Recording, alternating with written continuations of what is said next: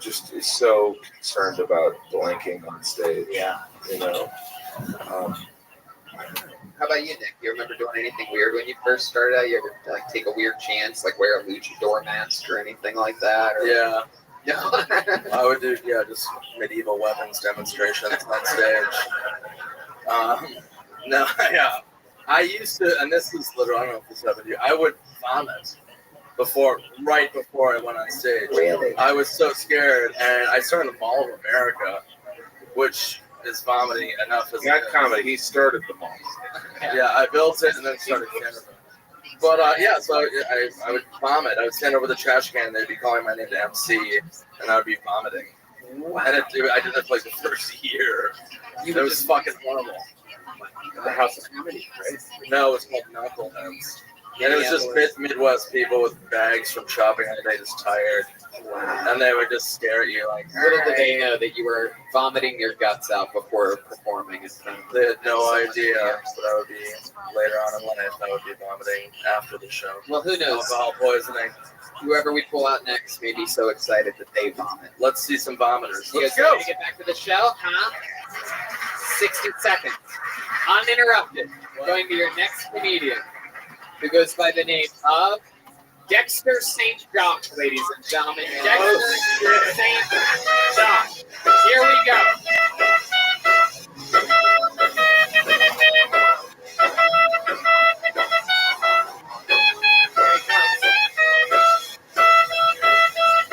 Here he is.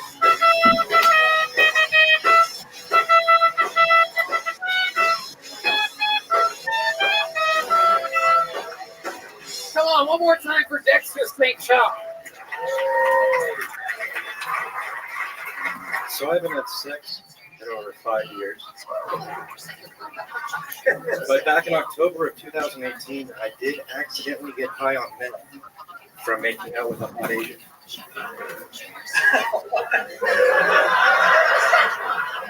This is a true story. I kissed her, my lips started to burn. I experienced a sudden loss of appetite. I asked her what was going on, and so she had been eating meth. I didn't even know that was an option. You can't just make out with hot Asian girls anymore. You have to check them for meth first. Yeah, the struggle is real. It's hard being single. There's Instagram. No, wait, not Instagram. Tinder, that's the one. There's Tinder.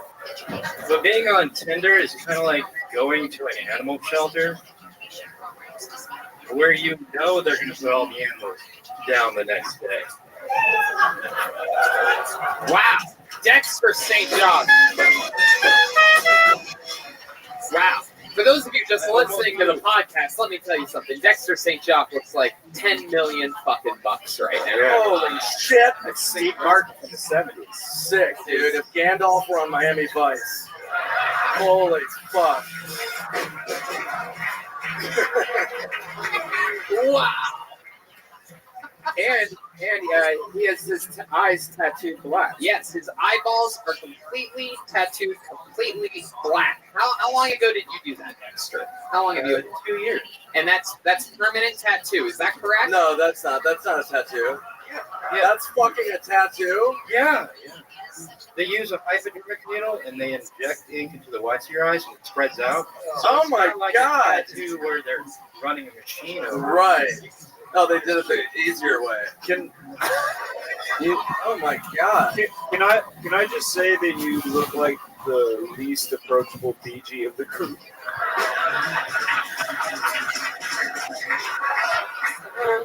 Big freaked out by Big fan of Barry. Oh my god, who's that? Did your girlfriend go, I said I like black guys, not black eyes?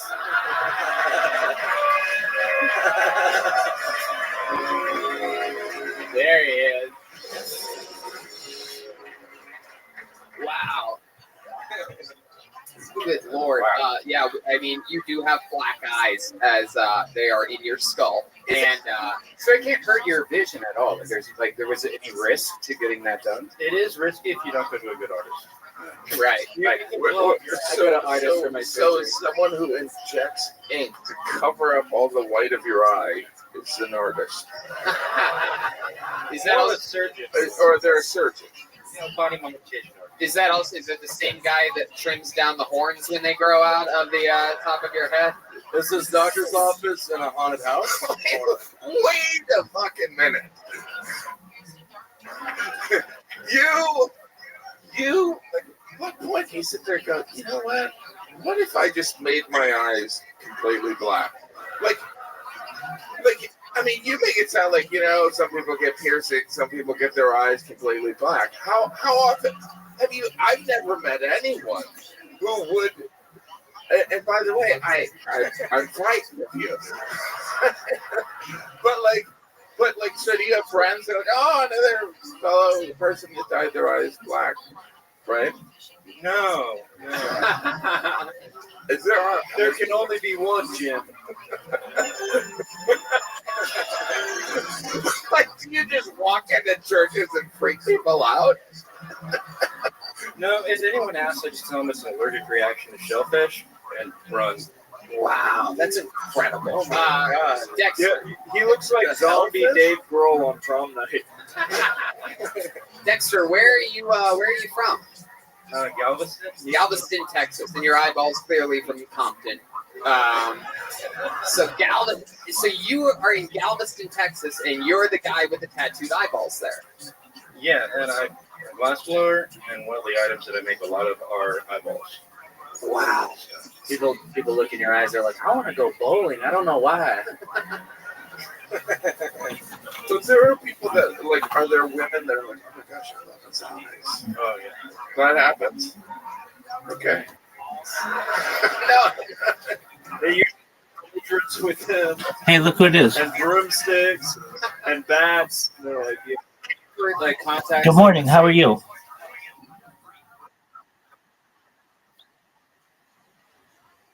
Yeah, no, my hours are reversed, so I'll sleep pretty soon.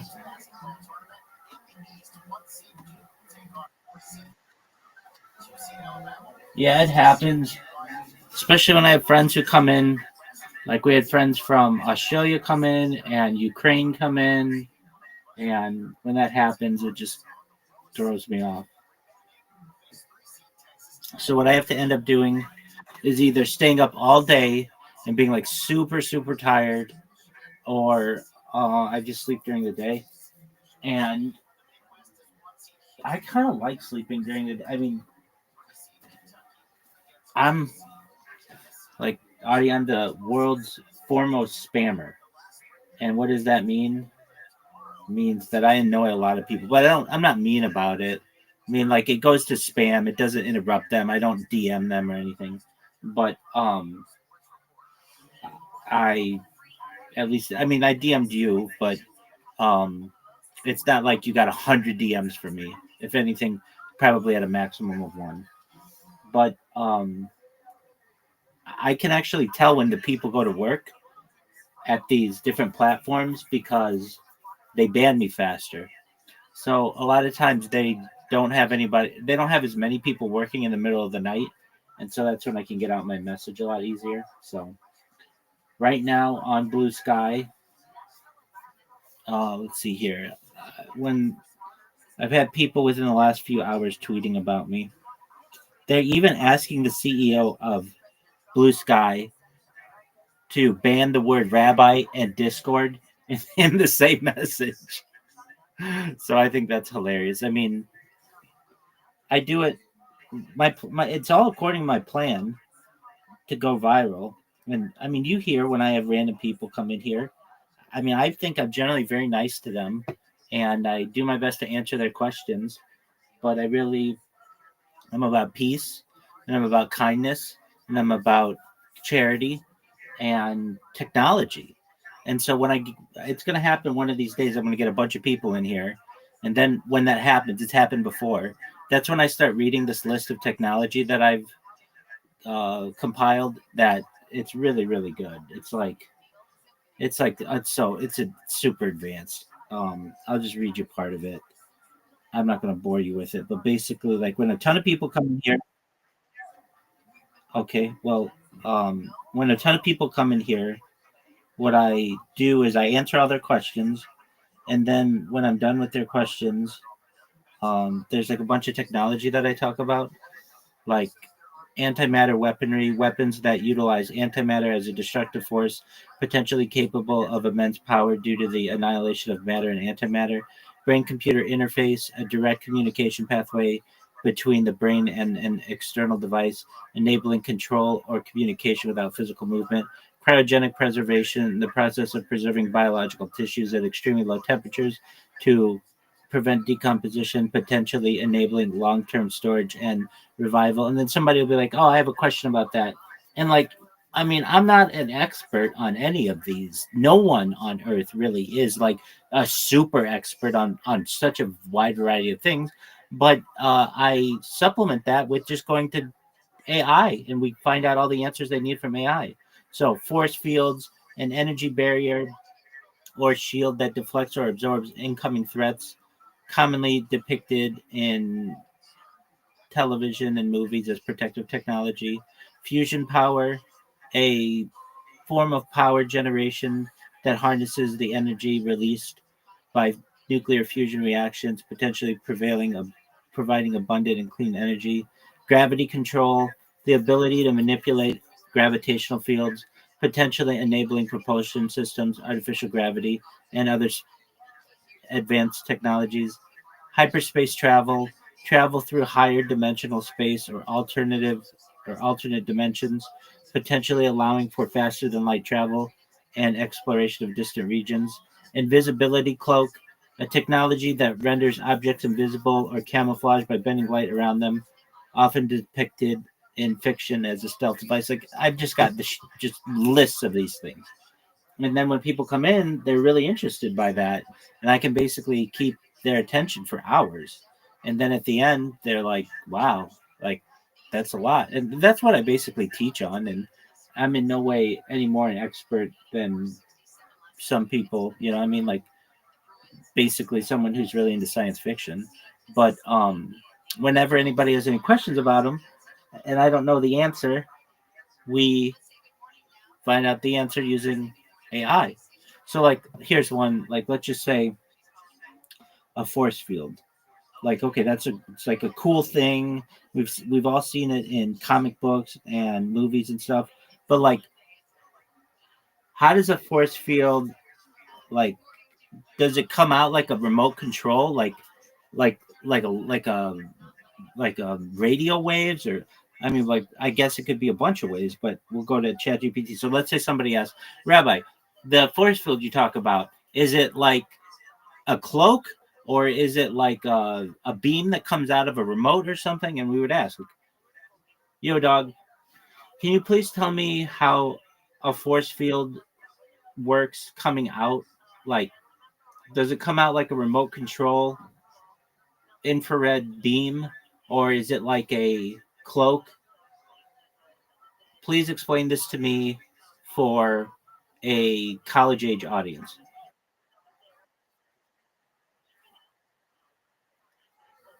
Well, there are different ways. So that's a question. What are the different kinds of force fields? Please name 25 different kinds of force fields with a little excerpt about each of them.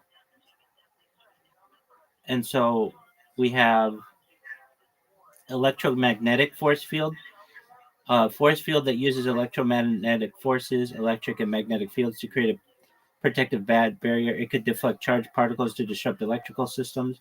Then there's a gravitational force field, manipulates gravitational forces to either repel or attract objects, potentially creating a shield by altering the gravitational pull around an object.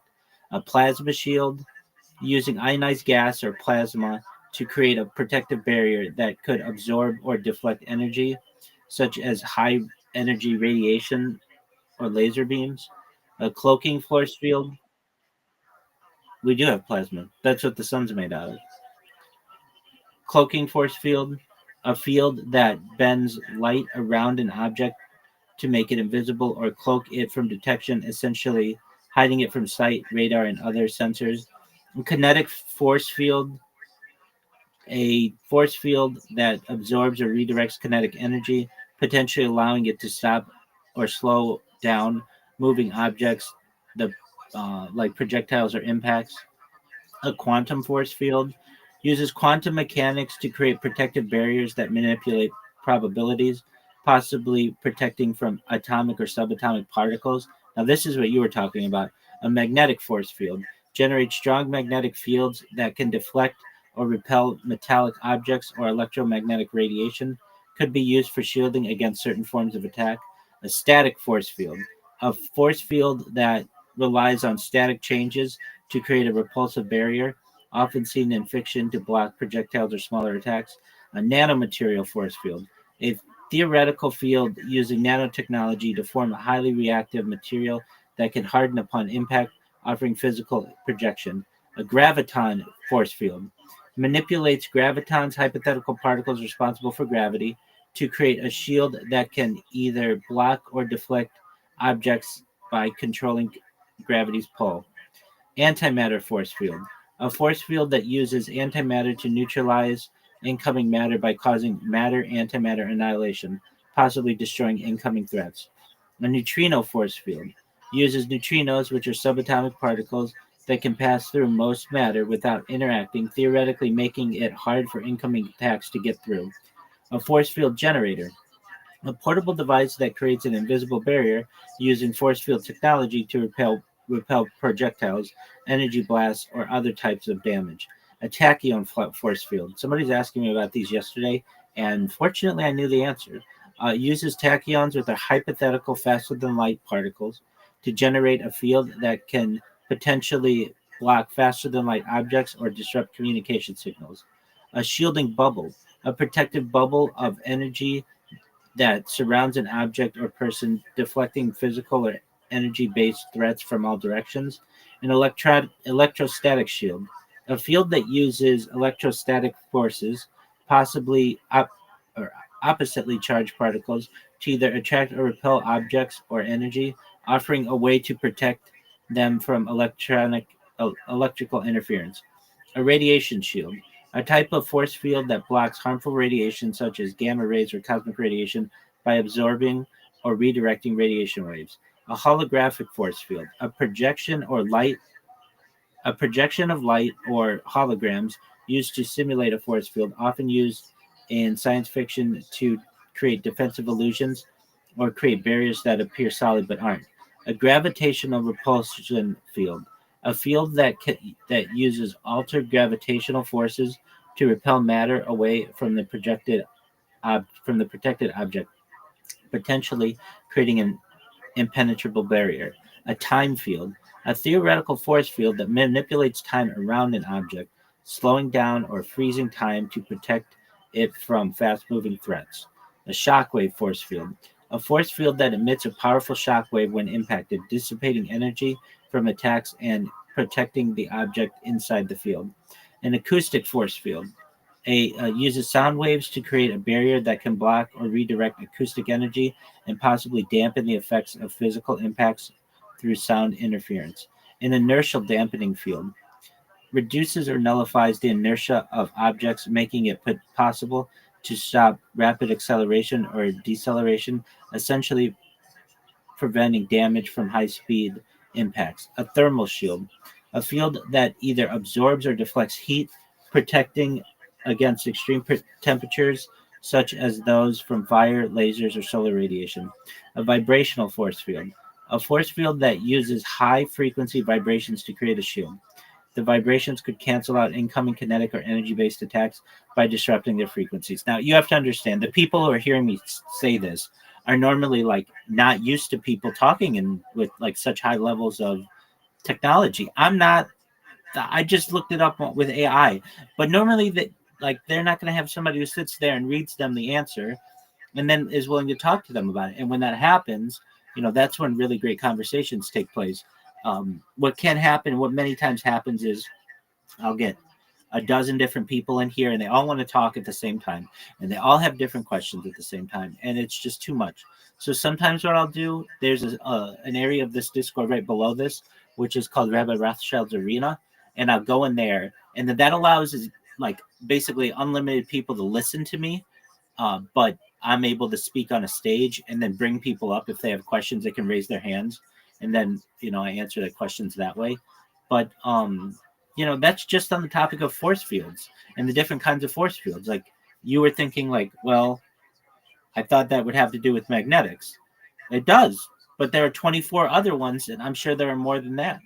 So I'm excited for people to learn about what I do, what I talk about. I mean, I'm not that smart. It's just I'm willing to do the work to go to AI and ask it the question, and I am taken seriously because the answers that I give are smarter than any answers that a human can provide and faster. So, right now on Blue Sky, people are like every time like, and I'm a really interesting character. I get it. Basically, I've made so many different um social media accounts. I've created more than any person ever in global history. So sometimes I run out of what to name them. So I'll start them with like join Rabbi's Discord 1, join Rabbi's Discord 2, join Rabbi's Discord 3. But then people will start to be able to find them and ban them much easier. So then I'll use random characters and that's fine. But sometimes I'll just do whatever's on my mind. I'll be watching Kill Tony and somebody on Kill Tony will be like, oh, that's a comedy genius, and then I'll just make that the name, the comedy genius dot blue sky dot social or whatever, or I'll do something that I think is just funny, like sex champion, like that just to me is hilarious. Somebody who would think they were so cocky that they're gonna just give themselves the title of sex champion or the sex champion. So I'll just make that one of them, and it gets people's attention. I just think it's hilarious. Um, and but that causes people to inquire about what I do because I'm not using like super professional names for these. I mean, I have over 200 Instagram accounts that are Rabbi Rothschild. So I veer off from these a little bit, and it makes me laugh too. I mean, whatever it is like that's on my mind, I'll name it that. Like Zoot was in here the other like 2 nights ago, and I was we were playing Scrabble as I was creating an account, and I was like, Zoot, did you hear me? Zoot, are you listening to me? And I just named one of the accounts. Zoot, are you listening to me? And somebody took a screenshot of that on Blue Sky and to all of their followers. But here's the thing. They have tens of thousands of followers. So if I annoy them a little bit and they take a screenshot and they put it out there, that's free advertising for me. You may not know this. I haven't told you, but basically, well, I've told you that I'm an app developer, and I launched the world's first on-demand and scheduled car wash app. So it's like Uber for car washing, where you press a button on your phone and somebody comes to your house and washes your car. Easier said than done. It's a lot of work, but it's like Uber or Lyft for car washing. Now, it was very, very popular in Southern California. I mean, it was very popular. We watched every star's car. We watched the Kardashians' cars every Friday. We watched Quentin Tarantino's cars. Hey, what's going on? How are you? Hello. How are you? Can you hear me? What up, Rise? How's your day going, Rise? Can you hear me? Rise. I hope you're having a good day. I'm Rabbi Rothschild. Do you know who I am? Well, anyway, so I launched this app in summer 2017, and it was the hottest app in all of Southern California. And because, like, imagine you're a busy person, you're a lawyer, you're a doctor, and you don't have time to get your car washed. Welcome, Caspian Sea. How you living, pimp? Oh, for sure, dog. I mean, not that long. Yeah. What can I say? I'm an alpha male. I generate 10 times the testosterone of an average individual. How you living, pimp?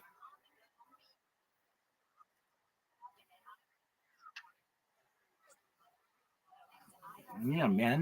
I don't mess around. The longest I've ever had my beard was like to my nipples. And we'll see. It gets in the way, as you know. It can. They can get messy.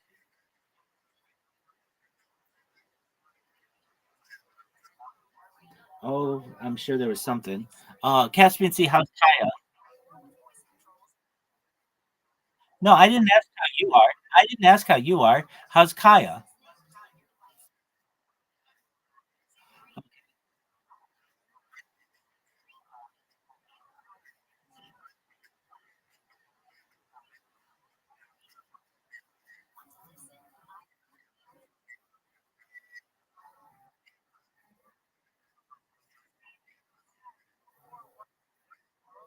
Yeah, she's got sharp teeth.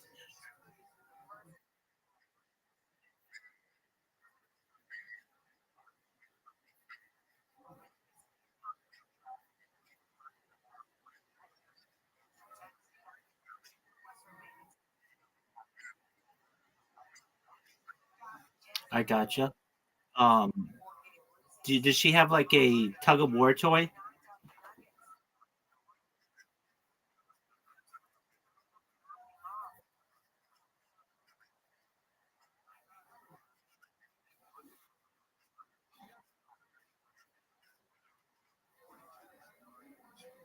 Okay. Yeah, I mean that is smart. Okay, so now that I know how Kai is doing, how is Caspian Sea? Excellent. What's new in your neck? Why are you losing sleep? Oh, okay. Had you been sleeping with you or other people? Had she been sleeping with you or other people? Oh, well, that's great. That's great. And did she sleep through the night?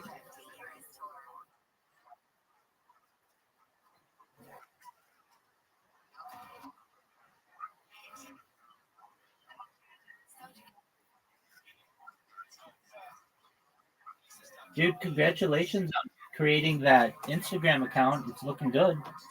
I looked at it yesterday. I don't I don't use Instagram that much. Um, well, I have, but just like recently I haven't. But I did check her out and just seeing. I'm really glad that you made that because I think you're going to be able to track her really well. And she's going to grow really, really. I can already tell she's doubled in size since you've had her.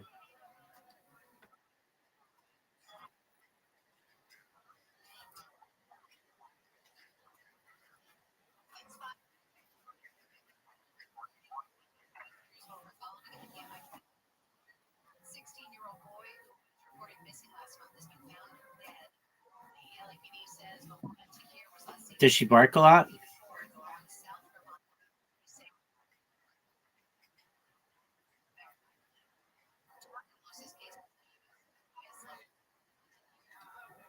Does she go on walks?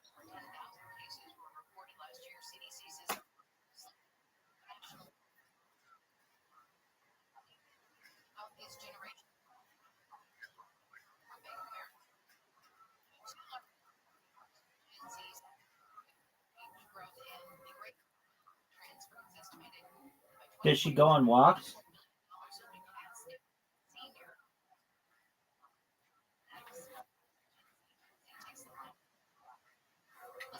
Is she very inquisitive?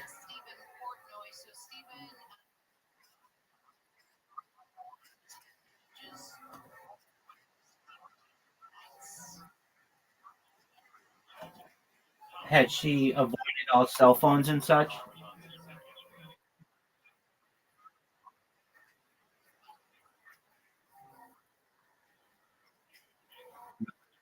I imagine so. Had she taken out anything of importance?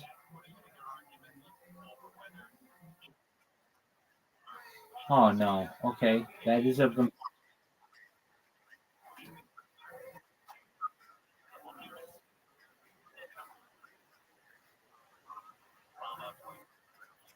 yeah. Is she going after cords?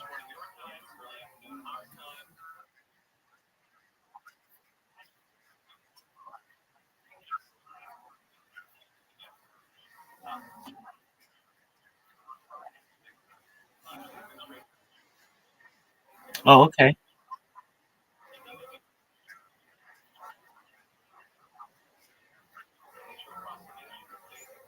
I don't believe he beats her. You were asked, do you beat her?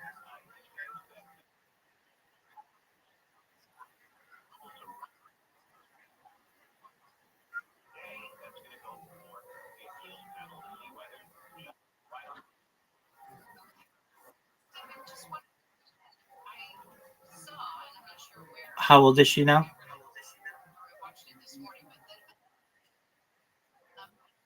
Yeah, she's like seemingly doubled in size. Has she doubled in weight?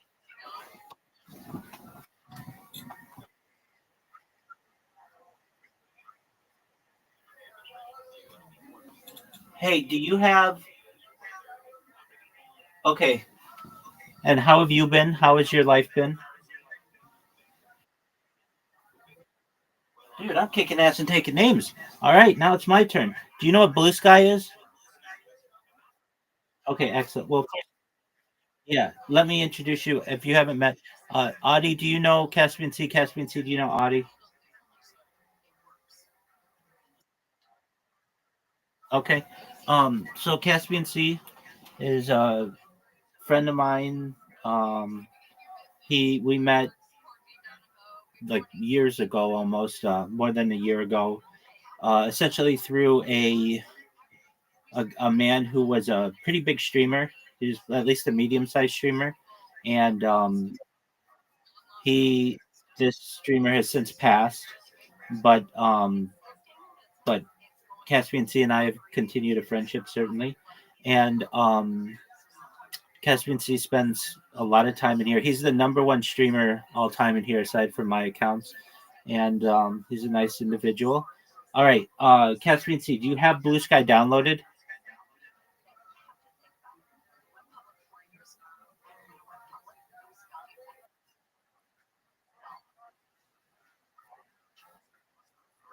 Excellent. Yeah, exactly. Get it because I'll take it. I'm taking everybody's account. Um, okay. So as soon as you get it, you just all I have to do is say type Rabbi Rothschild into the search and just read all the people who are talking about me. I was always saying that like I thought I would go viral on Twitter. Not even close to the amount. I mean, it took me 2,000 accounts to get the same amount of social media buzz as I don't know, maybe people are keeping track of the accounts for me. I don't even remember, but I'm at 45 accounts now. There, that's how like obsessed these people are about me. Is they keep track of the accounts. Every new account that I create, they they um they shout it out, not like in a bad way. They're like, "Hey, scammer alert!" Even though they know I'm not scamming anyone, it's really spammer alert. But everybody like there's like this team of people. This is like super liberal people who are I would say like really protective of this platform, and they don't have anything to do except for like find people who they think are messing up the platform, and I get it. But the thing is, I'm not spamming people. It's not like showing up on people's feeds. It only shows up under like show spammy results, and then it shows up. So it's not even like taking up people's like time. They wouldn't even normally see it unless they're inquisitive.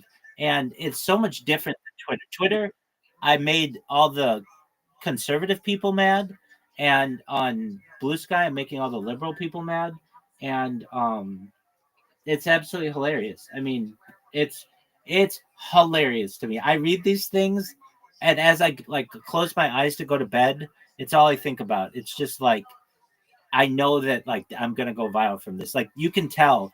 I mean, like whenever I awake, I look and see, and it's like a new person posted about it and 25 comments. I mean, that's a lot for me. That like I was struggling to get people to react to me on Twitter and on I mean Kick a little bit. I got some juice going and on but like the one that I never really was able to get too much on is Twitch. However, people from Blue Sky are like, "Oh yeah, I saw this guy spamming people on Twitch," and so it's like, okay, like like that's starting to come together. So if you once it downloads or once you create your account, it's really an easy account sign up. You put in your email, you put in a password, you put in your birth date, then you choose your screen. Then you have certainly take your time.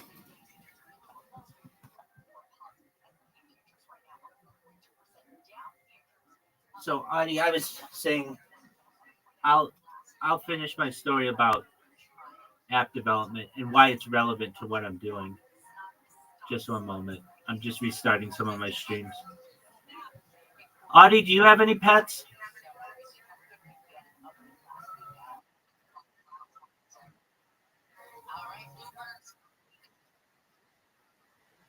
What is it? Oh yeah, Tigger. That's right. From Winnie the Pooh. I forgot. Apologies. How old is Tigger?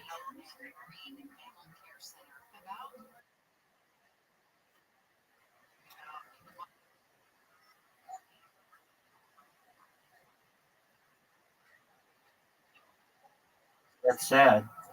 That's an old cat.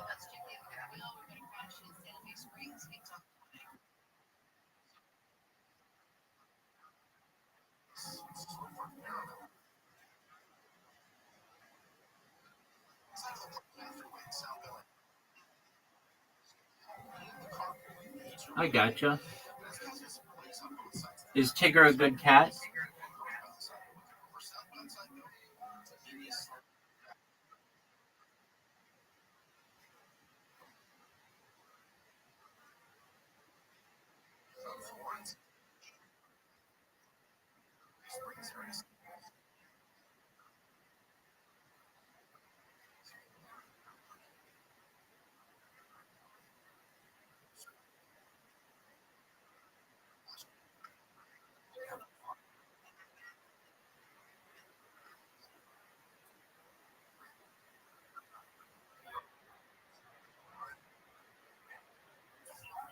What color is Tigger?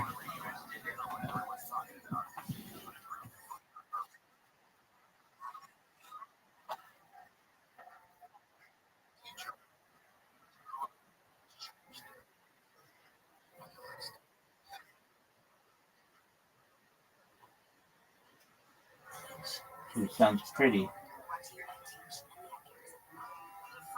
Does he sleep with your grandma?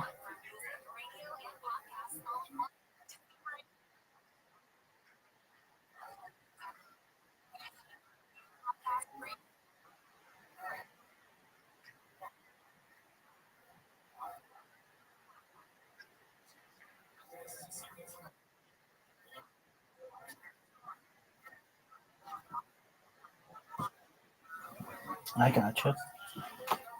Well, that's sweet. Have you ever had any other pets?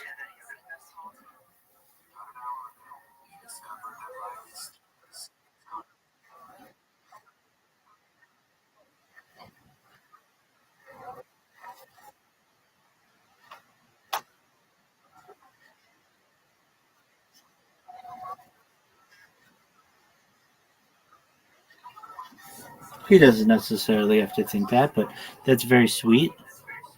What kind of dog was he?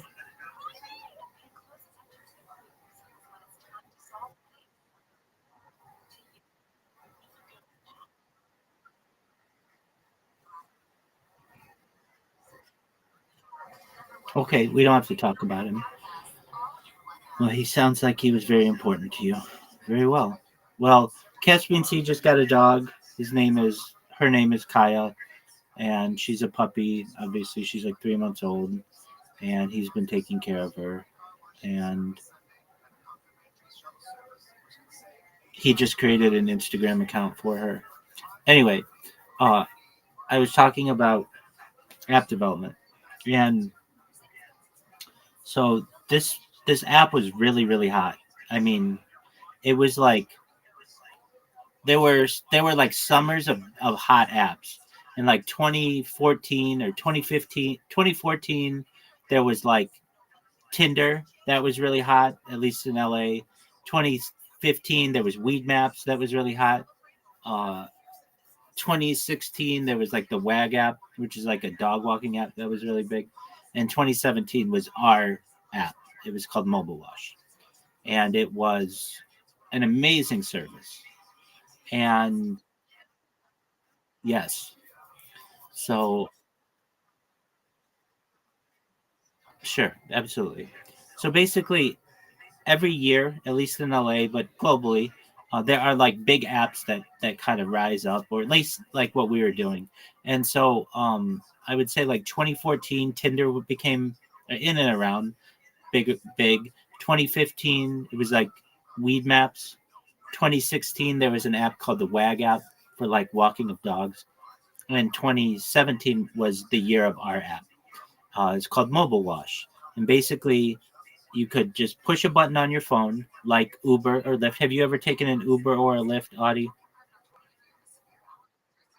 Okay. So, in the same way that somebody would come to your house to pick you up or wherever, somebody would come to your house and wash your car. And it was just a very convenient service, extremely convenient. And people loved it. And so they'd have to when we launched this app, well, when I first got to it was a tech startup. I didn't know that it was an app. I just knew that I was interviewing for a managerial position and it was called Mobile Wash, but I didn't know anything about it. And in my interview, I interviewed with like a really unique individual. This guy, he was murdered. Um, it's a long story. We'll go into it, but basically he was a very wealthy man, and he was able to finance uh, a tech company, but he was having trouble finding someone to lead it. And I was hired, and within like a month, it all started as a telephone number. So you would actually call a telephone number and we'd make arrangements to have somebody come and wash your car. And then we launched it into a website. And then within 6 months, we launched it into an app. And so I launched an app on the App Store and Google Play, which, everybody wants to launch an app. Everybody who I ever talk to about this would be like, oh, I have the best idea for an app. But very few people actually do it. And I'm one of the people that successfully launched an app, a very successful app, one that grossed millions of dollars. And at the beginning, we didn't necessarily know what we were doing. In the tech industry, it's just kind of a startup mentality. And we worked really, really hard. I worked 6 days a week. I worked like Sunday to Friday to get this thing off the ground. And we launched it in the summer of 2017. And it was a very hot app. Very hot. Very few times do people have a problem with a business with too much business. That's like the dream of any business owner. But we had too much business. We couldn't satisfy it all because so many people wanted to take advantage of the app. Imagine, you're a busy person and you don't want to have to leave work to go get your car washed or leave your house to go get your car washed. So somebody would come to your house and wash your car for like $20. It was very inexpensive. Really a great service. So when we did this, we needed to market it. So when we launched the app, we needed to let people know what we were doing. And I very quickly became an expert in marketing, both digital marketing and traditional marketing. So I would design billboards, and I wrote radio jingles, and I signed spokespeople, very well-known sports figures. We sponsored the Los Angeles Lakers. We sponsored the Super Bowl. We sponsored this was a big time app. And it was run though, like the owner of the app was very, very difficult to work for, but I could handle him. Fortunately, I'm not amazing with people, but I was like if you've ever, do you know the story of like the sword and the stone with like Excalibur, and everybody tries to pull out the sword and nobody can do it? Do you know that story? Excellent. Well, I was the person who was able to pull the sword out. Essentially, I was the person to be able to launch the app successfully. They had tried for 2.5 years and they weren't able to do it. And like I said, within 6 months we had done it. I starred in a commercial in Southern California, something that aired, regionally, but still, it was very cool. And I got all this knowledge of how social media worked and how marketing worked. And I learned a very important word, and that is impression, the word impression. So when you're buying ads, they sell them to you by impressions. And what that means is the amount of people whose eyeballs are going to see whatever you do or ears are going to hear whatever you're going to do. So you may have a billboard in the middle of the desert, and that might get 10,000 impressions a month. And if you take that same billboard and put it in downtown Los Angeles, it might get 2 million impressions a month. It's just the amount of people who are going to be able to see it. And we had a lot of fun launching this app and making money and doing all kinds of fun things. And I won't go into my whole career with that. But what I'm getting to is I learned a lot about impressions. And so what I'm doing with these people on Blue Sky is I am slowly building impressions. Basically, they're seeing what I do, and it's just a brief thing. Maybe the account gets banned, but I'll just create another one. No big deal. And I'm making different impressions on them. So long story short, the app was very successful, and COVID hit, and it became even more successful. And but one thing that I anticipated was the state of California passed a law called AB 5 that changed the way that a person was classified as a worker. So it made all of the Uber and Lyft drivers employees of Uber and Lyft technically, and all of our washers employees. But the thing is, Uber and Lyft got an exception later on, and so did DoorDash and Grubhub and a couple other apps. But we weren't a big enough player with the lobbying in the state of California that we could get included in that. So they made it illegal to.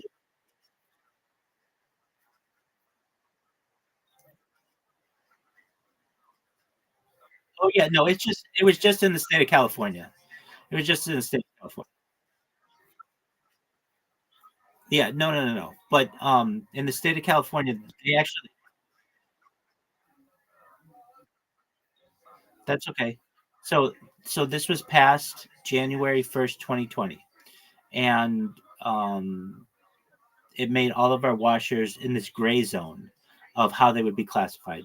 So anyway, I went and I got some certifications and I got contracts with Fortune 100 companies, and I went and started working for other companies. The owner of the business was someone who was a um, very intense individual. Like I said, he was wealthy, and I'm not going to say he was the best morally. And he was in Las Vegas, I believe, in 2023. And well, what ended up happening, the state of California sued the company. They sued I got out like July 1st, 2020, and they sued the company July 13th. So I got out like 12 days ahead of time. Though I wasn't doing anything illegal. I was really planning an exit because I knew the legality of our app was in question. And it was in it was all over the news. It was in, I mean, like, I never thought I'd make it in Forbes magazine, but something that I had done made it to Forbes magazine. Um, it was just, it was a pretty big deal. So there were so I cut ties with the organization, though I really cared about the people who worked there and everything. The owner of the organization was under a lot of stress because the state of California sued him for $45 million. Now, I said he was rich, but he wasn't super rich. He wasn't like $45 million is going to tank most people. And he was under a lot of stress, and he went and he did something that he would do often, which is go to Las Vegas and gamble. And he was married and had children, and so I'm not endorsing this type of behavior, but he went and he got a prostitute and cocaine, and or she procured that, and basically he overdosed in his hotel room, and they charged the prostitute and two of her. Yeah, it's not good. Two of her acquaintances with murder. And so this was in the Las Vegas Review Journal, and um, so it's a really sad ending to it. But and I mean, frankly, we had plans to take it nationally. We had in Florida. I mean, I know a lot about the state of Florida just from the research that we had done and the SEO, the search engine optimization that we'd done. Anyway, long story short, it allowed me to learn a lot about digital marketing and about social media. And I mean, it doesn't take an expert to be like, just create an account, spam a bunch of people, and then, have the account get banned and go do it again. But I know the more and more I do this, the more and more it works, the more and more people I see reacting to it. With that said, Caspian Sea, have you downloaded Blue Sky?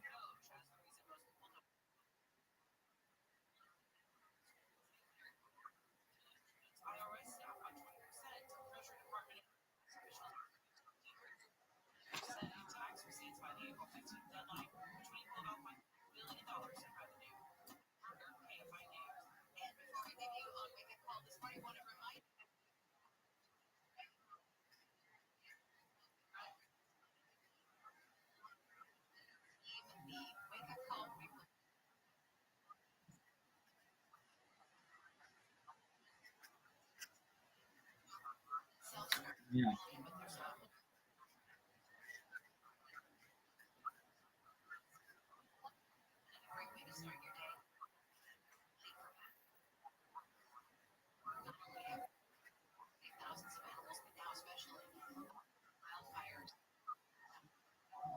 No. Coyote will mess her up.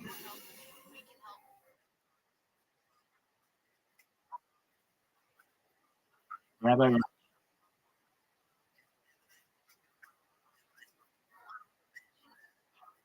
absolutely. That's all I want. Basically, I'm making impressions of these on these people, and they're complaining about it, and that's perfect. The more and more they talk about me, the more and more influence that I have. They're tweeting at the CEO. She's J at Blue Sky social, and like there's a saying from P.T. Barnum. I don't care what they say about me, so long as they spell my name right. Um, and another take on that is um, there's no such thing as bad publicity.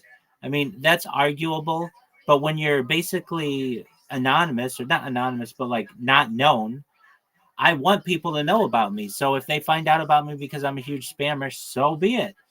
I know that I've done enough good on the internet and that it's recorded that when they find out about me, I'll be able to change their mind. So anyway, with that being said, Caspian C, I just wanted you to see how many different people were saying things about me. It's quite a lot.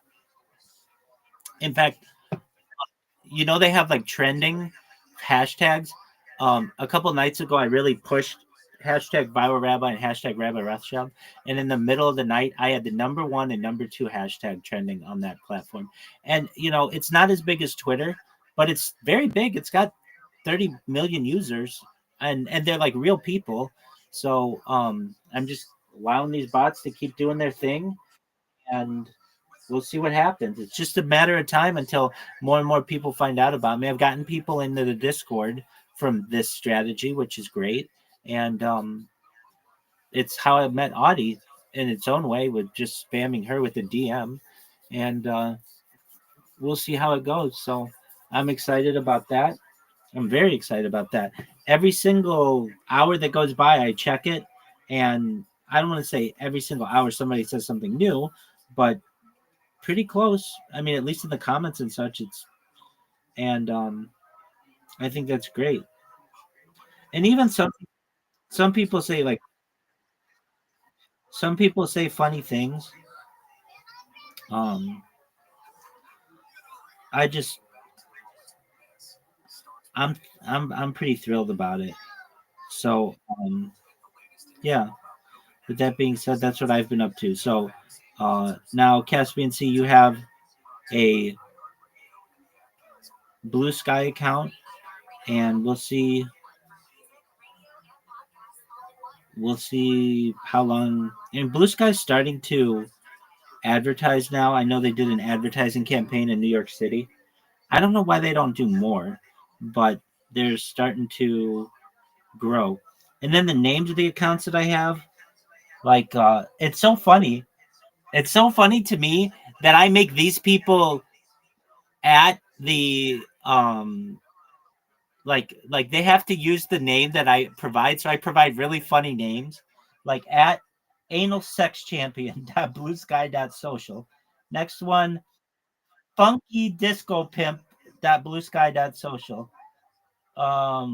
Next one, Lily's baby daddy blue sky social. I'm not any Lily's baby daddy, but I just put it in there, just whatever.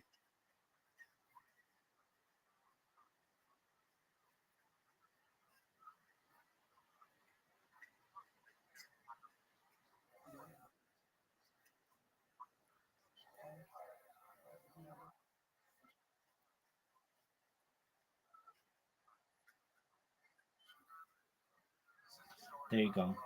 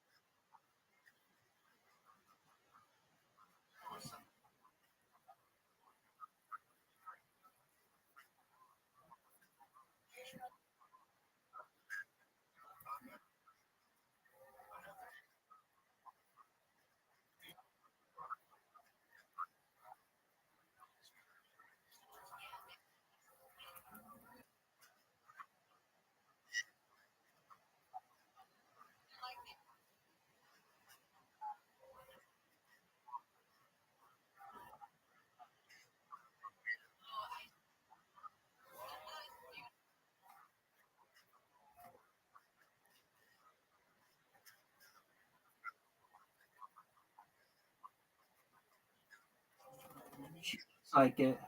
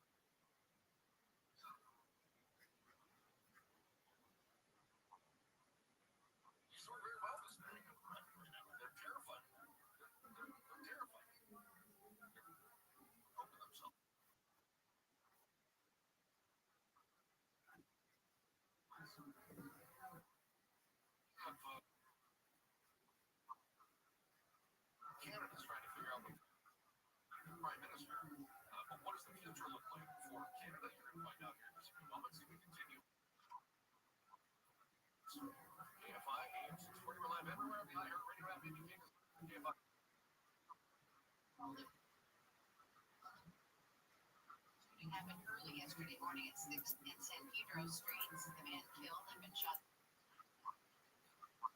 right away from the scene. Going to the Middle East says negotiators are making progress towards a ceasefire between Russia and Ukraine. Steve Witkoff says a full ceasefire could be coming soon. Negotiators are meeting today in Saudi Arabia. Witkoff the conflict and stop the killing. A surfer has been attacked. Officials say the guy the sea lion was affected by that toxic algae bloom that's been making marine mammals so sick.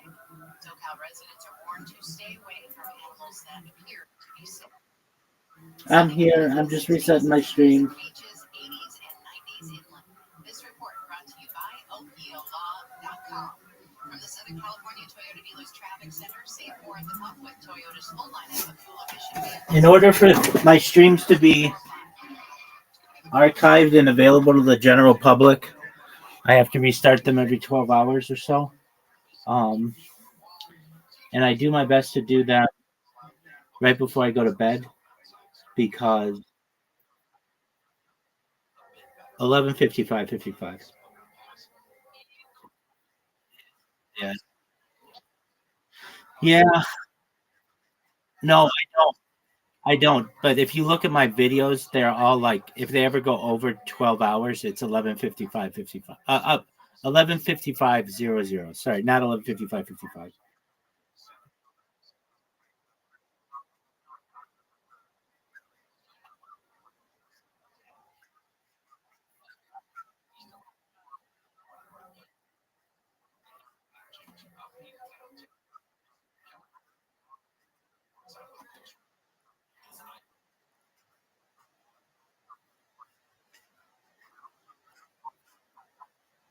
Yeah, that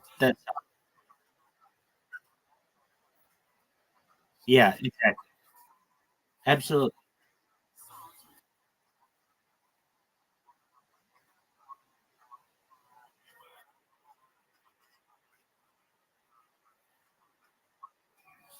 Exactly. How long has that person been going, if I may ask? Well, on and off. Yeah. On and off. I that doesn't bother me as much because a lot of people do on and off. Straight through, that's what I want to see. That's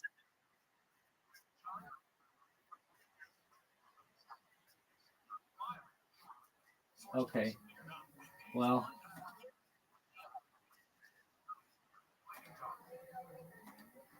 yeah. The big thing for me is the well, two things: the amount that I have, and also that you can go back to like any hour of any day of the last 3 years and be able to see what was happening. And if he's doing 18 hours, but letting 5 hours like that aren't available to the public, then that's that's not ideal. He can still get them, but he basically has to do some video editing to make them available to the public, and that's just really difficult to do when you have such big files.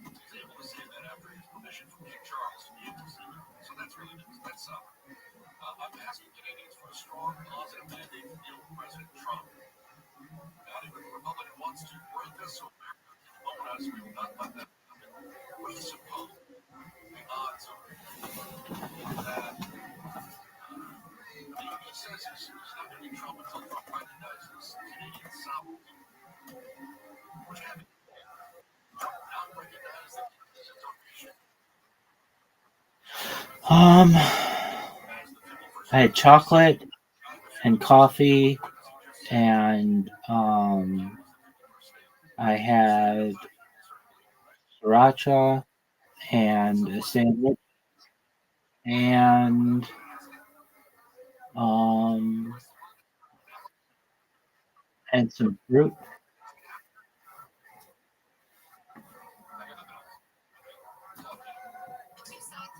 How about you?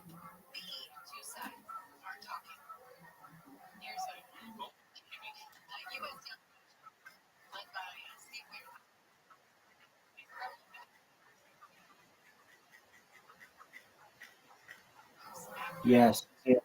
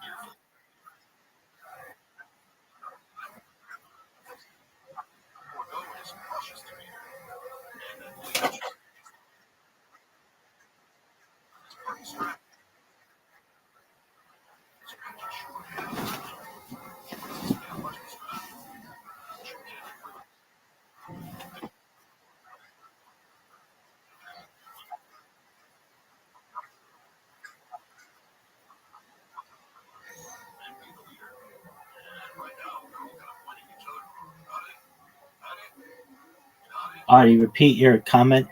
While you do that, I have to say some quick morning prayers. So I'll be here, but I'm just muted. Islamic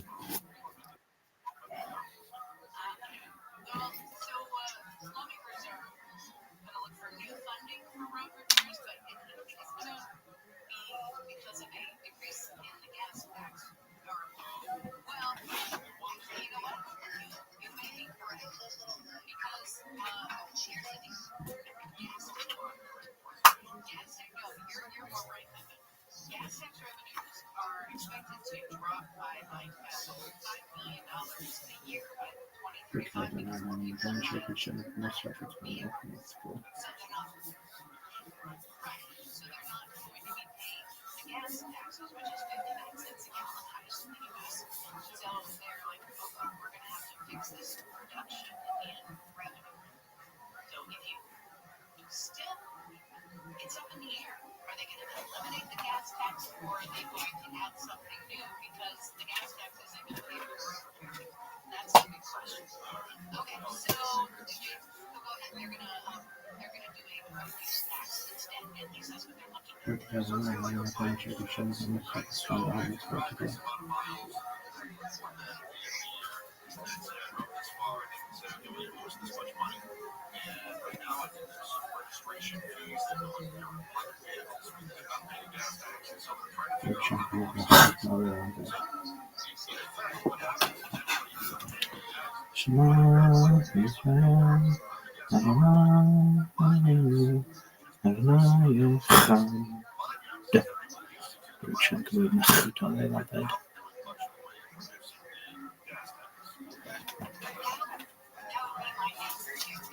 Once you have a tax, it's hard to get rid of.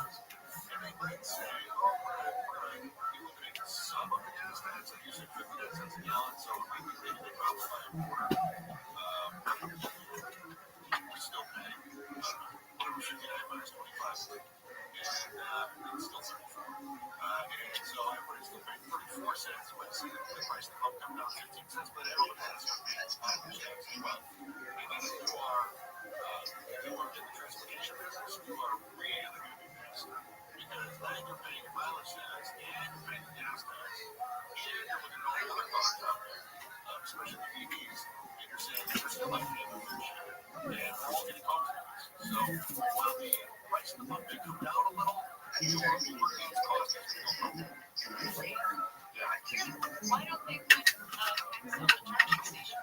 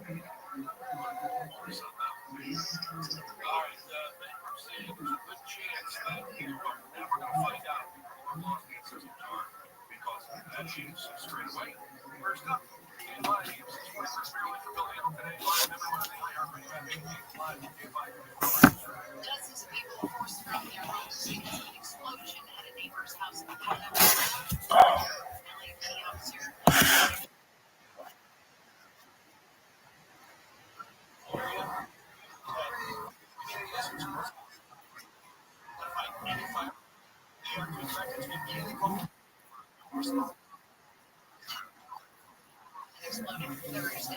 Authorities Not yet. called essentially a bomb. Several chemicals were considered too volatile. Yeah, I said not yet. Apology.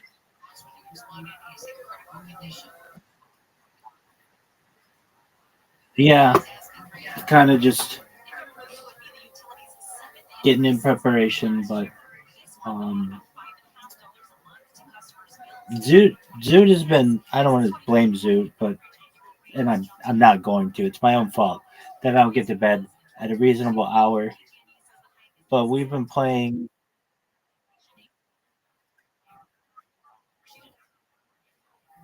Yeah, no, I'm not. But it's like whenever I what ends up happening is people usually have more free time at night. And so they come in here at night, and we've had people playing games recently. And then it seems as if whenever anybody's done playing, Zoo comes in and Frosty comes in, and they keep me up in the middle of the night. And then I had some people from Ukraine in, and then it's like all of a sudden it's 6:30 in the morning, and I've been up all night, and I had my hours back to normal like a week ago, which was fine. But I almost like being up all night. I mean, I'm kind of a night. My I think that my family would refer to it as like a night owl. Um, but I'm also an early bird too. I mean, I can be both. But there's just I at least for my project, I have to be available when people are available, and usually that's in the evenings. So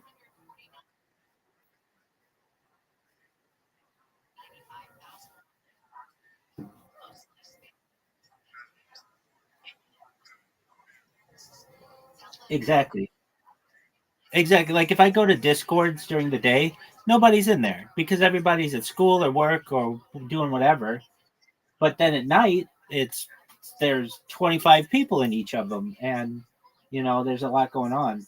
The same thing happened to me when I was with the Filipino server, and they would, I think it was like something like 7 o'clock in the morning Pacific was like 9 o'clock p.m. there. There was like this perfect time for like karaoke singing, and I was ended up like singing karaoke at like 7 in the morning for like a month, just because that's when the people were available.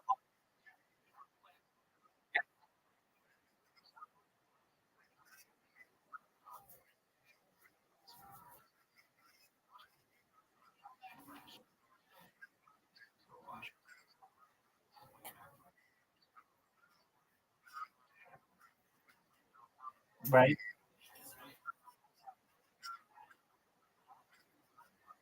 Yeah. Here's the thing.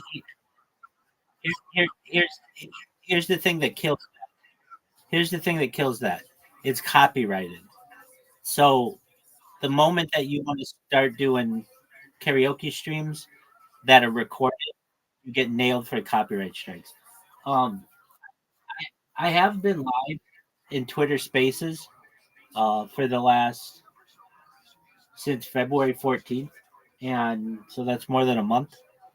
And I do sometimes we did a Harry Potter Obama Sonic 10 Enu karaoke night like a week ago, and we also did a trivia night, and we did like a bunch of trivia nights in a row. We did like 3 or 4 trivia nights in a row, which were fun, and they were just like an hour, but they were a lot of fun.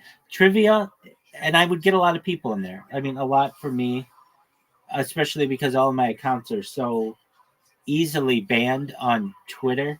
Um, but what ends up happening is, and it's usually just like a mistake I make where I accidentally follow someone back who has followed me, and that counts as interaction on the app, and then I get my account banned. So as of right now, I haven't really been pushing Twitter Spaces, and really, I became persona non grata on Twitter. They At least I can't even create an account anymore without it just no matter what being banned within like 10 minutes. Just that's why I went to Blue Sky. I was playing a game with Audie and someone else in here, Miss Aquarius, um, like a week ago or so, because I haven't even been on Blue Sky that long. And when I was on there, I kept getting frustrated because I would create a Twitter account, 10 minutes later it would get banned, and I had done this like hundreds of times, and it was just like I can't continue to do this. But then I remember hearing about Blue Sky, and I thought, well, previously you needed an invite to join Blue Sky. It was in, yeah, it was right. It was invite only, and then it became um after it was invite only. Then it became there was something like I thought you needed a phone number to sign up, but that was only with the app or something like that. Like I was able to create accounts with just an email on a computer, and once I had that, it was like it was pretty um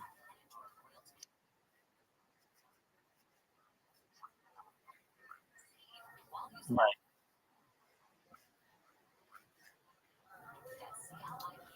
right. And there aren't enough. I mean, there are 25 million people on it. In my opinion, they're real people though. Twitter has just become a cesspool. In my opinion, I mean, I used it perhaps more than anyone. Nobody else is live streaming their life on Twitter at this very moment on camera, and I am. And I can tell you, no matter what the account is that I have, no matter what the account is, my algorithm always devolves into the same thing, which is extremely conservative, um, like people, which is fine. But even if I like don't want that, it still revolves around Elon Musk. There's even a chart that is going around Blue Sky. There's like imagine a beach ball, like imagine it's like not it's like different pie charts, and basically like Elon Musk is a beach ball, and then the next closest subject is like the size of a tennis ball or a baseball. Like there's not even anything like a softball size. Everything revolves around him. And I understand why. If you're a new user of the app, he basically forces you to be his friend. He's like the first suggested person. And the whole app is just kind of it just is all about Tesla, and it's all I mean some of the stuff is cool, but frankly, he doesn't know what he's doing. And I really mean that. The reason why I say that is he's banning legitimate accounts. Harry Potter Obama Sonic 10 Inu, the cryptocurrency account, has been banned twice on there. They don't post anything. Exactly. They don't post anything um, that's controversial, especially on their main account, but it just got banned. And Elon Musk, I hate to say it, but like I know exactly what he did. He bought this app, he fired all of the people working for it, and he made AI like the overlord of who can do anything on it. And there's just this huge uproar of people who are revolting against the app that they're going to Blue Sky, and I see why. Now Blue Sky has its own issues, um, but at least from what I see, it's much more personal. And the now the one that is absolutely dead, and it's just kind of a joke to me, is Threads, which was Facebook's Twitter that no one uses. I mean, absolutely no one uses it. Um, I don't even know. I don't know one real person who's ever used Threads or been like, take a look at what I just put on Threads. Just no one uses that. And then exactly, and it was such a big deal. It like when Zuckerberg launched it, he was like it set a record for the amount of um people who created an account within 24 hours. But it's like it automatically made an account for you if you had an Instagram account or a Facebook account. So of course you're going to have that record. Like it has absolutely no interaction on it. It's the worst. Like it's a terrible platform. The people on it are not real. I just think that one's a joke. Then there's Truth Social, which I is like partially owned by Donald Trump and is not. I've never known any person to use that app aside from Donald Trump. At least from Blue Sky's perspective, this is where everybody on the Twitter subreddit said. I mean, I would read these people who they have a special section of the subreddit for just people who are getting their accounts banned, and every story is the same. I don't know what I did wrong. I've been a user for 6 years, 10 years. I'm a Twitter Blue user. All of a sudden, it said that I have an inauthentic account, and I can't get back into my account. I don't know what to do. And everybody's just like, join Blue Sky, leave Twitter. It's a shithole. It is a garbage dump, et cetera, et cetera. And I've got to say, like the the Twitter that I see is pretty much it's pretty garbagey. Like, um, I it's very political, which is fine. I mean, if that's your thing, um, it's very violent though. I mean, like when I say violent, it's a lot of fights, like people fist fighting each other and like. Oh, but the one that gets me the most, the one that I can't stand, the kind of interaction, two kinds of interaction actually. One are staged videos. I can't stand staged videos where it's like pretty obvious that somebody like overreacted at a fast food restaurant or something like that, and it's staged. And then the other one that I can't stand is this type of interaction, which is they'll just put a picture of something, whatever. It could be anything. It could be a picture of your dog. It could be a picture of a sunset, and they'll just say, "What do you notice?" And then it just like forces people to make comments and things like that. It's this forced interaction that I can't stand from that app. And I mean, that's all fine. People use it and like it. And I liked it too until they banned me. And then I went and just, started. I mean, I've said this before and I'll say it again, at least in terms of Twitter. I would never have made 2,000 accounts. I would have only kept one account if they would have let me have my main account. Like basically, they banned my account. And when they did that, I went and just created more and more accounts. And if they would have given me my original account back, well, then I would not have spammed everybody. But it's basically, if you're going to take away my voice, well, then of course I'm going to create other accounts to be able to get out what I am trying to do. It's the only thing that makes sense to me. I'm surprised. I'm surprised Blue Sky hasn't banned my Rabbi Rothschild account, like my main account. They ban everything else, but because I've never spammed anybody on it, and like you don't even necessarily know it's me. They haven't banned that one, but it is exciting, kind of just seeing people talk about me, and I know they're not always, it's not always in the most positive light, but sometimes it is, and that's a cool thing. Some people have said that they're big fans of mine. That's always a cool thing to read. And other people say, like, how they found out about me is from Kick or Twitch or something like that. So that's all cool. It's just a matter of time. I just have to keep poking the bear, and eventually something's going to happen. So I'm excited about that. Caspian C, did you do up your profile yet?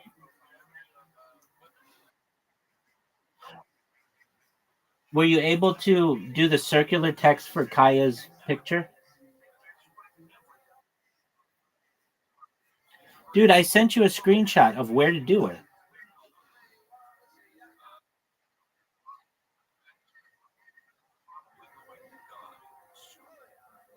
It's in the text. There's a section for shape. I took a screenshot of it. Let me know if you have questions.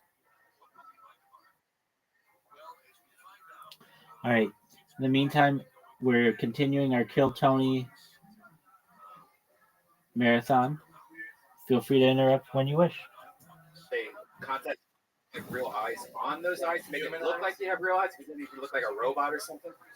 Really good question. Have you ever had a conversation with someone that wasn't about your eyes? my goodness. Wow. So did you Welcome to Yogurtland. How can I serve you? Oh my God! What are those eyes? So you flew here on an airplane or using the wings that you have tucked underneath your jacket? I flew to Vegas and I took a bus from Vegas. Well, there you go. You really crossed your T's and dotted your I's on that one. Oh, that's the one, you fucking weirdos. The old dot the I's. Oh, I've heard that before on a guy with black eyes. Tony's being a real hack. All right, Dexter, tell us something more about you. Tell us what a guy with black eyes. How long have you been doing stand-up? It's my first time. Wow, incredible! Dexter St. John debuting. Heck yeah! How did it feel? You feel good about it? No, I was very nervous. Well, yeah, I mean, yeah. We'll talk What, how could you be nervous about doing stand-up after you changed your eyes to complete black? Like, what would freak you out after that? Like talking, you're out. Yeah, I don't know. Do you have regrets about it? I mean, do you ever think like? No, not at all. And I made sure that I could put on contacts to look like a normal person. Do you have an iPhone? Does it work with the eye scanning He thing? has a black iPhone. Scanner to unlock it? Okey-doke. No idea. When you say you have contacts to put, does that mean that they around I the don't have those, Oh, you- but they would be large tailored scalar. scalar? That's a word. That's the part of the eye it would be covering up. Wow. That was the question that Red Band actually asked earlier, and you got upset. We just start a podcast where we talk to him. Yeah, his podcast is called White Suit, Black Eyes. This is it. This is going to be the rest of the show. Dexter, is there anything that we'd be surprised to know about you in which you have it all together? Is there something? Please be a minister. Please be a minister. Perhaps you're Have you accepted Satan into your heart? a question I asked you a minute ago. What was the question? Is there something that we'd be surprised to know about you that's not that's not dark and evil? Like I mean, like yeah. Just walk into a church and go up to the holy water and just go like that. Oh, fuck! And just scream. And just start screaming. Sorry. Yeah. This is amazing. Black eyes on this show. It's just we just love it. What other modification do you think about, or are you going to do next? Yeah, Is that anything else? Are you thinking about tattooing your butthole white? Perhaps translucent? A great split idea. tongue would be neat. What? A split tongue. No. Is that what's next? Are you really thinking about doing it? Prince Albert? Prince Albert? Would you ever get a Prince Albert? No. No, that was my weirdo. never done, and that was How much would I have to pay you to become a eunuch? Wow, look how big his eyes got when you said that. He got very excited. He's got the money for it, so answer accordingly. All right, well, Dexter, I feel like we could talk with you absolutely forever. I mean, amazing. You have so much charisma and darkness. I could almost hear. I'd want to hear more of what you'd have to say in the future. Well, I'll be back in October for Halloween. Is that true that you made out with a hot Asian chick and you got high on meth? It was like microdosing meth. Like I said, my lips started burning, so I lost of appetite. I was like, what's going on? What do you think about what her lips smell like, dude? Asian girl doing that, that's rare. So the Asian part has nothing to do with this story. It's so All right. Were you baptized? Were you baptized? no. All right. All right. Okay. Father? Dexter, you're such an interesting character. Thank you so much for signing up and coming on the show. man, We'll much see you fun. again soon. How about one more time for Dexter St. Jacques, everybody? Woo! He's on Twitter and Dead Air Network. That's incredible. Oh, he's still here. Holy shit, everybody. Yeah. Wait a minute. God, he's gonna make the whole stage start on fire. I know he is. There he is! Fight him back! It's incredible. Okay, I just want everyone that's here to realize podcast. there you go. Dexter St. Jacques with a plug. There he is. He just turned into a bat. I don't know what he said, but I'm definitely listening to that podcast that he just Yeah. I love the fact that he lives in Texas. If you know Texas, Oh, there's that demon again, you know. Oh, shit. I saw someone who had black eyes, really. Honey, you were just imagining it. The people that don't get on board with Texas go the extreme opposite way. They don't fit in. They're just like, fuck it, put a needle in my fucking eye. I'm going hard. Did I stick a needle in my eye? He literally did that. Put your hands together for Marko Vucetic. Here we go. Sounds like some type of power forward, perhaps. Here he is. Marko Vucetic. Come on, one more time for Marko, everyone. Thank you. My name is Marko Vucetic, and speaking of ethnic names, any immigrants in the house tonight? Wow, just a few? Do the white people that didn't clap think they're Native American, or? It's a pretty good turnout for a Keats tribe meetup. That's pretty nice. I am an immigrant. I was born in Bosnia. I came to the States when I was 7 years old. Now, what a lot of people don't know about young immigrant kids is they speak better English than their immigrant parents. So they have a lot of additional job responsibilities. So, for example, while I was learning how to write my name, I was also learning how to fill out my parents' criminal history on their job applications. You know how awkward it is for a 7-year-old to ask his dad if he ever committed a crime? But I was like, do war crimes count? I said, no. I don't think so. I had a hard time connecting with my peers, too. They would come up to me on recess like, hey, you see what Uncle Jesse did to Topanga last night? No, I was doing my dad's taxes last night, sorry. Would that joke be... Wait, was Topanga on Full House? 22 years I've spent in this country. I don't know. I still don't figure it out. All right. Well, thank you. Good to know. All right. My name is Marko. Thank you so much.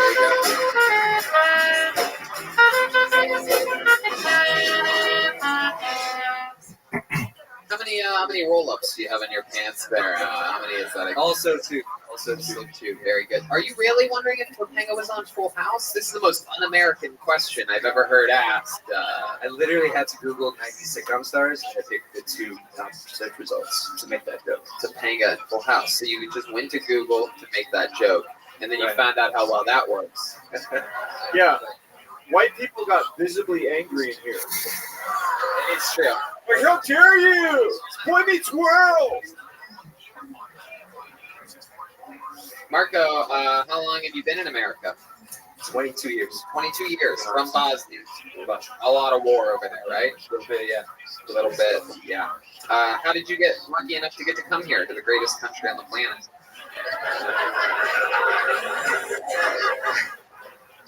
How'd you get to pull that off? My mom cried in front of the immigration embassy, and I felt bad for her. So they gave her paperwork to get me to. Is it just you? You come with brothers and sisters? I'm an only child, so it was just me and my mom at first, and then my dad came later because he was Serbian. My mom was Catholic, so those two didn't get along.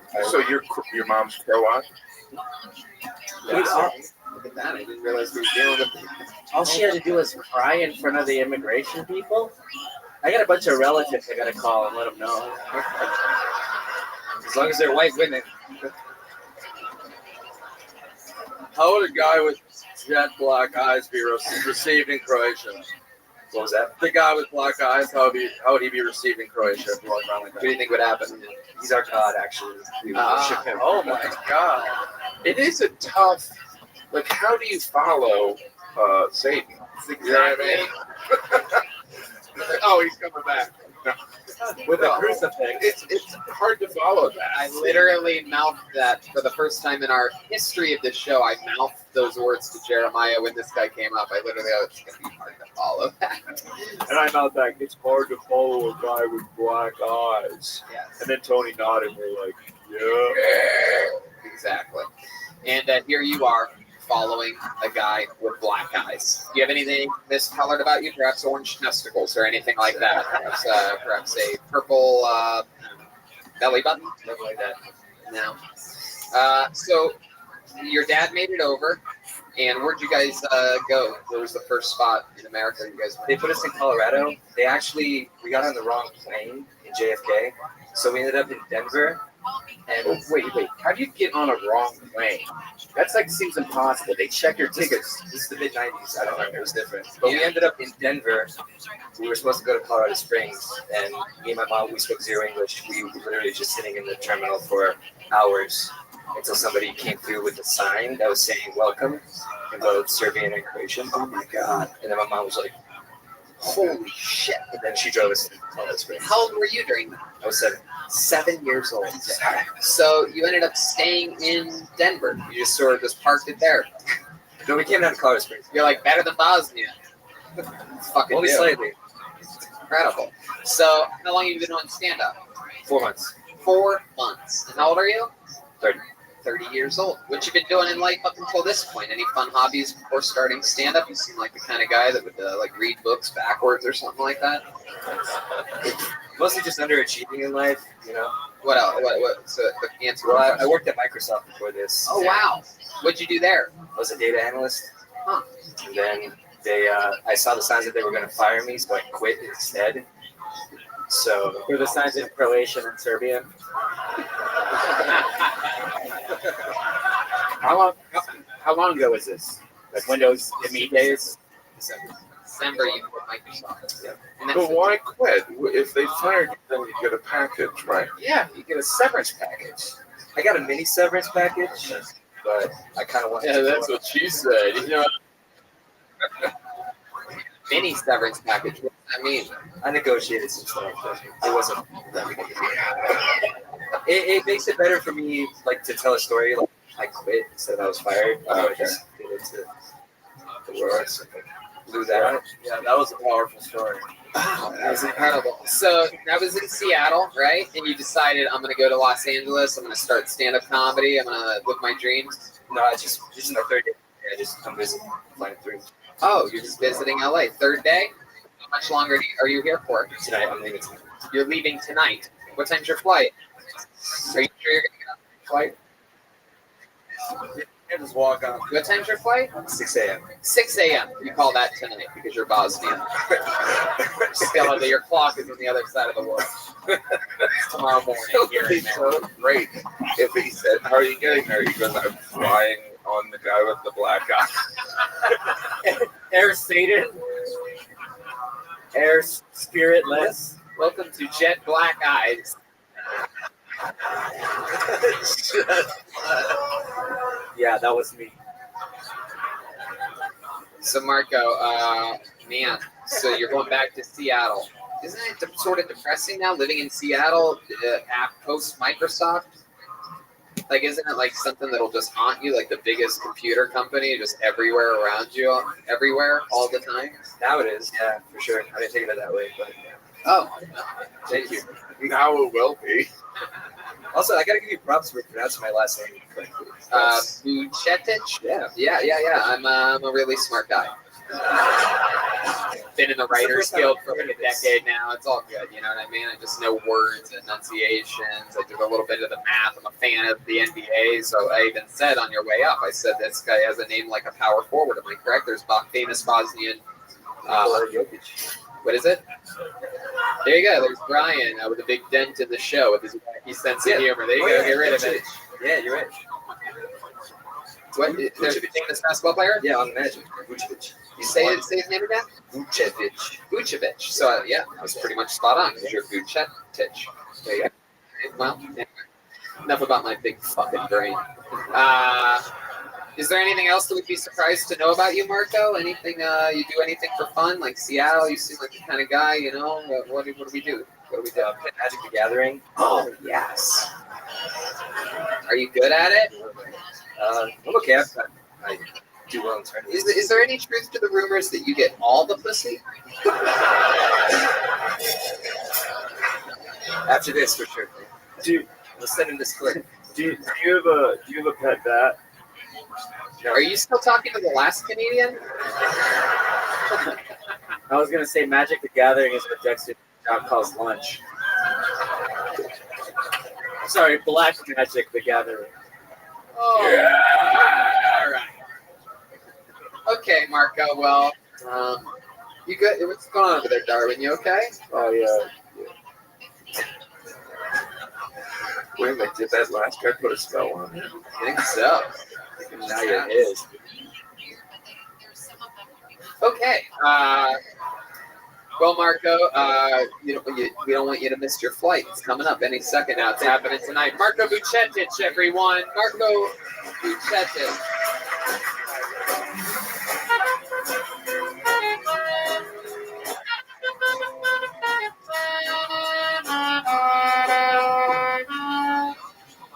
That is tough to follow, Eyes Guy.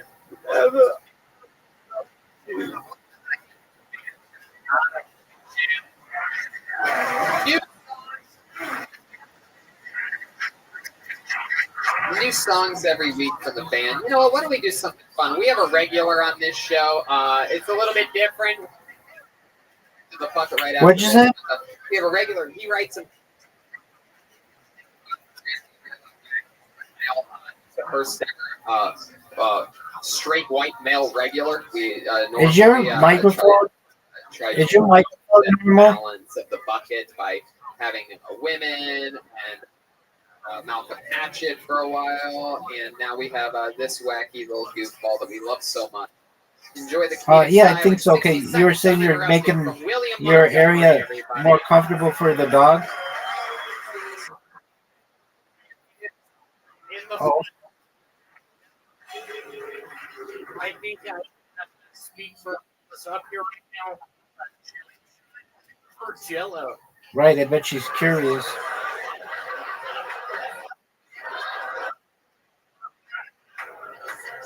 You might recognize me. I was an ultimate recollection of the new Jaws. I'm talking about Jaws. I was the sailor in that. I had a couple of big quotes in that. Let me give you one of my quotes. Hold on, Steven, get off the back of the truck.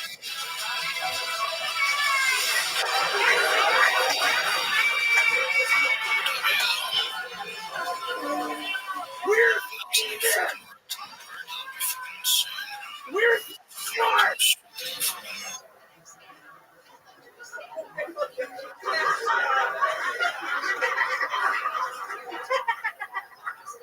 So I recently got fired from the circus. I was pretty good at guessing people's ages, but in regards to their weight, to do it. Let me give you a Jim Javelin. I think you will enjoy the statement. Picture me working for the circus, just trying to guess some lady's weight, and I just pulled this number. Hold on, bitch! You don't weigh 200!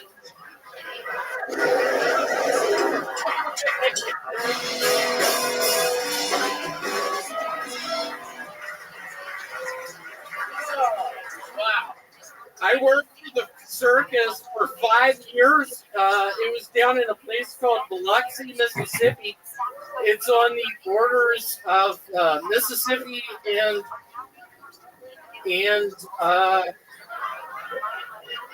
an ocean called William, what's going on over here? You all right? Okay. Wow, this was a very unorthodox set. I love it. My favorite part was that you kept delivering your punchlines to these two guys right here. Well, there was a look that felt intimidating and also flirtatious, which was interesting. Hey, Jim, I didn't want to tell anyone this tonight, but in one of my fantasy worlds, I have a bunch of dreams at night. And there was a dream I had where you and I were at, it's a place called Biloxi, Mississippi. It's by the Gulf of Mexico. Just picture you and I out on bookie boards, wondering where Tony Chin is. That's the guy I went to school with. Tony Chin's missing. Jim and I. William. What's Stop. Can you stop staring at me? You know it's freaky when you scare the guests after they've looked directly into a man's cold black eyes. Oh, you just talk whenever you want, William. Yes, go ahead. Anything goes here. Last week, y'all don't repeat me on this. I was down in Biloxi, Mississippi. I called my mother, Frances, at probably 3 in the morning. I was high on a drug called ephedrine. I called up Frances. I let her know I was down in an underwater cave system, middle Tennessee, probably a mile and a half down. My buddy Tony Tim's missing. Oh my goodness, William, over here. What is going on? What happened to you in Biloxi with Tony Chin this week? How many times do you have your pant legs rolled up? What's going on? Oh, wait a second. Everyone is doing it. Do you buy them longer, Tony? Yes. Weirdly enough, I was with an old friend, Tony Chin, in Biloxi. Oh my God. This is incredible. And he was a big fan of purple Krylon. Can you look at someone else? How is William making Jim more uncomfortable than Texas St. John right now? William, did you ever really been to Biloxi, Mississippi before? I have really been to the circus in Biloxi, Mississippi. Weirdly enough, I literally... Who's talking shit over there? Get her! Wouldn't it be ironic if it was Tony Chin? William, is there anything you'd like to say to Hold on, where's Tony? Can you do the Jaws music? Oh, you want some accompany? You're asking for it now. Tony Chin was good at math. He was Okay. William, people in the lunchroom. William. He is so desperate for Nick and Jim's approval, people. I cannot describe to you the look that he... I'll be quite frank with y'all, I was not going to bring this up. I was actually an actor in the movie Ghost, early 90s. Yeah, what sort of Satanist movie Ghost. What role were you in that movie? I don't remember you. I've seen that movie a few times. You tell us what the fuck role you were. There is a scene with Whoopi Goldberg when she is talking to the ghost. I am actually... Is the ghost named Tony Chin? Is this where we're going? No, go ahead. I am in her apartment. There's a point in time I look at Whoopi Goldberg and I'm like, hey, Whoopi, I apologize. I have probably 4 years left to live on this earth. I have a disease called diverticulitis. I work at the Memphis Zoo. I inhaled a bunch of bird droppings. I literally have something called diverticulitis. When I go into the mall, I steal things. When I go camping, I'm worried that lightning will hit me. When I go in Kmart, I look for my mother. William. There you go. I like the... Thanks for that last creepy look over the shoulder. Just picture me being Tony Chin in the scene with that song playing. Okay, William. There you go. Everything else is good with you, William? You did 2 shows last night with us in La Jolla. Everything good in life? Let me give y'all my best joke of last night. Sure, and then we'll end with that. So I've started doing a bunch of drugs with Ja Rule. It's thrown me off because every time we're in the bathroom, he will not stop saying, "Holla, holla." Hey, William, why don't you do your best joke from last night? I have a really hard sort of upbringing. I have a man named Larry. One was my father. He taught me how to steal in the mall. He taught me how to steal people's bags in the airport. my point is, I just have these specific memories of going up into my parents' mudroom and my dad just being like, "Hey, come on, y'all hold this." Okay, all right, well, we lost it. There he is, William Montgomery, everybody. There he goes. What do you...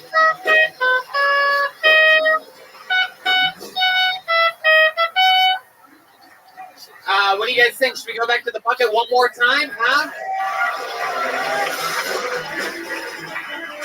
All right, let's do it. How about another hand for Nick and Jim hanging out with us tonight? Two of the great comedians in the world. So exciting. In the universe, for that matter. How about a hand? This looks like a new name. Put your hands together for V. Benford. V. Benford. Oh, here's our first female tonight. Bentley.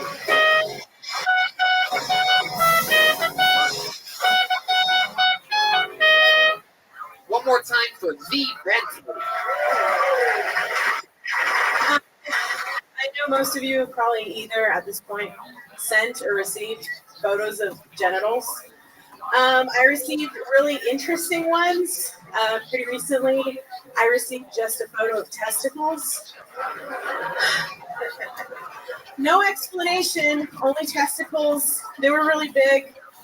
I was like, I get why you're proud. I could wrap myself up like a burrito in those things, keep me warm in the winter.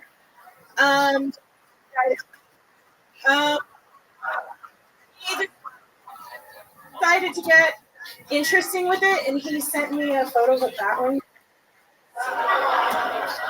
It's where you take your testicles and you stretch them out like this. And I was like, you need two hands for that. Who helped? Yeah. And then the next photo that he sent me was like even more interesting. He sent me a bat signal.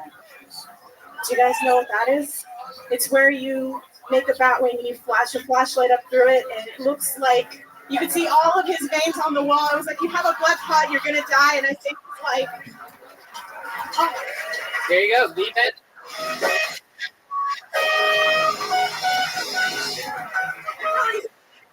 What? I said I just like put it back, like I'm gonna go now. And No, it's all good. No need to be nervous. We're not gonna send you a picture of our balls or anything like that. Relax. It's over. Darwin. Yeah, that was me in the joke. Oh, you sent a ball? That was the one that helped him Oh, with the picture. like 10 years ago.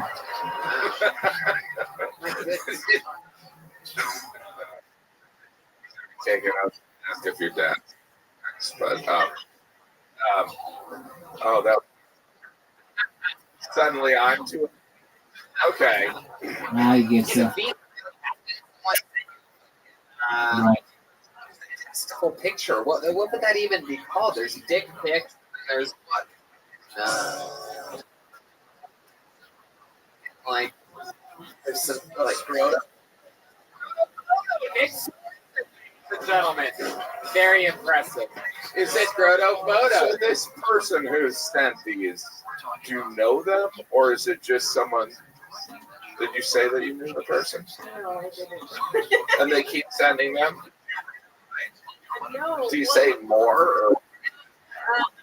Or? Did you send them like a weird picture back, like an armpit pic or something? No, I wasn't.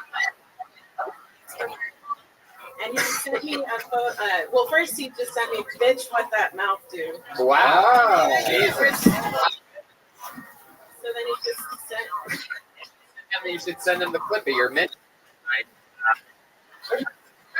Look at her jeans. Incredible. This Mexican is short. Episode The balls in the sack, were they dyed black by chance? My goodness. So how far did it get? What that mouth do? Then a ball pick? Is that the right order of events? Yeah, and I just didn't respond, and he's just like, you're stuck up, bitch. And I'm like, okay. Wow. I was having a rough day, all right? My goodness. I'm sure it'll be fine. B, you're extremely nervous. How long you been About 3 Where at? All here in Los Angeles? Yeah, I posted a show with the numbers. You hosted a show that I've been on.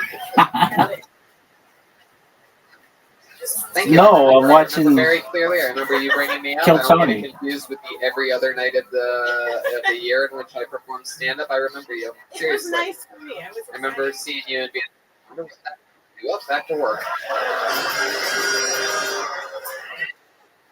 So, doing here. How do you make cosmetics? I want. Yeah, for sure. I love that. How long you been doing that for? I've been in the industry for 5 years, but just the specific job. Wow, cosmetics. You ever seen anybody with tattooed eyeballs? No, that was the first scary. Me, you have two options. Is my microphone fine? Did they get Scroto photo when I said that? Something I happened. was really excited about that. You have two options right now to propose to you. Ball sack, judgment guy, who's a fucking asshole, or eyes, forever guy. They propose to you right now. Which one do you pick? That's what we're hoping. That's what we're hoping. In a perfect world. I'll just kill myself. Do you take your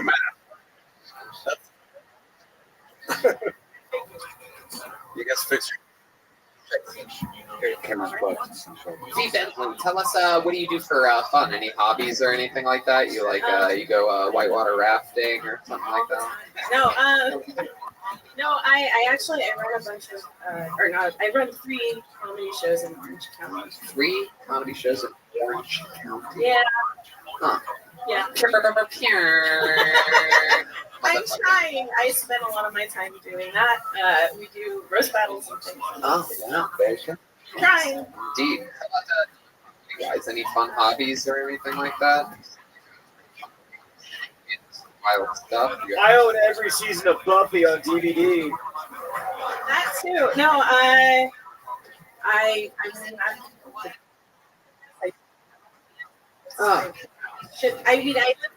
so I'm driving up here, so it's not.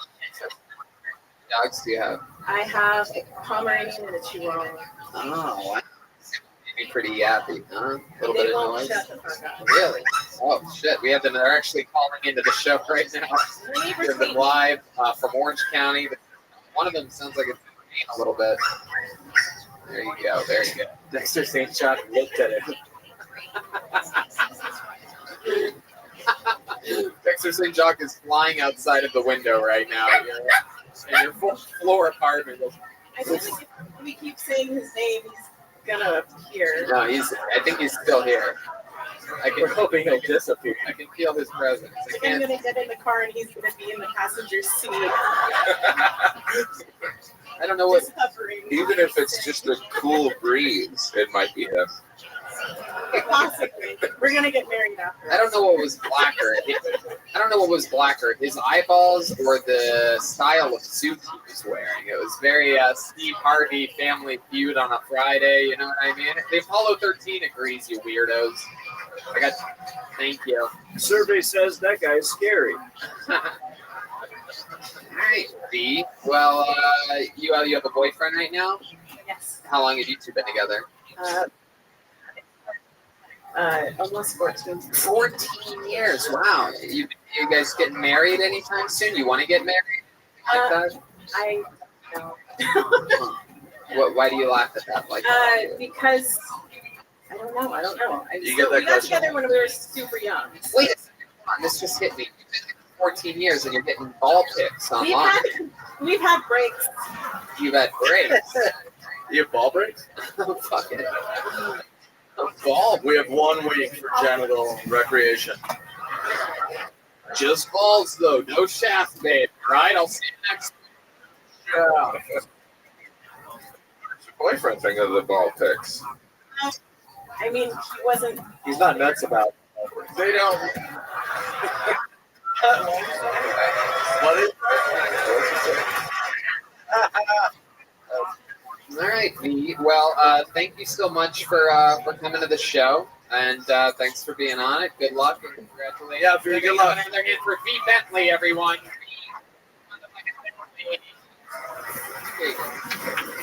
And that's tonight's episode. Another hit for Nick and Jim, huh? Anything you guys want to promote or plug or anything like that? There's literally thousands of people listening and watching. Tomorrow night, me and Brian Callen are doing the Hong Kong Inn in Ventura. Really? Is that true? Yeah. We just did a Kill Tony up there. It's actually really fun. Yeah, me and Callen are doing 2 shows tomorrow. It's a if you guys beautiful, wanna... beautiful venue. Great food. Yeah, Yeah. me and Callen. I love it. Live. Go see Nick Swartzen and Brian Callen. I guarantee a lot of the Ventura guys will be out there. I'm always touring. Yeah. JimGaffigan.com. JimGaffigan.com. He's the man. How about that? Nick Swartzen and Jim Gaffigan, ladies and gentlemen. How about one more time? Great and powerful Jeremiah Watkins over there, huh? There he is. Darwin. He has Jeremiah Wonders. He's on all social media. Jeremiah Stand Up. Listen to his podcast. His album release is June 7th. Available everywhere, just like his podcast. Follow him on social media. Anything else, Jeremiah? Yeah, I want to thank very much Rich Young and David Knowles over at Minchie Music for hooking me up with this We love pure soprano saxophone. Thank you so much, guys. Minchie Music is incredible. They are the best. They've been great help on the horns on That this sax is show. adorable. It really is super cool. How about another hand for Chroma Chris over there, 2 for 2 tonight? Chroma Chris, always on fire. What do you think about tonight's episode, Chris? You're really taking back Monday, Tony. Wow. How about another hand? One more time for Joelberg Joel Jimenez, huh? Joelberg, sorry on social media. And be sure to follow him. Anything else? Thank you to Ludwig Drums, as always. Ludwig Drums. He's an official Ludwig artist, ladies and gentlemen. That's a really big deal. Look at this drawing from Ryan J. Ebel. While you all sat there doing nothing, Ryan J. Ebel drew this live. Look at that. That's fucking incredible. That's Jim Gaffigan. That's Nick Swartzen. He even gave you the Vikings helmet.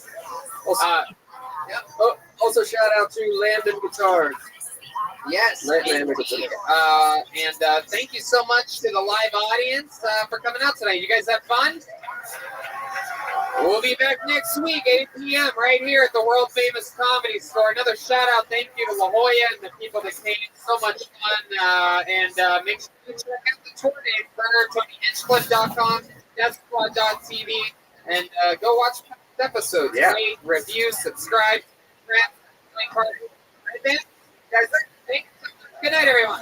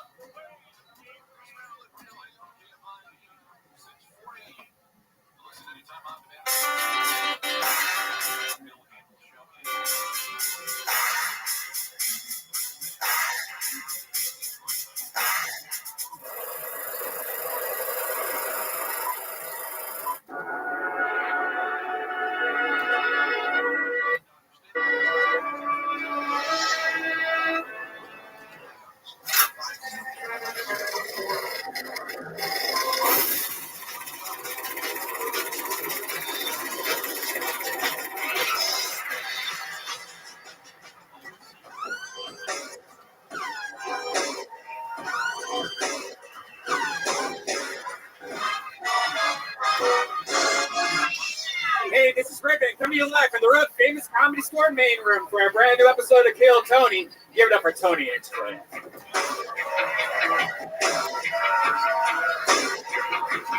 Wow, how exciting, guys. Make some noise. We're here on a Monday night. You're at the #1 live podcast in the world. Brian Redband is here, everyone. Hello. Look at this guy. Great. Ryan J. Belt is here drawing tonight's episode while you guys all sit there. He draws all the prints of every single episode, including the Kill Tony posters and tour posters.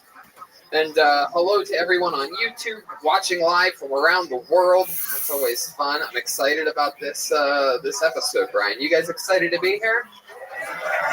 Very good.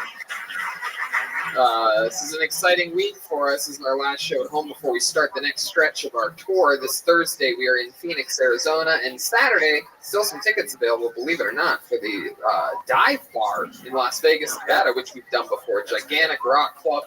So much fun. And then next week, it just goes. On Tuesday, Salt Lake City, then Boise, Spokane, Portland, Vancouver, Seattle. 2 shows in Seattle on next Sunday night. That's exciting. And then Back here Monday. Yep, every single Monday we're back here at the Comedy Store. And then we go back out the first week of June. Lawrence, Kansas, Omaha, Des Moines, Appleton, Milwaukee, Chicago, Madison, Minneapolis, Poughkeepsie, and 2 shows at the Gramercy Theater in New York, New York. We added a second show to the already sold out Saturday night, or Thursday night, Gramercy Theater in New York. That's crazy. Yeah, those are the tour dates coming up. And then, of course, Kill Tony Mania in San Francisco and Road to Kill Tony Mania in Sacramento. Now there's some Northern Californians here tonight. And I'm excited about this. We have Caveman Coffee here, of course, on the old table. No Starbucks on our table, like Game of Thrones. Yeah, we're different than them. I left it somewhere. It's Caveman Coffee all the way.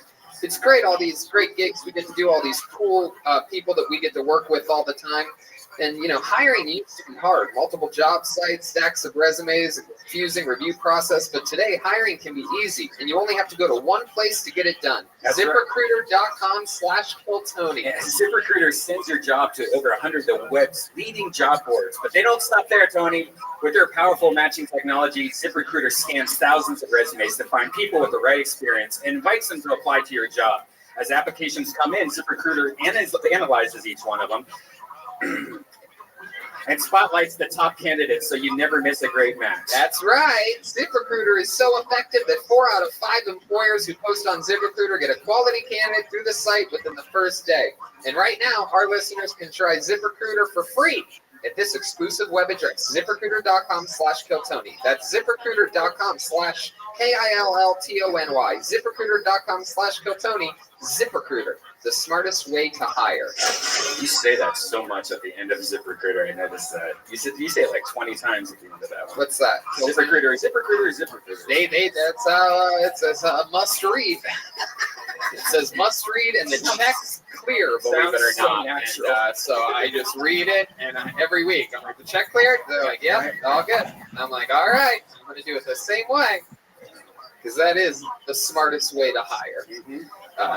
ZipRecruiter.com/KillTony. They make you spell it too. It says read. It says spell it out. I like it. They know what they're doing, and they're running a great business over there. You used them before to hire people on things, and we use it here on Kill Tony. We like keeping things all natural. You know what I mean? Yet professional. Much like you should keep your genitals and whatnot. Yeah. Which reminds me, support for Kill Tony comes from Manscaped, evoking the memory and fear of nicking your ball sack while manscaping. You know, they have this thing called the Perfect Package 2.0, because the 1.0, they improved it over and over and over again. But this one features the Lawnmower 2.0. This has skin-safe technology. This does, like the first one, I think probably nicked you a little. This one doesn't. This trimmer won't nick or snag your nuts at all. Manscaped also has the Crop Preserver, which is an anti-shaping ball deodorant and moisturizer. You already put deodorant on your armpits. Why not put deodorant on the skankiest of your body? And by the way, a couple weeks ago, you told me that it came with ball spray, and I said it was cologne, and I had been putting ball spray on my face. Yeah. Well, I found out that that's actually not true. Like, they actually have a cologne, and it has the scent of Manscaped. Well, then I've been putting cologne on my balls. Always use the right tools for the job. Your balls will thank you. Get 20% off free shipping and a free travel bag with the code TONY at manscaped.com. And I'm telling you, they sent us these bags. They are really cool. Go to manscaped.com, use the code KILLTONY, and take care of your stuff. Be a good guy. Take care of all that. Yeah. Take care of all that big dick Kill Tony confidence that you have. And you're right. I do use it on my face and my balls. I'm not. Yeah, it's my own body. It'd be weird if it was cologne and you sprayed cologne on your face, Brian. Like if it was actually cologne and it was cologne, you were No, spraying. I spray underneath my neck. Oh, okay. I don't spray it on my mouth or anything. All right. Okie dokie. A little bit of extra ad reads for our advertisers. By the this way, week. if you get pulled over and you have a little thing of cologne in your car, spray it in your mouth. It kills the smell of alcohol. Wow, that is a horrible idea. That is alcohol. Alcohol is in that. I Right. don't think you It know mixes what. with that what- alcohol. Brian has no idea how they make cologne, ladies and gentlemen. You saw it here live. Spray cologne in your mouth to get rid of the smell of alcohol. I'm excited about this episode. We always have the funniest guests in the world on this show. This week's no different. This is fucking monster land, ladies and gentlemen. Two of our favorite guests. Make some noise for them. The great Steve Ranazizi and Andrew Santino. Come on, guys. Who has more fun on a Monday than us? Absolutely nobody. Whiskey Ginger Zone, Andrew Santino. What's the odds? Steve Ranazizi. Excited you guys are back here. Thank you, buddy. Good. Steve, you're at Cobb's this weekend. Cleveland Hilarities next weekend. Andrew Santino's in Vegas this weekend. Vegas, baby. So are we. I know, we'll all go together. It's going down, dude. We're doing it. You're in Raleigh Good Nights. The weekend after that, where we just had fun. We had a crazy Kill Tony there. We trapped the sound in those fucking brick walls. Raleigh's a fun place. I'll pull it out when I get there. I'm glad you guys are here. By the way, they were on Kill Tony's number 60 together back in the day. Together? Yeah, Really? together. Wow. No idea. That's That's the true? first time we met. Oh my God, Kill Tony number 60. Yeah. That is unbelievable. Really? You guys don't remember this. We don't like Was it a each other ginger that episode much. as well? Yeah. It was. Heavy I played ginger. Red Red Wine.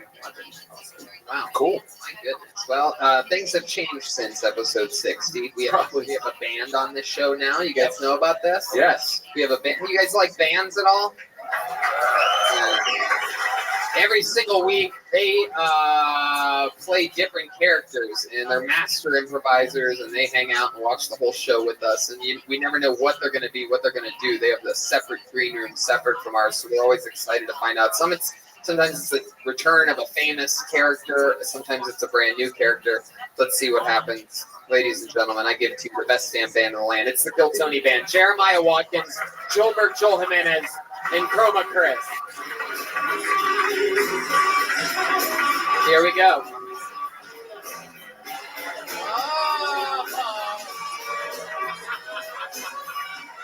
What? The guys from Home Improvement? Are you fucking kidding me? Wow. Oh my God, they are. This is the first. What? This is the first time this has ever happened. Very exciting. Not a broad subject matter at all. This is a niche thing. It's the cast of Home Improvement, ladies and gentlemen. Yes. Wow. Tim the Toolman Taylor, hotter than ever. Tim, show the audience how that tool is barely sticking. Yeah. No ass. Turn around there, no ass. Holy shit. Oh, wow. What a physique. Oh my God, you need hips to hold that thing. You need suspenders for your tool belt, Tim. My goodness, Tim the Toolman Taylor is here from Home Improvement. Hiya, Tony. What brings you guys to Kill Tony? Anyway, I'm excited that you're here playing in the band tonight. We have Tim the Toolman, right? Am I saying that right? Tim the Toolman? Tim the Toolman Taylor. Oh, wow. And then clearly next to you, we have the new Chucky doll from the new Child's Play movie. This is what would happen if Chucky actually took over the body of the kid he was always trying to take over. Chroma Chris. That's Al, table for one Borland. Thank you. Wow. Wait till you see his mother. Oh my God. Chroma Chris looks like Come he's over the back cow. And then back here, clearly, we have an immigrant boy trying to sneak over the border. to America. They really built that wall, Tony. Wow. I'm Wilson. Yes, no, we know. That's fucking awesome. Chromacus looks like the transitioning isn't going well. Yeah. It's like you failed halfway through the beds. My goodness. He is sick. Sal Borland. I love it. Wow, a lot of production value. I love it, man. I'm excited about this. You guys excited to have the cast of Home Improvement here? Steve Ray, Azizi, Andrew Santino, Red Band. Everything's in position. And here I have the one and only Bucket of Destiny, ladies and gentlemen. A bunch of people signed up for the chance. Maybe it's an audience member. Maybe it's one of these many comedians that come every week. Some of them sign up for months and months, and it all comes down to the luck of the bucket. If I pull your name out, that means you get 60 seconds on this stage. You know your time is up when you hear the sound of a kitten. And then wrap it up then, or else we're going to bring out the angry West Hollywood Bear. And then we talk with you and interview you and talk with you about things that maybe we should find out about you. Maybe there's other interesting things about you. You guys excited about this? Here we are. It's like Bill Tony episode 60 all over again. So here we go. Let's start the fucking show. I'm excited about this. Come on, guys. Make some noise one more time. Here we go. We're done. Yeah. Things are going almost too smoothly so far for those of you that. All right. Here we go. I pulled the name out of the bucket. 60 seconds uninterrupted goes to Sam Swenny. Sam Swenny. S-W-E-N. There it comes, I think. Here we go. Hey.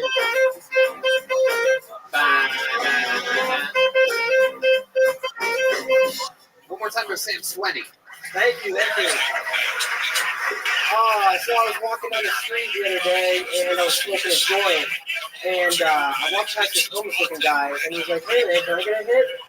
And I was thinking about it, because I'm a nice guy, and then I was like, "Sorry, man, germs." And he was like, "Oh, no, it's all right, I don't mind."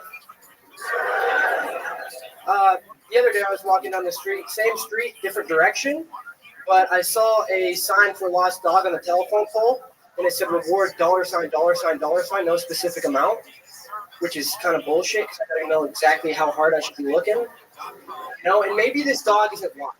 This is What about him? land of opportunity. Maybe it's just seeking out some new growth. You know, you see the billboard That's for good, a dog's big man. journey. It's like, I could really be something. It's walking with Air Bros, thinking it's going to be the next Air Bud. Looks over and sees its picture on the telephone pole. It's like, what the fuck is this my good?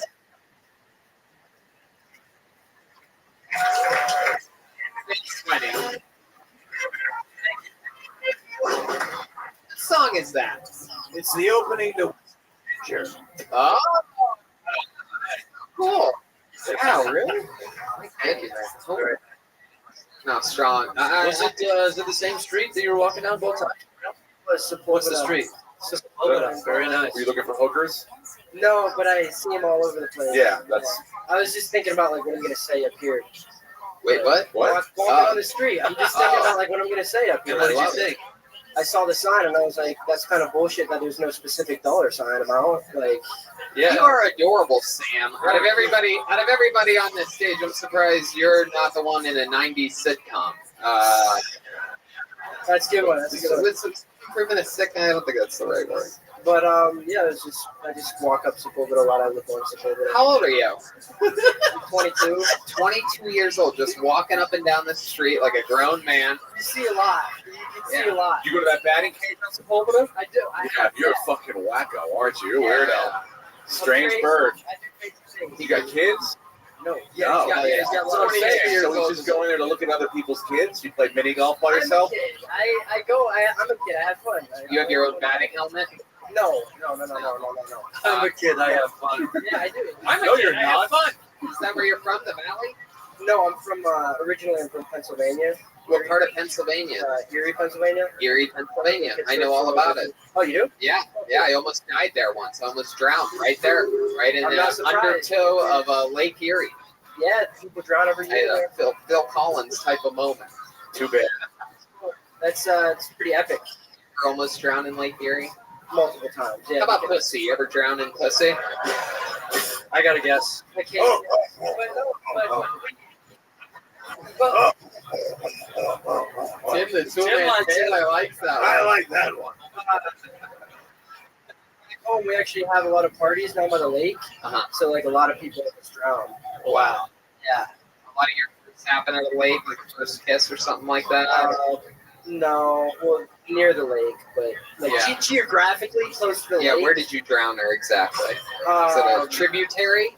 No. It wasn't like that. It was, yeah. So you're 22. Tell us more about being 22. What's that like?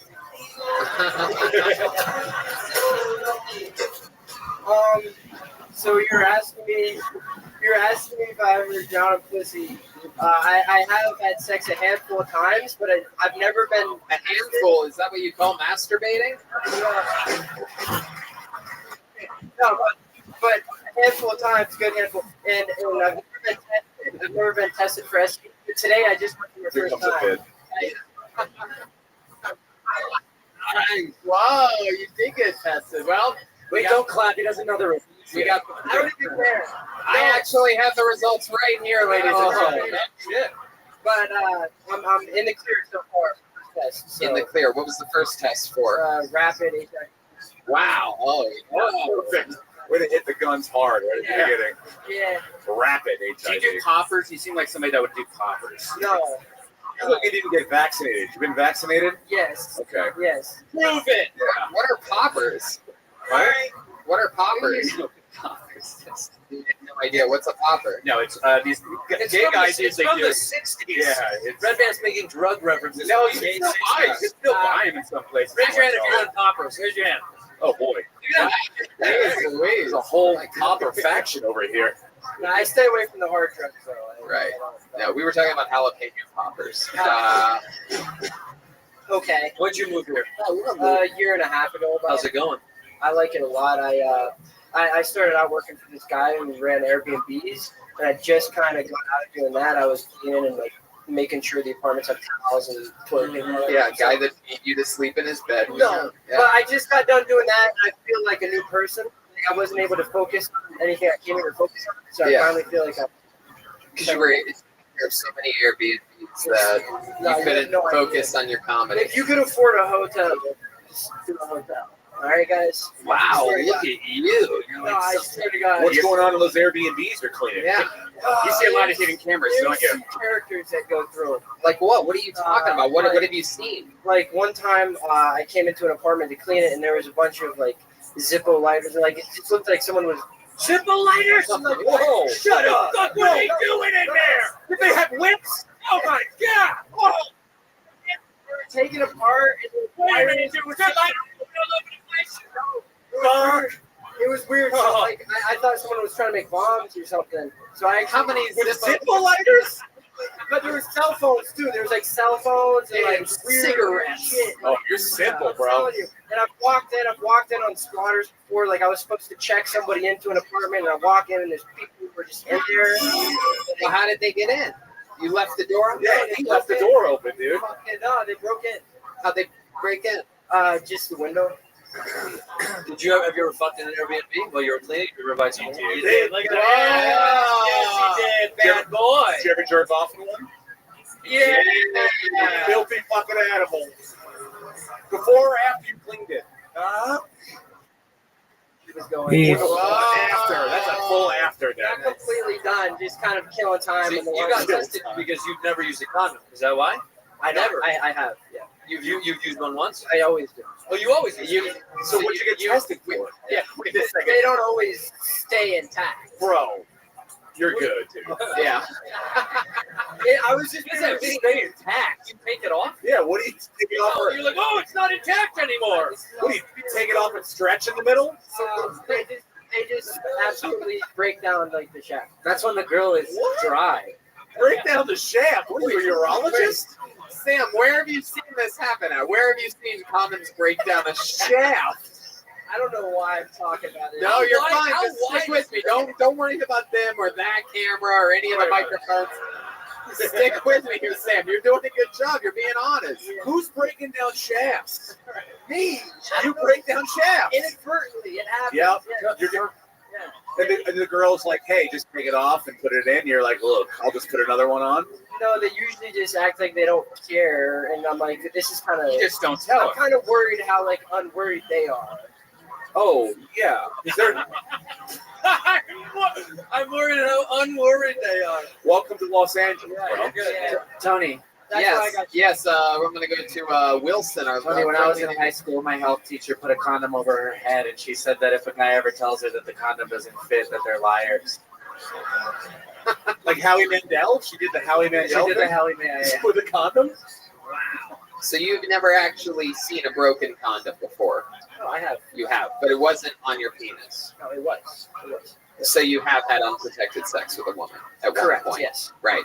And you just put it right back in there. You just threw it in for how long?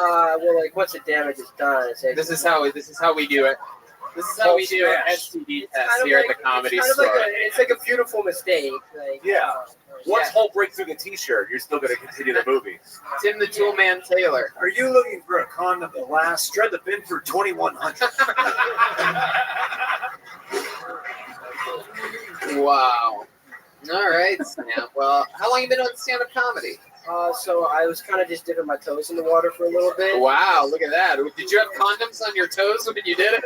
And then I just kind of started taking it serious when I came home from Christmas. I went home for Christmas. Of course, you went home alone for Christmas. Look at you. Everybody left me all by myself. Wow! It's crazy here in Pennsylvania, Christmas time. Wow! And like I said, I just stopped working for the Airbnb guy, which was pretty much like I was an indentured servant almost. So it's like I feel free now. No, not seriously. It was a great job. It was good while it lasted. Take that, black people. It served its purpose. No, the job served its purpose. But So in a sense, you could say you leveled up in life, huh? Whoa! Look at this. no, I'm actually still currently unemployed. So if anybody has any manual labor jobs, I don't think your body type Yeah, screams bro. manual labor. my resume does.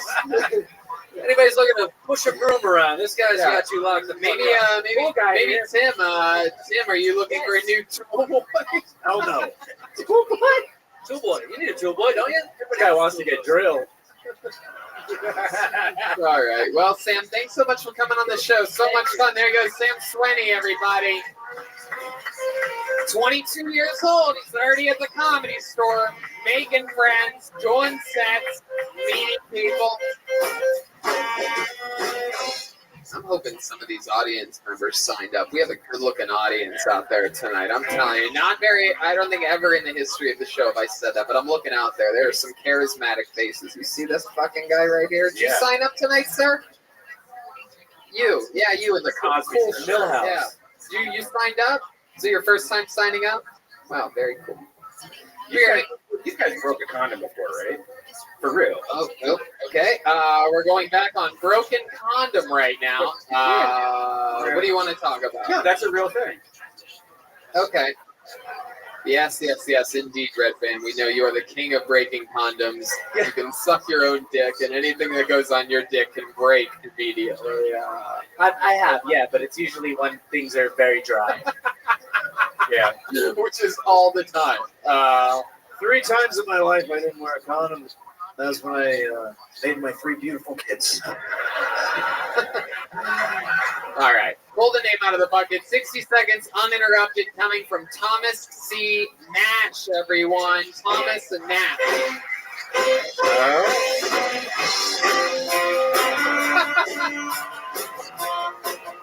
Remember's my friend. I wish that you would step back. I think he's stuck. Step back from the lips, my friend. Is that him? It cannot be him. Is that Thomas He's C. going that Nash? slow. Does he walk like the Undertaker? Here he comes. Oh, Jesus. He's still coming. Here we go. Hey!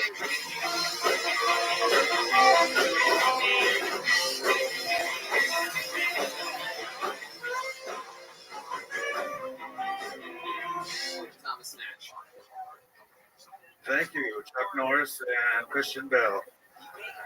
So I'm clearly dressed like one of the members of Smash Mouth, and I just want to let everybody know that I am sick and tired of everybody not screaming when they're on stage. No? See what I mean? See, if I'm a guy, I'm supposed to be required to sit here and hold the mic with my shoulders closed like this and jerk off the mic stand, put it up and down. It's clearly at the level that I already needed at, but I could go do this. But I fuck the stool. So I come over here and fuck. Is this more of a fuck the stool crowd? I saw some UFC, jiu-jitsu guys out there. You're probably fucking, I better be careful. I just did a kick. That's half Brian Callen's act. Somebody beat the shit out of me for that right there. Stealing jokes, doing a kick on stage. I rode my scooter up here. I just bought a Vespa. Fat guy scooter, Hollywood. Yes, that's the sound it makes when I started.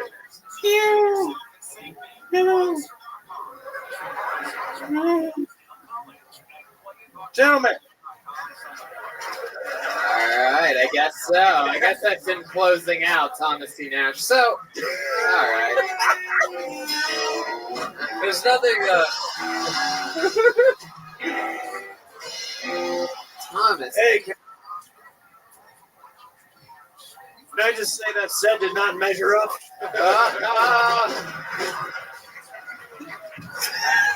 Tim, very interesting. You have all the you have a lot of anger in you. I sense a lot of anger. You're like an angry R2D2 unit or something like that. Just Well, somebody once told him the world was going to roll him, and he's not the sharpest tool in the shed. So yeah. Although the shed is where the tools are. and he is the roundest. Yeah. So it's easy to roll. Clearly. Tony, did you call him an angry R2D2? More like angry R2D2. Is that the one that rolls around? Like, Stop trying to be funny. It's not working. but that's the thing is, it doesn't matter if they don't think I I'm was on funny. the fence about you. No longer. Well, because eventually, if I keep coming around like a bad case of Hollywood Mike herpes, eventually you won't forgive me, and I'm gonna be spread everywhere. Thomas, hold on. You got to sort of follow along with us here. Yes. Let's check in again with Tim the Toolman Taylor. Tim. I'm honestly shocked. I thought a guy with calf tattoos would have brought it. So Thomas, let's Give it up for Tim the Toolman Foxworthy. Okay, Thomas, stick with it. It doesn't work when you make fun of characters. They're impervious. But they're not real. But that's like. So He sold Thomas, cocaine.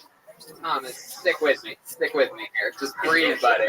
Breathe. Do you need your sleep apnea machine right now? What's going on? No. Just breathe. Stick with me here. No. It's a live show, so I'll help you through this. So let's talk about it, right? A lot of anger, right? Why do I'm you? actually a pop punk kind of happy guy. How long have you been doing stand-up? This is my third time. Third time. And you're talking. Well, and most of your complaints were about what you see people do. What? Like open mics and stuff. It just stinks, you know. Like I almost drunk a beer for 30 minutes. Like, drink the fucking beer! Jesus, come on. Like you're talking about the comedian. I'm funny. And funny's funny, but then there's this technique. And then there's you. Yes, exactly. Like, look. A fat guy can still do the truffle shuffle. Hey, and it's fucking funny. You know why? But Thomas, have you noticed all the things that you're doing? Wow. Okay. Well, all right. Well, we've been on this show. We know that's. So, Thomas, have you noticed that every time that you do the things that you say always get a laugh, no matter who does them, aren't working for you? But I hear the laughs in my head. All right. So, Thomas, let's just talk about the life for a second. You've only done this a few times, right? Yeah, twice in the belly room. Right. And then tonight. And every time, second time going up. Every time. Was it just the belly room because you were there? Indeed. So, Thomas, let's talk about it. You're starting out in stand-up. I love it. That takes some courage. What you been doing up to this point? How old are you? 34. 34, and what do you do for work? Hold on. Vegas DJ? That's a good fucking That's at a one guess. point. Partied with a few. Okay. All right, what do you do? I'm an actor. I also am a musician. I'm also a rapper. Oh, so I do all of it. Oh, I said Vegas fucking DJ. Did I not say, clap for my This guess? is what I do clearly the worst, but it's the most fun. Are you still cool with your parole officer? Never had criminal charges, although. Okay. All right. See? Laugh. Thomas, you said actor I first. said nothing. Laugh. Thomas, relax. Yes, sir. You're gonna go far in this guy. I love him. I love him. The first two people I met was Tony and Red Band. The first hour in this town is where I came. I'm sitting here and I'm like this, and I go, Fucking Holy Thomas, goddamn. stop. So they're blaming it on you. Stop. Everybody, hold on. Stop. Everybody, stop. So Thomas, we're gonna start with actors here. yes.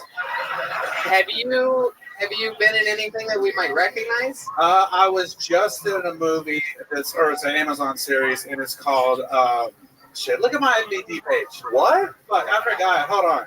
You forgot I it? smoked my vape pen. It's just Thomas Nash. So Mozart in the Jungle? You were in No, that, right? what was it called? Marvelous Mrs. Legacy. Maisel? It's called Legacy. Thomas, what's your last name? Nash. Thomas Channing Nash is what it is. How many Everything. Thomas Nashes must there be on that? He's not. There actually is a couple trying to put Channing. I thought people were weird when they changed their name in Hollywood. Turns out, no, other people have your name. So they're not as douchey as they were. Look at the size of this guy's fucking bio.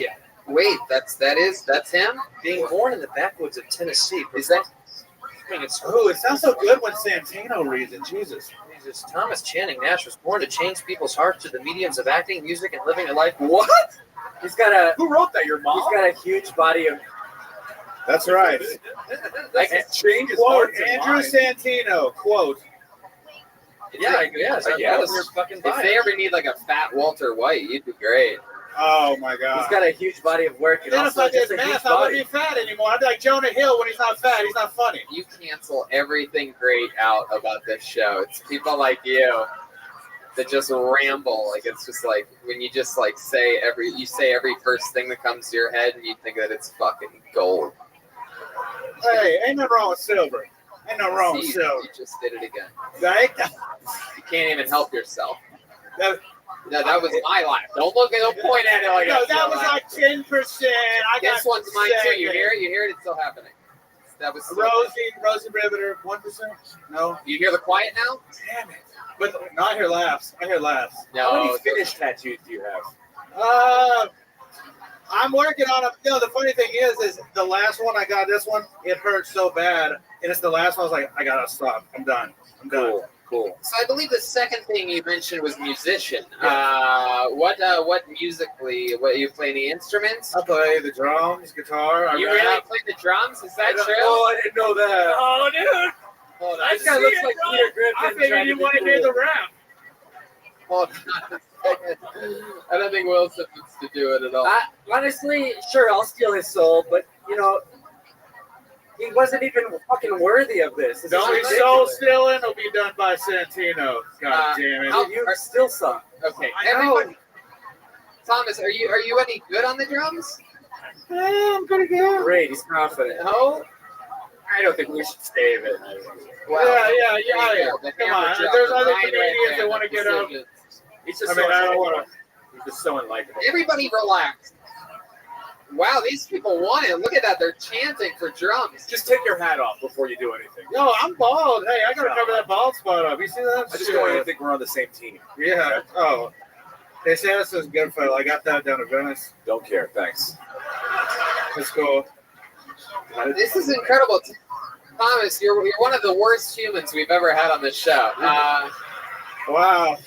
You had us at check my IMDb page, but somehow that was the most likable thing you said your entire time up here. Can you give us some type of redeeming quality about you or something like that? Perhaps. I'm doing comedy at the comedy store. I had no redeemable qualities. Wow. Can you tell us the worst thing about you? You ever kick a puppy or anything like that? How about this? Let's close it with this. Can you give us Can you give us an example of one of your raps? Could you? Yeah. All right. Here we go. Now I'm starting to feel an adrenaline rush. Give me the beat and I bet you a buzz. Deliver the heat in the back of the trunk. What are you wanted to do when I come through with the voodoo? Me and my crew busting at you, pumping the devil on all you fools. Yeah, I make the club go rowdy and they ask about my clique. They say we bowdy. So bitch get outy and never come back. Clap, I murdered all your layers. Hey. What? We take it all back, bro. We take it all back. We were wrong, man. We stand corrected. Sorry about that. Your talent rise Tim, from the end. that kind of music is not allowed under my roof. You're like Cypress. I couldn't walk up the hill. Booyah. How dare you? Go fuck yourself. Well, if anyone knows how to walk up a hill, Oh yeah, Thomas. I bet it's good. it is not me. Thomas, we like you. We like you. Please don't hurt us. I would I know. never. Thank you so much for coming on the show. Maybe play a little bit. Maybe think and take beats and think of things right before you say them. Just don't be angry. People can feel the anger when you're being sarcastic almost, and you can feel that vibe. You're not having fun. Especially you came to a show that's about comedy and comedians doing comedy and people trying comedy, and you came in and you shat on the art form, the worst parts that you've seen, because you've done a few shitty shows where people are fucking with the things and they're not doing jokes and they're drinking beers. But not all of these people have been to those shows. They're here at the #1 live podcast in the world, and you're talking shit about. But it's called Death Squad Kill Tony! Fuck out of here. There you go. Thomas Nash, everyone. Human garbage. There we go.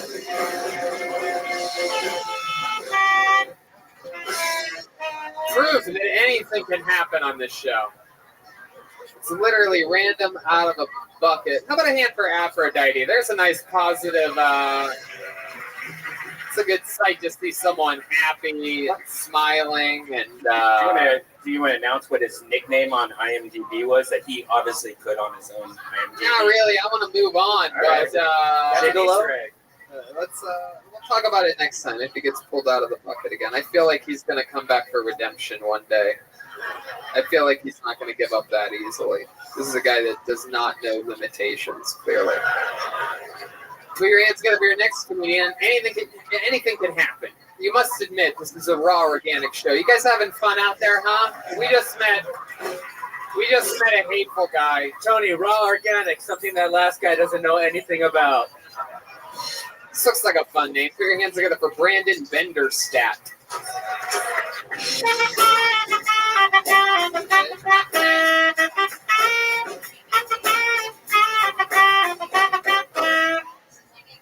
Hello. I was. Oh shit. I'm sorry. Mr. Brands, my last name is really fucked up, so I wasn't sure. If What's you read your it. last name? No, be honest. Whoa. How many of you want to have a Brandon on?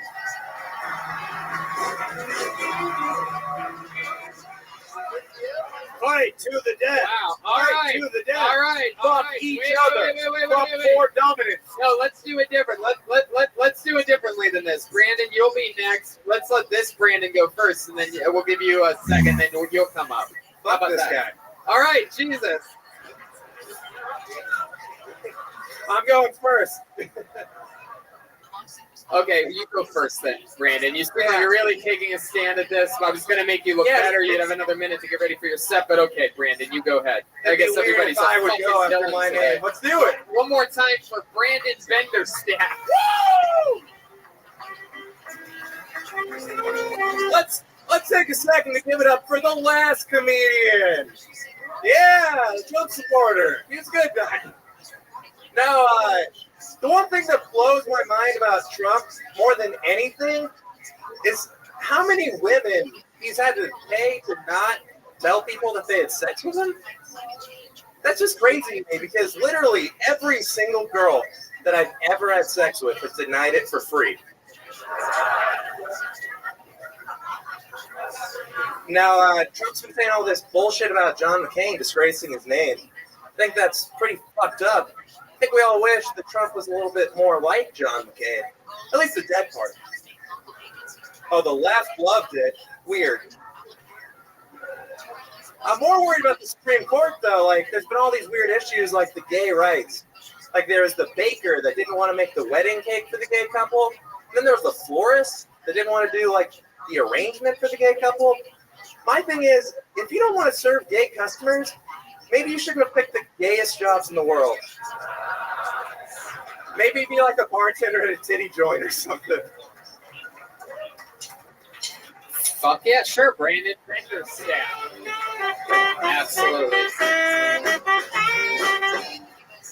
Brandon, you did it. You went first. Extremely anti-Donald Trump set.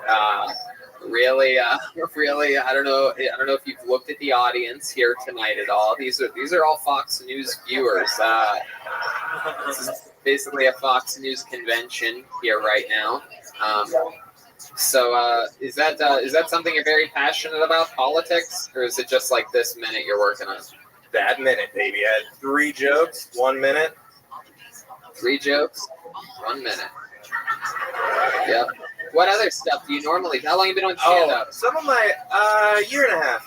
But some of my best jokes are about my drunk mom. Yeah, is that true? She's still drinking. Oh, she's an inspiration. Yeah. Did she drink through your childhood? Yeah. Can I do jokes, or that doesn't work so well up here, huh? Well, no. I mean, it depends on how seamlessly you can go into them there. Yeah, well, That's kind of what the first minute was for. I feel like my bar's up here, but still, it's like down. She drank the whole time, yeah. Yeah. What do you do? What do you do, Brandon? I do like a lot of production assistant stuff. I'm out here trying to get into some kind of writer's room. Stand-up might be a way to do it. So you want to be a writer, so you're doing stand-up to get into writing? I just want to get paid to be funny, man. Yeah, typical Hillary supporter. I just want money for nothing. Fucking. I'm just kidding. Okay, we got a little political enough. I heard about it. People got a little wild, huh? I love it. So you're still gonna let this guy go? Wait, what are you talking about? Wow, you're so mad. You just like a Hillary supporter, you can't get over how this is all going down. My goodness, it's just unbelievable. So much weird energy. Do you hate other Brandons? Is that a thing that happens a lot? Dude, they give us a bad name, yeah. Really? My goodness. It's a pretty common fucking name, man. Yeah. There's about 1,000 white Brandons in this room right now. Apparently, there's like 2 Brandon Beater stats even. Yeah, 2. Yeah. What else about you, Brandon? What do you like to do for fun? You've been doing this for a year and a half. What else? What do you do at nighttime? I got panic in my room all night. Not call my mom. Chew on my drywall. I don't know. Normal shit. I'm from the Midwest originally. Oh, get up out of town. Yeah, I know, crazy. Nervous guys from the Midwest. Small town Iowa. Yeah. And so I like fishing and. That's what you do. That's what I do in LA, yeah. You go fishing in boats? Really? Is that true? Not out here. Okay, so what do you do for fun out here? You ever go? No, I go to a lot of bars, but honestly, I'm trying to hit open mics super hard right now, and they're at bars too, so it kind of works out. Following in mommy's footsteps, huh? Yeah. The apple cider doesn't fall too far from the fucking tree, man. Is there like a night that stands out to you in the past year and a half that's been fun for you? Something wild? I think everyone here has had this experience, but I had a horrible night with Andy Dick recently. Oh yeah, Wow, tell us about it. How far did he get inside of you? Join the club. Luckily, I was with a younger, more handsome friend, so it wasn't an issue. So he got. Oh yeah. He's in trouble. Well, what's the story, dude? Yeah. We were at a bar. Apparently, he went to the same college as me, and one person. Wait. Sure, he did. Yeah, not the same graduating That's what he class. says to every guy that he meets. Oh my God, we're alumni! Ah! I went to BU. It was kind of like that because You went to Anal Sex University? Me too. Okay, Wilson. All right. So what was the college that you and Andy Dick both went to? Columbia College, Chicago. Wow. And so what did you guys do? I mean, that's it? He just said we went to the same college? I'm gonna fuck your buddy? Obviously, cocaine was involved. Wow. It was? Yeah. You do that kind of stuff? if I'm with Andy Dick, you know, he's winning Vegas. I don't know. Rome, I think. Venice. That's literally the guy you don't do drugs with. It's The like one the only guy. guy. I'm like, don't do drugs with that fucking guy. Right. Even Cokeheads take the night off around Andy Dick. I have no sympathy. His last name is Dick. You should have known better. Yeah. And now we know that condoms break. That was Chroma Chris. Indeed. Al Borland Bill over there. So, wow, that is interesting, Brandon. How did that night end for you? What was the last thing you remember of your night with Andy Dick? Overpriced cocaine. Uh-huh. Yeah. Were you doing it off of a pillow?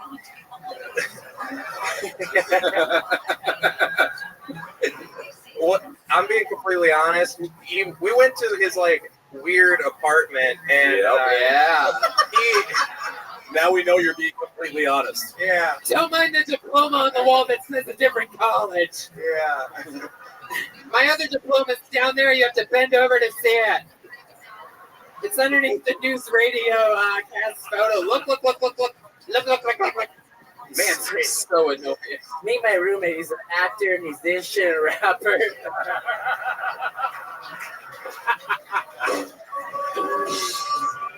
By the way, sober Andy Dick is literally the nicest guy in the world.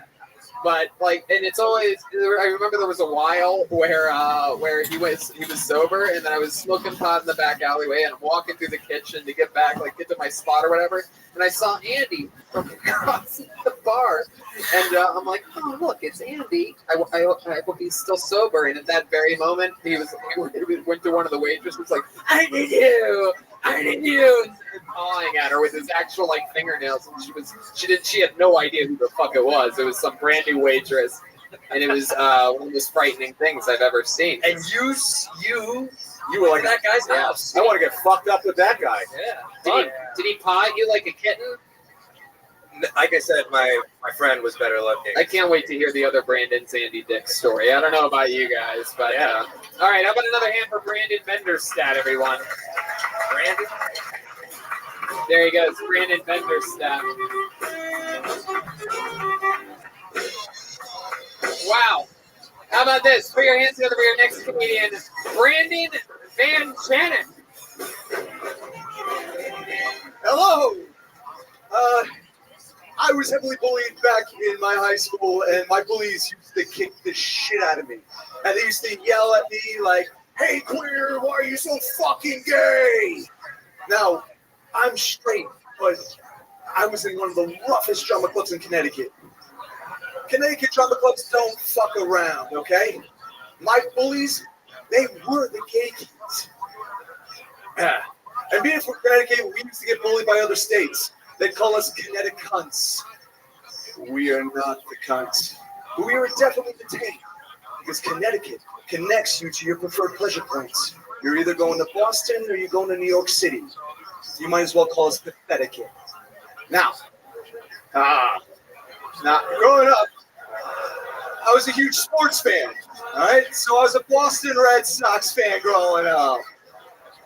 Yep, Boston Red Sox. And, yeah, you could associate me with the massholes. Now, my brother, he was a New York Yankees fan. Now, that's a definition of a cunt. Wow.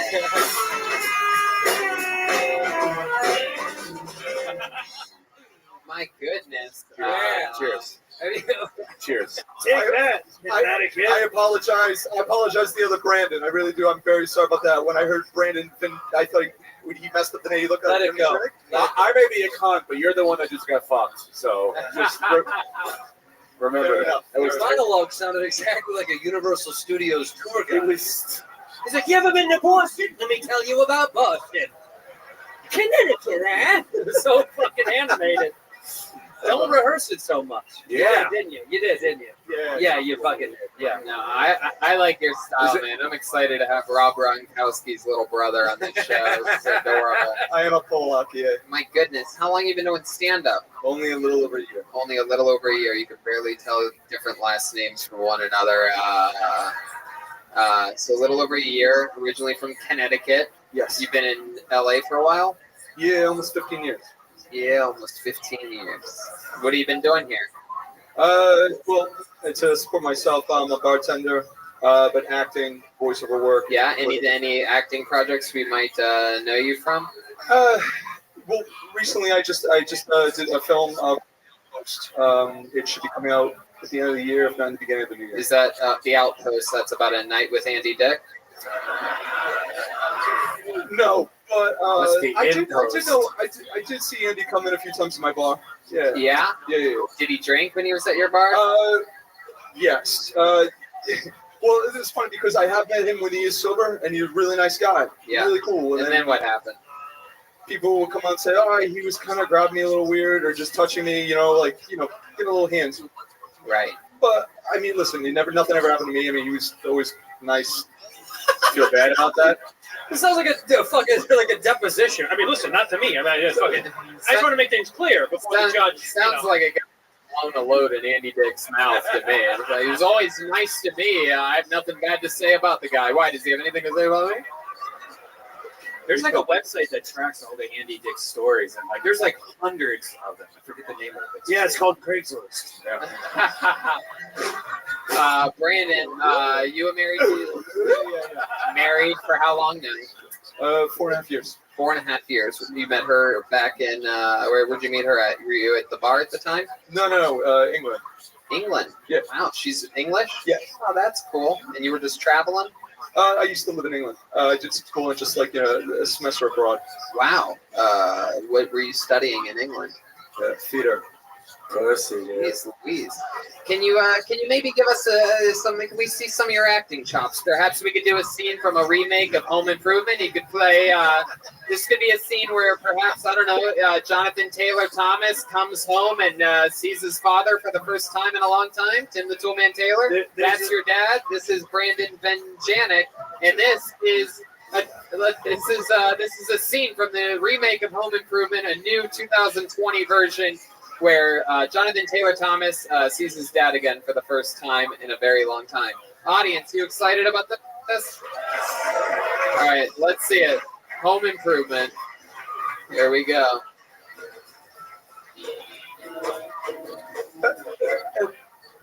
Dad, it's me. I know it's you. You're my son.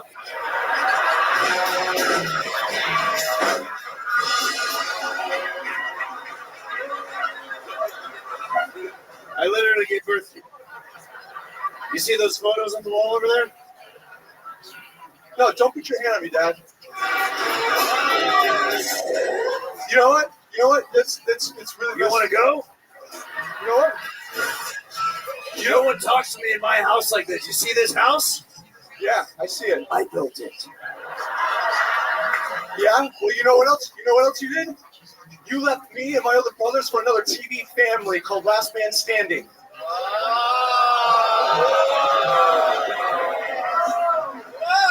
Explain yourself now, Dad. Holy shit. If we're going down this road, there's an episode in Home Improvement where I said that I would help you fight the cancer. Guess what? It's back.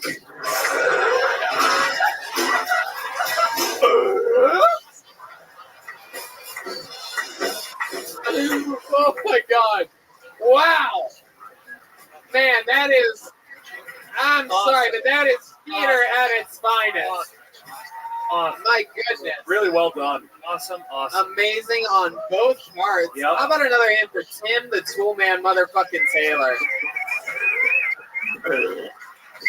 Able to act, improvise the whole thing, and man, you came back there good at the end. I was wondering what you were doing with your character, and then there you were. You blamed him for heading off to another network. Look at you, little smarty pants. I like your style. Oh, Brandon. Oh wow, you're just having side conversations right now. You've been in LA 15 years. You're networking while on the show. Hey, my brother works where you like to have dinner with your family. Like, what the fuck are you doing here? What does your friend work for? Yeah, what's your friend work? No, I'm saying that anesthesia. We have a friend in common. Oh, okay. So I just thought it was interesting how She worked for a friend of ours. Worked for. What the fuck are you doing right now? Holy shit! He's trying to make a really, really very specific connection that no one in here is going to get, and I'm not going with you on it, sir. I'm going the Hail Mary. For those of you listening to the podcast, Ray this easy is wearing a Yankees hat. He called Yankees. You did call me a cunt at the beginning. Remember that, right? And now he's trying to make up for it. We're all cool because we have a mutual friend, right? Mutual. All right, cool. All right, Brandon. Good job, dude. Thanks, bro. So which Brandon did you guys like better? I don't know. Let's let the audience Brandon decide. Lee. You guys like the first Brandon? How many of you like the first Brandon? Let's hear it. How about second Brandon? Second Brandon. I think so. Ah. It's a night for positive energy. Our late friend Brody would be proud. There he goes. Brandon Benderstadt, everyone. We just had a Brandon off with an acting challenge. More. Yeah, there you go. Tim the Toolman Taylor, can I just say, better than ever acting. I've never seen Tim Allen act that good in my entire life. He saved it here for Unkill Tony. I didn't even know Jonathan Taylor Thomas had cancer. So, I mean, it was really shocking for me. That's just like the research this guy does before these shows. I can see him sitting on his couch watching 800 Home Improvement just to get ready. It's the best. I love it. All right, Joel. Well, I pulled another name out of the bucket, Joel, and you might be excited because this guy's name is Joel Malams. Joel Malams. Joel Malams. Are we having a Joel off right now? From a Brandon off to a Joel off. Hey.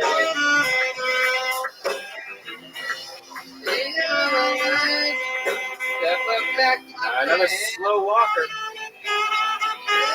Really? Hey. Okay. Oh, what a bunch of phony. Wow, there's a few people left all at once. Joel my ass. Joel, I guess I'm the only real one. In the future, if you don't get called, don't go up at the same time. Wait for the person you want. That's weird. People just wait to go to the restroom right after name's called. How about a hand for Megan Sullivan, everyone? Here.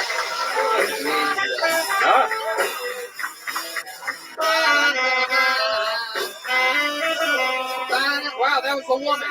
That was unbelievable. She did a fake. That was unbelievable. People are fucking with us, and I love it. This is hilarious. Is this Megan Sullivan? Who's that? Oh, now we have fake people coming in and out at the same time.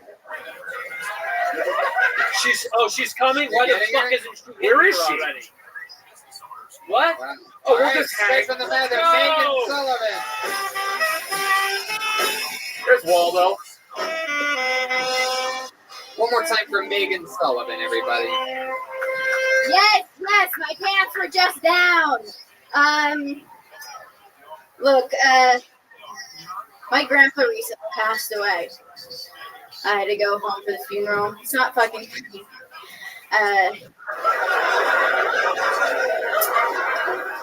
But yeah, I mean, he was older, right? So he was ready to go. And, well, we know he was ready to go because he killed himself. I mean, that's how you know someone wants to go. They do it themselves, you know? He set a goal. And he accomplished it, right? I'm sure there was more than a handful here tonight of people who set the goal and are here tonight.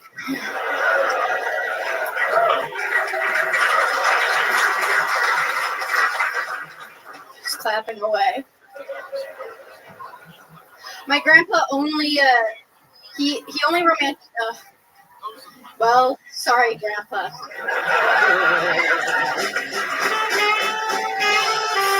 Wow. Very funny. Megan Sullivan. Hell yeah. Funny. Cool. How long you been doing stand-up? It'll be 2 years next month. Awesome. All here in Los Angeles? Yes. Oh, very cool.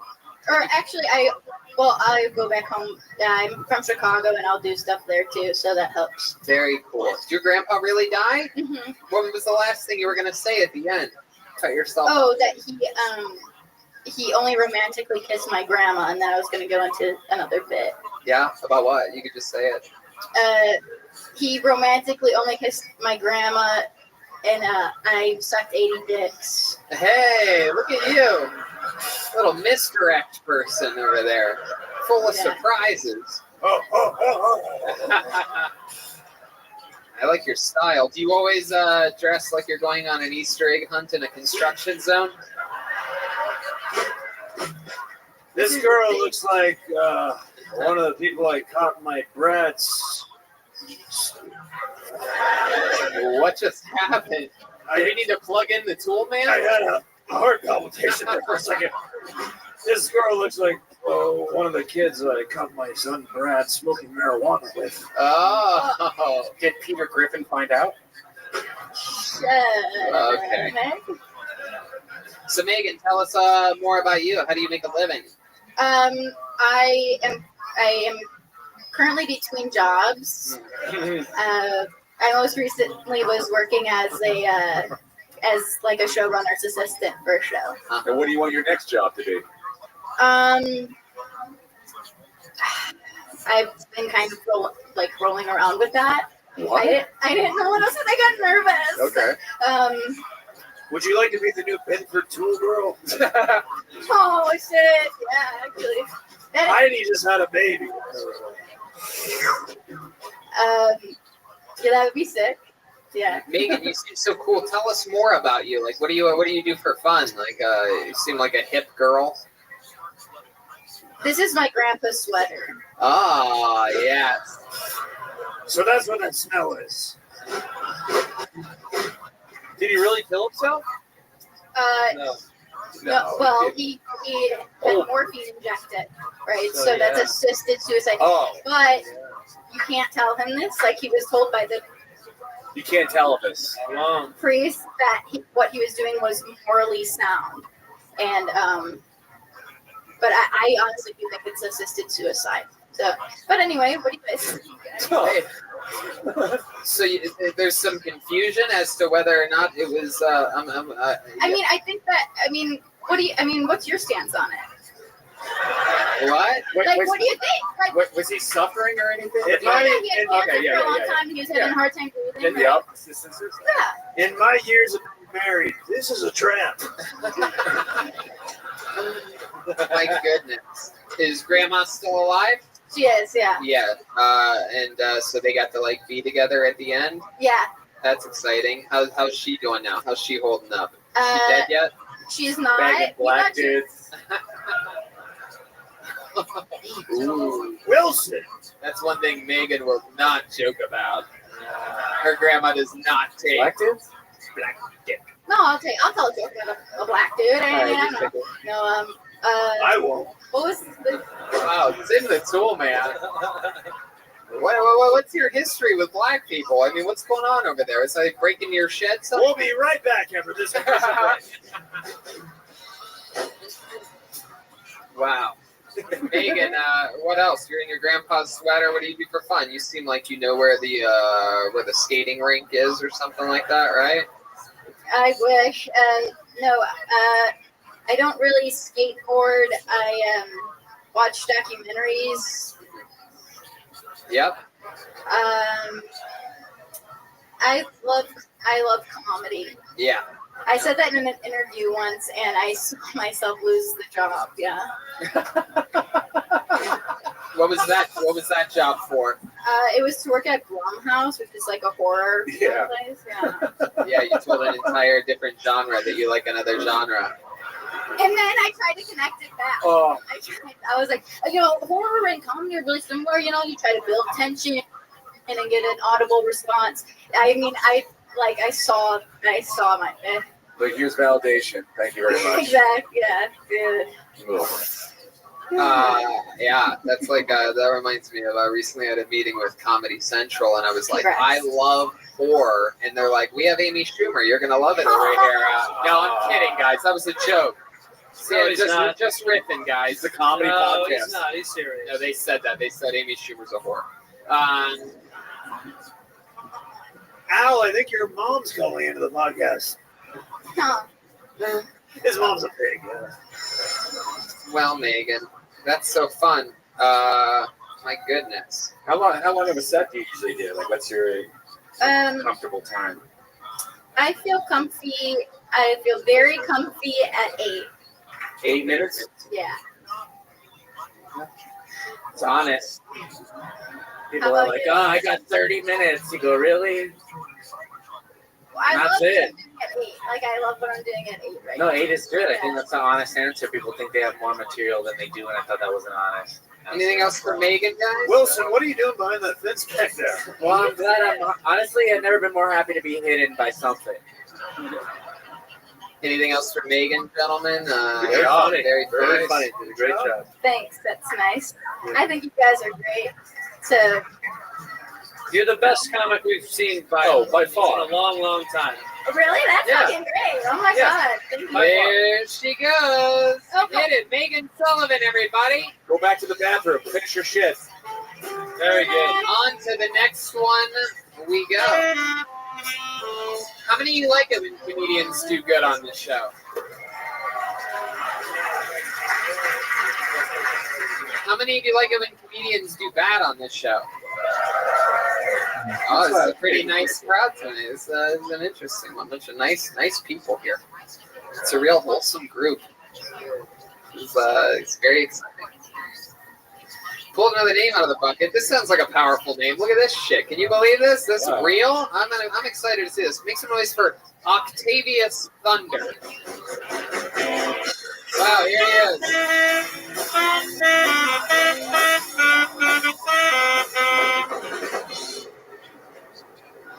All right, one more time for Octavius Thunder, everyone.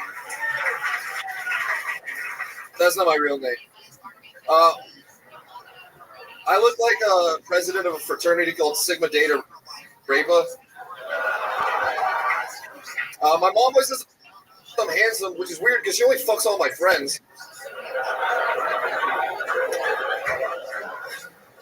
My dad used to play catch with me when I was a kid. Catch these hands. He used to beat me. I think I finally found the one. I met her on an abusive relationship dating site called eHarmMe. And she's like a hardcore Christian, but she's also into bondage. So every time we have sex, she likes to nail me to a cross. But I think she's the one. So I'm gonna try to get her pregnant because there's nothing more intimate than going through an abortion together. I do think abortion is murder. However, I think you should be allowed to murder your kid. If you can murder one thing, it should at least be the thing that you made, right? Fuck yes. Look at that. Coming in and dropping the hammer. Holy shit. That was an incredible set.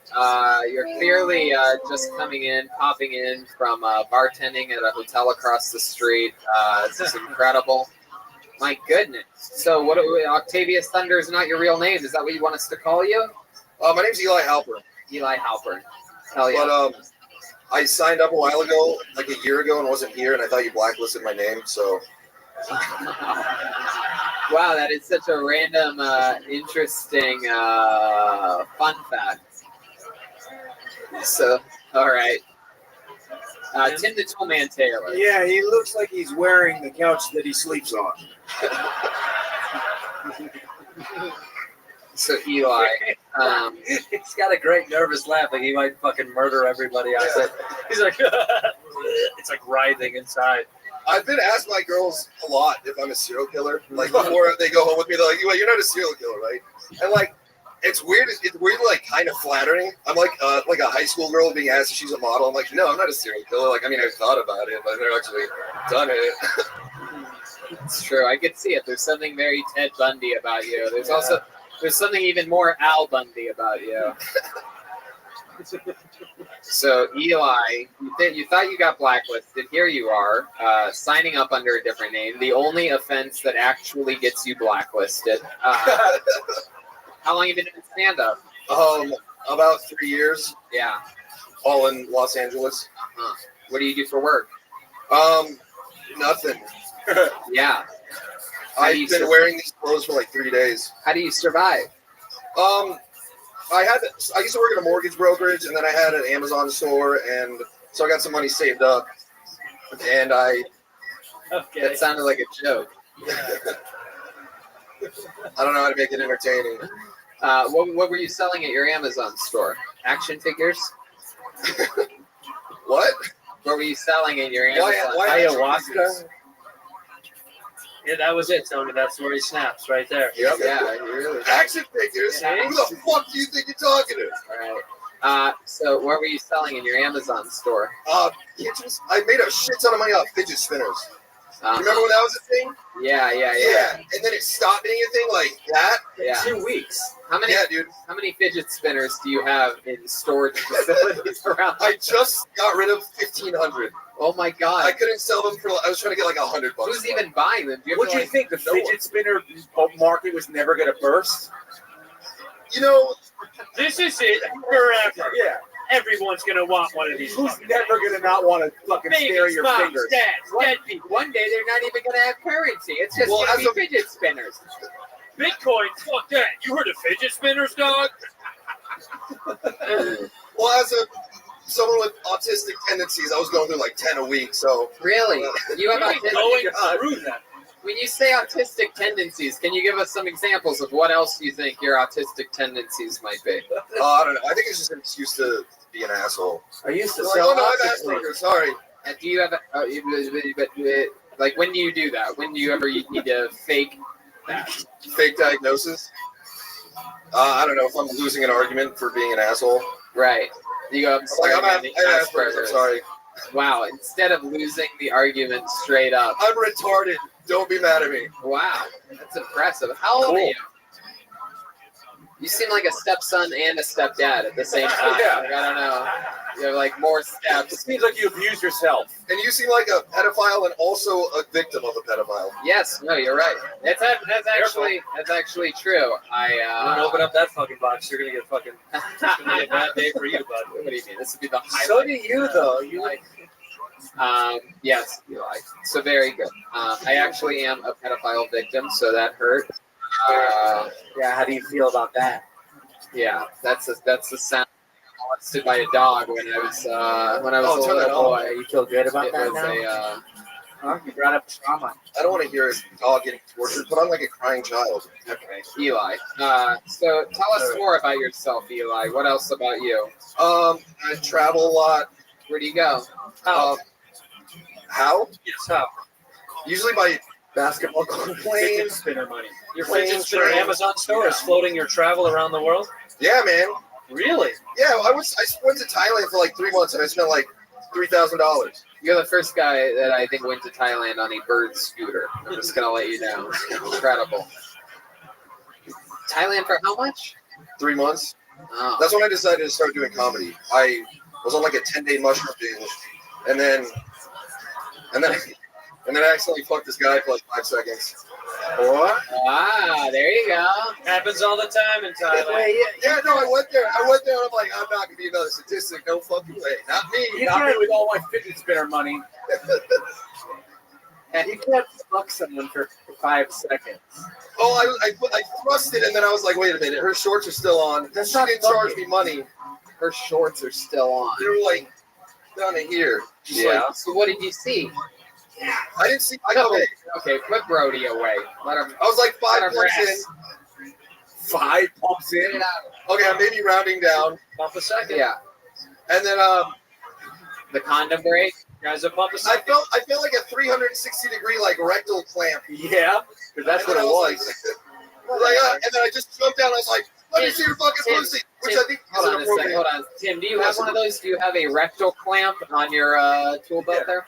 Yeah, it's got a big block Chevy 454 engine attached to it. Okay, and go ahead. Which is a reasonable question to ask someone that you're having sex with. Did you, were you wearing a condom? Yeah. Oh, you were. Big bro. Oh, yeah. No. Yeah, 100%. Was it one of those condoms that you only wear when you're on mushrooms and only you see it? Yeah. It broke up the No, man, shaft. this bitch was fucking ugly. That's why I knew she was not. That's why I thought she was a girl, because she's so ugly. I'm like that. The hottest girls in Thailand are guys. Wow. Earning a lot of stripes with the ladies, I see. She was. You're saying she was so ugly that she had to be a man? No, she had to be a girl because the transgender. All the women- hottest women in Thailand are the guys. Take it away, Red Band. Wow. It's 2, 2, 3. It's actually simple math. We're going to our chief Thailand correspondent, Brian Redband. We're going live to Brian. Always. Did you end up hooking up with any women though? Like, did you, Yeah. how much it cost? $10, $15? You can get a Free fidget massage. spinners. You can get a great massage for like $6. If I massage, I just mean massage. Wow. You get a hands up for an Typical extra man $5. Taylor. Yeah, I think you just need to own the fact that you're gay and not autistic. My goodness gracious. Big difference. Have you gotten an STD test since coming back from Thailand? Yeah, several. Really? I've never had an STD. My goodness. I don't believe that. Incredible. I don't either. You look like the OxyClean guy. This guy. You got that Penang. Me? I look like the OxyContin guy. You're Yeah, that's funny. All right, cool. Take that. You can have it. Brian's dying of laughter, I guess. Brian loves this guy. I do. This guy seems like he's fine. This is a guy. This is a guy that Brian can relate to. You know, they go to take trips. They'll put their dick in anything, basically. This is the before and after weight loss commercial. Well, there you go. Well, Eli, you did it. You're not blacklisted, and you had a great set. Thank you. You know, Can I plug my podcast? No, Here we go. It's already been plugged, Right. dude. no. my goodness, you're like AIDS you're out of Marketing control. Podcast. What are you? Can't get enough. It's called Cash Burgers. Sorry, There but you it's on the internet forever now. Well, thank you so much. There you go. There he is.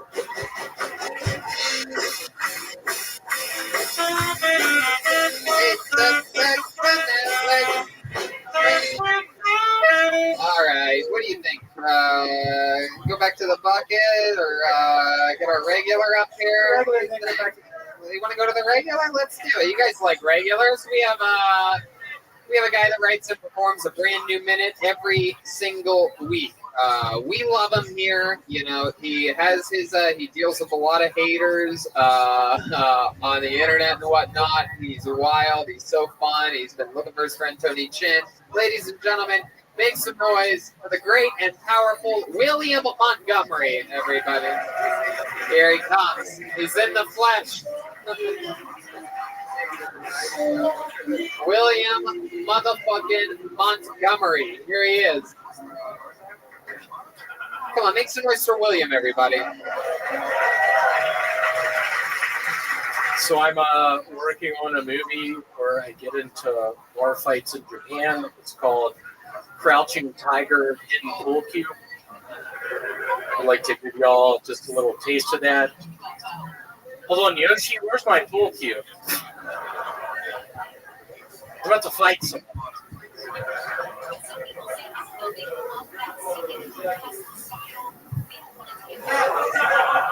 Let's give it up for Tony Chin. I've been looking for him. He's out of the sewer system. Shut the fuck up. I got a lock on this. Shut it down.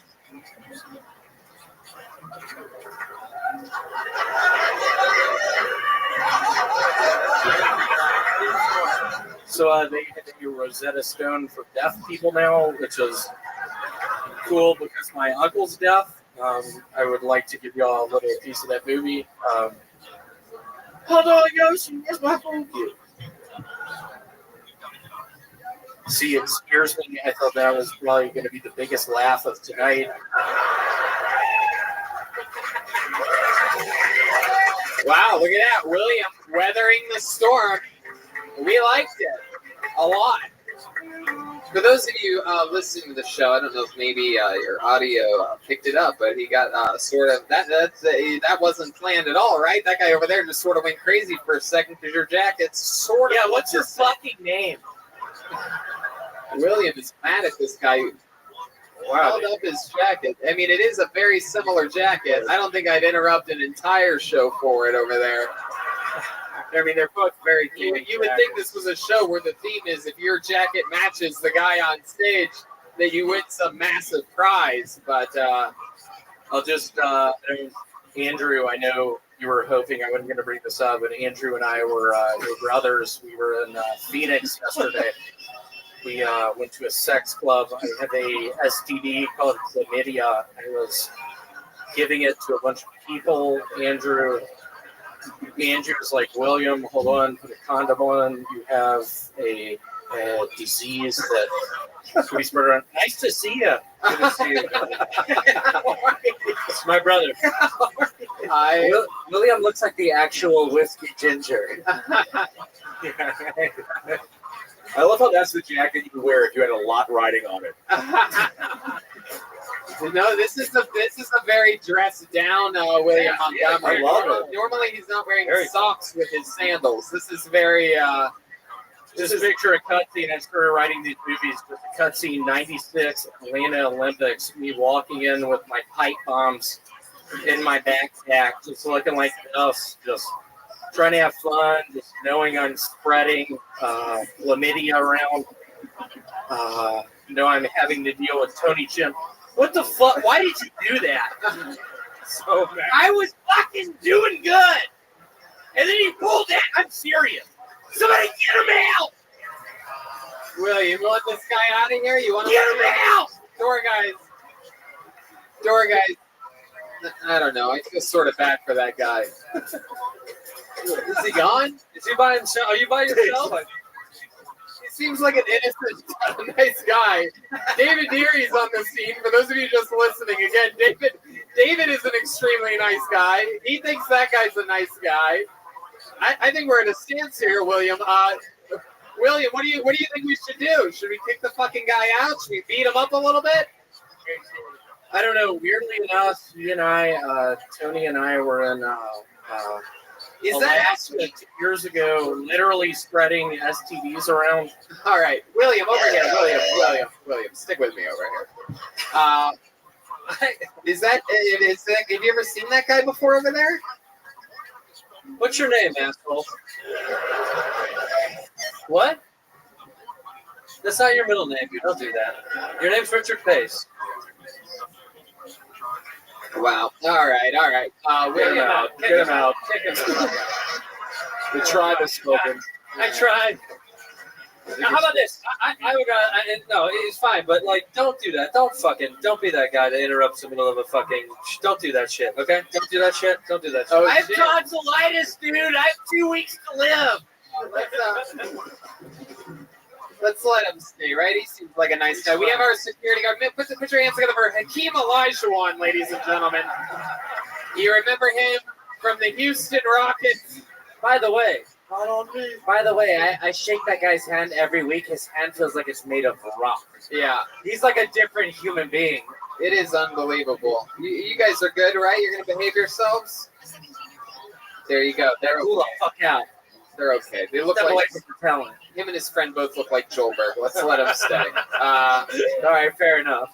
William, anything else happened this week that you're excited about in life? I literally on Saturday I did a show in Phoenix. Yeah, keep that going. I did a show in Phoenix, Arizona. I was having a decent amount of fun. Ended up getting far too drunk on gin and orange juice. My mom called me a bunch, just asking William what's wrong. Why aren't you answering the telephone? And then what happened, William? Is that the whole thing? You just fall asleep, awake? Fall asleep with your eyes open on the show? Did you just have a little sugar crash there, William? Did you get dizzy? I got real dizzy. All right. I did. Yeah. No, I have a thing called my tonsils hurt. I have tonsillitis. I don't know if y'all realize the little girl in the Poltergeist movie died of tonsillitis. Currently, I have it now. Wow. William, why do you look like the groundskeeper at Neverland Ranch right now? I guess that's really the... He looks like the oldest Golden Girl. Where 2 years ago.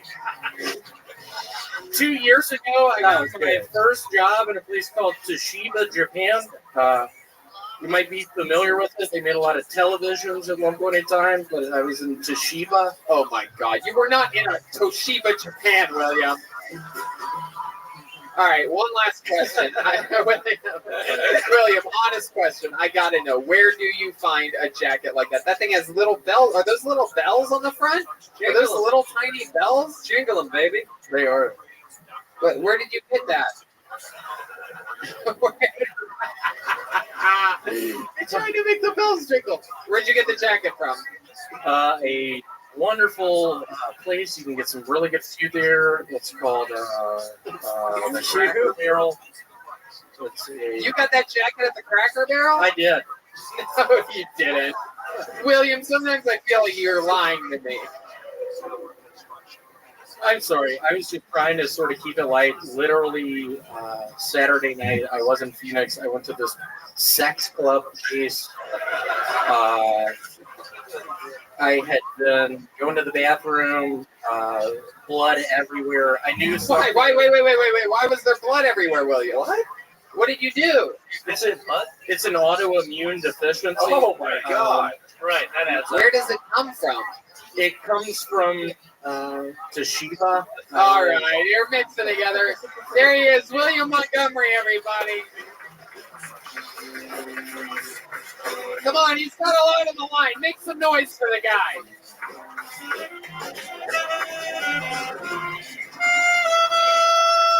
What do you guys think? Can we go back to the bucket again, huh?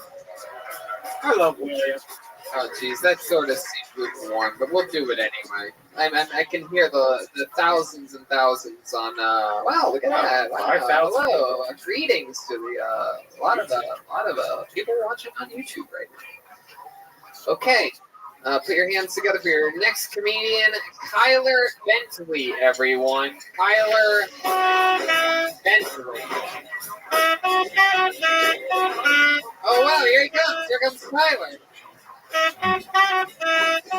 You got a light up there, Danny? You want to just sing from there, or what's the move? What's the move? How do you want to do it? Let's do it. David Deary's going to help. We're going to keep it going. We got more music. Is that possible? The wheelchair's too wide. No, you can't. You're going to get him stuck. Oh, now he's stuck. Oh, this is Get him up. Get him up. There we go. Up. It's amazing that you guys did that. You got it. Hell yeah. We did it. That's the first. One more time for Kyler Bentley, everybody. Oh my God, I wasn't expecting this. There's so many people here. So I hope you like physical comedy. And if this goes well, I plan on doing a stage dive. So front row here, don't let me get hurt again. Yeah. Yeah. People always ask me all the time, how do you get hurt, if you don't mind me asking? And they always word it that way, if you don't mind me asking. And I'll answer, just to let you know, you're annoying.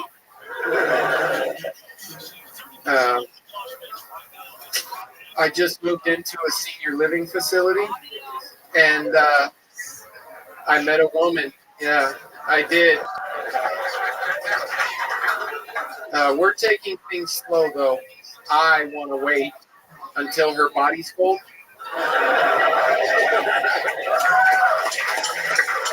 There you go. It's a minute from Kyler Bentley.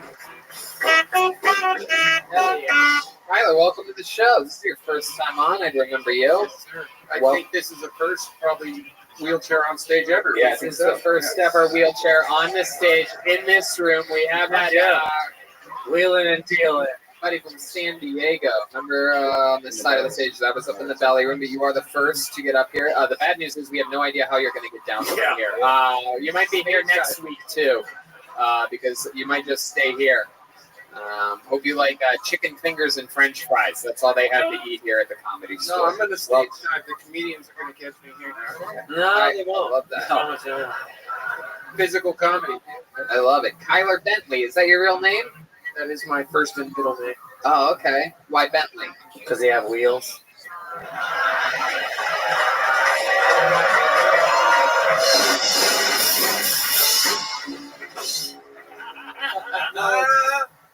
It's my mom's maiden name.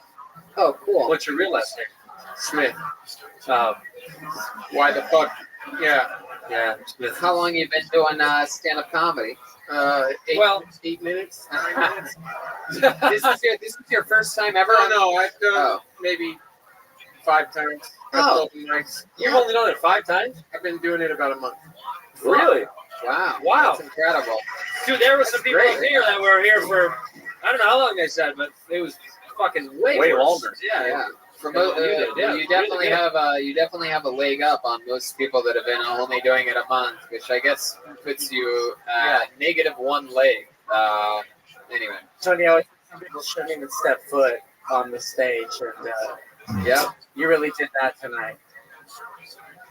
Anyway, you're not enjoying any of those. Yeah, he doesn't like those, huh? You like those? What? You like those jokes? Yeah, that's good. Yeah, that's good. That's good. Good job, Joel. Tyler, I don't know. I hope you don't mind me asking, but what happened? I don't know. I got a lot of stories that I like to make up because I get sick of telling it. I used to date a bodybuilder, and I was eating her pussy. She snapped my neck. The orgasm was Tim the Toolman Taylor likes that one. He likes getting roughed up. I've snapped my neck a lot of times going down there. Hell yeah. But it happened in snowboarding accident. Oh, wow. Interesting. God, I want to know what it was. Can I, please? Andrew used to snowboard a lot. I want to know how it happened. Couple of drinks, going off a jump too fast that I hadn't checked out, and just flew to the bottom. Helmet? No helmet? No, I had a helmet. That was like the one thing that there was a force above saying your brain is too important. Put this helmet on today because I never wore one before that. Wow. It was like my buddy's helmet. I was walking down the stairs. I kicked it, and I was like, you probably should pick this up today. Damn. Wow. That's unbelievable. What were you drinking before you went out there? My other friend left a bottle of Bacardi in my snowboard boots. So Limon? No. Shout out to Bacardi Limon. Silver. Sponsor. Yeah. Thank God someone. There definitely goes our Bacardi sponsorship. Well, I'm sorry, Damn yeah, it. Bacardi, when you want to break your neck. Break your motherfucking neck! Snap your neck! I'm glad you wore a helmet, dude. Yeah. I'm glad you're here. Heck Yeah, yeah. that was really good stuff. Can I tell you though that like the only time we've done any stand-up critique tonight at all, that the whole joke of how you broke in your, like you say, oh, I want to do a bunch, I lie to people. Do that. That's good. Like one of the other ones that you have. I've got. Let's get that should have been the fucking. I want to hear how the lies that you tell. Oh Yeah. Yeah. What is some of the other ones that you said? This guy Johan, he was like a grizzly bear of a guy, and I hate that guy. Yeah, well, I think he was part grizzly bear because I never met his mom, and he lived on top of a mountain. But he hated weed smoke in his house, and he caught me smoking weed in his house one time, and I ran to blow the weed smoke out of his door, and as I got 2 steps from the door, I passed out and smashed my face into the door. Wow, that really happened. That really happened, but it's not how I broke my neck. No. See, it doesn't hurt people, dude. No. So cool. You're baked right now, by the way. No, I don't smoke weed anymore. Oh, no? No. Your eyes are just, Yeah, that's, I don't know. I was in Vegas all weekend, and eyes white, come back here, and they're red again. The only thing he burns is rubber, dude. Yeah. That's right. Now, So, Tyler, how long you going? when you do ecstasy in a wheelchair, is it still considered rolling? Okay. Tyler, how long ago was your accident? Was that early on in life? Recently? 13 years ago, I'm having a bar mitzvah for my Hey, look at that. When you were flying through the air off the snowboard launch, were you like to infinity and beyond? Wait, why would he do that? It's another Tim Allen character. Oh, really?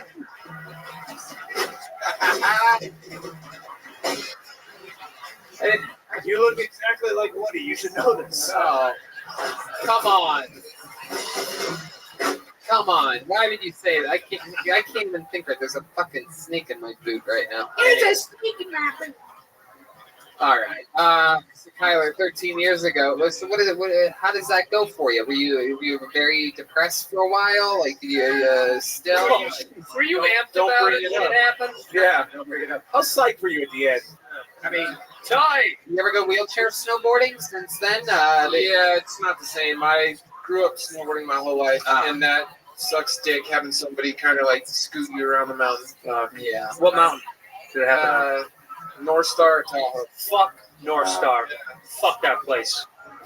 Don't ever go there. Don't support that piece of shit place ever again. If they had Actually, we're kickers, sponsored by measurable- North Star Tahoe. Oh, fuck, you Yeah, are? that was, Go yeah. to North Star Tahoe, man. Takes out the week. Thank you. Brings back the strong. Did Santino just Yelp review a mountain? Hell yeah. So, Kyler, how about now? Like, what else do you do? What do you do for work? Nothing. You do nothing, right? You basically get to do nothing after that. Wait, did you get like money or anything like out of an accident or something like that? You sue the jump? No, on your season pass it says this is dangerous shit you're doing. Yeah. And we are not liable for any fuck up you make. Right. Please spun that wheel. Yeah. Anyway, again, keeping it on.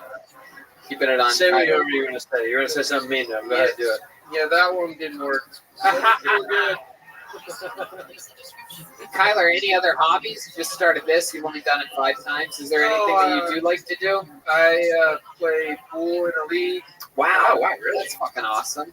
Yeah. Did you always play pool before, or is this something that you just caught on to? No, I played before, but it's never like seriously. And then I taught myself a technique that works for me, and that's fucking awesome. Yeah.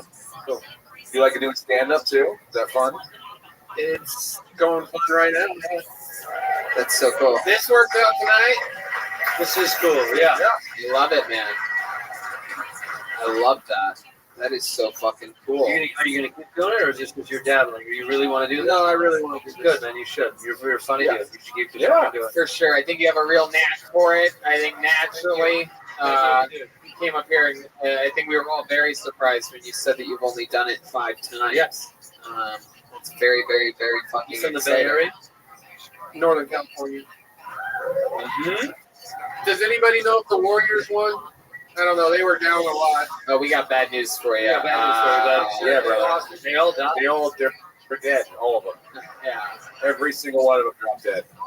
Horrible.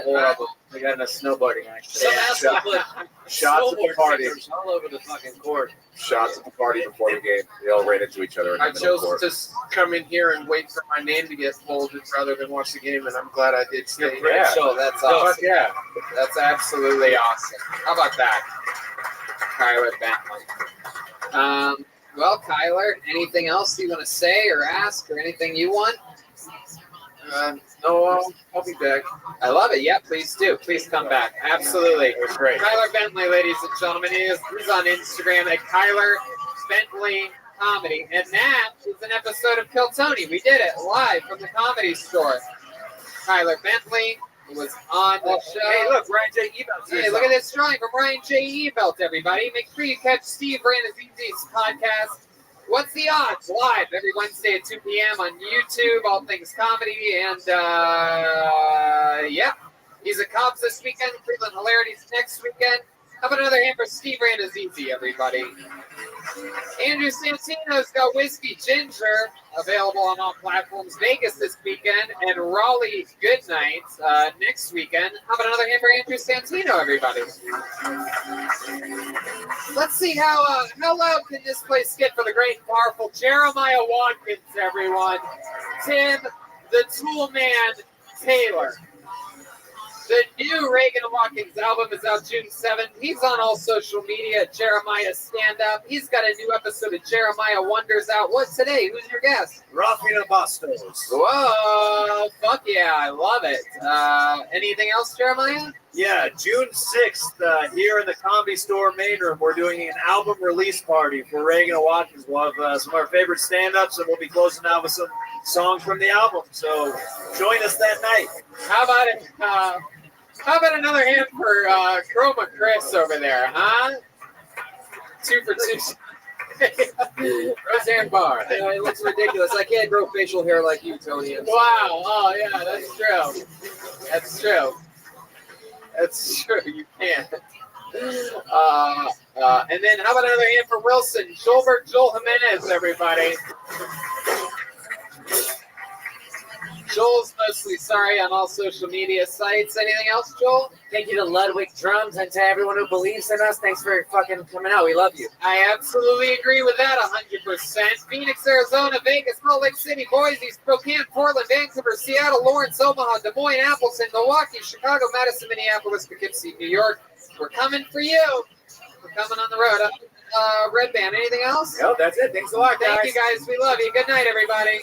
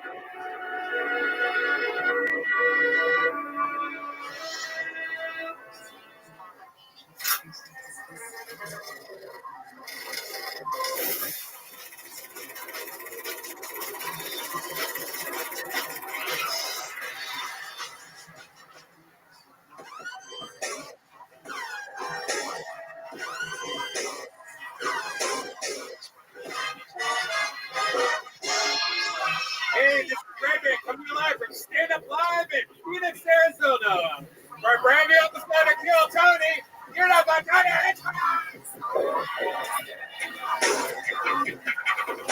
Phoenix, we're back. Make some fucking noise.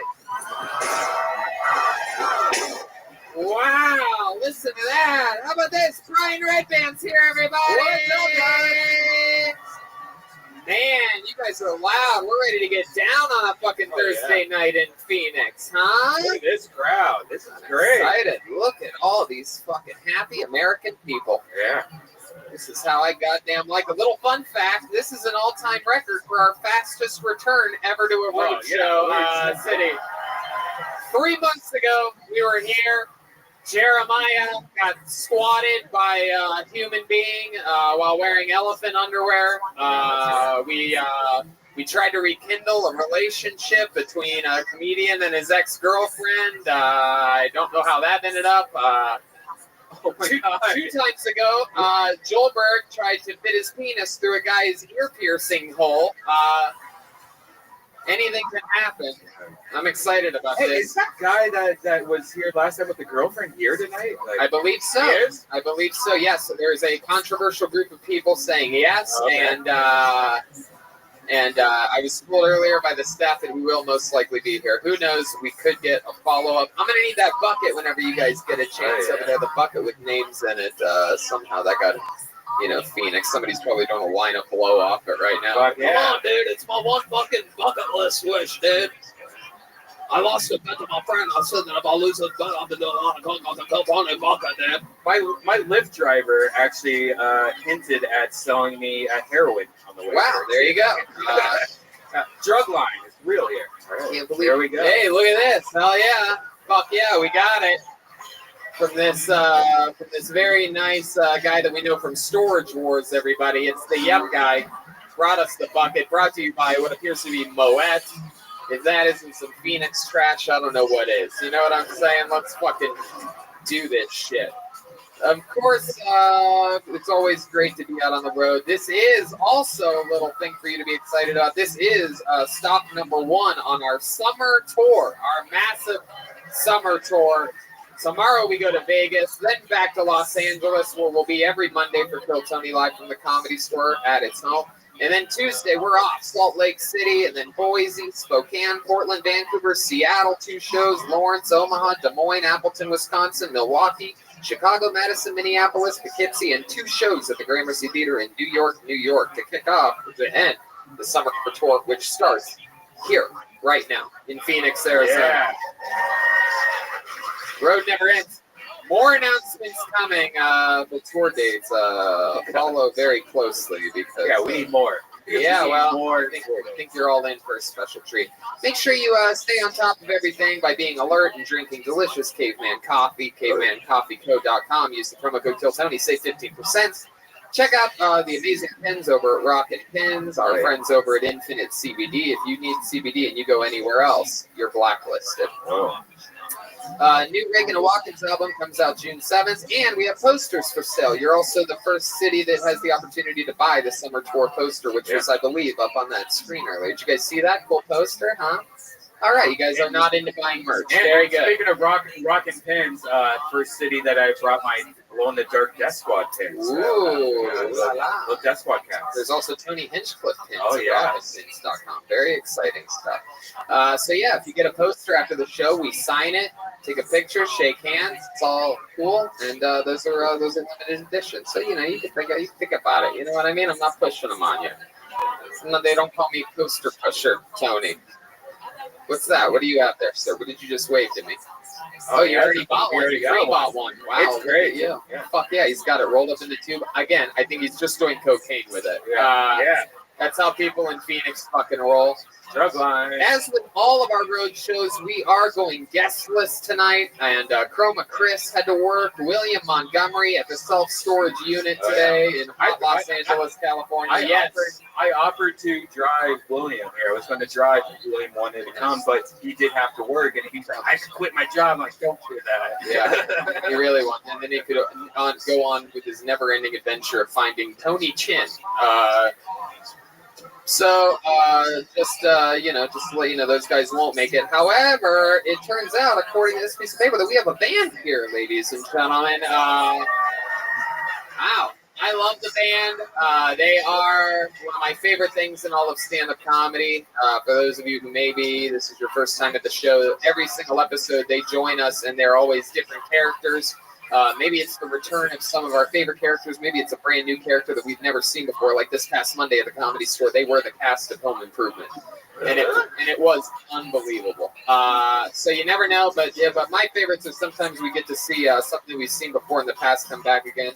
So then maybe it's a new one. Let's see what happens tonight. It's my favorite thing. It's the best damn band in the land. It is the Kill Tony Band. Jeremiah Watkins and Joel Jimenez. Hey! Whoa! It's the Milkman and Bill Billingsley! Wow! Wow! This is crazy. Am I in a time machine? We are getting real fresh milk delivered by the Milkman. This is incredible. The Milkman Jeremiah Watkins giving people, again, a little goblet of milk. I'm pretty sure that lady could make it with her breasts if she wanted milk. Look at that. I don't think Look at that's milk. We Look just at the got off top toss on that one. Fuck yeah, the milkman is back, and Joelberg Bill Billingsley is here. For those of you that don't know, Bill Billingsley, last time he was on the show, he got too drunk and revealed to all of us that he has a drinking problem and that he hates his wife and that he's been sleeping with his secretary, and it's basically a guy from the, 40s or 50s in a midlife crisis. What is time anyway, Tony? Wow, you're drunk again. Fuck yeah. It's already begun. What have you been drinking today, Bill? What haven't I been drinking? Okay. Milkman Jeremiah Watkins is here, everybody. Clearly you haven't been getting your friend Bill any milk. What's going on? Hiya, Tony. How are you? Good. Must be tough out here being a milkman in hot Phoenix, Arizona. Oh, the milk curdles fast, Tony. They don't have cows here, do they? That would look like elbows, dry elbows. I saw some of the girls outside. Oh, Bill Billingsley taking shots at the throat. Curdles fast. So we got the band. We have Red Band. We have everything we need here. And I have this amazing Moet Bucket of Destiny. The Phoenix Bucket of Destiny. This has been a historical place for this show. Wild things happen. If I pull your name out of the bucket, you get 60 seconds on this stage to do some type of stand-up comedy, for the love of fucking God. You know your time's up when you hear the sound of a kitty. That means wrap it up then, or else you're going to bring out the angry Phoenix gay bear. There it is. That's what it sounds like. There you go. People always tell me how much they love that part of the show right there with all the buttons. Really? No, No one ever said that. No. Everyone hates That it. bucket looks like Tesla made it. Like, that's a fucking crazy bucket. What is that? The handle is a fake handle that's halfway. All right. Anyway, so here we are, right in. We're already in our usual swing of things. So that's that. And then after the 60 seconds is up, we talk with you about your life, find out a little bit more about you, maybe fix some problems that are going on, or help you maybe figure out something you didn't know about stand-up comedy. Anything can happen. You guys ready to start this motherfucker or what? This is it. We're back, Phoenix, Arizona. This actual fire. For those of you just listening to the podcast, actual pyro is going off inside the venue, and you hear those fireworks. It is crazy what they're able to do here in dry Phoenix, Arizona. All right, pull the name out of the bucket. Put your hands together for your first comedian, getting an uninterrupted 60 seconds. He goes by the name of Stephen Owens. Here we go. The stairs are right over there. Yeah, the stairs are on that side. So if you're on that side, you have to go all the way to that side. Earth Angel.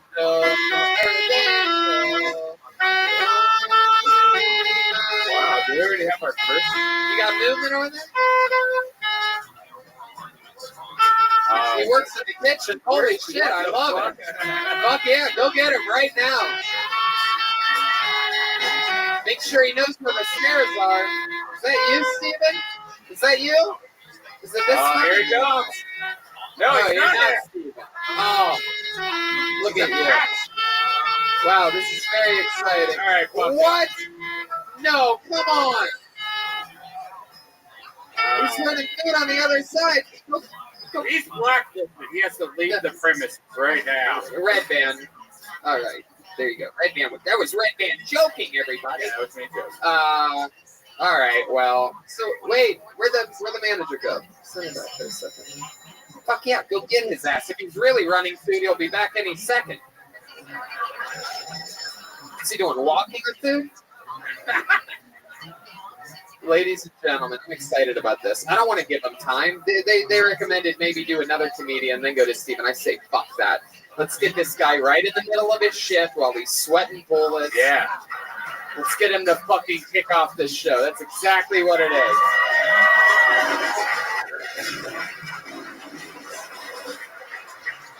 If you guys don't get Stephen Owens right now, I'm telling you right now, we're going to fucking throw popcorn oil all over your kitchen floor. So everybody's going to be slipping and sliding back there. Something's going to stink in the green room weeks later, and you'll know. That's me. Here he is, Stephen Owens, ladies and gentlemen. Apron and all, fuck yeah, get him, Stephen, right there, buddy, right there. One more time for Stephen Owens. How's it going, guys? I don't work here. This is actually an internship for ASU. So, all right. So, I get called Jewish a lot, and I'm not. So I got a ancestry test done recently. Wasted a lot of fucking money on that because it turns out I'm Irish, German, and Seth Rogen.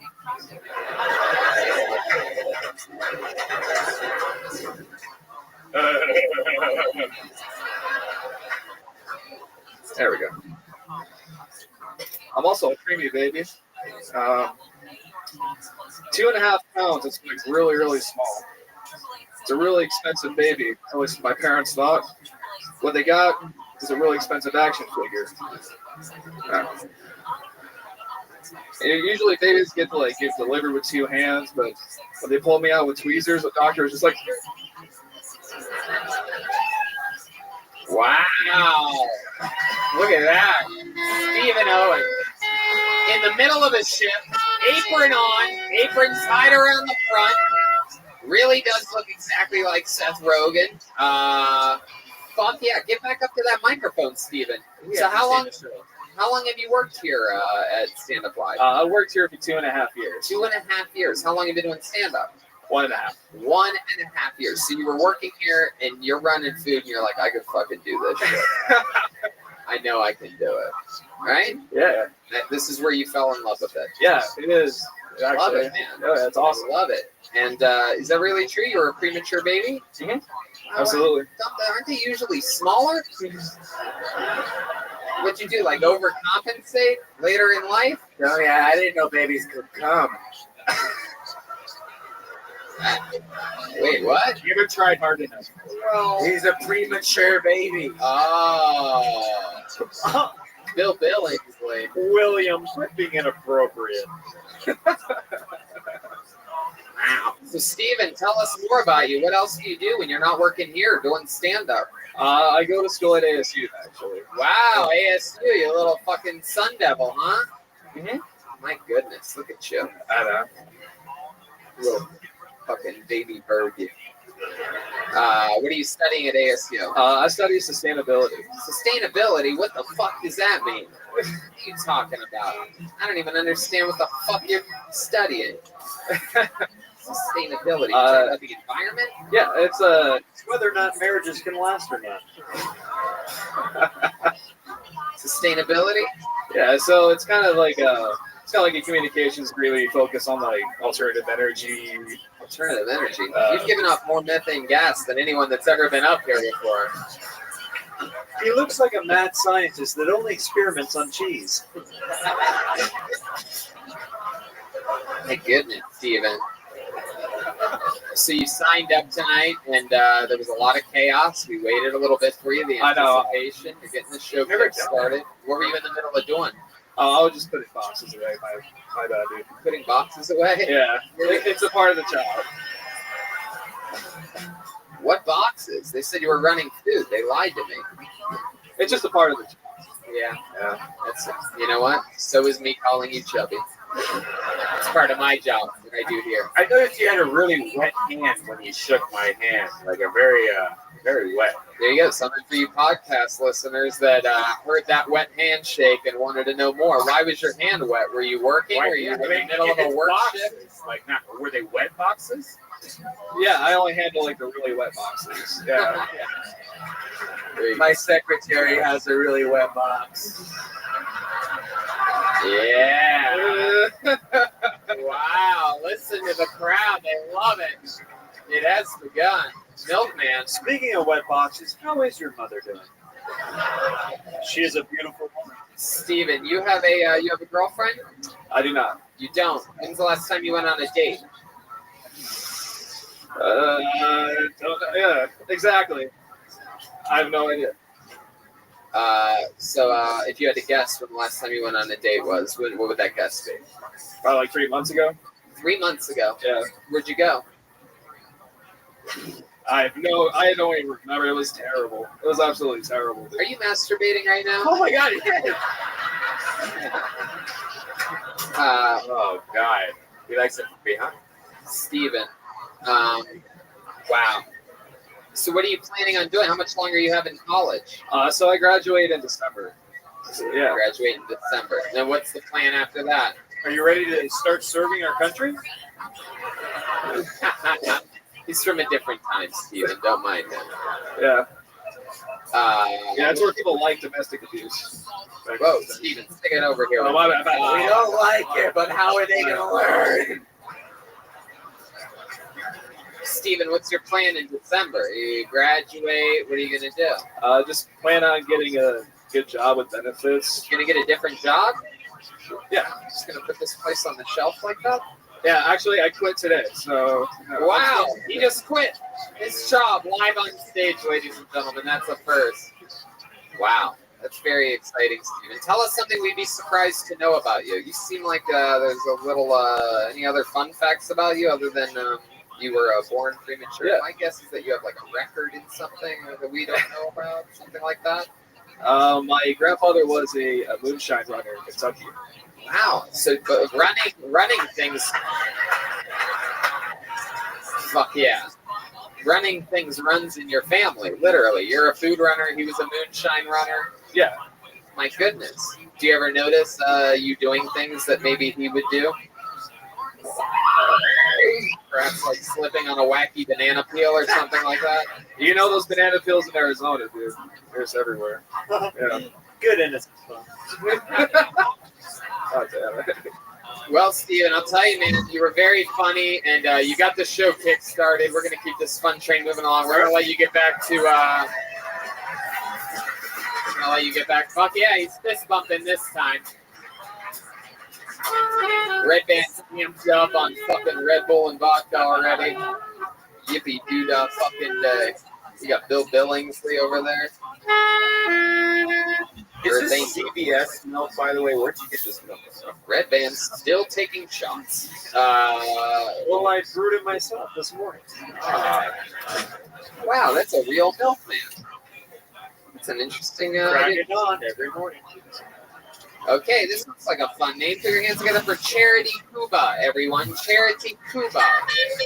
Stairs are over there. Here we go. Here comes. Nope. Someone running another direction. This could be Charity right here. I think it is. Yes. Coming from the far side, the audience side of things. This could be one of your own. Coming from the audience. Come on, people. Make some noise for Charity Cuba. Hey everyone. So it's 2019, as we all know, and people are still really surprised at the fact that I didn't take my husband's last name. Shortly after my wedding, one of my bridesmaids came up to me and was like, "Oh my God, seriously, you're not going to take his last name?" I was like, "No, you heard me said during his vows, I protest you." If you don't remember, well, let me remind you. He verbatim said, "I remember the first time I saw Charity in her tight work pants and her high heels. And I thought to myself, why is there a stripper walking through our parking lot?" Yeah, protesting. To all of my friends that worked at the wedding, I'm like, I'm a feminist and we're progressive. But the truth is that he's got an unfortunate last name. Yeah, his last name is Wiener. And when you pair that with a first name like Charity, the literal definition is non-cracked penis. So 3 dicks, everyone. You get a dick. You get a dick. You get 2 dicks. Wow.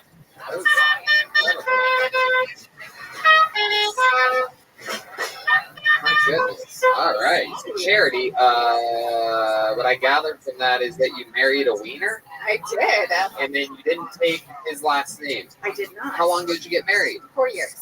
4 years ago. 4 years this May. 4 years this May. Where'd you guys meet? In a parking lot. A real parking lot? A real parking and lot. And you were walking, and what did he say to you? It took him he stalked me for a year and a half. Oh, wow. How did he stalk you? What did he do? Look out his window to the parking lot? Yeah, he did, literally.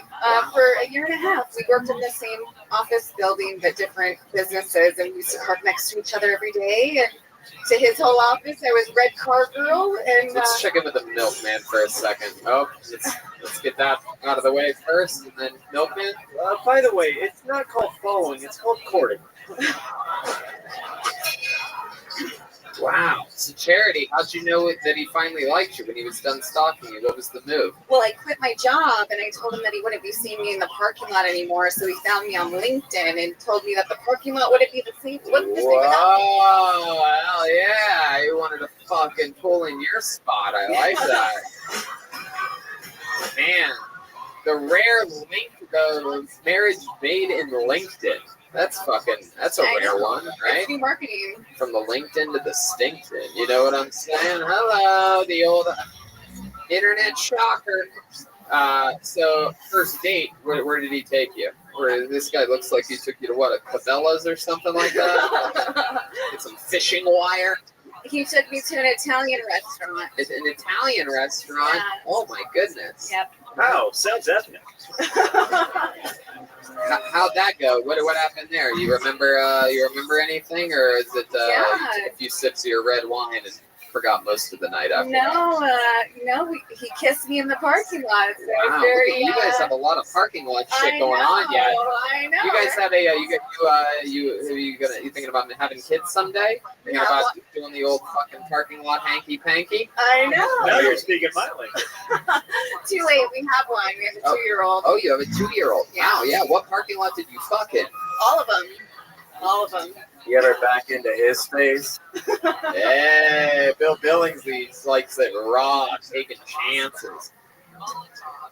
So, he's really a wiener, huh? He really It's so is. weird that that's the last name. What does he do for work? He's a civil engineer. He's a civil engineer. What a wiener. How about you? What do you do for work? I'm in sales. You're in sales? What are you selling? Technology. What kind of technology? Storage, servers, software, all Storage kinds of servers. things. Storage and servers. Storage and servers, like hard drives and things like that. Yeah. All right. Well, you got me sold. Is this your first time doing stand-up? Yes. Wow, You that's couldn't so tell? cool. Yeah, no, I could.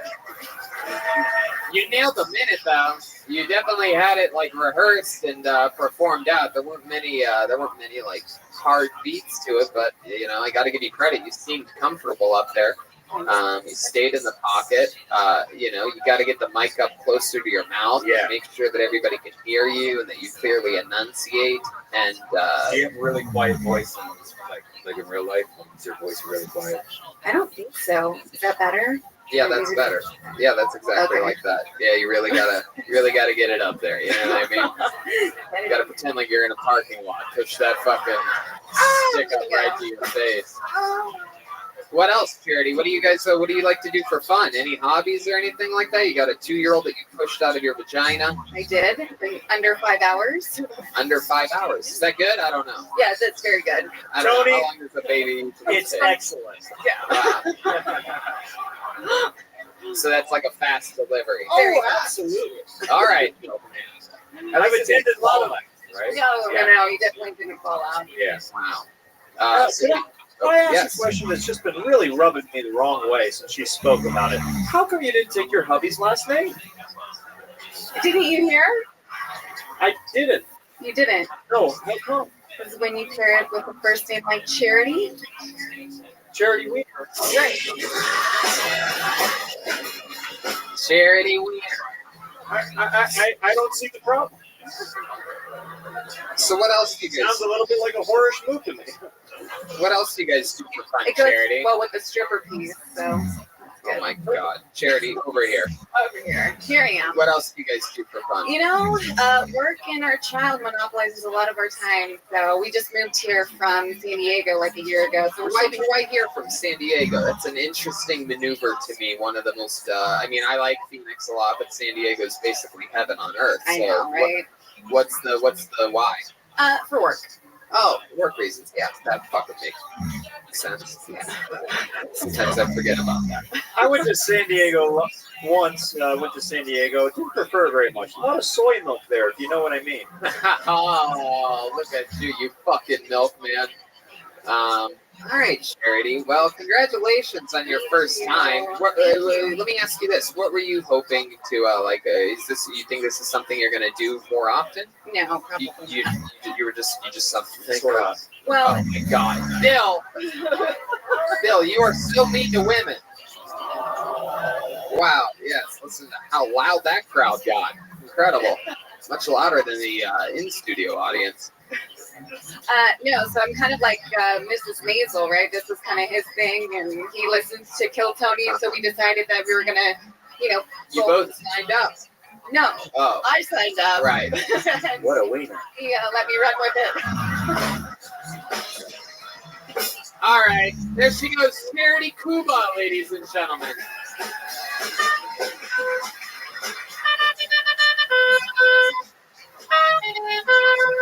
Yeah. Hey. Yeah. Ain't nothing but a hound dog. How about another hint for the band, ladies and gentlemen? Learning new songs. Doing it for you. Pull another name out of the bucket. Make some noise for one word name. Believe. B-L-E-A. Believe. Here we go. Believe. B-L-E-A. Here we go. Hell yeah. Come on. One more time, please. It's Blair, goddammit. So when I was younger, I used to think I had a little dick until I got high one time and realized I just had big hands.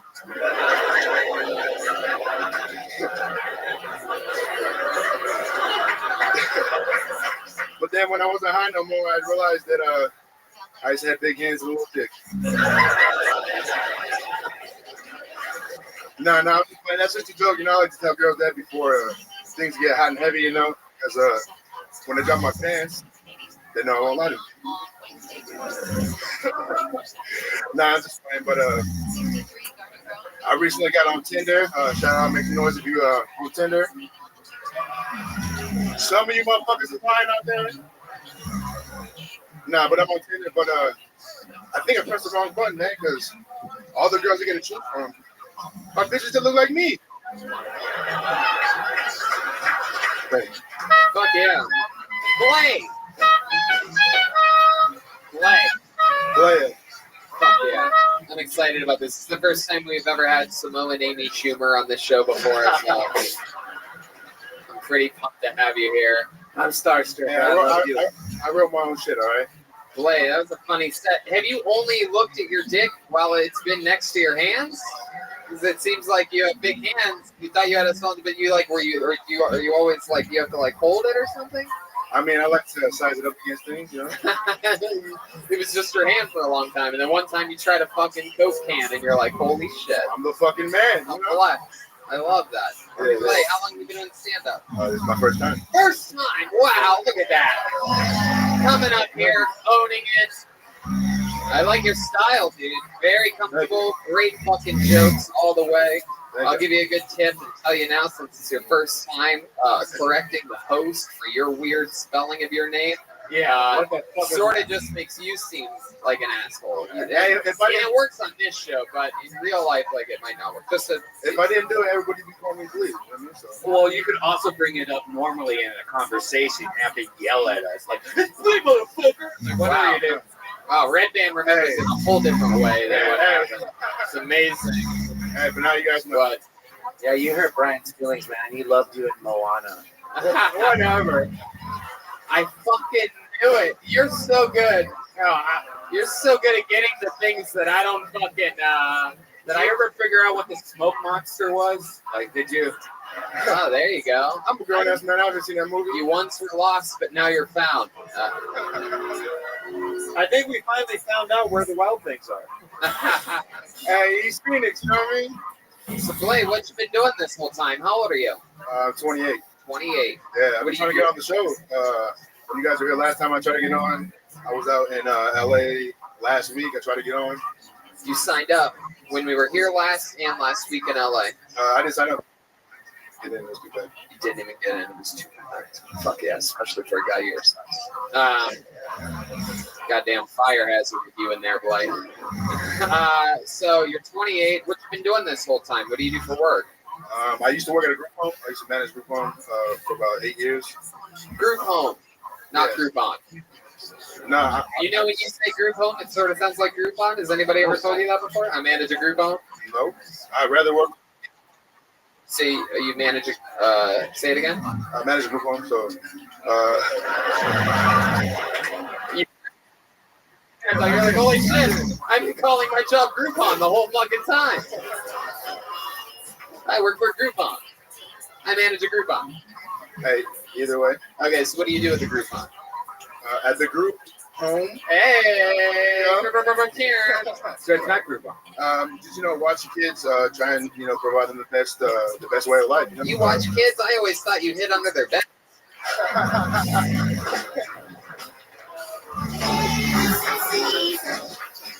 Hell yeah. He puts the bear in the bare necessities. Man, so you worked there for what, 5 years you said? 8 years. 8 years, man. You must have helped so many kids. Do you have any cool stories of anything that's ever happened there or anything? I have a really funny story. There was a kid at an older house that I used to work at, and he was going to be 18. He wanted to move out to LA. He told everybody he wanted to be a porn actor. So he went out there, came back about 6 months later. My boss was like, "Yeah, what happened?" He's like, "This is my dick wasn't big enough."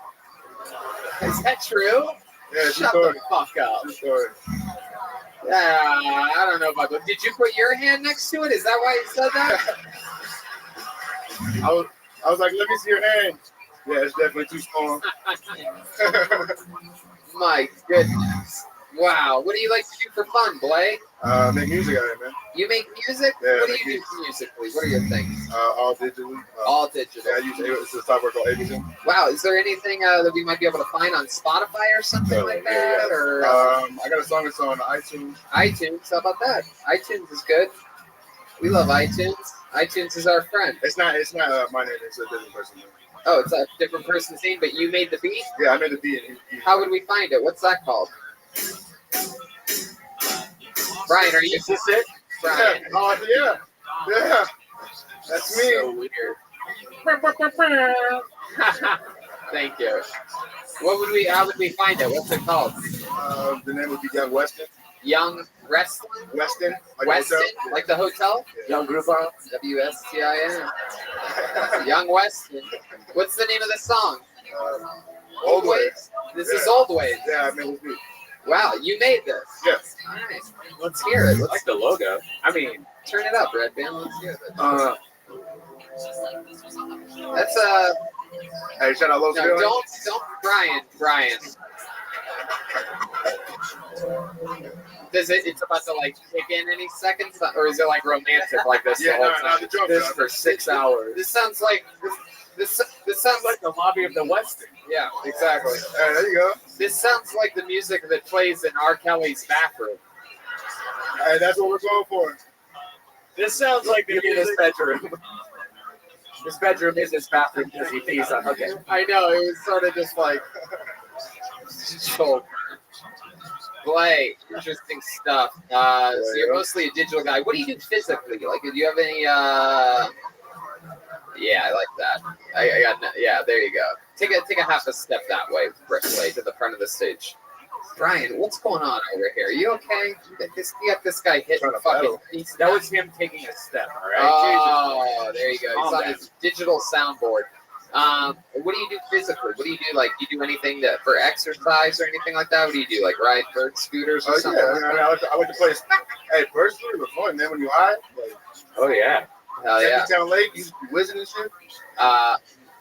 Yeah. Hey, these people know Tempe Town Like, what's like your exercise thing? You have anything you like to do? Yeah, Basketball? yeah. Oh, fuck yeah.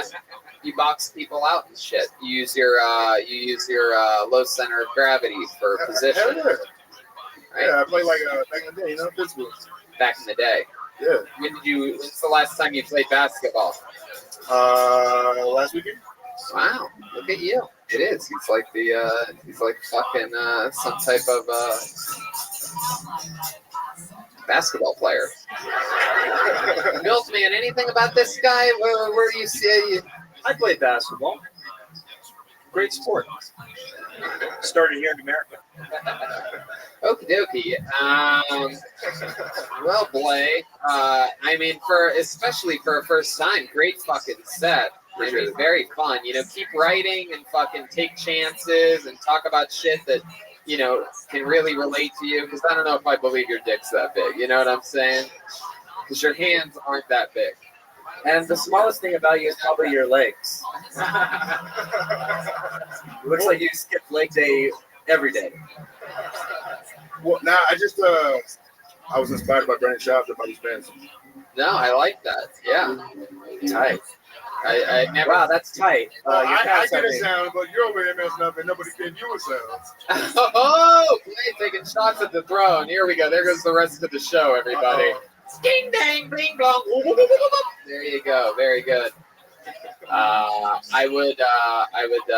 Is that true? You really? Is that a new pair of pants that you got inspired by Brendan Schaub to wear? I'm going to tell Brendan that he's inspiring fat people to wear skinny jeans. Yeah. I'm going to tell him this when I get back on Sunday. Yeah. All right. I love it. Blay, you rock it well, man. You have a great spirit. I like your style. Don't quit. Keep doing it. Blay, ladies and gentlemen. I like it. Yes, indeed. He's a gold digger. Way out of town. It's good to you. I pulled another name out of the bucket. Another one-word name. How many of you like it when comedians do good on this show?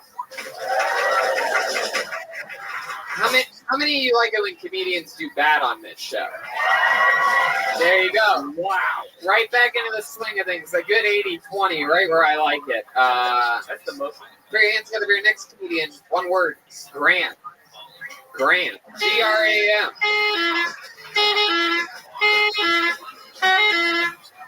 Here he comes, ladies and gentlemen. I know a Graham when I see one. This guy's definitely a Graham. There he is. One more time with Graham. I'm about to shit my pants. So I went on a bad date the other day. I say it was wasn't really a bad date. You guys ever go bowling and she gets the same shoe size as you?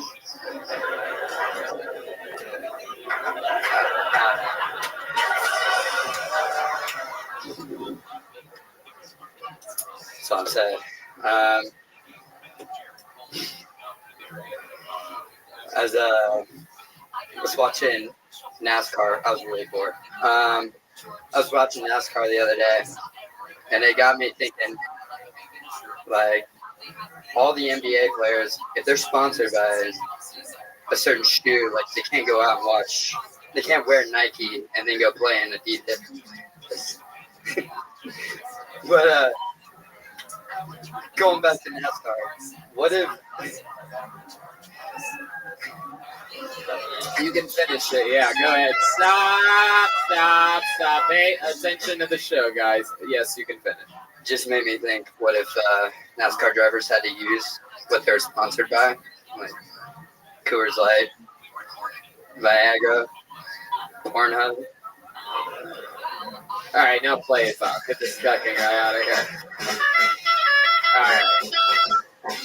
Graham, that was fun. Is that your real name, Graham? Yeah. You seem much smaller than a Graham. May I recommend changing your name to perhaps? Tony, he does look like a cracker to me, though.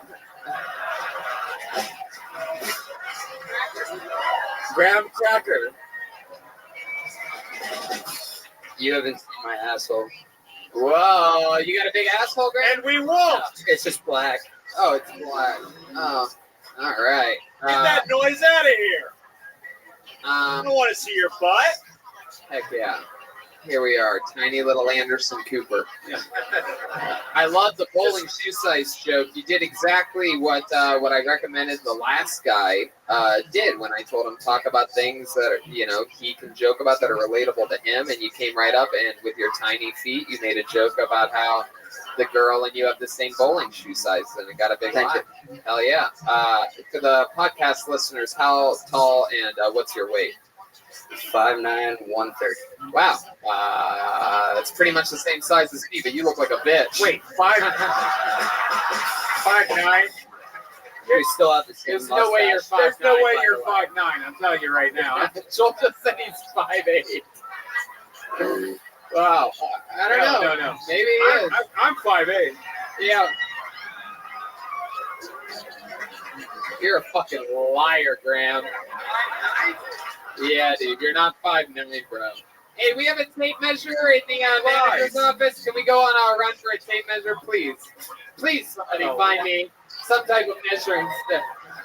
Your nose is a lot bigger in person. Oh, yeah. Look at this. Milkman and the Milk Boy coming soon to a theater near you. Wait, how old are you? 24. 24 and a half? Something like that. Fuck yeah, Graham. First time doing stand-up? Yep. Yes, sir. Yes, sir. That's why you were about to shit your pants. Looks like you barely have any poop in your belly to poop your pants with. Little guy, you. You don't even have a butt to poop from. How are your pants staying on right now? Do you have a belt on? What is that? Nothing. You just rock that shit, huh? Those pants specially made for you? What's that waist size? Whoa! What? Give me that. I'm going to do this shit myself. I'm excited about this. There's nothing more fun than finding a little guy who's like, yeah, totally 5'9". All right, the verdict is in. The verdict is in, and you are, my friend, without a doubt, 5'7.5" inches. How are you shocked? I'll let you keep the tape measure just for good measure. No, give that back. It'll make my ass look bigger. You never get to make a good measure joke about measuring tape. I just did it.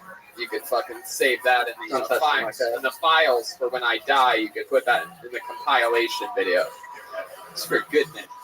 You had no idea. Are you playing dumb right now? What do you think? I'm a chick, like debating whether to suck your dick or not? Like, how tall are you? What are we on a Tinder message board? Like only 5'9", totally 5'9".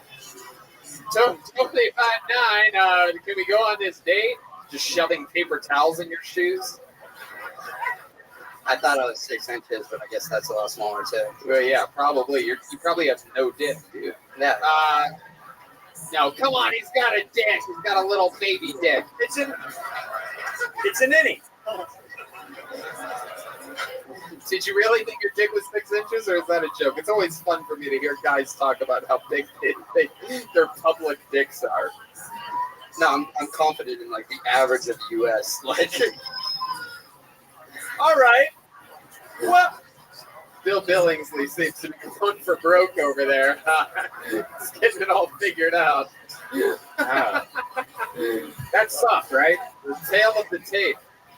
All right, Graham, tell us more about yourself. You're 24. You just started stand-up comedy about 6 minutes ago.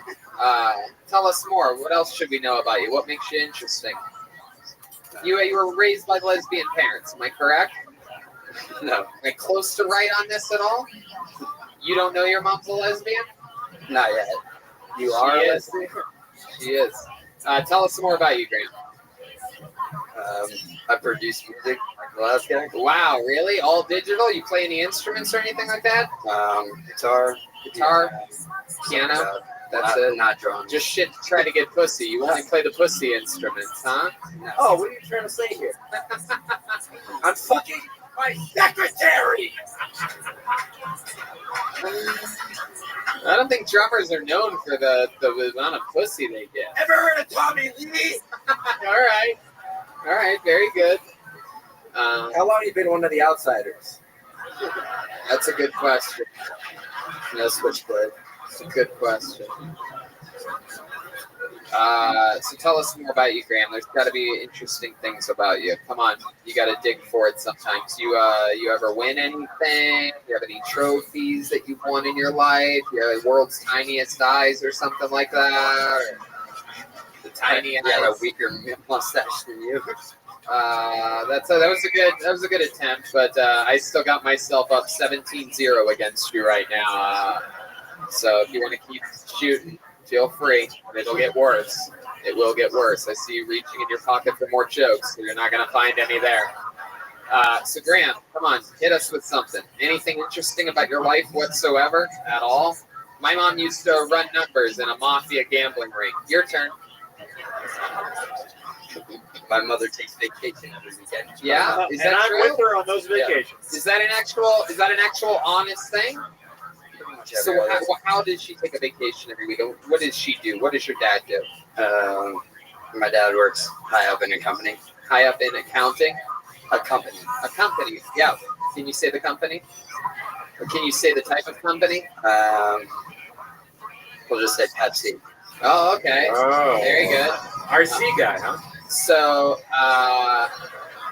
so your mom, like really high up. So he's like a CEO type of COO type of one of those things that makes a lot of money, a lot of bonuses, a lot of corporate around tax breaks, right? Milkman? Yeah, could you tell your father, although it's a different liquid, I am also a big fan of the soda pop. All right. So Graham, so your parents are rich. Big house? You still live with them? No. You're on your own? Yeah. How long you been on your own? Well, I just moved here. I was on my own for a while. I just moved to Arizona. So From where? Texas. What part of Texas? Dallas. You were too tiny to stay there, am I correct? Yeah. Get your little fucking pussy ass up in one of them goddamn liberal pussy cities. Closest one to here is Phoenix, I think. Get the fuck out of Texas. No big truck. All my tiny. All right. So you got out of Dallas. Why Phoenix? Welcome to another episode of one of my favorite news shows. Why Phoenix? Music stuff. Music stuff. Oh yeah. Are you successful in the music field? Do you make money by doing that? I make some. His dad's rich, Tony. He doesn't Right. need to. Yeah. Exactly. Your parents give you money sometimes, every once in a while. Yes, is definitely the answer. If it's not an immediate no, then the answer is definitely yes. One thing I learned from hosting the show. They pay my if it's car not like a insurance. hell no, then it's a oh yes. They pay college and my car insurance. College and car insurance. The answer is actually fuck yes. That's pretty normal, though. What are you going to school for? Audio engineering. Audio engineering. Anything coming out soon on analog? On analog, Jesus. Oh, here's a song. You have any hit songs on the internet or something like that? Anything you're proud of? You sing? I don't sing. No, you don't. But so then, SoundCloud? wait, what? SoundCloud? We have SoundCloud. What would he type in? How would he find it? Brains_dub. Brains underscore music. Brains_music. Now, do you know that 0% of bands with an underscore are successful? That's a scientific fact. I read that in Billboard magazine. You are an underscore, Graham. Thank you. That got in all of all the things. I called him an underscore, like meaning he's like tiny. That's something he lied about earlier, and you're on his side on that one. A hard off in the fucking weird table, the Cabela's table over here. This is it? You don't seem very proud of it. I released one yesterday. There was a recent one. Wow. Yeah, it's a remix Shawn of Mendes? somebody else's song, though. Yeah, but it's all producing. It's just lyrics. Here, play that one. Let's hear that one. What's that one sound like? Let's get kicked off YouTube. Here's Shawn Mendes remix. Well, don't turn it up that loud, Brian. I mean, it's like you purposefully just self-destruct. It's almost incredible. So that we get kicked off YouTube louder than anything else in the show when you play that part. I mean, literally. Well, It's no, I mean, mind-boggling. this is you just taking somebody else's song. No, I'm just taking lyrics. Yeah. But okay, well, we understand what you're saying, Brian. But you could have just said that without. I hate it when my parents fight. It's unreal. It's just unbelievable. All right. Well, Graham, we had fun. You are, if you're wondering, 5'7.5". It'll probably always be that way. You're 24. I'm pretty sure you're done growing. But you know what? You did jokes. You look small up here. You're wearing a small T-shirt. You're wearing jeans that fit you properly, like a little fucking Levi baby boy. And for what you talked about, that actually works. You know what I mean? Yeah, I'm almost glad you weren't wearing a big baggy hoodie or anything like that, or a jacket, because you did jokes about having small feet, and it fucking did really good, because they're like, yeah, this guy does have fucking small feet. And so, you know, if you're going to keep talking about stuff like that, then I wouldn't change a goddamn thing. Just keep writing and trying it and doing it some more. There he goes, Graham, everybody. Thank you, guys. Oh, yeah. There he goes. I don't know. Everyone wants handshakes tonight.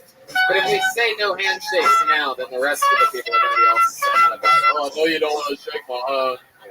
I know you said you don't like shaking hands. All wet. Yeah, but if we complain about handshakes, we seem like LA pussies. Did you know that? Measles, though. Are you not vaccinated? No, I am, but they say it doesn't work. If you're 44, it's probably not going to work anymore. Wow.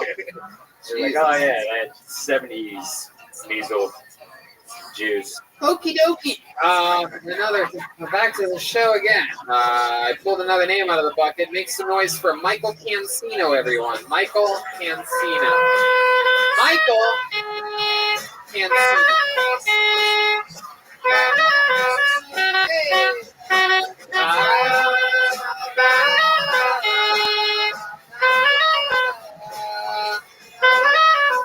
Here he comes. Holy shit. It's the real Michael Cancino, everyone. All right, before I start, I'm a good guy, okay, guys? Just heads up.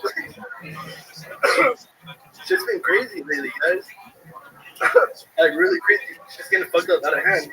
These school shootings are just, it's a little too much. I don't know about you guys, but if there's one upside to it, funeral homes are making fucking bank. But for the first time in a long time, they're selling shit in bulk, guys. How fucked up is saying it? Fucked up for laughing. Yeah, I actually heard the other day, man. They're giving out deals now, like buy two, get the other one free. All right, I gotta go home and kill myself. So thank you. I'm Michael Cancino. Thank you. All right. Bailing out early at 46 seconds. I wish you would so Michael, let's talk about it. You know, to be honest with you, the joke wasn't all, that was a minute, by the way, right there. The joke wasn't all that bad, but you literally are like holding on to yourself for dear life up here. And you're doing ballsy material, but you're doing it like a fucking, like, you just put the mic up to your mouth to clear your throat, for example. Like, you're so unbelievably nervous right now that you're literally doing everything backwards. You came up here, and while talking about how the school shootings, our funeral homes business is booming, you're literally hugging yourself for dear life. Yeah, funeral homes are doing good. You think I'm gonna kill myself?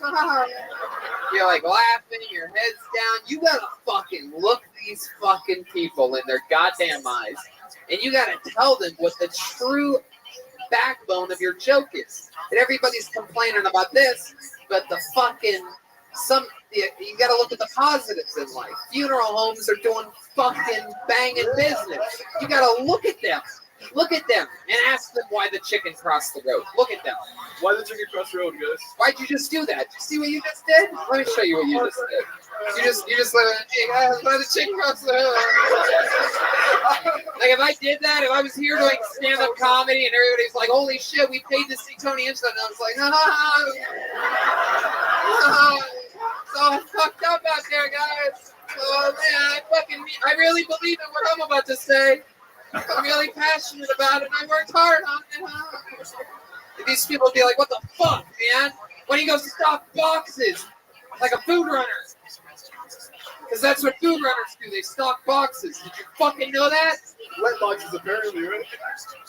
Michael, you need fucking. Is this your first time on stage? The second, the last Well, time let me you tell you. guys came. Last time was you were on the last show. I was the first one to go up. So. Oh, that's cool. What happened there? You had a brother that did it too. Yeah, he did stand up. He's a pussy, so. I remember that. Fuck yeah. Well, here we are again. Look at this. It's fucking destiny. Somehow you got worse your second time around. And to be fair, Tony, that's usually how it goes. Usually your first time's always really good, and the next like 5 times sucks. It's true, because now you're overthinking it. You're like, I got one under my fucking belt. I'm gonna do this shit. I can't do it. I'm fucking do it. There's so much happening in the news. I'm like, fucking. No, I keep up like the rest of it. Where are you going? Where are you going? Are you going out into this street? Are you going into old timey Arizona land? Is that where you're going? You're gonna go pick up one of the trolleys, huh? Oh, nowhere. Milkman? It was a simpler time. Michael, remind us of what you do for work. I'm a maintenance technician. That's right, maintenance technician, apartment building maintenance. Well, I'm a maintenance supervisor now. So Woo! Maintenance supervisor. Maintenance supervisor. Is there any updates? Anything crazy happened since we last saw you in the maintenance room? yeah. Well, You look like the one that would be clogging all the toilets. I can unplug my own toilets, man. So, You son of a bitch. You did it again.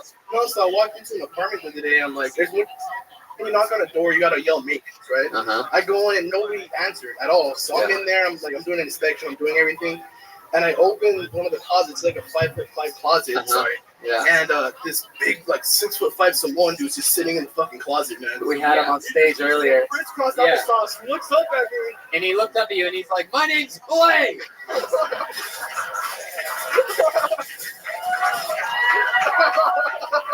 I'm just producing music in here, dude. And this guy looked up at me and he had giant hands and a little dick. And yeah, man, like I fucking jumped, like, oh shit.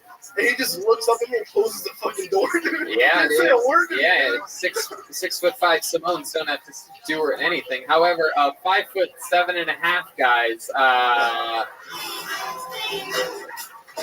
What was it you can use on drugs, maybe? I don't know. He had like a bunch of like phones that were taken apart and a bunch of other shit. In the closet. So yeah. Barely fit in there, man. So yeah, he was on drugs. And you don't. Yeah, okay. Yeah, he's definitely on drugs. Has anybody ever discovered that you were in the closet? No, yeah, man. No. Maybe one day a 6'5" Samoan man will Walking on me. Make you realize that you were in the closet all along. Go ahead, Gilbert. Instead of yelling maintenance when you get there, you ever thought of yelling immigration? Hey, it's a good. Usually that gets them out. Why are you going into people's apartments so much? Like you have to do that a lot? So these people is like Section 8 and stuff. Oh. Inspect to make sure they're not killing people or killing. Is that like a government job then that you have? It's a contract? Yeah, it's a contract. Mm-hmm. Contract is due, so. It's a good contract, probably, right? Yeah, it's a good contract. Yeah.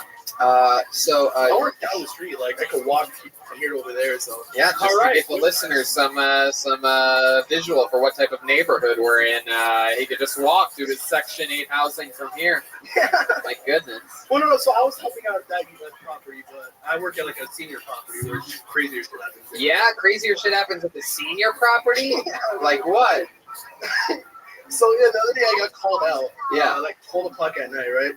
I get there. No, so this third floor lady's calling me. She's saying, "Oh, my apartment's flooding from upstairs. Like I got water coming through the smoke detectors." Yeah. And I'm like, "Oh shit!" So I get there. I go to the fourth floor where it's flooding, and I knock on the door, and it's some old guy. Like, fuck, dude, he was out of it. He opens the door. It's like 12 o'clock. He has music playing. Uh-huh. I'm like, "Hey," I'm like, "Everything okay?"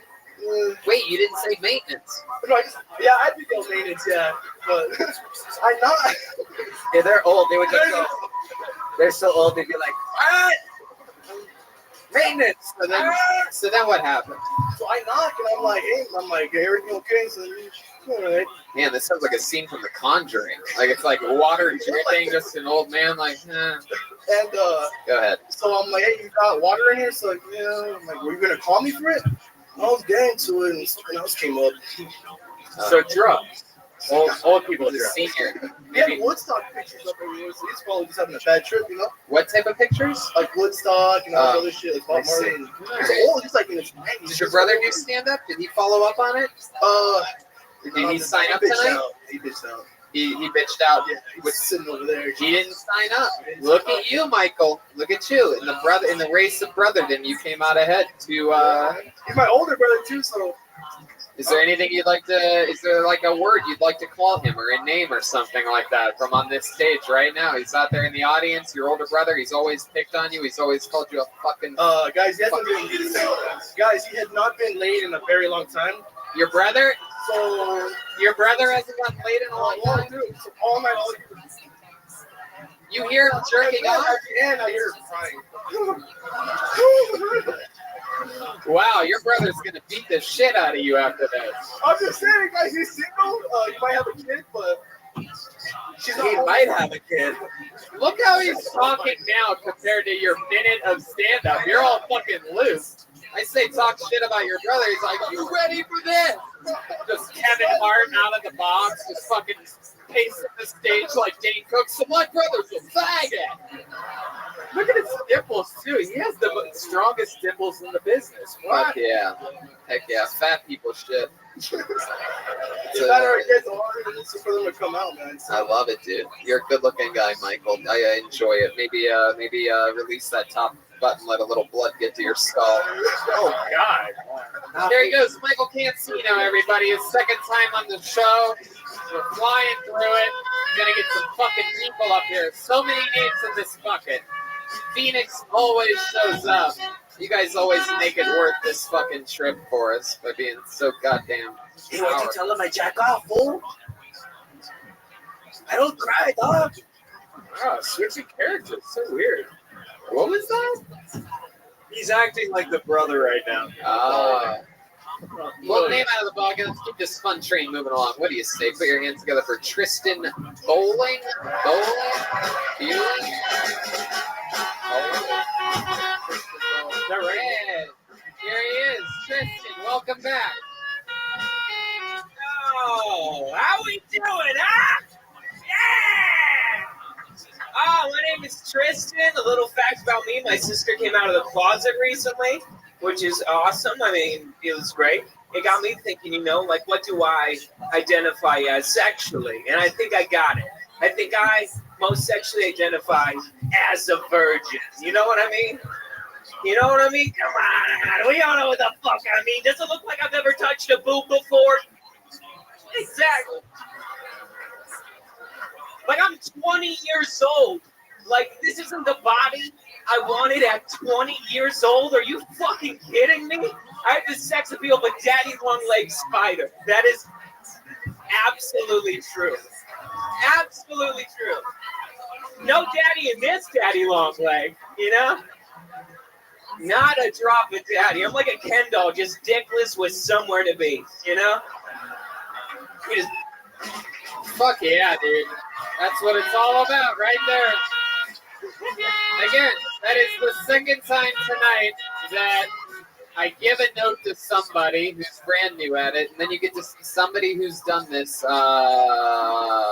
clearly many times do exactly what the note is that I just gave. You looked out there and you fucking did your goddamn shit. Thank you, man. It was great. Unbelievable. And you did it all while looking like Curious George Lucas. Yeah. Dog, this fit is sick as shit. You can't tell me. You got style, bro. I know you fucking young punks. I don't fuck with you guys. God. I literally don't fuck with guys that look like Dude, Tristan. I'm dripping Goodwill head to fucking toe. Absolutely. Whatever you say, I agree with. Guys like you always have like 20 screen names on the internet, and I don't need all 20 of them trolling me at once. I love everything about you. I love everything you do, Tristan. You're fucking awesome. You've been on the show before. I have never been on the show before. Why do I feel like I remember? Because last time you were here, I was at the show and I introduced myself afterwards. Yeah. Well, look at you. You're a fucking little killer. How long have you been doing this for? 4 years. 4 years. All here in Phoenix? Yeah, I started when I was 16. Wow. And you're what? How old now? 20. I turned 21 on Saturday. Wow, that's fucking incredible. Look at this guy. That's how you fucking do it right there. Start young. Wow, Tristan, that is so fucking cool. You go to school or anything? Fuck no. I got my GED, dog. You already What got do it. you mean? Beautiful. I'm from Buckeye. We don't learn out there. Hell yeah. Yeah. 303 in the women's prison representing, you know? Wow. You got the Cabela's table going crazy back here. I think they're from Buckeye. Fuck yeah, my neighbor's Dirt. You know what it is, dog. Holy shit, he's throwing up Phoenix gang signs over here. It looks like you got those pants from a women's prison.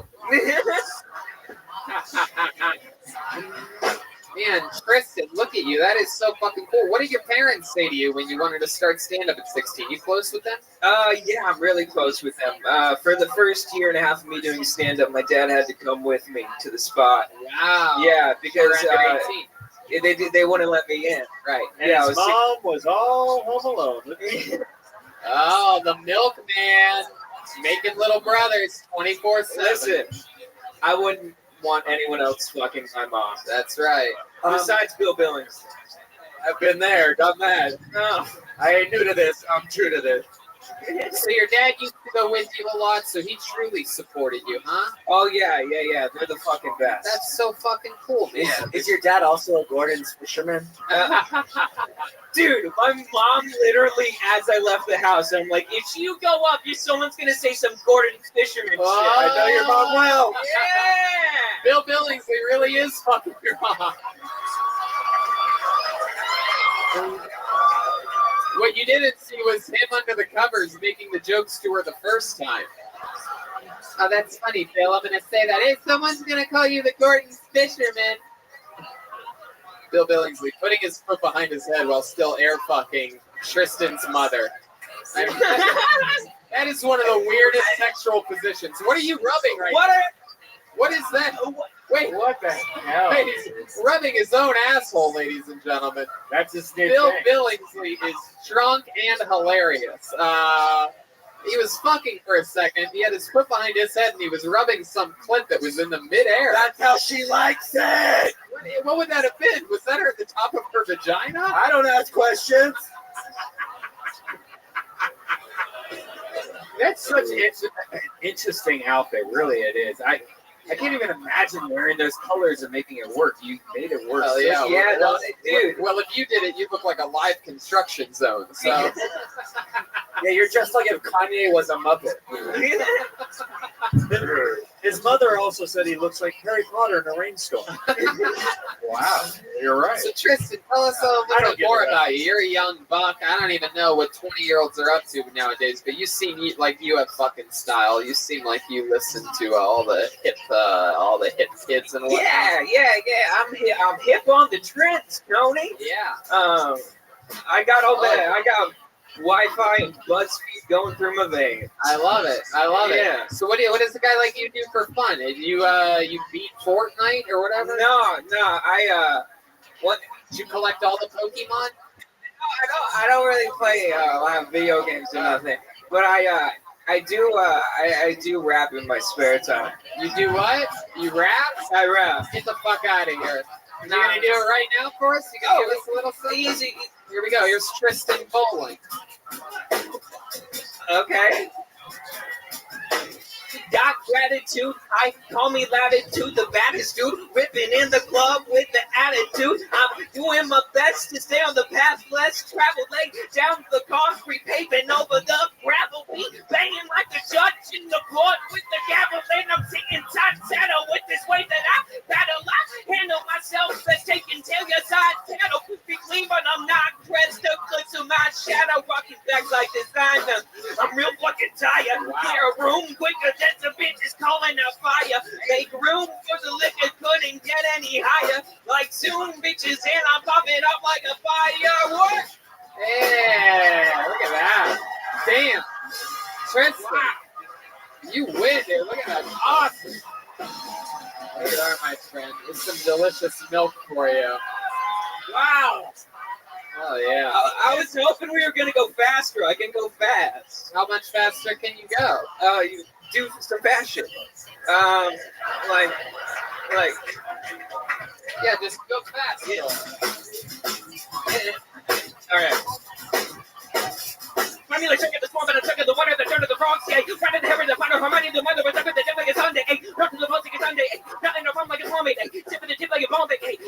I'm like, holy pussy, I'm that motherfucker, sister, daddy, brother, fucker. Sucker, sweet, got us walking, creeping, the pussy, that, I just struck down, never looked at me, was like a brother. Blew up in the dance, struck the sad to see you with another step, when we touch like an idiot, up to our A&B girl, you're my whole fucking world. And when I see you with that guy, I wanna fucking hurt the tap. No, you see me go through the town, really try to say your level guy, but when I see you with that man, my name is so fucking trap, I don't listen to bullshit, but that ain't for me, right?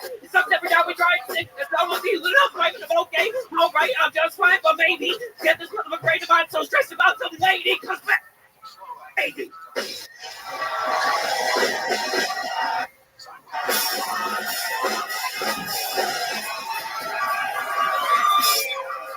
I love that shit. Tristan, wow, that was very impressive. You want to fuck my wife? Milkman? I saw it got quite the ovation. I must be from a different time period. I didn't understand what he was saying. I like things a little bit slower and more enunciated. There you go. I mean, I've been known to freestyle myself a time or two. Wow, you want to freestyle? Wait, a little fun fact is that the Milkman has freestyle before. He was in a rap competition against somebody who couldn't rap. And I guess he's are you want to do it? Do you have any kind of swing music or anything? Yeah, Joel Berg, play a little swing. No, I don't want that. You want If you got YouTube, I can suggest a beat. Wow. All right, calm down, Tristan. I just spent a lot of time. In the meanwhile, I will say this is that Tristan, you know, before we let the Milkman rap here, I will say that I absolutely love your jokes. I love your stage presence. I love this interview so much, and I want to let you know that I believe that you should be the third or fourth ever golden ticket recipient to where you.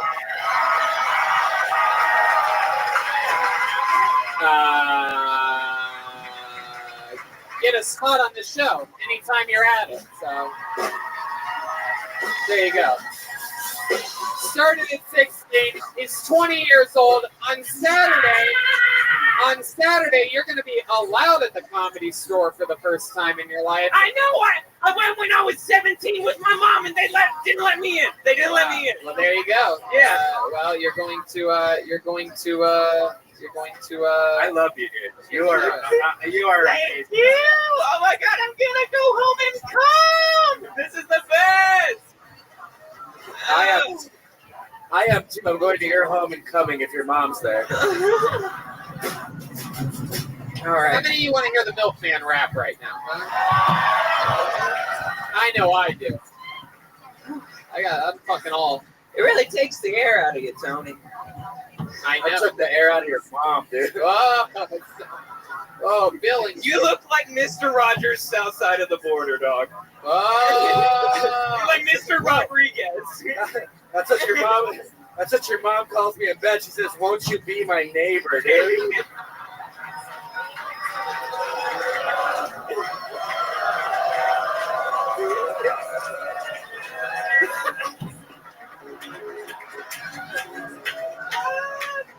He deep-throated his drumsticks. One of the great maneuvers in all of Kiltony.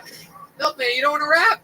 Milkman. The moment has passed. I guess so. I don't really think so, but I mean, if you don't want to, we'll keep flying good. We don't want you to rap. Oh!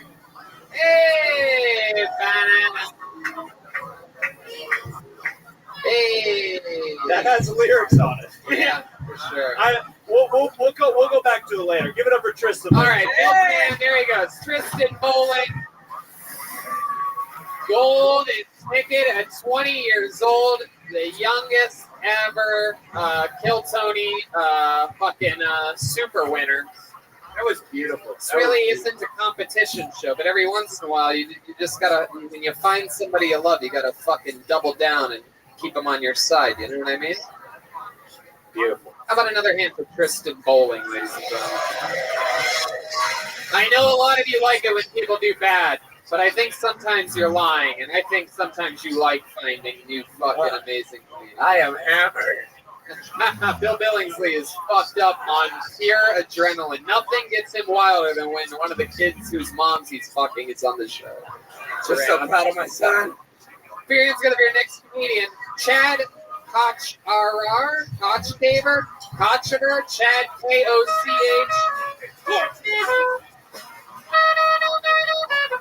Chad Kochaver. Chad, is anybody walking to the stage? No. Love potion number. Oh, here he is. Here he You're goes. around. Yeah. Keep coming, Chad. Welcome to the show. Hell yeah.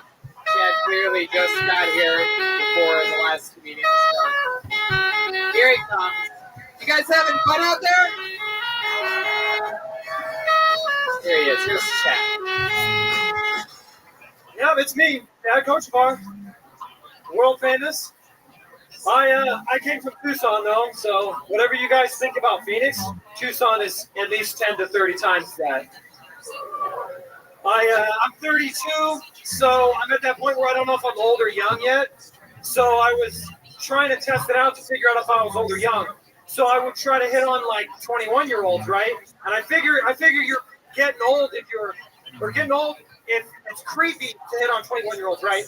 So I've probably been old since I was like 19. Then at that, if I'm doing that correctly, because I have aunts, right? Some people have aunts, like your mom's sisters.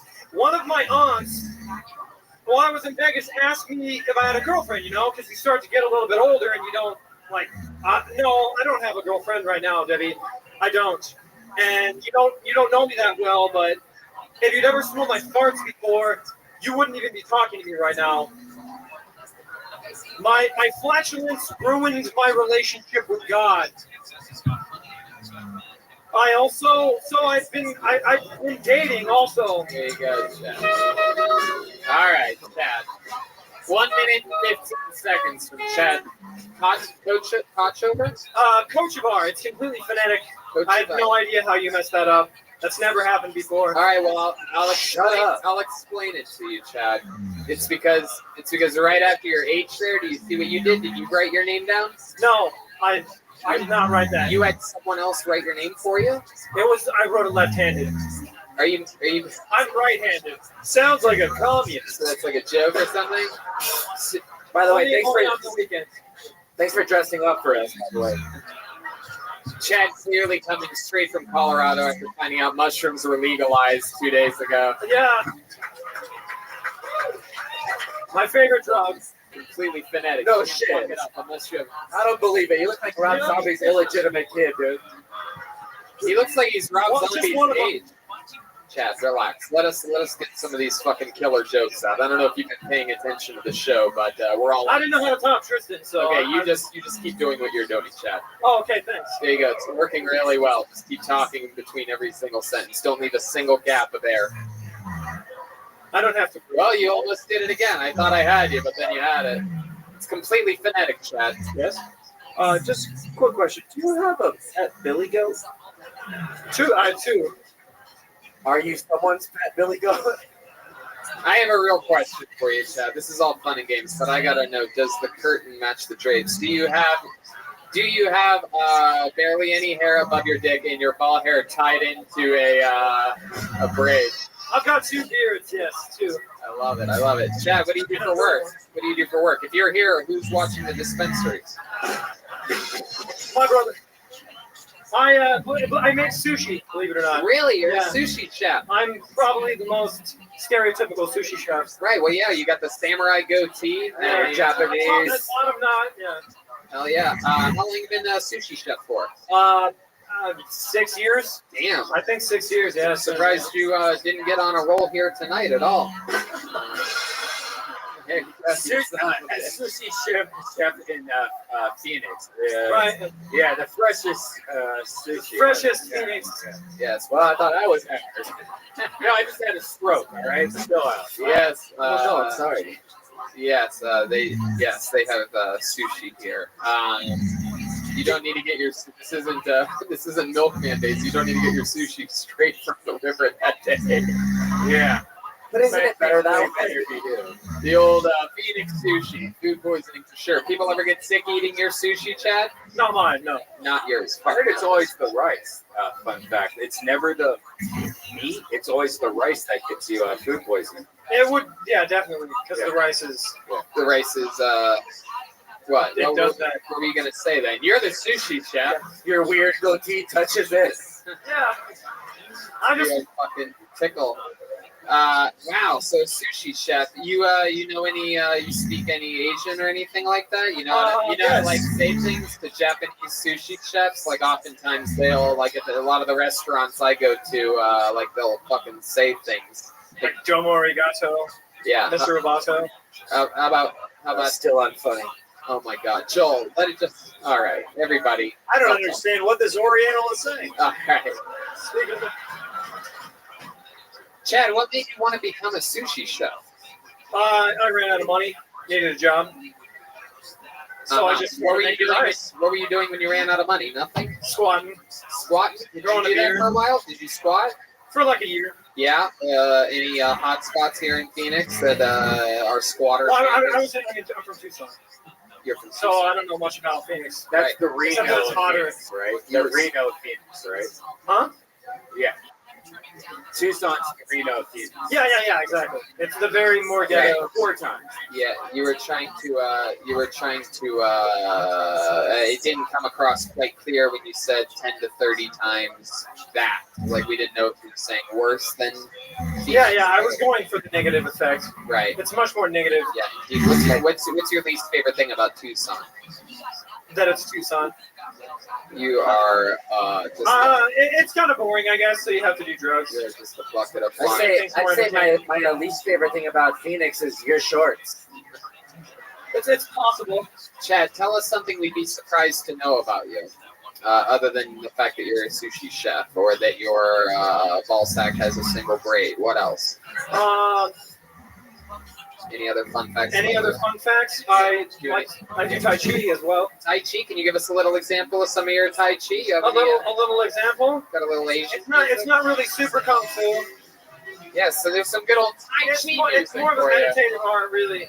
It would bore you very much. Yeah, just do something real quick. Do something? Oh, well, there's if it was gonna get boring, I wouldn't fucking say to do it on my show.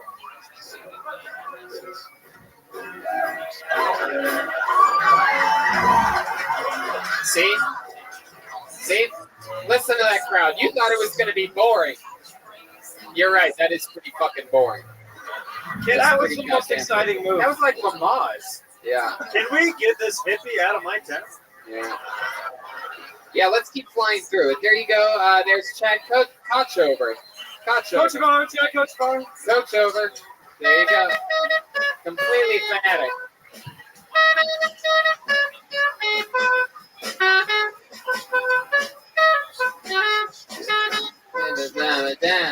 Love potion number 9. Wish you was the best one. All right, Joel. Jesus Christ. What did we say before the show? You're a crazy bastard. I'm Bill Billingsley. I hate my wife. I'm fucking my secretary. And I'm hammered. Oh my God. This vodka stuff really works. Wow. This is we're gonna start doing Kill Tony's live from AA meetings all around the country. I'll never go. Okay, They're pussies. All right. Pulled another name out of the bucket. Makes it for Ryan Vanderwold. Ryan Vanderwold. Spell his name out. There you go.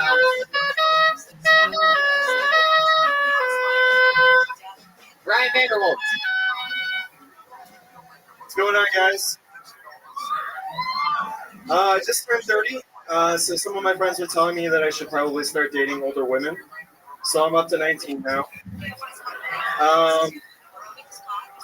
Another thing about me, I have a lot of celebrity crushes. My number one celebrity crush is Princess Diana. You know when she got crushed in that tunnel? Thank you. I'm excited for 2020, the elections. Want to see what's going to happen, like if Bernie Sanders is going to be alive. It's really weird, right? For how old he is, there's a lot of young people who support him.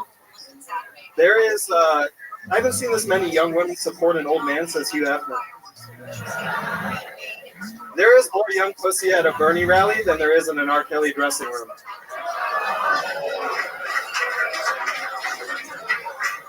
And I think that's about a minute. That's my time. I'm Ryan. Thank you very much. There it is, Ryan Vanderwold. Hell yeah. It's all close to mine.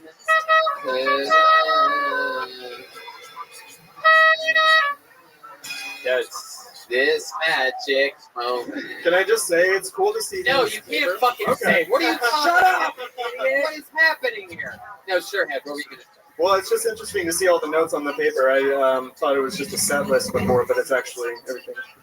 Well, how could he have a set list? How could he know who's coming up and what would happen? No, what songs he was going to play. I thought they were all planned out beforehand. Oh. He learns all the songs right before he goes on stage, like 5 minutes before he Really? goes on. Oh, you're not fucking. Oh, And no, he, he just teaches himself by ear, so it's literally like. Yeah, it's impressive. Jeremiah loves the Kill Tony fan base, and he did that for you guys. Don't drink it. Don't do it. Don't do it. Oh, No, chug, chug, chug, chug, chug, chug. Wow. My goodness. My goodness. I don't know. That's Phoenix milk. Isn't that like Phoenix sushi? That might make you sick. All right, young Drew Carey, let's talk about it. We're here. All right. He's chugging more milk, everybody. Woo! I love that he'll say that the window has closed for rapping, but he'll just keep chugging glass bottles of milk before we start an interview with this guy. Though. He's going all the way. It's gonna be great. He's going to be shitting out of his dick. He's gonna vomit. He's gonna throw up. Can someone from the staff bring a trash can up here so that when he does throw up any second? There's one more left. Can he do it? Can someone from the staff grab a No, trash he can? can't. Oh, he's going to the table. Somebody grab it. Yes, thank you. Grab us a trash can. He's gonna throw up. Wait. He doesn't know it, clearly, somehow, but he's definitely going to throw up. Oh, God. A little fun fact, they don't have milk here. That is definitely non-dairy creamer that he is... Wait, there's one on this table right here. There's one. Okay. I have to share a hotel room with this guy. I need a trash can. I need a Okay, trash we got a can. trash can. Oh, you got one? Oh, Yeah. great. Here you go. Oh, come on.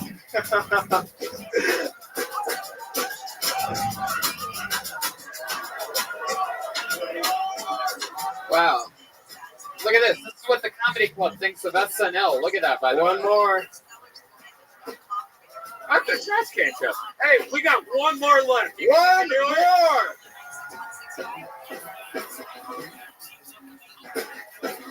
He's chugging milk, fans of the show. I know what you're thinking. What happened to the show 3 minutes ago? Jeremiah has decided for the first time ever.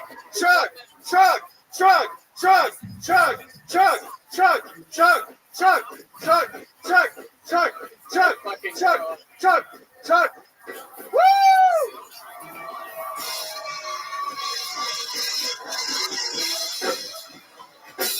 Wow.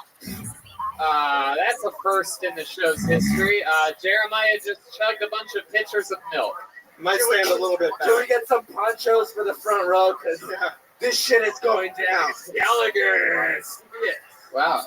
Look at this. This lady is so scared. I didn't mean to call you a lady. I don't know if that's offensive. It appears that he's putting his saxophone away. Woman. The good thing about a milk... All right. It'd be just so... Jeremiah clearly is retired. There's a little cup of... There's one still behind you. Oh, wow. This place is chaos right now. That's the least Don't cry over spoiled milk. Jeremiah, Milkman, what the fuck just happened? Would you like to give the podcast listeners any verbal indication of what just happened on this show, or is that just going to go down in history as 4 minutes of silent chugging? Well, you see, the audience kept egging me on to drink more milk. And guess what? I delivered. That's what happens when you. Well, Ryan, it was nice to meet you. No, I'm kidding. Ryan, how long have you been doing stand-up? A little bit less than a year. A little bit less than a year. Fun times. What did you talk about up here again? Dating life, Princess Diana. That's right. And Bernie. What's your dating life really like? It's all right. I'm on the dating apps and everything like that. Yeah, what dating apps are you on? Tinder and Bumble. Uh-huh. Yeah. What's your name on those sites so that these ladies can find you? Ryan. Wow, the ladies. Real unique name. You guys should be able to find me. You should try Clutch. Best date that you've ever had? How'd that go on off one of those sites? How did that go? You guys met? That actually happened recently.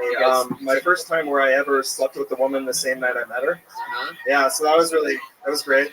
She was a mom of 4. So, a mom of 4. A mom of 4. And maybe 5 after you're done with her. Exactly, yeah. You look like you do not pull out. I didn't, no, actually. You didn't? You came inside of her? I did. Really? That is true. That actually happened. My God, we see who the real milkman up here is. Oh my God. Yes. I did it. I'm the 5th. 5th is mine. The entire crew is drunk right now. Jeremiah, he just drank 8 pitchers of milk. Somehow he's the one that's about to throw up. Waterfalls of milk. Okay. All right. Ryan, so that first date where you hooked up with the mother of 4, where'd you take her? Where do you take a mother of 4? Like Cornish Pastico? Wow. That place is good. Local reference. I'm guessing you just got her fucking hopped up on a couple margaritas, huh? No, her dad actually killed himself. He was an alcoholic, so she doesn't drink. So she was stone cold sober. Wow, I've never been harder in my life, dude. God damn. Yeah, it's all true. Wow. Yeah, it was heavy stuff to learn about it on the first date and then come inside of her. Yeah, for sure. Dump the old fucking load. So tell us some. Oh God. So tell us something else about you, Ryan. Tell us more about you. Let's see. I like Magic the Gathering. That's something we don't know. Right. I don't know. I have diabetes. Do you really? I do, yeah. Wow. Yeah. God damn. All right. Okay. You guys want to see some shit? Yeah, we do. Look at that shit. No, put it away. Put it away. This keeps me alive. Wow. I have a bar. No, just kidding. I shouldn't say that here. The other side of that, where does that go? In your penis hole? Around there. It's in my leg. It's normally either in my leg or in my stomach. Oh my God! Wow, I'm surprised that a diabetic guy is so into cream pies. Very good. All right. Well, Ryan, anything else for Ryan, guys? Let's keep flying through this, shall we? We're getting down. We're getting down to it.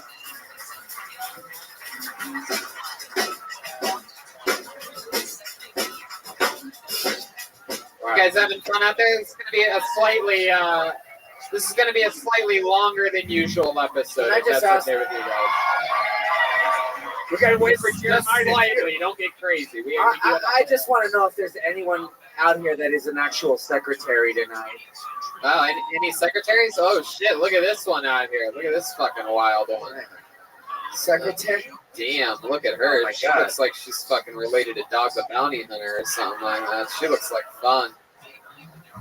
Okay, put your hands together for your next comedian, Sam R. Everybody, Sam R.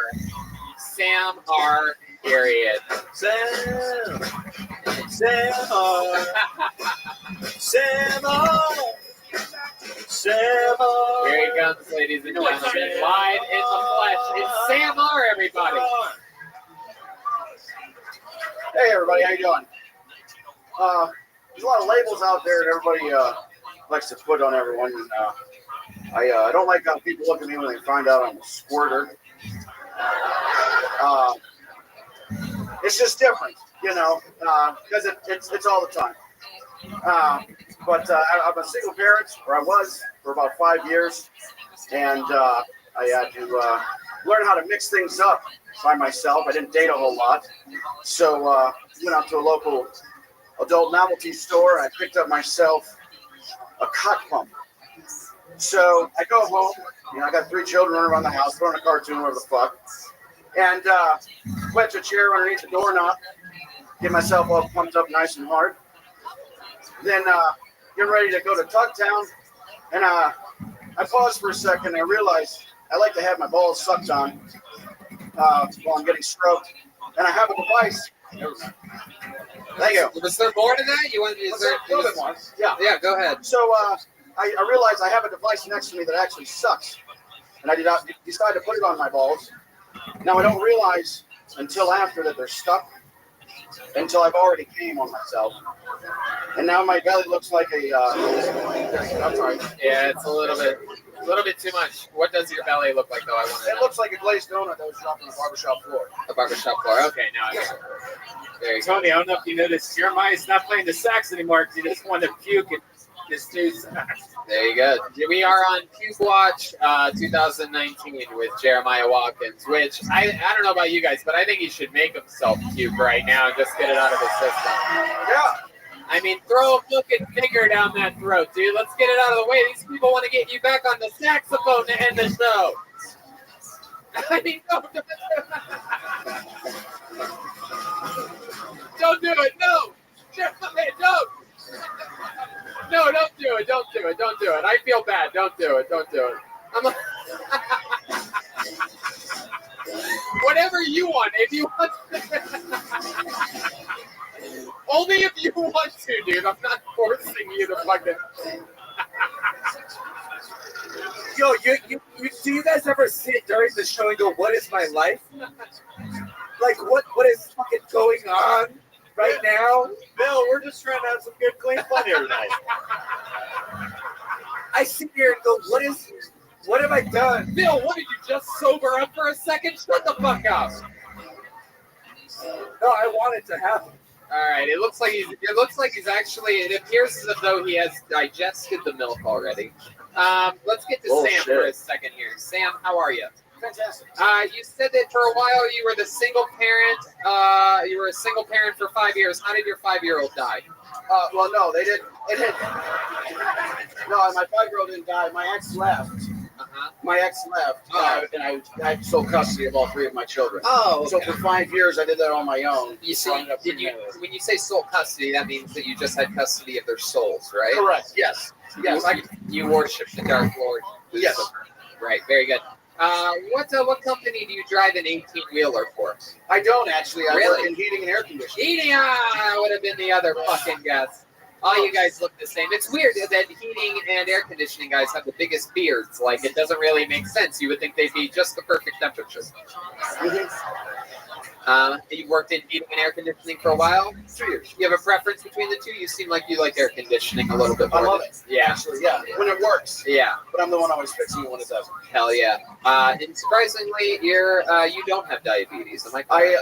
I may. I have pre-diabetes, possibly. According to the VA, so. It's our second preemie up here tonight. Yeah. I love it. Tell us more about you, Sam. You seem like a fun guy. When I got remarried, I married a black woman. Whoa! Yeah. Get the fuck out of here. Yeah. My God, I can't imagine I can't imagine how many of your closest friends stopped talking to you. Yeah. Well, now I can't go back, so. Yeah, you look like the most racist person I've ever seen in my life. Yeah. Well, I used to actually shave my head like 3 days a week, Monday, Wednesday, Friday. Like I said. Yeah, I know. So I had to grow it out after I got remarried. But you kept the beard that whole time? Well, no, actually, I couldn't grow the beard until I left the military in 2014. Oh wow! What branch of the military were you in? Wow, the Air Force. Hell yeah! Look at that. Went from Air Force to wearing Air Force Ones. You married a black woman. Wow. Is there something that you notice a little difference between being with a black woman and a white woman? Anything that you prefer, or she chokes too soon? She chokes too soon. Yeah, I come fast when I get choked. She chokes too soon. She chokes you? Yeah. Oh, I didn't understand. Wow. Yeah. I don't tell her to stop because I think she owes it to me, kind of. Damn, that is interesting. So you guys, how long have you two been together? It'll be 5 years November. Man, that is so cool. You still have your 3 kids. Yep. How old are they? They are 14, 15, and 12. 14. Those are my 3, and I have a stepdaughter who's 11. Did you live on the Air Force Base with this woman? What's that? Did you guys live on an Air Force Base? I did, yes. So here's something. Here goes Jeremiah. Can I say something? Yeah. So my brother, so my mom was married to a different man than my dad. He was in the Air Force. They lived in Sarpy County, Omaha, Nebraska, where an Air Force base is. Yeah. And my brother's dad is black. My mom's Mexican. So guys that would salute. Keep going, Joel. Guys that Jesus Christ, this is the Kill Bill of stories you're telling. My yeah, God. you're welcome, you idiots. All right. So on the base, my people would have to salute my brother's dad. But then when they would see an interracial couple at the mall or something, they wouldn't like the guy.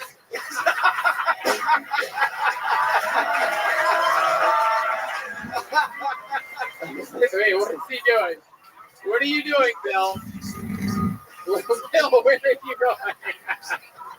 Wait, Bill Billingsley just walked off the set. Grab me a jack and tie. Jeremiah's about to throw up. That's not the bar, Brian. That's a green room. Jeremiah, are you going to do this or what? I'm trying my darndest.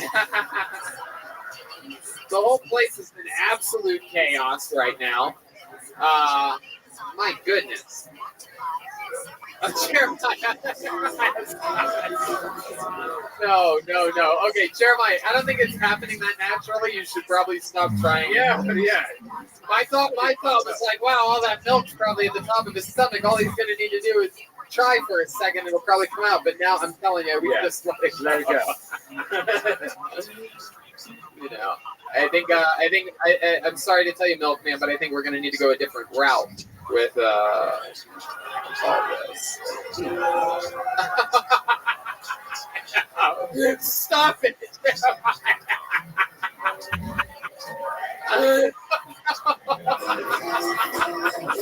Stop it! Jeremiah, stop! There you go.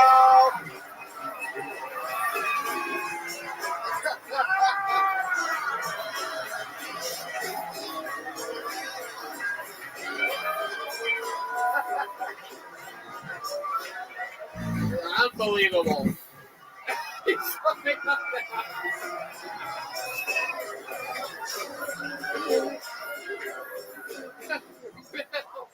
Bill Billings.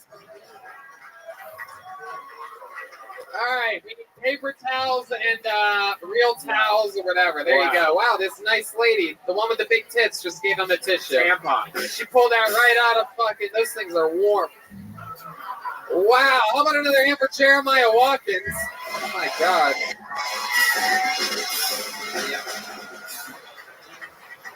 And how about one more time for Sam R, ladies and gentlemen, giving us his first time ever on stage. Sam, that was a fun set. Congrats, man. Nice to meet you. You got upstaged by a vomiting milkman. I don't know what to tell you. Only on Kill Tony can something like this happen. Man, the crowd fucking loved it, man. There's more napkins coming, a lot of donations coming from the audience. It's funny because there is a Kill Tony Jackass connection because you got Rick Cossack, Wee Man. I remember Rick Cossack teaching Jeremiah. Wow, why don't you tell us a story about it, Joel? Oh my God, what is happening? My name is Bill. I hate my wife and I'm fucking my secretary. You guys want to go back to the bucket one more time, huh? One more time. There he is. There you go. They got you. There he is, and a bottle of water. How about a hand for the amazing staff here at Stand Up Live in Phoenix? Move that trash can out of the way. Always been like home to us. Jeremiah, you want to throw that trash can just on the other side of you there? That's okay. That could even, okay, yep, sure, that works. Hell yeah. Just in case Bill Billingsley makes himself throw up on one of his long stories. Somehow I'm the least disgusting person on this stage right now. Oh my God. Yeah. All right. I pulled another name out of the bucket. You guys want to do this? One last comic, huh? All right, here we go. Closing out the night tonight. Izzy's here. Put your hands together for Eddie B, everyone. Eddie B. Here we go. There he is. Here he comes all the way around. Eddie B.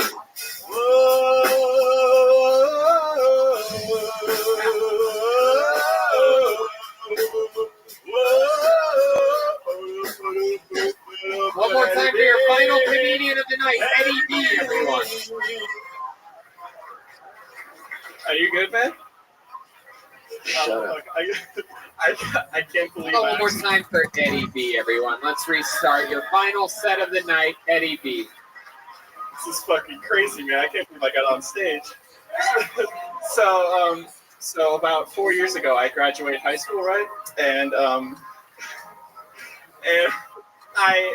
I was in my graduation pictures, I looked like I was fucking drunk, but in reality, I had a heart condition, and so it sucked because I couldn't go to my graduation party, and I was at the hospital for like a week straight, and so I had a heart condition, so they strapped on these like things to my heart to monitor it, and I like was walking home last night, and I realized how fucking stupid I am. I was masturbating one night after Game of Thrones, and I just realized, like, yesterday that I had a heart monitor attached to me, so I was like, oh no, the nurse probably fucking saw my heart rate rise, and she's like, oh my god, that kid's masturbating, I'm not going in there for like 3 hours, and... Oh, you're going until the end of this joke. The funny thing is, I was there for a week, and it was like the second day, and they didn't change my sheets for the rest of the week. Yeah, it was really bad. No. Another hand for Eddie B, ladies and gentlemen. Come on.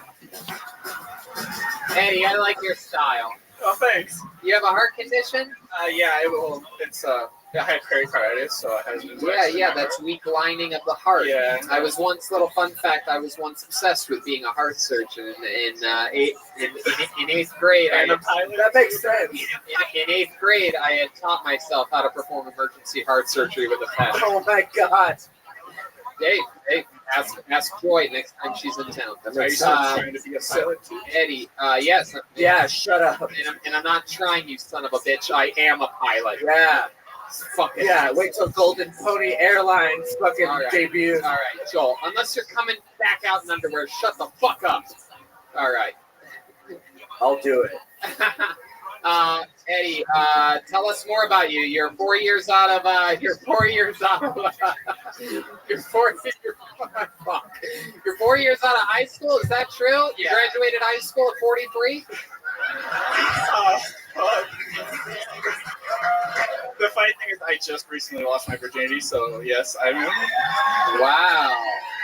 Look at you. What's the black guy's name? This guy went from Game of Thrones to Game of Bones. You know what I'm talking about? What episode was it that you jerked off after the Game of Thrones? What do you get turned on by Starbucks coffee cups? It was actually the Hard Home episode. The what? The Hard Home episode, where with the White Walkers when they attack the wildlings. Wow, look at you. Just got me in the mood, I guess. You're into guys? Jon Snow, yeah. Wow, look at you. I love that. I'm straight. Oh, you are. Oh, okay. Well, I mean, you seem like such a happy, cool guy. I can't tell. I don't want to. I'm really nervous. I don't want to hurt your feelings. You know, I know it's easy to break your heart. So. It is. Actually, it is. Here you on a hiatus. So Eddie, so you have to do like special precautions at the dentist and everything for that condition, right? For like 6 months, I couldn't do like any physical labor, so it was. Yeah, well, you look like that's never been something on your wish list. This is what I'm. Wait a second. What is that? You son of a bitch! Look at. Hold on, Joel, come here. If you're going to show these people this, stand in front of them for a second. Now turn around. Show these people that ass of yours. Did you just do that? Look at this. SpongeBob SquarePants. This is why we need to build a wall. All right. Sit down. Joel, go sit down. This guy's got a weak heart. You're coming out in fucking women's underwear. So, no manual labor. Eddie, so now you're what, 22? I think I need to throw up again. Hey, Eddie, you're 22? How dare you?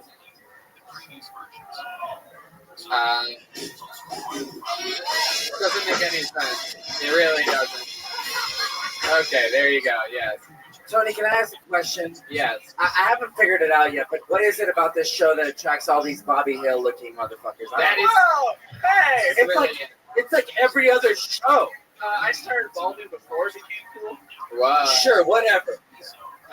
So you're Check 22, that out. 22 years old? Yes. What do you do for work? I work at a field center right now. A field center? Yeah. What do you mean a field center? Field center. A field center? Yeah. What is that? Basically, I just run I just, help old people and just kind of give out gas. What do you help them do? You have a weak heart. What the fuck are you helping old people for? Well, I don't know if Kroger, you guys have Smith's or Ralph's? You talking about grocery stores, Yeah. my friends? Yeah. We're from Ohio originally. We were there. Kroger. We are OG Kroger Second people. job, right? Yeah.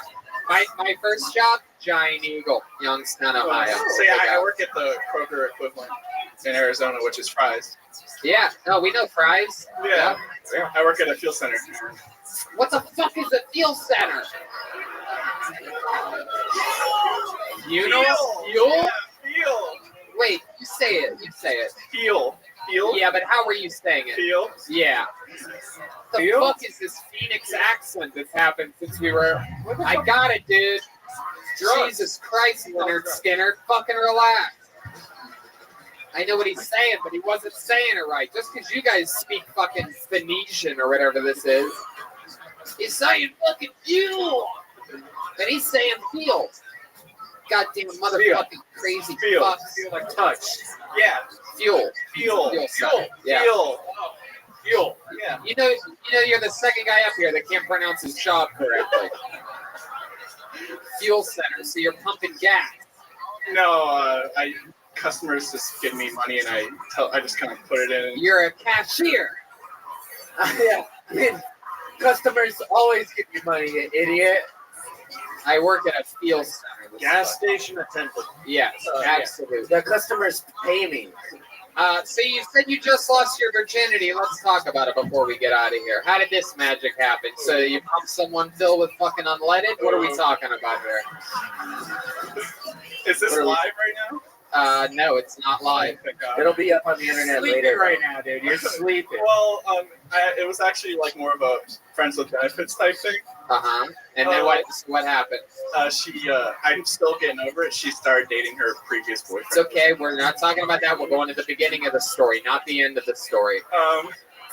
Well, it was like a week before Christmas. Yeah. Right before Christmas, and all through the house. Not a creature was stirring. And she told me she liked me, and then we were my drinking. God. Are you sure you already graduated from high school? It was a small school. She told you she liked you, and you were drinking. What were you drinking? Fucking juice boxes? I believe it was margarita mix. Oh boy, margarita mix? No, just the mix. With the I've done that before too. Just one's young. Then did you stick your dilly dally in her bit bomb? Wow. Hey, we're rushing that a little bit. We're rushing a little bit fast in the story. You were drinking the margarita mix? Well, it was like with tequila. You did put some tequila in there. Yeah. Very good. That's I love it. I was kind of massaging her thighs. Get out of here. I'm going to go up on a limb here, Eddie, and I'm going to guess it's sort of like a bigger girl, a little bit thicker. No, she's actually like, compared to me, she's attractive. Damn, I love it both. Wow. Okay, so you're rubbing her thighs. What is she doing? She's sitting next to you on the couch or something? Yeah, we were watching Shameless. Oh, okay. Well, that's a big deal. I know women see William H. Macy. Wait, don't spoil it. I'm on like season 4 still. Okay, sure. But I have no idea. I've never watched an episode. I don't give a fuck. Go ahead. But I could kind of like feel the moment. So I just kind of kissed her. How could you feel the moment? How do you think you could feel the moment as a virgin? I mean, she's letting me rub. Is there something that she's happened? like letting me rub like right here. So I was like, oh. And then what'd you do? I started kissing her, and then let me ask you a question. You said you were rubbing her thigh for a little bit. Hold on, give me this 1 second, then I'll come right to you, milkman. You said you were rubbing her thigh for a while. Yeah. Right? And then you said that you said that she was letting you rub right there, right? How long were you rubbing right there on her for? How long did you spend on that upper part? Well, of the thigh? it was like a progressive thing. I just kind of. Yeah. We call that move the Louis C.K. Yeah. No, go ahead. And so then after you rub the milkman, go ahead. I'm gonna get. Okay, back to you. Stick with me over here, Eddie. Over here. So when you did that, and then how do you make your move? When you found out that it was the right time, what did you do? You were leaning for a kiss? I kissed her neck. Wow. Was it? Yes. Jingle bells indeed, because the story takes place right before Christmas. I've blown so many loads of that song. Yes. Okay. Yep. So you kissed her neck. Wow, you're putting chapstick on right now. Red band. All right. Okay. So Eddie, you kissed the top of her neck. When you say that you kissed her neck, like, are you talking about like with tongue or just a peck or something like that? Well, she was also my first kiss. Can you give us a little example? Facing the audience of how you kissed her neck? You can kiss me. Wow. All right. Beautiful. Whatever you want.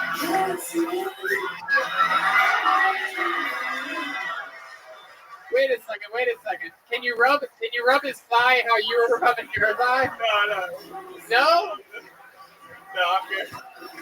The fuck are you talking about? You're a goddamn cashier at a gas station. You can rub his thigh. Are we gonna have to censor this on YouTube? Am I in trouble? No. After you kissed her on the neck, did you leave? Wait, here we go. He's trying to...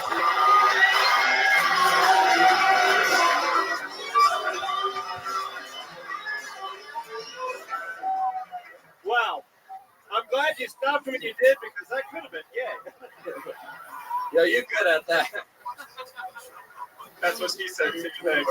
For those of you listening to the podcast, he just massaged Joel's thigh, and Joel is hard as a rock right now. No. I'm like mid-chub. After you kissed her on the neck, did you lean into her ear and whisper, "Do you want to go steady?" Fuck, I wish. Eddie, how long did you last? How long did you wear a condom? Actually, tell us the truth, Eddie. Eddie, the truth will set you free, Eddie. Eddie, over here. I don't think any of my friends are gonna watch this. For a while, we were just kind of barebacking. What do you mean? What do you mean for a while?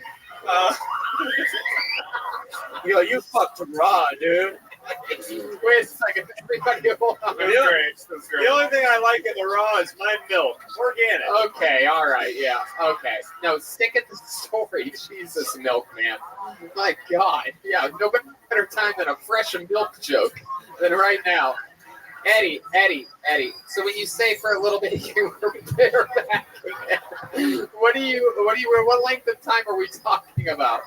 Like 3 months. Wait.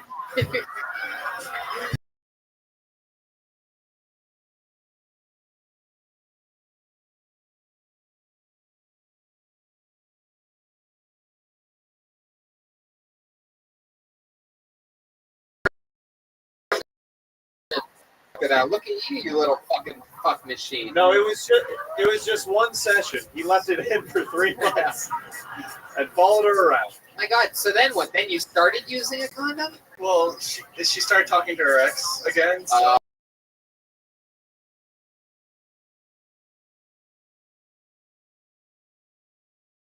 From IED to IU. Fucking. Well, there you go. Well, you know what, Eddie? I'm sure that after a set like this, all these beautiful women in the audience, No.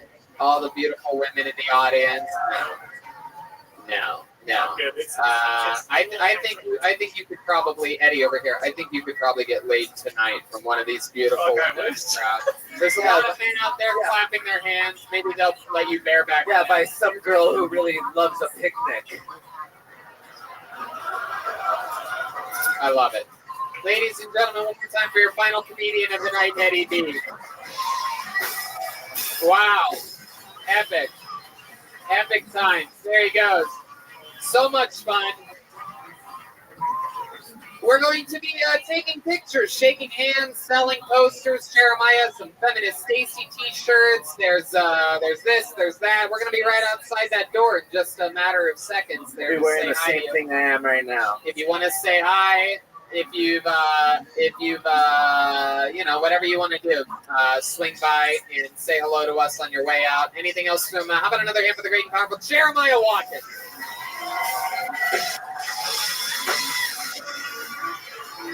The new Reagan and Watkins album is out June 7th. There's a party June 6th at the Comedy Store, a big show. I'm going to be doing stand-up. I think Red Band's going to be doing stand-up, a bunch of other special guests. And there's a new episode of Jeremiah Wonders out. What else, Jeremiah? Yeah, follow me on social media at Jeremiah Stand-Up. And then subscribe to my YouTube channel, youtube.com/Jeremiah Watkins. That's right. How about another hand for Joel Jimenez? He's on social media mostly. Sorry, anything else, Joel? Yeah, shout out to Ludwig, Reagan and Watkins on the 7th. It's a great record. I can't wait till you hear it. Also, we love you guys. Phoenix is like a second fucking home to us. We do love Phoenix so much. We really love you guys. Thank you for being the first city to kickstart our summer tour, ladies and gentlemen. We love you so much. We'll see you again very soon. Thank you. We love you. Good night.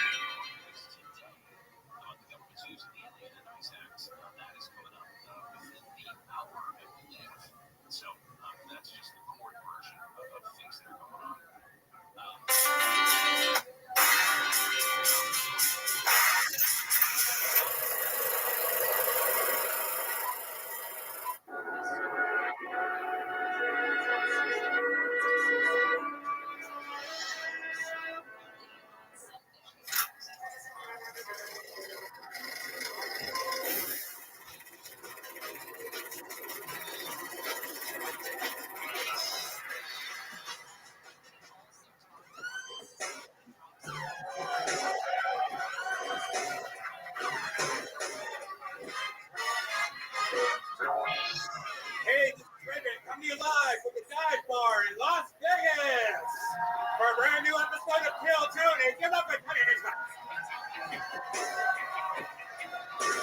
What? Vegas, we're here. We're back. Make some fucking noise. Wow, Red Band's here, everybody. Hey, what's up, guys?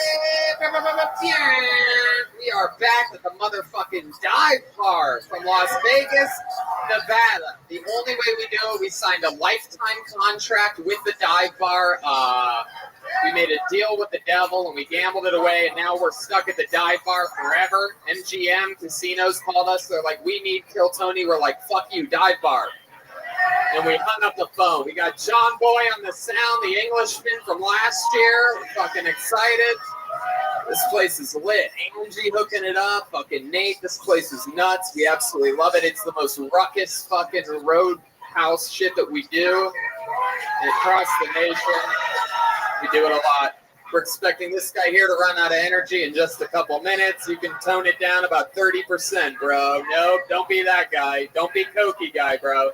Don't you do it. You got it out of your system. Now fucking start to think about how it affects everything and everyone around you. because this place is tight tonight. I feel like the listeners at home might have some idea of the chaos that's happening. We are back. I'm very excited about this because this is stop number 2 on our summer tour, the Kill Tony Summer Tour, which started 2 days ago in Phoenix. Vegas tonight, back to Kill Tony at the Comedy Store on Monday, and every Monday throughout it. And then Tuesday, we go to Salt Lake City. Wednesday, Boise, Idaho at the Knitting Factory. Thursday, Spokane. Friday, Portland. Saturday, Vancouver. 2 shows Sunday in Seattle. And then in June, Lawrence, Kansas, Omaha, Nebraska, Des Moines, Appleton, Milwaukee, Chicago, Madison, Minneapolis, Poughkeepsie, and 2 shows in New York City to close it out June 20th at the Gramercy Theater. Drink your caveman coffee. You can use the promo code KILLTONY. Save 15%. CavemanCoffeeCode.com. Rockin' Pins and Infinite CBD. The new Reagan and Watkins album comes out June 7th, but you can pre-order it today on iTunes. Yeah, pre-order that shit. Yep. Get it before it comes out. And also, we have Kill Tony official posters for sale, drawn by the Real House artist Ryan J. Ebelt, that specifically says Las Vegas, Nevada on them. They are our road posters for this length of the tour, and we're going to be selling those right after the show immediately. So what do you guys think? You guys excited to be here or what? I'm pumped. I'm excited, as with all of our road shows, we're going guestless tonight, and we weren't able to get William Montgomery off of the self-storage unit. He's looking for Tony Chin right now.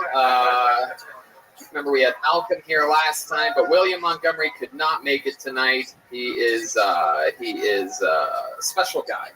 Yeah, that couldn't make it to Vegas. However, we do have a band. I don't know if you guys know anything about music, but a band is a group of players that play music together. It just so happens that we have the best damn band in all the land. Every single episode, they commit to being different characters. They try to stay in character throughout the entire episode while we meet people and have fun. Ladies and gentlemen, I present to you the best damn band in the land. It's the Kill Tony Band, Jeremiah Watkins and Joel Jimenez. Wow, what is this? Oh my God. This appears to be a new character, and I'm guessing that they are puppeteers? Master of Puppets. Master of Puppets. Hello, welcome to the show. Hey, Tony, how you doing? Wow, this is the first time we've seen the Masters of Puppets here. Hi, my name is Gerald Felt. How are you guys? And who are you over here, this beautiful young Latina woman? My name is Vin, Tony. Wow. Ventriloquy. Oh, wow. I like that you moved your lips when you said it. No, he didn't. Why don't you guys tell me, how do you get into the puppeteering business, and what made you come to Kill Tony here tonight? Well, we figured we're in Vegas, so why not? My ex-wife took everything. What is your puppet's name? Do your puppets have names? Oh, yeah, this is Brad right here. What? I said my name's Brad. Brad? I grew up on a farm. Yeah. Wow, that is some wacky improv going on up here. Can't believe I missed it. Had to go grab something out of the green room. Nice to meet you, Brad. What's your fucking puppet's name? I didn't think that far ahead. Look at that. It's got a drumstick and everything. These are some of the wackiest characters I've ever seen in the history of the show. I'm excited to see. You guys excited to have fucking puppets here tonight? This is their debut. We've never had puppets on the show before. This is very exciting. We have Red Band, and right here, look at this. Look what I went to grab. The official Vegas Bucket of Destiny, ladies and gentlemen. We kept the one from home, Ichabod's Bucket of Destiny, made famous by Las Vegas's very own Ichabod. That bucket is back in Los Angeles, and tonight we are going with the Corona Extra, the dive bar official Bucket of Destiny. And before the show, a bunch of people signed up. How many of you like it when comedians do good on this show with their 60 seconds? How many of you like it when comedians do bad? Wow, I see what kind of audience we're dealing with, and I feel bad for these comedians that signed up. You know how it works, though. Some people fucking shine through the darkness, and everybody's happy in the end. If I pull your name out, you get 60 seconds uninterrupted on this stage. You know your time's up when you hear the sound of a kitten. Oh, you can't even hear it in the live audience. You can't hear it. There you go. So now the listeners and the audience are mad. Very good. Wrap it up then, or else we're going to bring out the angry West Hollywood Bear. There you go. Yes, yes. That's how good the sound can be, everybody. That's max volume right there. We have an angry, we brought the actual West Hollywood Bear with us. Turns out he comes to Vegas on Saturdays sometimes. You guys ready to start this fucking thing or what? Huh? Yep. The stairs are right over there also. So when you come up, the stairs are over there. That's on the right side. Do not walk through the middle of the room and jump up on the stage. That is against the rules, and you will automatically be disqualified, and you're going to get dragged out by John Boy, an Englishman over there. Look at that fucking guy. He's got a little mouse with him. You guys ready to start this fucking thing or what? I feel good about it. We're packed. We're ready to see some comedy. I know the fucking puppets are here. Wow. I mean, oh, we're doing it tonight. Fucking unbelievable. Hey, we actually know this guy. I'm sure he's been on this show before, I do believe. At least back in the original episodes. We've known him for a long time. Put your hands together for Randy Villarba, everyone. Getting the show started tonight.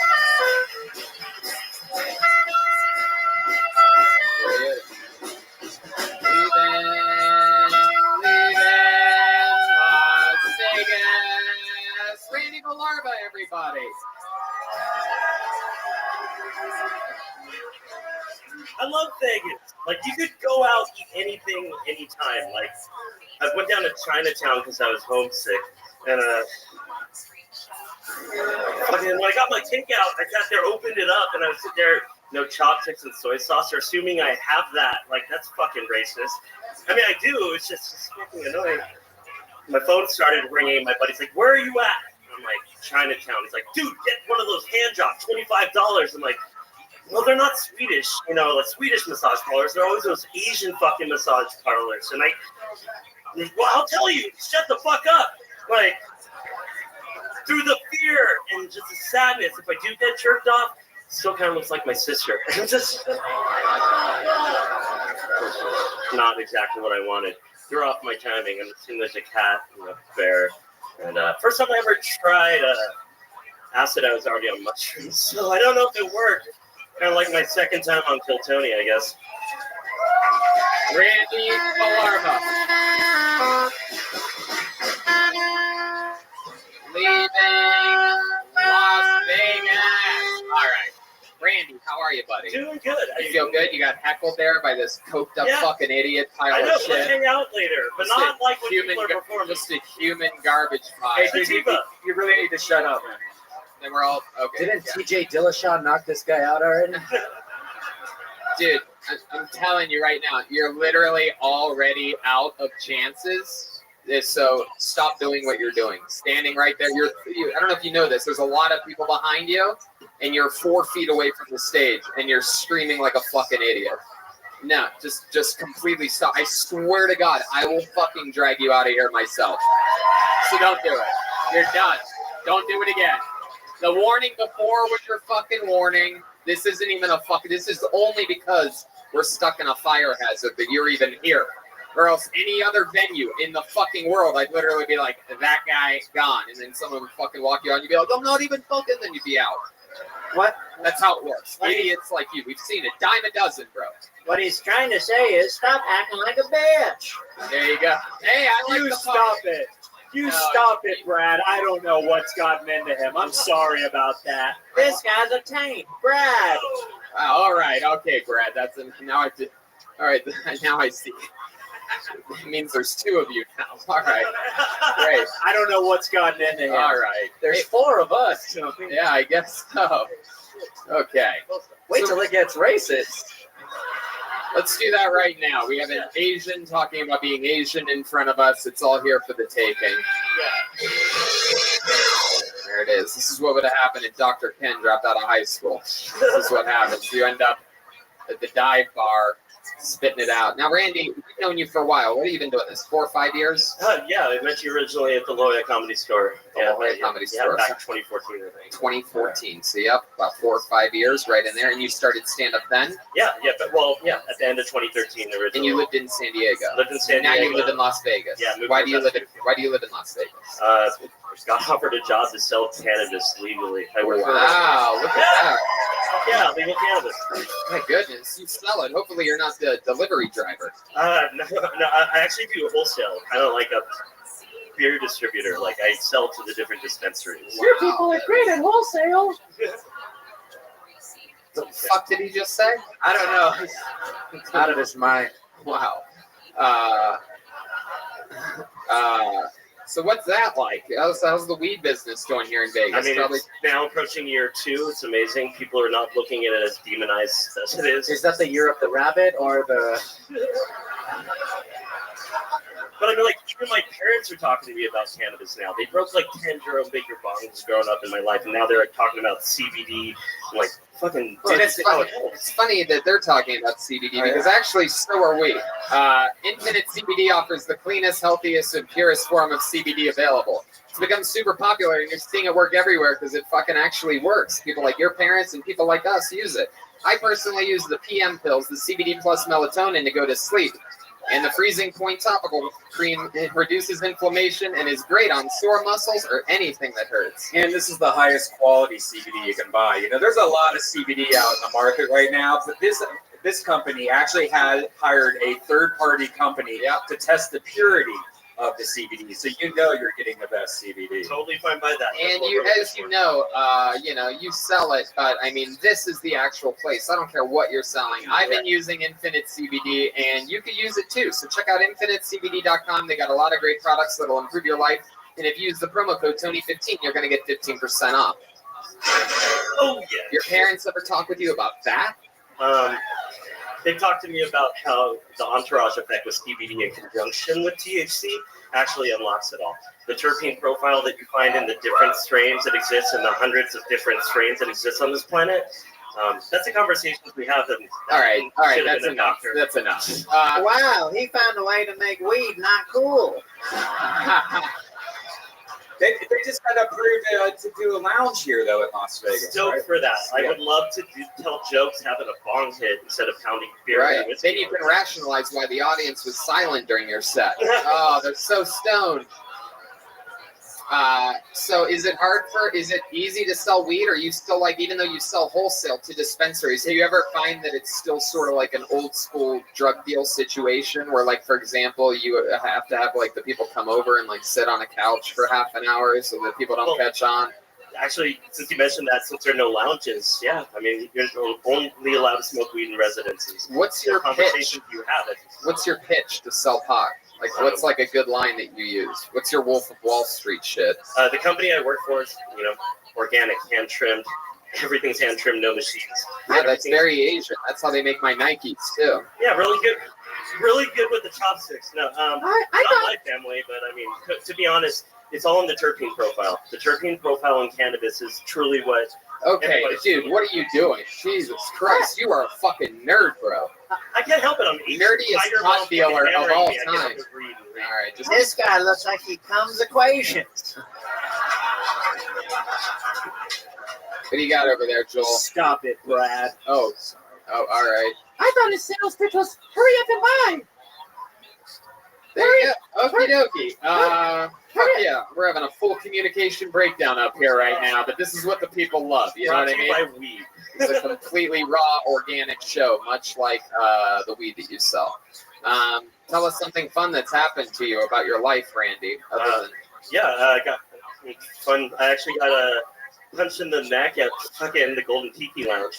It's a local bar here, and pretty much this girl just started digging into me, and I was wasted, knew I wasn't going to, get laid, so I started kind of making fun of her, kind of treating her like a stripper. Is this a stripper? No, just some chick that was out there that was just yelling at me. I started ripping on her. Oh, you were doing stand-up at the time? No, we're both outside smoking cigarettes. She's drunk and I'm drunk. She's talking shit. She punches me in the neck. She's like, "You like that, huh?" And I was just like, kind of hiding my boner. I'm like, "No." But she's like 110 pounds, so she's like hitting me, and then when she hit me in the neck, I was like, okay, don't. And I kind of got a little dizzy, but I just kind of had to stand there. So that happened too. Wow, that is the most Vegas fucking story I've ever heard in my life. Like, I was getting punched in the neck. I just stood there. I was fucked up. I didn't give a fuck. I wake up the next day. Who gives a fuck? Yeah, because you have weed and CBD. All right. Okay. Jesus Christ, Randy. Well, we've known you for a long time. It's cool that you got the show started. Absolutely. There you go. A young Mr. Miyagi, ladies and gentlemen. Cheers, Randy guys. Belardo. There he goes. One more time for Randy, everyone. Get your fucking glass out of here. All right. Jesus Christ. So we're off and running here. We got the puppets are quite the dynamic here. It's an interesting addition to the show. Perhaps some of the cheapest puppets we've ever seen. Yeah, in where our did you guys lives, get right? those puppets at? Your mom's house. Hey. All right. The puppeteer's just looking at his puppet all sad now. They called you ugly. You didn't mean that, okay? All right, let's keep this fun train moving along. Put your hands together for Logan Cueros, everyone. Logan Cueros. All right, Logan Cueros. Come fly with me. Come fly away. One more time for Logan Cueros. So I started dating recently, which is cool, but my mom's Catholic, so she wants me to date a Catholic girl, so I gotta go to 8 a.m. Mass, because 11 o'clock Mass is for the whores. Am I right? 11 is for the whores. 8 a.m. is for worship. 11 is asking forgiveness. We all know how that goes, guys. When I was younger, I liked to go to movies. This girl asked me once, she's like, hey, Logan, want to come see a movie with me? I'm like, no, I don't watch girly dance movies. I'm not going to watch Step Up with you. And then Step Up to the Streets came out. Fuck that joke up. Whatever, hey, we keep rolling, guys. We keep rolling, baby. So, one more, guys. The other day, this girl sent me a picture. It was of Snapchat of her and her vibrator. I'm fucking up, guys. Picture of her and her vibrator, guys. And I was like, wow. You know, send me, fuck, dude. Hey, dude. Fuck. Okay, guys. I'm not gonna have time for this one. Fuck. There you go, Logan Cueros. What were you, I'm sorry, that was fucking painful. Face out that way. Don't turn all the way around like this. You just look out there. Pretend like I'm across from you over there. I want them to see your fucking face. Oh, God.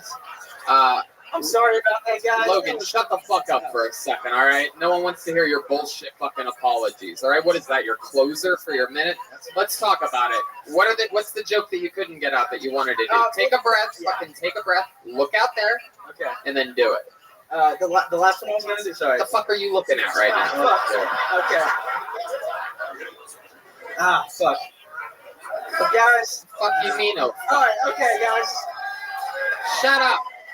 Okay, you guys shut up too. Okay. All of you shut the fuck up. Go ahead, Logan.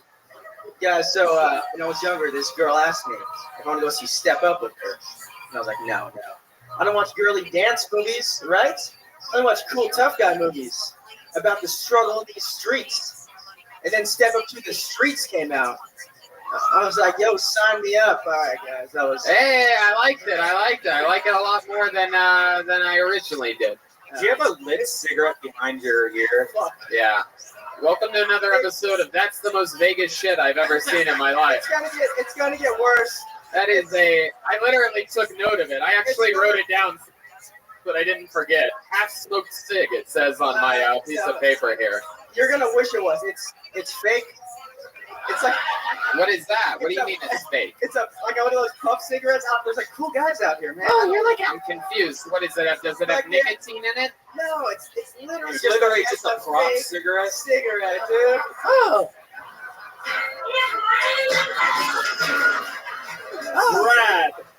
Brad, you are 9 years old. You're not allowed to be smoking.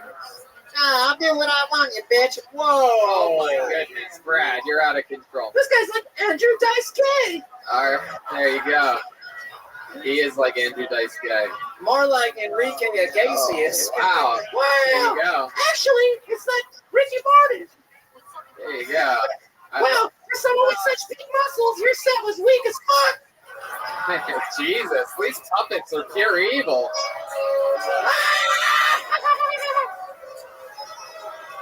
It was. So Logan, let's talk about it. First time ever doing stand-up? No, I've been doing it for like a year. It's guys, this is the worst I've done at dive bar, surprisingly. And normally it's fucking empty. There's people threatening to stab you and shit. This is, So you're saying that you do better when it's empty? Yeah, bro, yeah. I was gonna say the same thing. I was gonna say you seem like you would do really good in empty rooms. Yeah. No, that was. I got in my. You're telling me that it was more silent during your set tonight than it is when the room is empty. Dude. Yeah. Because Wow. at least you get heckled here. Sometimes there's like something, you know. Yeah. I fucked up my jokes. No, you still sort of got heckled. It was okay. Which reminds me, I will say this again, is that there's no heckling at this show. There's way too much. These guys don't know if they're going up, when they're going up. So if you heckle during someone's 60 seconds that they fucking waited for, you're a fucking pussy piece of shit. Just bottom line. I mean, I can't believe I just say it, but I get it. We're all having fun in Vegas, but you know, other parts you can fucking boo and call them a faggot or whatever you want. You know what I mean? But not during the 60 seconds. Very good. I'm glad you slipped that in there. Not an important part. You fucking just interrupt whenever you want. You piece of shit puppet. So back to you, Logan. You seem like a douchebag. Convince us you're not. Look that way. Look that way and convince us that you're not a douchebag. I'm not gonna. Dude, I was wearing the same thing that guy was heckling was wearing earlier. Like, I'm like that guy. You don't know what the fuck you're talking about right now. You're on a podcast, Logan. The dude that was heckling, like, I give off that guy's vibes. I'm kind of like shy, you know, reserved. What? And I'm just. You just said you're a heckler and that you're shy in the same No, sentence. sorry. Dude, I'm fucking gonna be a virus sensation or something. No, you're not. No. Like, you know, No, it's the opposite. This show is a viral sensation, and you're I've already forgotten you. Yeah. It's Brad. Yeah, like scale of like. I did like your church joke. That's funny. The 11 o'clock service. Yeah. You know No, that it's good. makes a lot of sense. You know, you're waking up early for the night and partying probably. Are you really single? I haven't talked to my girl in like a week because I have commitment issues, and she gave me the silent treatment, and I was just haven't talked. So you've been hooking up with other chicks? No, I'm really like bad at. Really? A guy with a prop half-smoked cigarette behind his ear. You're telling me you're bad with girls? Do you break that cigarette out after sex? Where do you buy one of those, by the way? I've never even seen one of those. Dude, Amazon. I got like a 24 pack in my car, dude. Oh my god. Why do you put them out? Do you like step on them or something? Why do you need more than one? They smoke. He puts them out on little kids as he walks by them. It's incredible. What other douchebag things do you do? We found the cigarette. Yeah, I know I look super douchey. I'm not as douchey as I look. I'm not. Convince us otherwise, please. Tell us why. How aren't you douchey? Tell us things about you that aren't douchey. I wasn't in a frat. I feel like you guys think I was in a frat. I look like I was in a frat. Nah, you don't think you went to fucking college, dude. I went to college. We know you weren't in a frat. I went to college. They don't have frats at fucking Surf City Community double fucking GED college. I was in college. I should have been working on my set when I was in college because that was fucking atrocious, guys. Okay, stop criticizing your set. That is our job here, all right? So, Logan, let's talk about your real life. You're from here in Vegas, born and raised? I'm from LA. Hey, that's not proud. I'm from LA. I moved here a year ago for work. Yeah, what work? Commercial real estate. I'm sticking with that, guys. That was. What do you mean you're sticking with that? Like I said, a comedy. That was. Oh, Logan. Logan, you're not a very good listener. Oh, work. Yeah, I got you. Commercial real estate? Yes, sir. So what do? You sell houses? I like lease out properties and kind of work in the finance. You're a fucking slumlord, aren't you? Yeah. Are you a slumlord? Is it bad properties? Yeah, I'm in the cubicle. I'm out there with like just showing properties. I'm that guy. All right. What kind of car do you drive? A big Subaru. Really? Yeah. Oh, you're a lesbian. I knew I was gonna get that. Man. All right. Last chance. Anything that you can say to make us like you? You ever do anything good for yourself? I asked you what the least douchey thing about you was, and you said that you work in commercial real estate. Guys, just forget. No, Logan. You fuck. I just asked you a question. Oh, sorry. And you're doing it for the 5th time. You're criticizing your fucking set. Yeah, I'm in my head. I'm sorry. Listen to me. Tell us something that's not douchey about you that will make us like you. Fucking think hard with your fucking brain. Ooh, that didn't get the laugh I was expecting. Do you have a family? Anything redeeming Yeah, about I you? have a family. I'm the oldest. Brad, help this guy out a little bit. What was something kind you did for your mother recently? Brad, that's actually good. I'm the oldest of 6 kids, so I help them, I coach them. Okay, we're getting there So somewhere. that's something. Like I help You coach coach kids. them. How do you coach these What do you kids? coach kids in? Sports. Yeah, what kind of sports do you They play a bunch like football, basketball, baseball. You coach them? Yeah, well, I don't live with my near my family anymore, so not anymore, but I used to. I'm gonna turn that camera off, dude. Okay, he has no redeeming qualities now. This guy sucks. All right, Logan. Well, how many of you want to boo this man, huh?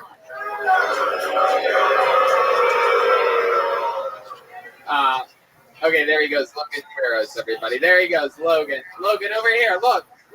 Logan, you non-listening motherfucker. There you go. Don't kill yourself. And just to be fair, that wasn't a real boo. That was just... Yeah, it wasn't them. It was the sound effect, Logan. There he goes, Logan Farrows. There you go. Fly with me, Logan Farrows. Shaky Sharks. My guess is that things are about to pick up here any second. We've got the pressure is eating these people alive. Perhaps it's the nicotine flowing in the air. This is a high pressure situation. This is basically a fire hazard on wheels. And the comedians are feeling the heat. Put your hands together for your next comedian. 60 seconds uninterrupted, right, audience? Goes to Jonathan Sifford. Jonathan Sifford. Wow, front row.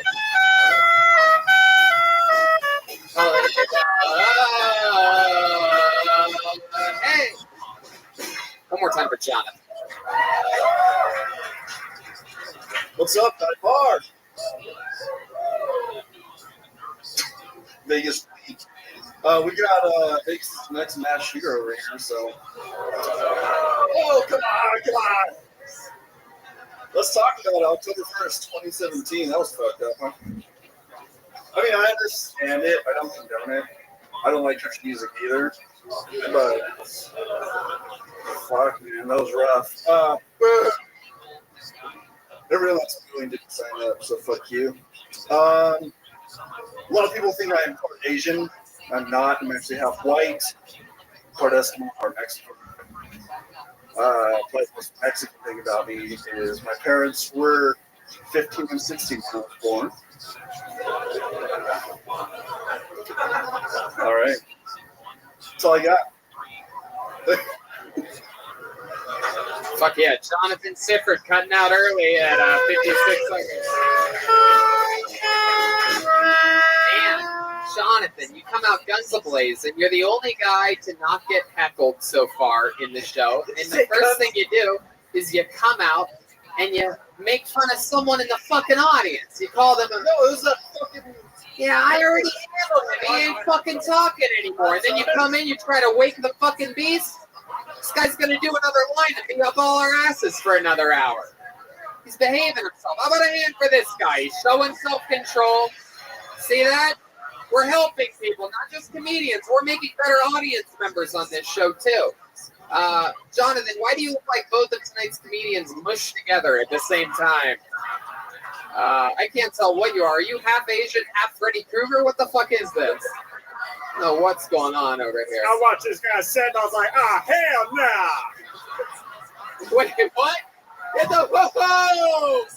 Wow, that is our first ever black band member. Holy shit! Leon, control yourself. I'll say whatever the damn hell I want. Wow. We figured out a way to do blackface on the show. That's incredible. Ah, hell yeah. Wow. Wow. Leon, this is very exciting. I'm going to write down your name, Leon. I don't want to fuck that up. Leon, what do you think? Quit jerking off, Leon. Why would that guy jerk off a lot? Man, I like sex. Oh, okay. My goodness. Well, Jonathan, wait, what the fuck is that over there? Oh my God. What? Yo, that's my girl right there. That's right, Boo Boo. Tell him, Boo Boo. What is that, Tiffany Handish? Man.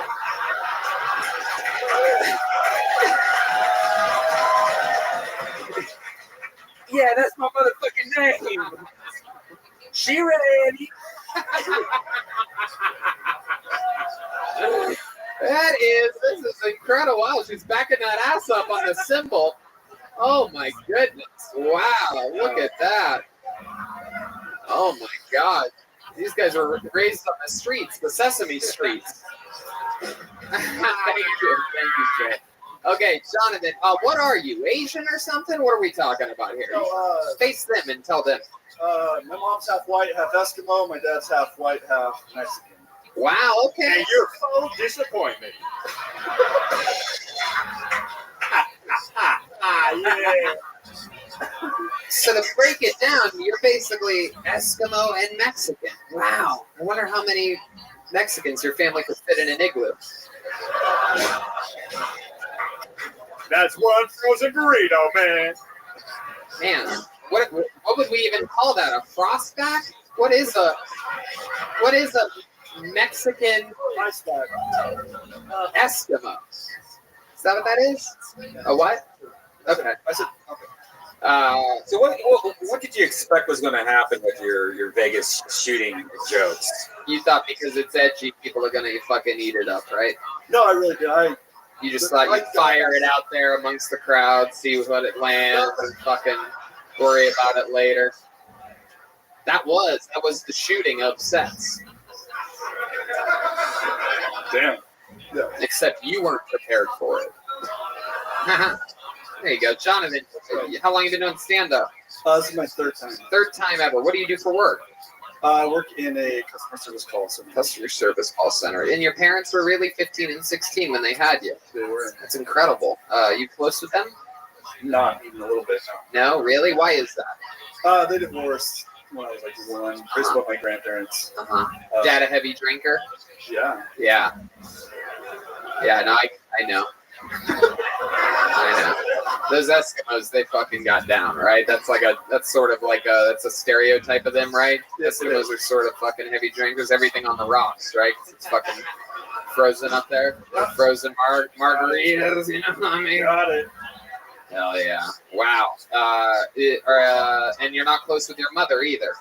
No. So when they got divorced, they just threw you out the window or something like that. No, my grandparents basically adopted me. And your grandparents are the more Eskimo ones? They're on my dad's side, so they're the polar bears. Oh my my grandma's Mexican, grandpa's white. Oh, okay. So Mexican and a white guy. All right. So you ended up here in Vegas. How? Got out of the Navy in 2009.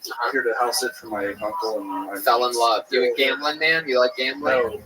No, not at all. What is a vice of yours? Give us an example. Probably the booze. The booze. You're a heavy drinker too? I tend to be. Yeah. What's your favorite drink? Whiskey. What's your craziest thing you've ever done on a night of whiskey drinking? Anything fucking nuts? You ever go ride a bull in a parking lot or something like that? No, I'm not the crazy. When I get drunk, I don't get crazy. I'm just kind of mellow. Mellow, yeah. Yeah. You ever get sad? Oh yeah, all the time. Man, one time I got real drunk and raw dog snuffleupagus, man. Oh, what'd you do to him? I raw dog snuffleupagus. Oh my God. Jesus. I heard that guy's got a lot of junk in his trunk, but I didn't know that's he's got a trunk. Snuffleupagus jokes is what's happening here. I can't control him, sorry. Jonathan, what do you like to do for fun? Any fun hobbies or anything like that? You seem like the type of guy that knows how to take the old jet ski out on the. Oh no, photography, videography. Oh yeah, I like that. You ever take pictures drunk? No, actually at a wedding, yeah, I have. Oh wow, you got drunk before the wedding? During the reception. Wow. Drinking pictures and taking pictures. Do all your conversations sound like court summons? Yeah, I did that once. Yes, that is true. Uh-oh. My goodness. Jonathan, this is probably your first time seeing puppets since you didn't have a childhood, correct? Correct. Yes. This is all new to you. They're just puppets. It's the guys next to them that are making the noises. Oh no, I swear I can't control it. You ever have any kids? Nope. Man, I got lots of kids, man. All right. All right, Leon. Let the guests answer some of these questions. You need to be paying child support with your broke traveling ass. Oh my God. This is wow. Even I am impressed at the level of racism happening right now. Okay, sure. Oh my God. So no kids. You've had sex with a woman before. Correct. Yeah, I married 6 years. Oh, you've been married 6 years. Where'd you meet her at? I was working retail at the time, and she came in for an interview. And what was the job at the time? That she interviewed for? Yeah. That was. And what was the place that you were working? Levi's. Levi's, the jean company. Yep. Oh my goodness! For a guy that we know for a fact has bad genes running through his blood, it's incredible that you sold fucking good jeans. Yep. What was the job that you had there? I was an assistant manager. Assistant manager of a fucking Levi's. Look at you. Wow. Fucking, my goodness. And what was she trying to apply for? Just seasonal help. Seasonal help. Fuck yeah. Is that what you call them? You're gonna fucking stick it in her. Did you guys have sex at work the first time? No. No, you didn't just fucking fuck on a stack of jeans or something like that? You sure? You lying to me? 11s. Yeah. The fucking, what are some other ones? What are some famous Levi jeans? 501. 501's the biggest one, right? What's up with the low-waisted guy jeans? Like the ones that show your butt cracks for guys? Like, what is that all about? No one asked for that. Yeah, I don't have this problem because I have hips, but Brian here, Yeah. Yeah, Tony, you have hips and Brian don't. That make a lot of sense. All right, Leon. Thanks, Leon. Leon, I think people knew what I was talking about there. Nah, the hell they didn't, man. You're really, Nah, they did. you're really being specific. Nah, man. All right, Leon. My goodness. Well, I'm talking about how bigger people are built differently. Nah, man, you got a fat ass and stuff. No. You skinny, Tony Hitchcock. We can see with our damn eyes. Oh my God, Leon, you're out of control. I haven't seen someone like you talk this much since I was in the back of a movie theater. Anyway, man, that's racist as hell. What the hell are you talking about, man? How's that racist? Man, quit being racist, man. That's what's telling you to pay child support. How am I being racist? All right. Anyway, these puppets are a lot of work tonight.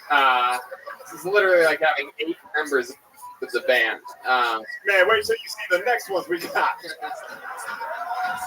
Leon, just the beginning, All man. right, Jonathan, I'm going to get you out of here. Jonathan Sifford, everybody. Come on, put your hands up fucking together for him.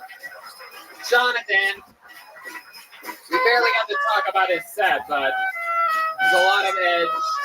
If you're going to talk about something that's serious, Jonathan, something good would be to like mix in something a little fucking silly or something that surprises us. I You just know what I wouldn't mean? even touch that, especially in Vegas. That's just. Yo, y'all serve Hennessy here? Oh, that was here. That's right. Oh my. Let me get it. Let me get a Hennessy. Oh, I need that Henny. Wow. So everybody's just firing off 6 times for each thing here. Okay. We're digging deep. How about a hand for the band, everybody? They're here. We're live. We're playing different songs, a Vegas set list for you. We've heard Holiday Road, Viva Las Vegas. Whoa! Okay, this seems like it's going to be fun. This guy spelled his name properly. It's clear. There's even some bold letters here. Put your hands together for Frankie No Filter. Frankie No Filter. Here he comes.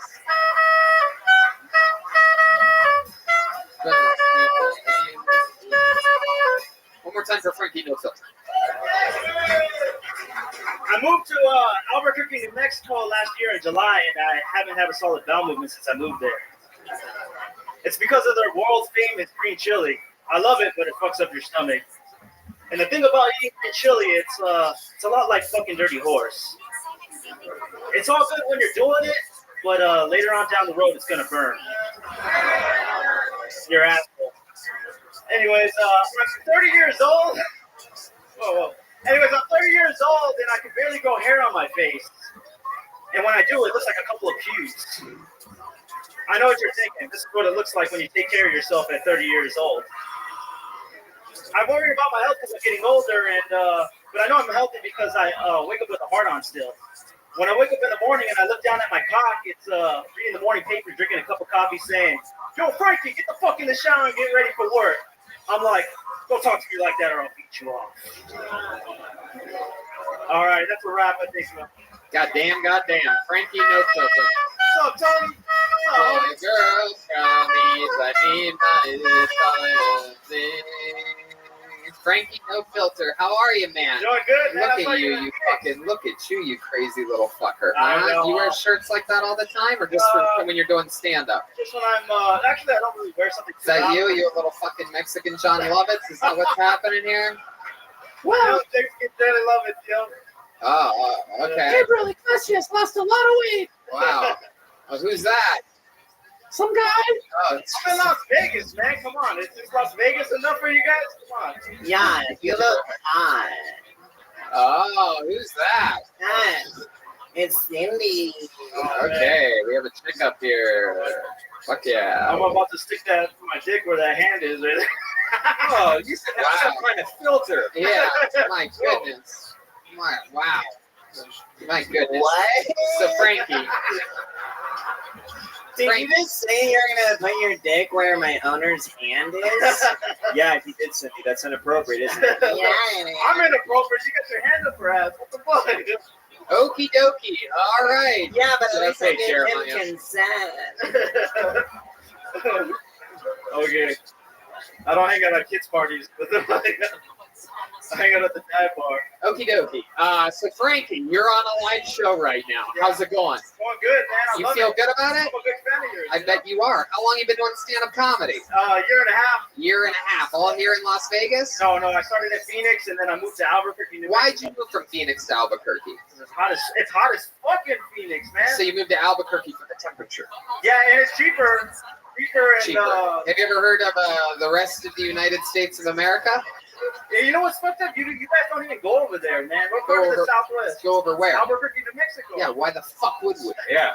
It's the shit, homie. We were just in Phoenix 2 days ago, you idiot. We were there 3 It's months better ago than before Phoenix. that. Hey, Albuquerque's way better than Even Bugs Bunny doesn't want to go to Albuquerque. Tell us how Albuquerque's better than Phoenix. And It's cheaper. I love the weather. It's not too hot. It's not you know that Detroit's even cheaper than Albuquerque. Yeah, That's not really a positive. Yeah, but it's cold as fuck over there. And, You ever hear what you get? You ever hear you get what you pay for? yeah, that's true. Yeah. Well, everybody from Chicago lives in Phoenix. Yeah, I know. Everybody from the Midwest. Yeah, But you're from New Mexico, but your accent sounds like you're from just regular ass Mexico. It's cold over there, man. It's fucking cold, eh? The weather is super.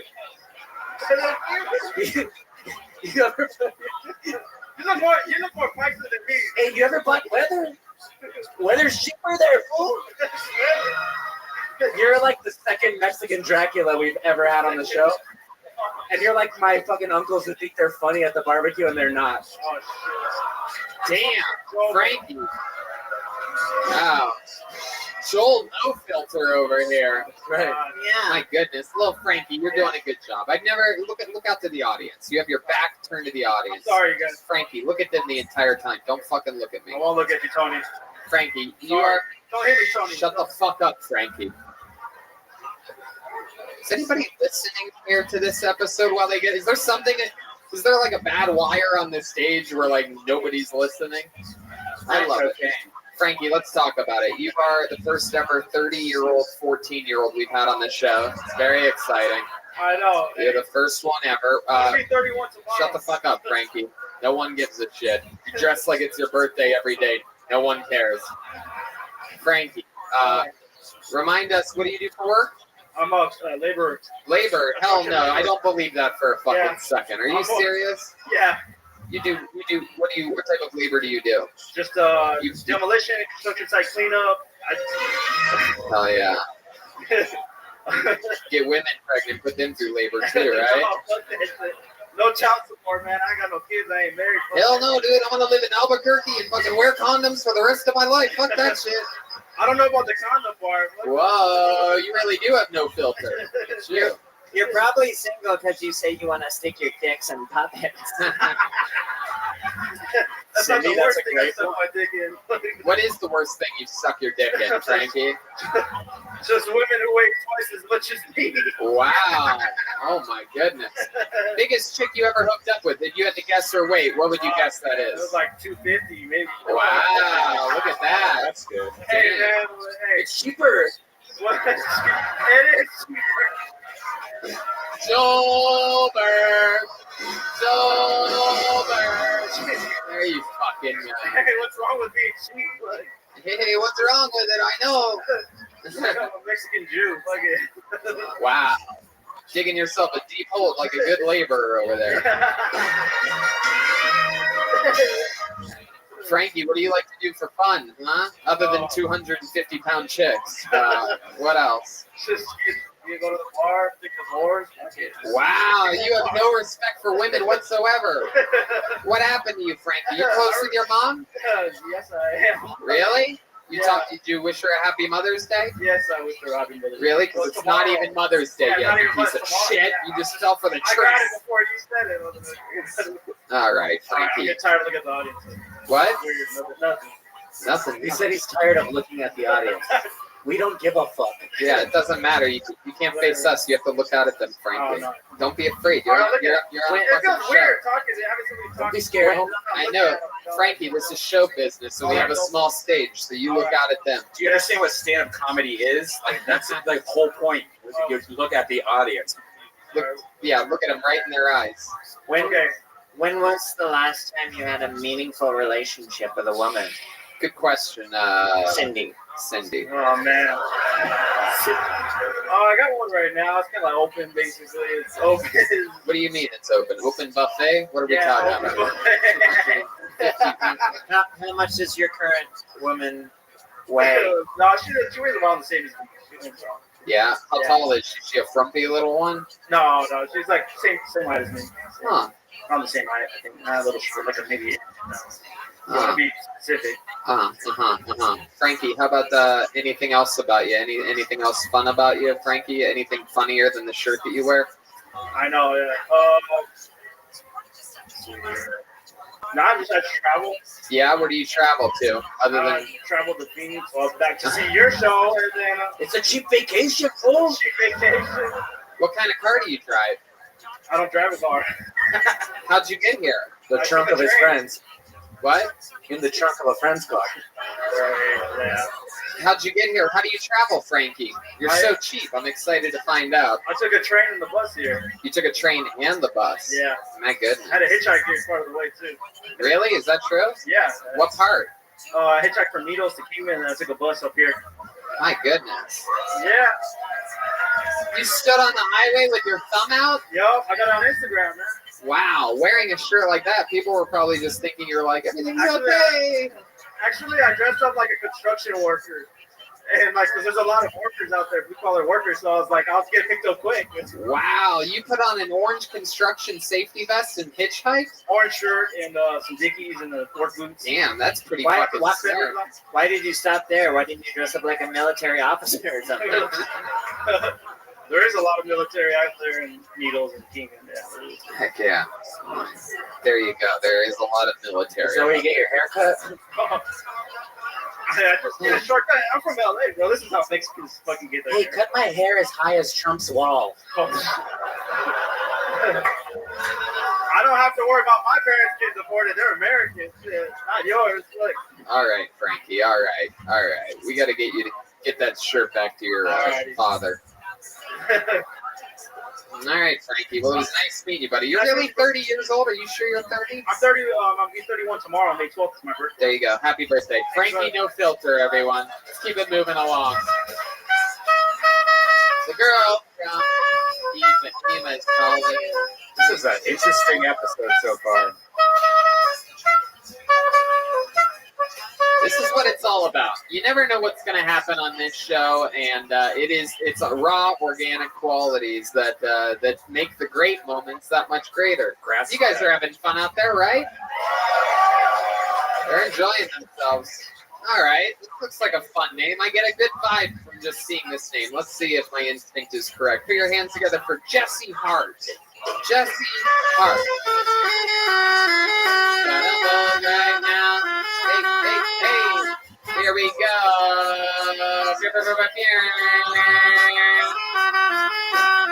Hey, here he is. Jesse Hart, everyone. Now, before you continue onward with your judgment, no, I'm not an expert at this porn parody. Vaginas! Huh? Yeah, those are pretty cool. Those things are resilient and non-destructive. I kind of forgot what I was going to say this. Fuck me. I got it. Those things are indestructible. I see those things taking a beating online from time to time.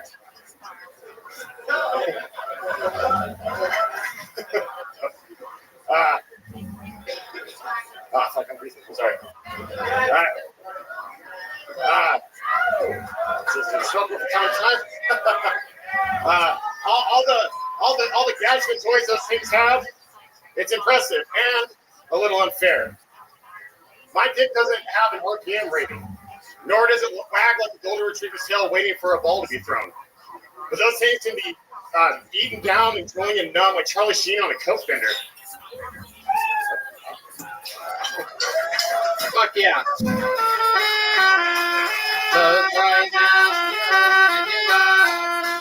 All right, Jesse, let's fucking talk about it. Yeah, let's do it. So, how long have you been doing stand-up? Is that your first time ever? Pretty much, yeah. Pretty much? What does pretty much mean? I started an open mic in my hometown, and so I've been trying to do it through that. Where's your hometown at? Needles, California. Wow, Needles. Fuck yeah. You're going to need those soon for the diabetes that you have any day. It's coming up. Okay. So, Jesse, basically your first show in front of a big audience, right? You froze up talking about vagina. Pretty hard, yeah. Yeah. Why do you think that is? What happened? What were you feeling up there? I was honestly, I kind of forgot where I was going with it. Yeah. I went off the gay porn thing that I was trying to go for, and then... You're drinking a PBR right now. How many of those have you had tonight? Surprisingly, only 3. Really? Yeah. Man, you look like you came from the same factory as that PBR can. You look like you have an Anheuser-Busch. It's a vicious.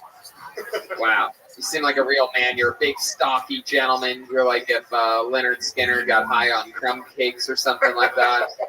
He looks like if Gimli from Lord of the Rings rode a motorcycle. Wow. Look at that. It's a little country puppet, huh? Yeah. My goodness. Okie dokie. Fucking country puppet. What's your name? It's Brad. It's the guy from earlier. Oh, it's the same guy. Now he has a little bit of a more of a country accent. You just didn't remember Brad. It's okay. It's okay. I didn't realize you have that thick of an accent. So, Jesse, let's talk about it. What do you do for workout Needles? I work for a cannabis cultivation facility.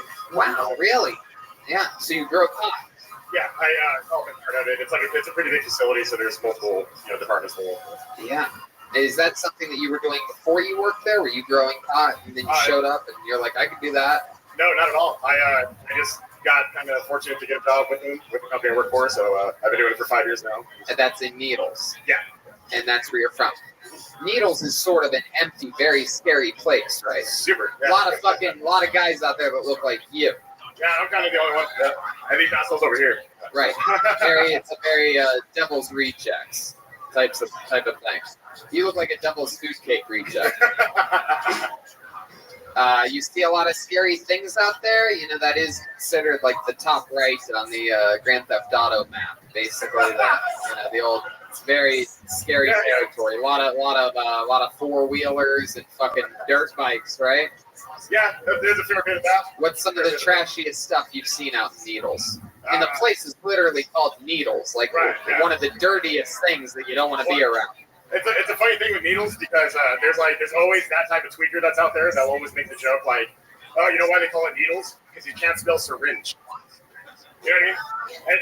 It's the dirtiest type of dude that fucking makes that joke. You're like, that's the pot calling the kettle an idiot as far as that's concerned. You know what I mean? No, that was hilarious. Yeah, I know. I'm not speaking for it. So, what else have you, what's something that you've seen that you think's trashy? I'm wondering if maybe you can't even recognize it because you're from Needles. Maybe it's something you do. Maybe one day you were fucking your sister on the front porch and somebody else saw it, you know what I mean? And like, to you, that's just natural. When you say fucking a sister, what do you mean? Yeah. And where's my motherfucking Henny? Anyway, a funny thing I've seen there was I saw a girl bitching about the fact that she had to choose between buying diapers and bottle, Similac or whatever, or having to buy cigarettes or stretcher tickets. She was pissed off to have to choose between the two. I can relate. My parents died in a tractor fire. My goodness. So what do you do for fun out in Needles? You have a four-wheeler, right? No, I don't actually. Okay, what do you do for fun? I try to do my comedy thing out there. I play music with my buddies. What type of music do you play? Metal, thrash metal. So. Yeah, what do you play in the band? Guitar. Yeah. Hey, look at that. You are Meatloaf, correct? How long you played guitar for? About 15 years. What's the name of your band? Regressor. Regressor. Huh. Super tough, right? Yeah. You don't ever sing? No, I bark at every once in a while. Yeah, can you give us an example? Can you look out there at the people and give us an example of your bark? Wow, that's pretty good. Tony, I just stepped on his foot and I wasn't him singing. Oh, no, yeah. Can I try it again? My goodness. Well, that's fucking interesting. What type of trailer do you live in? It's an extreme. We're hoping to get up to a bigger one later. Is it? I thought you were going to say really? Game of Thrones trailer. Is it really? No. You have a house. Yeah, I live in a fairly respectable house, 2-bedroom, 1 bathroom. Is it your house? I rent it. What? I rent it. You rent it. Right. How much is rent for a 2-bedroom house in Needles, if you don't mind me asking? We're paying about $500 for it. $500 a month for a 2-bedroom house. I might move to Needles. We'd welcome you down. Is there any comedy clubs in Needles or anything? No, the scene is popping there, Red Man. Is there anything fun that they do there? Is there a scene for anything in Needles? Just the ones we're trying to get going. You know what I mean? But not stand-up comedy. I'm talking about. Is there anything there? Is there like a fucking Applebee's? Are they known for anything? The occasional rodeo. It's on Route 66, so we got that going for us, I guess. But. All right. Not a lot of cool stuff though. We're trying to make it better though. $500. $500 a month. My goodness. Do you have a roommate there in your 2-bedroom house? No, it's just me and my girlfriend. Just you and your girlfriend. How long have you been with your girlfriend? 12 years this May. Who's got the longer beard out of you and your girlfriend? You do. 12 years. Where'd you meet her at? In Needles. What? In Needles, high school together. Well, I know, but what were you doing in Needles when you met her? Going to school. Yeah. High school? Yeah. Wow, you met her in high school. My goodness. And what does she do? She's an aspiring author right now. She kind of self-published her own book. Wow. So she's going for that right now. She's doing a rewrite of it. Goodness, an author in Beatles. What is she writing? Her name? Ooh, so impressive. Yeah, very impressed. You should be an author. It's cursive. You might be an author if you can write your own name in Beatles. What's the crime rate in Needles? Is there a lot of crime or drugs? There's a fun little sheriff report that goes on in that town, like on the Facebook for the local page, and it's like the random meth charge. It's the occasional domestic abuse situation. The occasional domestic. Okay, it's every day. Yeah. Welcome to another episode of the Daily. All right, Jesse. Well, it was nice to meet you. I'm surprised that your last name is Hart, since that's how you're gonna die. It's just funny because it's true. You know what I mean? He nodded right back at me like, "Yep, you're right." Hopefully, it won't be like diving onto a turnbuckle, like other hearts.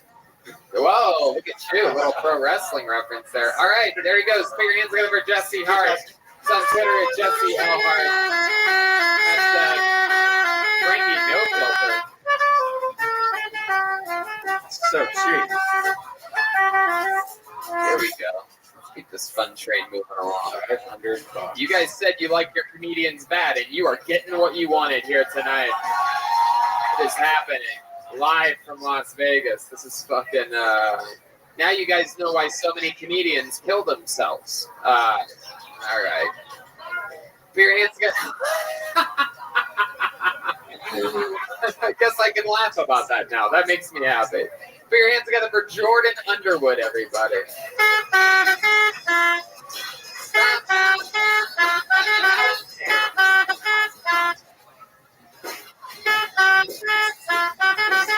Jordan Underwood. This should be interesting. He's got good handwriting all over his letters. Here he is, ladies and gentlemen. Jordan motherfucking Underwood. I do. I fucking hate British people right now. Right now I can't send Nicolas Cage. All Nicolas Cage does in every single movie is he finds a map on the back of like everything and anything, and they make a whole movie about it. I can picture hanging out with Nick and be something like, dude, Jordan, stop, there's a map on the back of that. And they're like, yeah, dude, it's MapQuest, it's my iPhone, chill out, everybody has one, you know? But I have to give it up to Nickelodeon. Because what Nickelodeon did was they took every National Treasure movie and they casted a Mexican bitch to play Nicolas Cage. And Dora the Explorer went on for 9 fucking seasons. I'm super poor. I'm so poor, like right now I wish I was a gay 7-year-old. That way I can go on the Ellen DeGeneres show and get a check for $60,000 for being the best, the bravest 7-year-old in the whole entire world. All right, thanks, guys. Hey now, 58 seconds from Jordan Underwood. Staying in the pocket while the audio was janky. Fucking pretended like nothing even shook him at all. Jordan, you've been doing stand-up for a little bit? Actually, my first time ever doing stand-up. Wow, look at that. You're like a natural. Look at you. You're like Louis C.K. before he found out about masturbating. Got it all going for you. Your looks, the black t-shirt, black pants. Yeah, I look like a potato on toothpicks, actually. Wow, look at you. You my first time doing stand-up was in Boulder City on Christmas of 2017, actually. On Christmas of 2017. Did you always put the cord around your neck like that just in case things go bad? And you know what's funny is I sang in a punk band like the majority of my life, and it's like a bad habit of mine. So really? What's the name of the punk band that you sang in? Nests. Nests.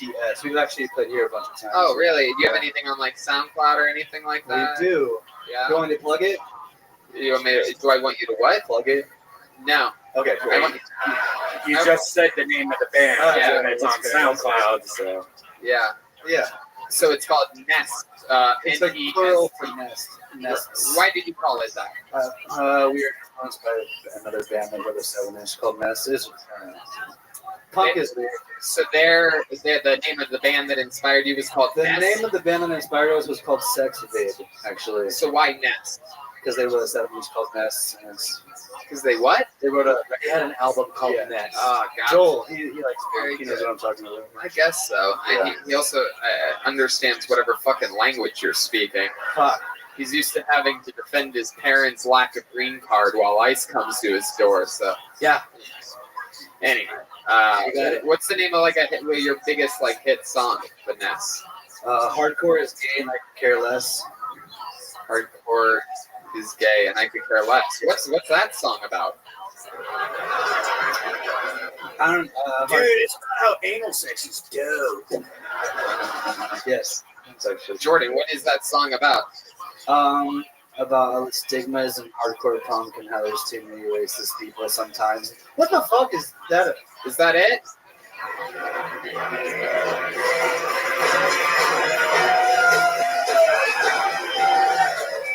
Fuck yeah. Can you sing us a little? No, that last dude was fucking punishing. I'm not gonna try and do that. You don't think you can do better? You're gonna call him punishing No, and then say you can't follow it? He's like a metal weirdo with Asperger's. Like I just. Wow. You're taking shots at a crowd favorite. How many of you want to see this guy belt a line of punk music, huh? No, but yeah, so I was doing the whole punk What rock. the fuck are you doing right now? I'm telling you, I was doing the whole punk rock thing for a long time. It's my passion and stuff. Joel and I got matching black flag tattoos, and so sing, you idiot. Yeah, sing us a line, dude. That's so whack. You ask me. It's whack. No. Listen. So let me tell you the story. So I did the punk thing You for a while. stop it right now. The fuck do you think is going on here? I have no idea. I don't understand what you're embarrassed about. You think that it's gonna sound bad if you say a line? No, I'm gonna tell you because like I have a pride and it's my pride and joy. Punk rock, and like you're not gonna like. There's no talent in it. I'm not gonna say. I disagree. You're I can't believe No, you're no. saying As a something. vocalist, watch this.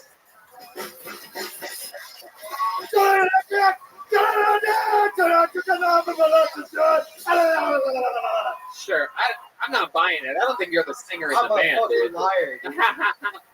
Jordan Underwood. You seem like. Actually, Joel, do you know? Whoa, Jordan, over here, you fuck. Dude, I'm quit bringing Joel into this, dude. What is happening? I'm a huge fan of Joel Jimenez, guys. I'm so sorry. All right, his name is Joel Jimenez, first of all, so you're not that big of a fan. You called him Jimenez. Man, there's another white man not knowing how to pronounce names, man. Oh, okay. Here we go. We have all the puppets. Jordan. So let's talk about it. You seem like you have good parents. They're still together. They're happy. No, I do have good parents. They're not happy or together. But yeah, my dad was a comedian. Really? Yeah, he was. Out here in Vegas. And now he does punk music. Now he does cocaine. Really? Is that true? that's He was funny. a comedian and he got addicted to cocaine? I mean, he's a great guy. I mean, he's just a comic, and it came with the lifestyle. My parents are no longer together, but I do have great parents, and they're the reason why. Like Jordan, what do you think is happening right now? What the fuck am I doing? Bad? Like Yes, Jordan, you're treating these interview questions like you're running for congressional office.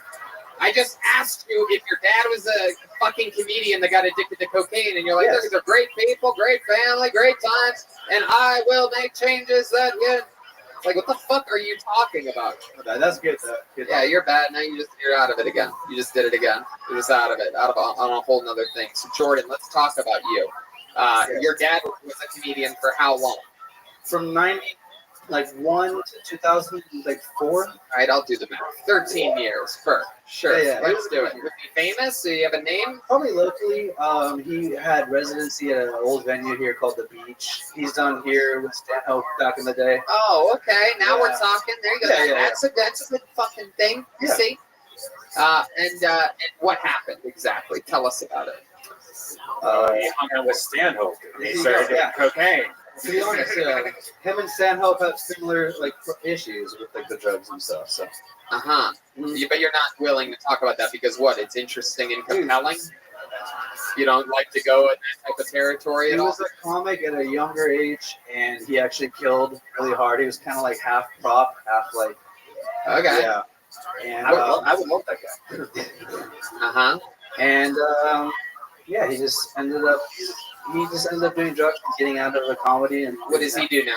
Dude, my brother's here actually, and if Dad hears this, he's gonna be so fucking bummed. Well, if he's as big of a coke addict as you like to think, he's probably never going to listen to this podcast. Okay. So I got news for you. He listens every Monday. Really? Is that true? Yeah, for sure. Then he's definitely So gonna if he hears this, he's gonna fucking hear it. Yeah. Cat's out of the bag, dude. Spill it. All right, Jordan. What can you tell us about you? What about you? What does a day in the life of Jordan Underwood look like? Right now, I work 50 hours a week. Doing what? I do restoration for flood and fire damage to homes. But I just design the homes on a computer, and then send Mexicans out to do it for me. Oh, yeah. It's cheaper. And then I do comedy. Actually, I had a show in Vegas for a year at the Center of Science and Wonder. And that was fun. So I do comedy. I work. What else do you do, Jordan? I have a girlfriend who I love so much. Yeah? I'm so in love, dude. It's ridiculous. Yeah, she's cheating on you right now. Yeah. How long have you been with your girl? A year and 4 months. That's cool. What does she do? She waits tables like really good though. Wow. Really good. I like that. Look at that. Look at that. She knows how to work it when she's waiting those tables. Yeah. Yeah. Where did she wait tables at? She waits tables at the Sugar Factory. Ooh, the Sugar Factory. Yeah. Damn. Which is she comes home every day with like complaints. I like how you won't talk about your dad's former cocaine problems, but you'll give the direct location where your girlfriend currently works. That's good. Sugar Factory, go see her live. Wow. All right. No, yeah.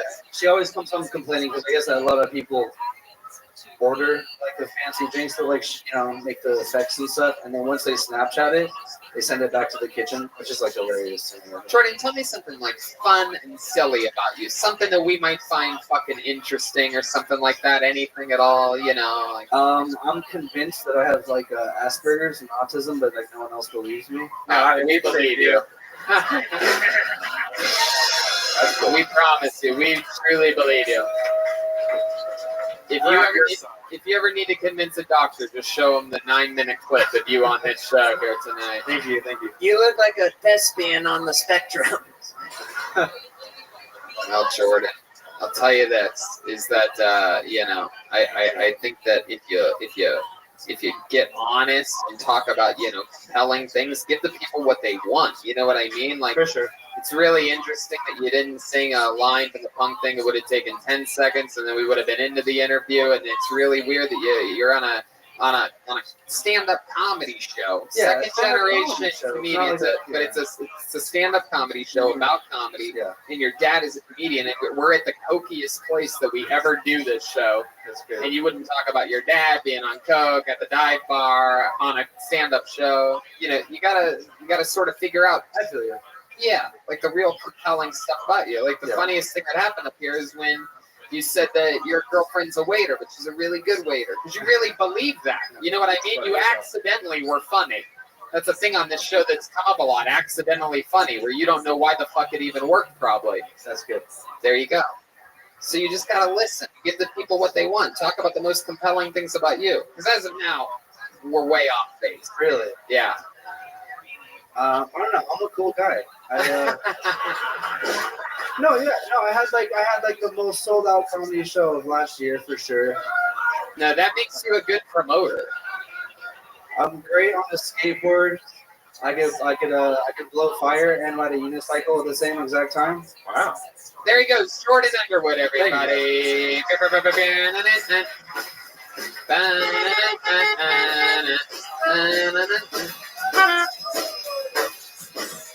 There he goes. There's a fist bump of Don't Kill Yourself. Fuck yeah. It's a fucking legendary show. Almost reminds me of Detroit, Michigan. Danny Brown. No, I think it's more of a Tiffany Haddish episode. Yeah, I'd say something like that. Oh, okay. This is interesting. Your last comedian was Jordan Underwood. Ladies and gentlemen, this is sort of crazy. Put your hands together for Corey Underwood. This could be interesting. This could be the turning point. The likable brother, Corey Underwood. All right, hey. Any of you guys watch the show Intervention? Awesome, me too. It's my favorite show. It's my favorite show to get high to. But I don't know if you've noticed the same thing as I have. Each episode kind of starts out the same way, with the parent not being able to comprehend how their loved one got to the point at which they're at. Specifically because they can always recall them being such a happy baby. Such a happy baby. Such a happy baby. But now Jimmy does heroin. I can't get it. But wouldn't it be great to shake things up a bit and just keep it at the perspective of an addicted baby? So knew something was wrong, little Jimmy couldn't kick the bottle. Then he had to move on to more pure, hard brand name formulas. And to start funding his happy, you had to take up sucking binkies and the nipples of mothers and wanted to relive that time of their life again. Just feel the rush, remember how it was. The family's finally able to get him to an intervention. He comes in kicking and screaming, though, just being a general fucking baby about it. But he agrees to a 12-step program. But just like everybody else in the show, the parents make a big deal about him completing the first steps, and everyone gets on with their lives. Wow.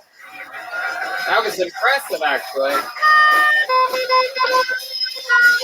I mean, you had jokes that you wrote and you did all into the microphone, sorta. That was the part. But yeah, so far, I mean, goddamn. So this show, you're basically the fucking Dave Chappelle of tonight so far. Thank you. And I got a bucket filled with names, and I'm gonna go off on a limb here and guess that you are the last comedian's brother. Yes, sir. Wow, that is incredible. This is you guys any relation to Carrie Underwood?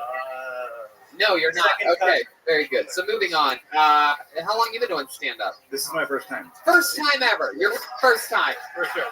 Now your brother says he's been doing stand-up for what? Like 2 years. 2 years. And you just signed up tonight. Yes. Your first ever time ever on stage doing stand-up. 60 seconds. 60 seconds. I played a show on this stage before. A music show. Yeah, it was one of the best shows ever. Yeah, were you in Nest? I was in Nest. You were? Yeah, so I was the bassist in Nest. Wow, the bassist. Yes, and then another band I'll play guitar with him, and then another one with one of my homies here in the bar. Very cool.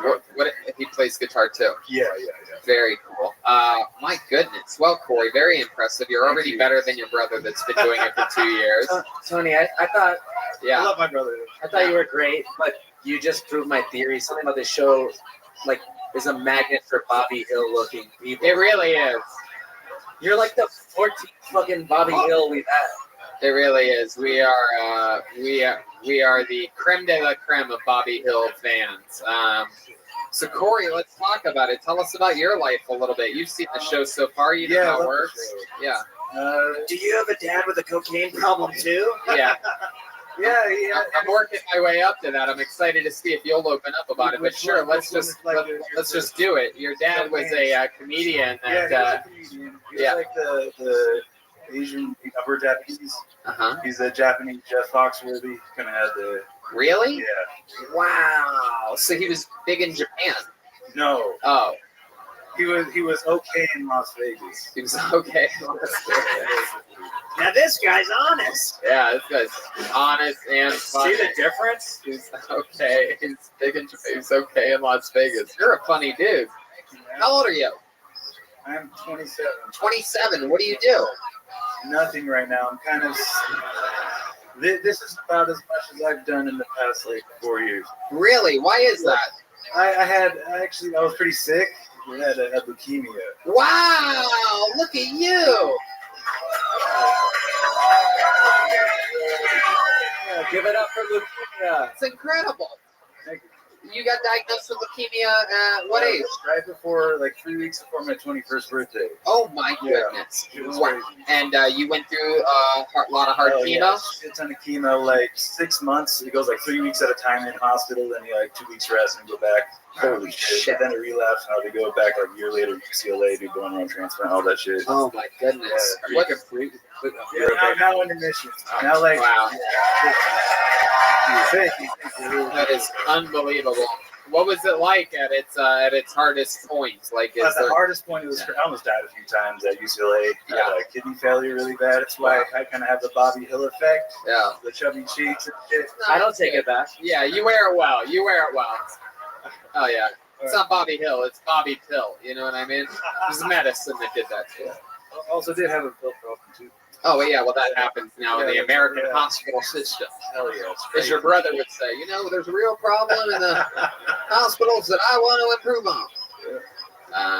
Heck yeah. So you're off work because you're a fucking cancer survivor. Yeah. You ever get any hospital pussy? You ever get one of those naughty nurses or anything like that? I always see it in porn, but I never see it in real life. Yeah, you ever get that leukemia dick sucked while you in the hospital ward? No.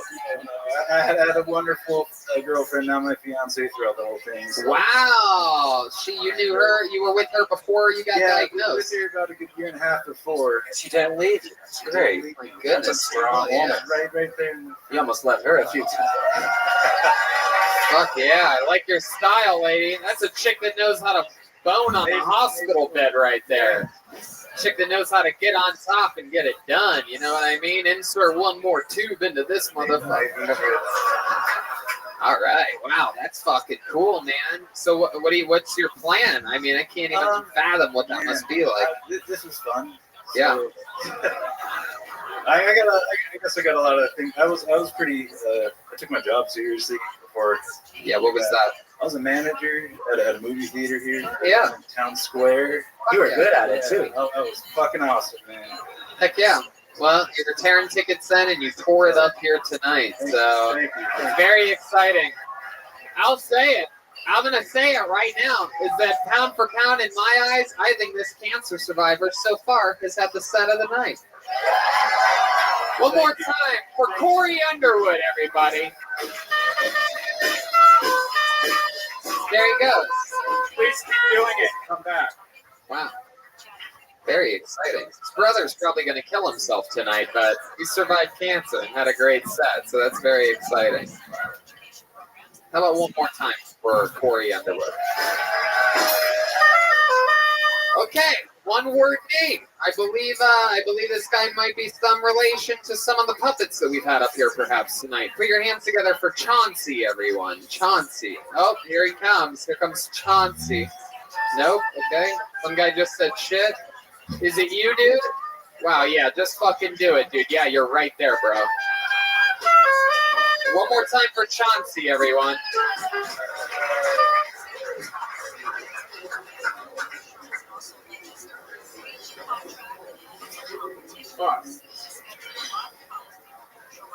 Second. Hello. Yeah.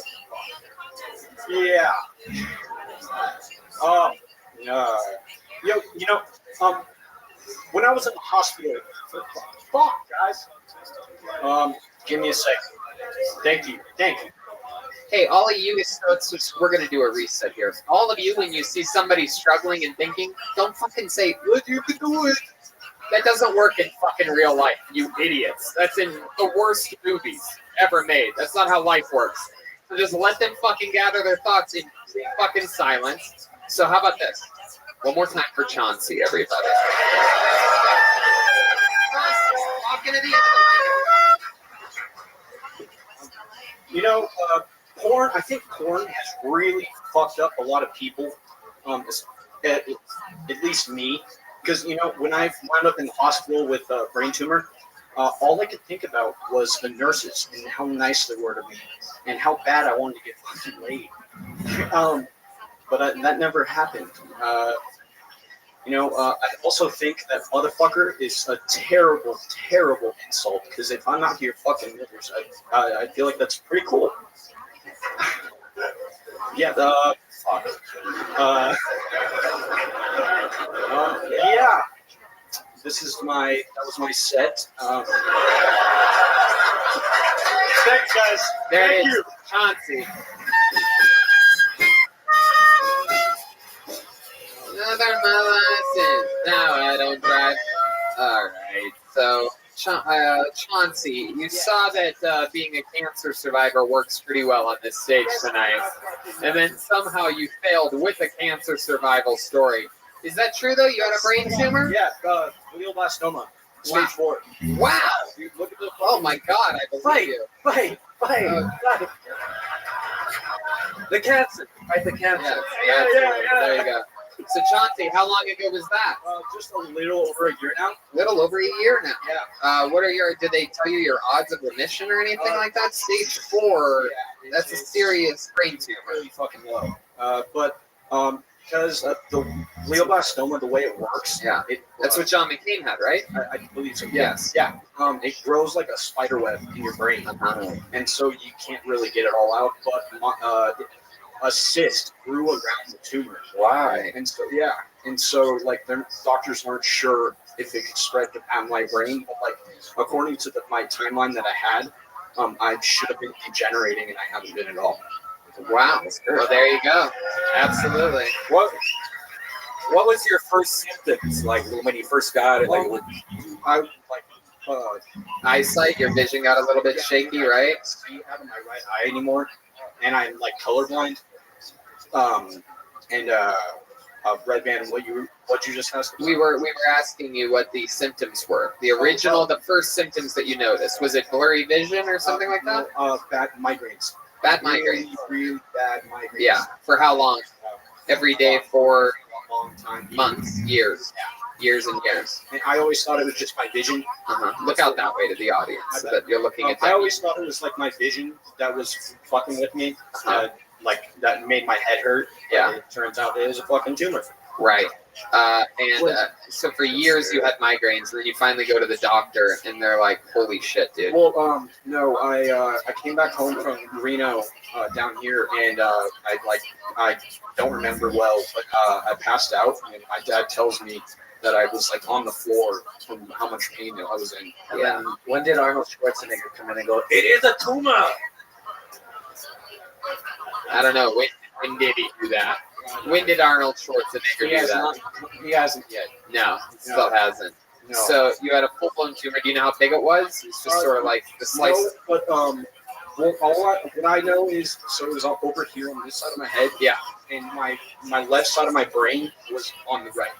That's just how much pressure and fluid built up. Smushed it over. Yeah. Oh my God. Yeah. My head was filling up with fluid. Right. It couldn't drain down. Okie dokie. So Chauncey. Yeah. Yeah. How about the rest of your life? What else do you got going on? Did you retire? You one of those retired cancer guys? I don't work anymore. I got cancer. I can't work ever again. No, I want to work. I'm on disability, but Right, of I course. want to work. I want to go to school. No, I want to do something. I'm just kidding. What are some of your hopes and dreams? I don't know. I really like helping people. So maybe like being a teacher or something one day. I don't know, helping people that have disabilities worse than mine. Yeah. Hopefully they would be worse than yours. Yeah. Yeah, because if they were people like smarter than you, then that'd be fucked up for them. You know what I mean? Like if it was people. All right. What is there anything that you did to pass the time while in the stay at the hospital? Anything fun to figure out how to jerk off with the left side of your brain or something like that? No. Yeah, it was a lot of fucking laying down in like rehab. Yeah. Like trying to figure out how to walk again, how to talk again, how to brush my teeth and take a shit. Well, you're from Reno, so you didn't really have to learn how to brush your teeth. That was the first time you learned how to brush your teeth, right? Wow, not a lot of luck for the Reno jokes here. I didn't realize we were live from Reno, Nevada here tonight. I'm from Vegas. Oh, yeah. Oh, I went up there for a semester of college. You and I. Was one of the symptoms of the tumor coming back looking like a tiny Chuck Liddell? This is what I was going for. Awesome. Hell yeah. That's right. Well, Chauncey, you fucking got through it, dude. It was a rough set at the start, and then you fucking reloaded, and you did it right down the barrel. You fucking did it. Chauncey. Thank you. How about another hand for Chauncey, everybody? Come on. 2 cancer survivors back to back. Stage 4 cancer survivor. Heck yeah. This guy survived what killed John McCain. Think about that. John McCain was a fucking prison hero, and this guy beat the same exact cancer that he couldn't beat. Oh, he had stage 4, and I thought Brian was going to ask him to do stage 2 at the ice house. Oh, wow. We just say everything you think. Is iceberg. Then what happened to your shirt? Wait, what? Okay. Moving on. How many of you are having fun out there, huh? Seems like you guys are enjoying yourselves. Even fucking John Boy over here in the sound booth. Very, very exciting. Let's see what could possibly happen next. Put your hands together for Cody Glale. Glale? Cody Glale. The Maserati goes 185. But sometimes I feel too. Life's been good to me so far. One more time for Cody Glale. People that talk about their house being haunted are really just bragging about that they can own a house. And on top of that, they got a bunch of like people living there with them. That would be nice. Have you ever watched those ghost shows? Like, it's never a couple moving into a tiny shithole apartment somewhere, right? Like, what kind of ghost would even be behind that? You're sitting in your bedroom/kitchen/bathroom, and a dead college kid appears in front of you, and he's like, "Bro, it's your turn to buy the toilet paper."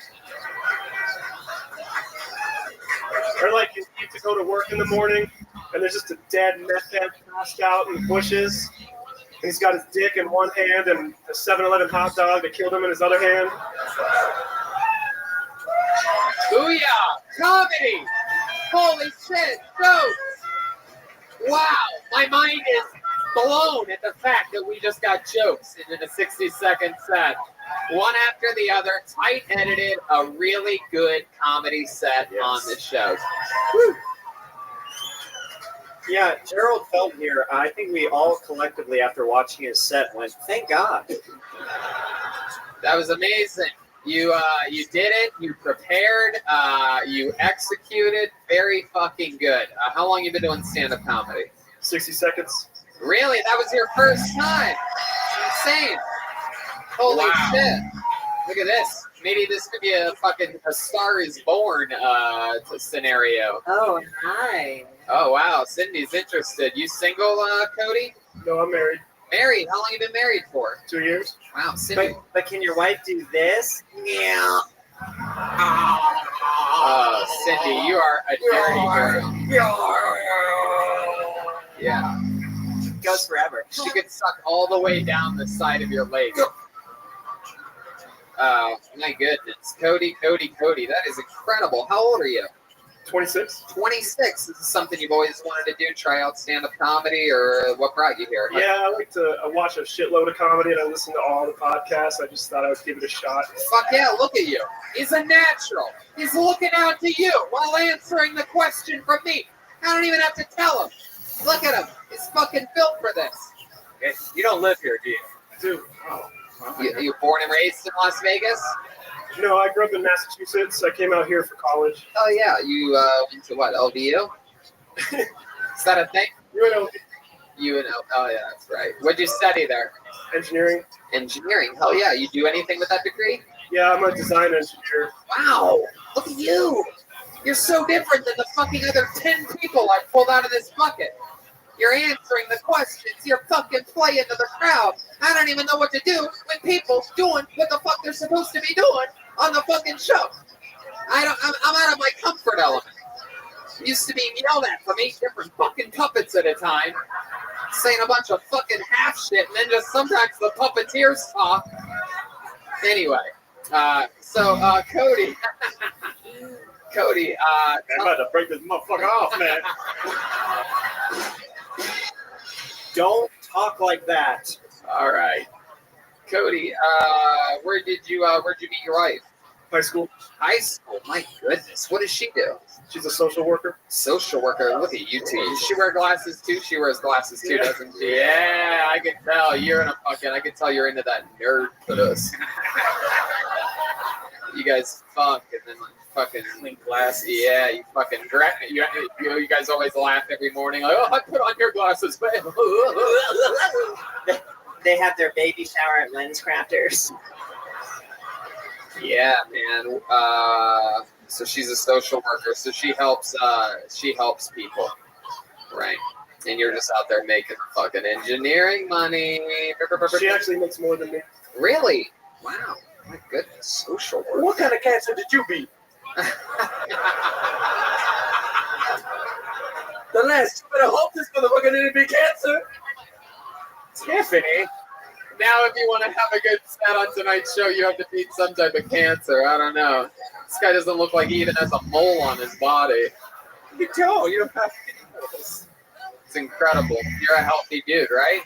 Yeah. Take care of yourself. You exercise? I do. What type of exercise you do? You fucking heavy weights. You a speed reader? You look like a speed reader. You ever do that? No, I hate reading. Speed reading? No, remember that? Remember that bullshit? I actually hated You know, reading. it turns out that was a fucking con all along. These motherfuckers already knew the book. I can't believe it. My mind's blown from that old. What do you live, spirits? There we go. All right. So Cody, what the fuck else, man? You're 26. What do you like to do? You seem like a canoeing type of guy, right? Kayak? I do some music producing. Yeah. What type of music? Like electronic and hip hop and stuff. Ooh, really? You ever rap or anything like that? I have. But... Can you give us a little example? I mean, just you know what I mean. We don't need much. There you go. Joel will play. Yeah, he's got you. Is that good? You want a different beat? Oh my god. I'm going to read yours. I don't memorize anything.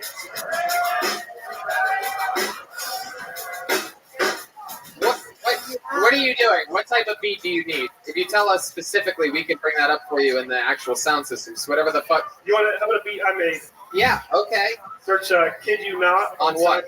Kid You Not. One word? The letter U or spelled out? Well, no spaces. I don't know about you guys, but nerds rapping is one of my favorite things on the planet Earth. I'm excited as fuck right now. Man, I don't like it one damn bit. Come on, there must be some white rappers that you like, right, Leon? What is it, Eminem or something like that? Yeah, right. Kid You Not? Yeah. What song? You gotta go. go. One word. Yeah. One word. Kid You Not. My goodness, how long you been in the music field for? A while, high school. While high school. I also play drums. Whoa. It's gonna be honestly. Wow. Well. You know what? Wait, everybody relax. Everybody relax. I got this.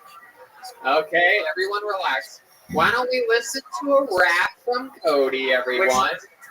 And if we, how about this? If we like his rap, maybe we'll do a Mexican drama.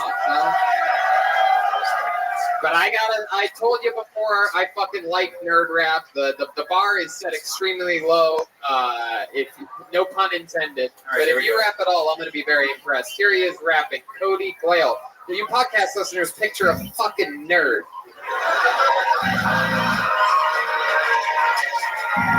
Yeah.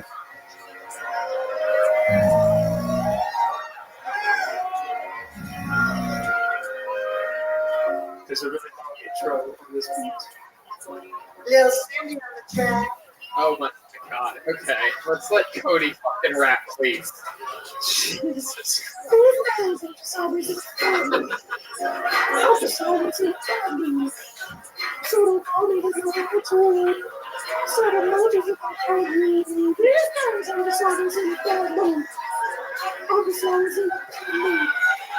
So don't call me to go out to it. So don't know just about you. Feel I'm sad.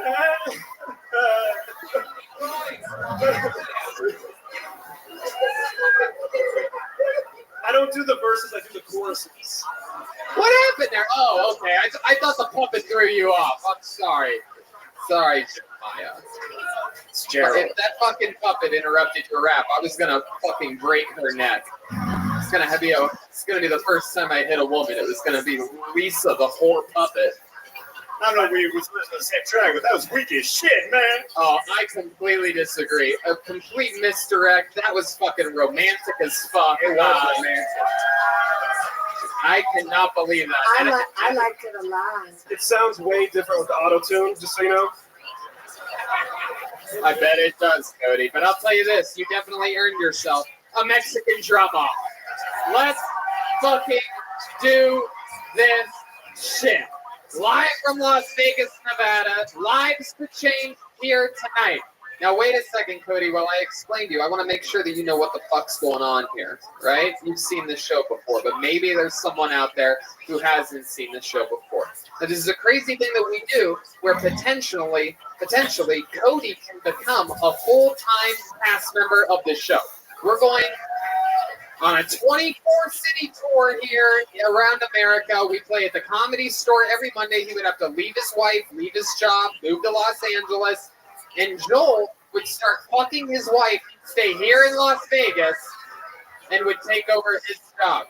So potentially, Cody can win this thing. Now, let me remind you, a Mexican drum off is a drum solo competition in which performance, beat, drumming, overall being funny, being silly perhaps at some point, taking a chance. All these things play into the vote that you, the audience, will eventually give, giving Cody the chance to become the new full-time drummer. But I will warn you, Cody, Joelberg is undefeated at this. And Joel is an audience favorite. He's a favorite of everyone up here. We love Joel. It's a tough position for you, but Cody, so far, you've killed it here tonight. You guys ready for this shit? This is a Mexican drum off. And wow!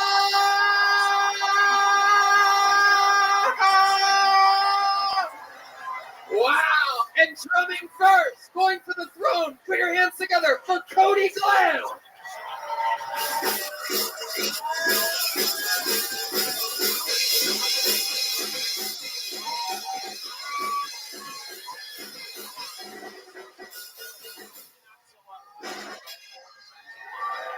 Wow.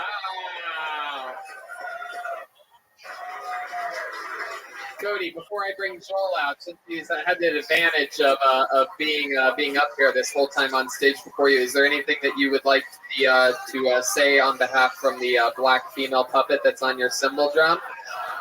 If you were going to guess what she would say right now, what would it be? You could feel free to put your hand up her ass if you want. Treat people good.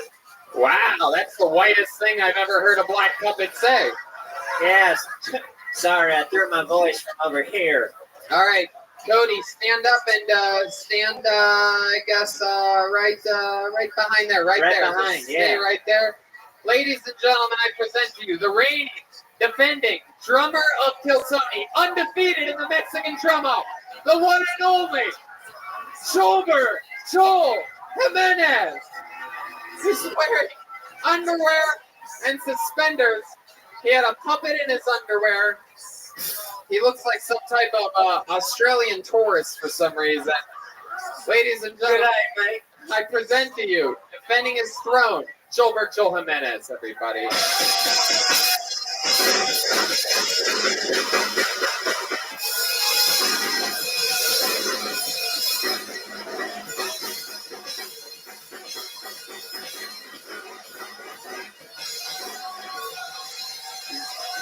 Unbelievable.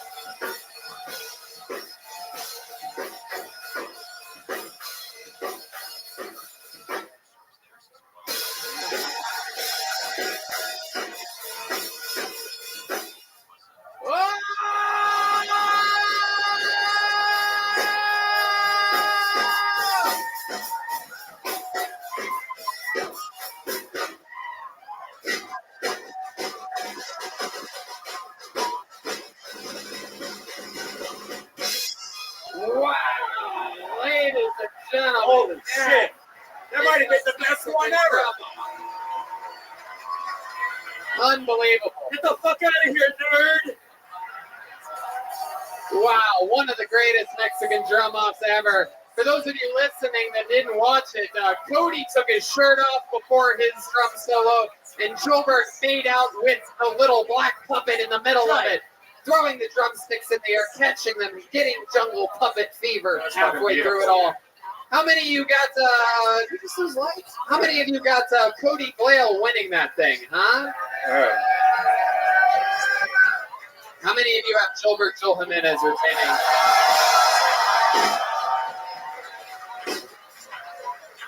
Here we go. We think we got John Boy coming over to fix the lights, right, John Boy? Oh yeah, we do. Positive of it. How about one more time for Joelberg? There we go. Lights are back on. See, what these people don't know is I'm ready to die for this shit. I'm a high school dropout. Suck on my dick. Yeah, I love that. That's called motherfucking owning it right there. Wow, that's so great. I don't know.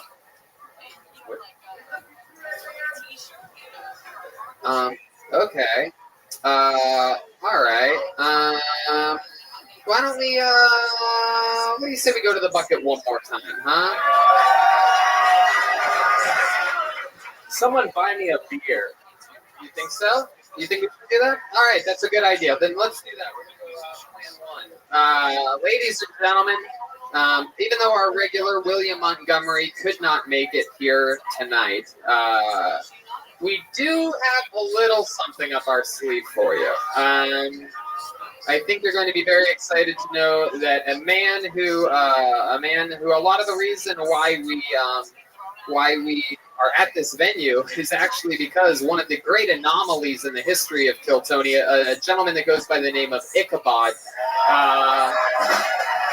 He actually, I guess he DJs here sometimes for free soda pop or something like that. Is the story, and he hooked us up with the venue a while back, and we just fell in love with it, and we've always loved Ichabod. He's the creator of the Bucket of Destiny, but he lives like an hour away from here now or something like that, and we weren't able to get him here. However, he was able to get himself here. And it is pretty crazy. I don't know if you guys know this, but there's a famous thing way back on the show called Tweets from Ichabod. And I started getting direct messages from Ichabod in anticipation of this Vegas show about a week ago. A message which I almost never respond to any of these, but I get a message from Ichabod once every 2 weeks or so usually. But about a week ago, I got one that says 7 days till Vegas. By the way, I've been thinking about trying prop comedy. 4 minutes later, like Carrot Top ? 5 days till Vegas. It's gonna rock. You want to go on that giant wheel? Open bar, can fit plenty of people in there. 4 days to Vegas. I'm scared. Next day. 3 days till Kiltony, Vegas, and I got a zit forming on my nose. Sucks! ! I responded, LOL, gonna be fun. The next day. I've been trying every kind of chemical I can get my hands on. The zit keeps getting worse. Oh my god, 2 days to Kiltony! 3 ! Oh my god, it's still spreading. My nose is red and it's starting to bubble up, and uh-oh, it's dripping. It should be okay though, right? 1:39 a.m. last night. Oh no, it won't stop bleeding. 3:28 today. Okay, I woke up and my nose came off, but my entire face is melting. But don't worry, I'm on my way. In about an hour, I'd be on the bus. And then at 6:47 p.m. tonight, I got a message that said, this bouncer won't let me in. Help. Ladies and gentlemen, I present to you Las Vegas' own, the reason why we are here, a legend on the show, the one and only with a brand new minute, Ichabod.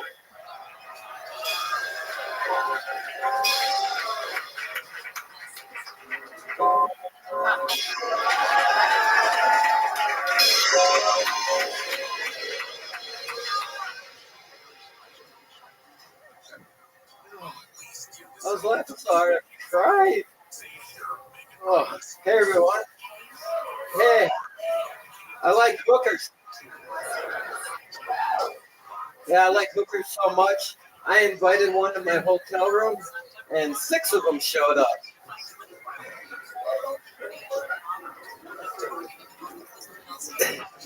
And this wasn't the Bellagio Hotel. No, this was on Fremont, across the street from the Western.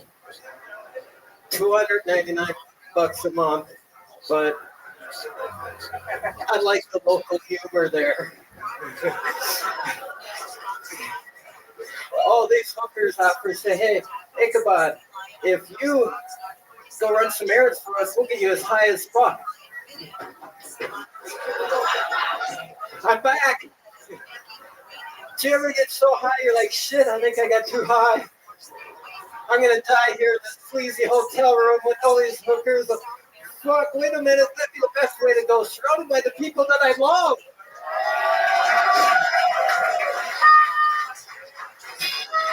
Well, there you go, a new minute from Ichabod. Who loves hookers. This is surprising to me, Ichabod. This is something we did not know about you, Ichabod. Ichabod, what are you doing? Ichabod. Yeah, there you go. That was on my dick, man. Ichabod. So, Ichabod, you over here. Hello. There you go. Just stand still, Ichabod. You're literally spinning around in circles right now. Oh, you got to take the jacket off? Hell yeah. All right. Let's just do that. Leon? Can I just say that we all know that you're not staying at the damn Bellagio? We all know that, man. Yeah, you're definitely not near any fountain, especially the fountain of youth. No, you look great, Ichabod. This is probably the best I've ever seen you. Is this true? You really get hookers? Oh, I love hanging out with these gals. What do you do? That's What do you get from them? You have sex with hookers? It's okay. Up here. See, you're a little bit different. Everybody else, I want to look around. I feel like any time you're not looking at me, you just go into a daydream about nothing.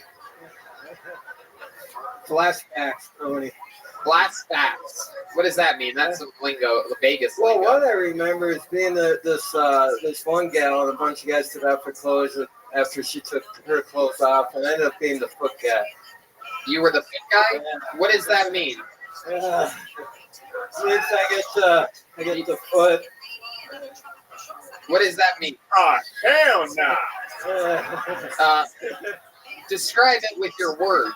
I wanted to be nice about the whole thing, so I said, well, I'll massage your foot, right? Uh-huh. And I go, well, I might as well lick it, right? And so wait a second. A hooker's foot. Yeah. Wait, and you said there were other guys in the room? Yeah, she wanted me to watch. And she wanted you to watch, but you ended up licking her foot. Yeah. Did she see you licking her foot at any point? Yeah. And what'd she say? She sent me out to go get vibrators and stuff. I bet she did. So you're a Postmate. I've heard of a cock blocker, but a foot locker. My goodness. She sent you to go get vibrators and stuff. Yeah, I fooled around with hookers and stuff, but mainly it's just camaraderie. Do you like cheap hookers or expensive hookers? Oh, it's an easy question. Basically. By the way, that's the first time anybody ever said that they hang out with hookers for camaraderie. It's like comparing apples. I think he said camaraderie. Okay. When your cum rots in your innards of your I underwear. feel like apples and oranges. They're almost two different breeds. So. Two fruits that you probably know nothing about, Ichabod. Apples and oranges. When's the last time you think you had an apple or an orange? Oh, God.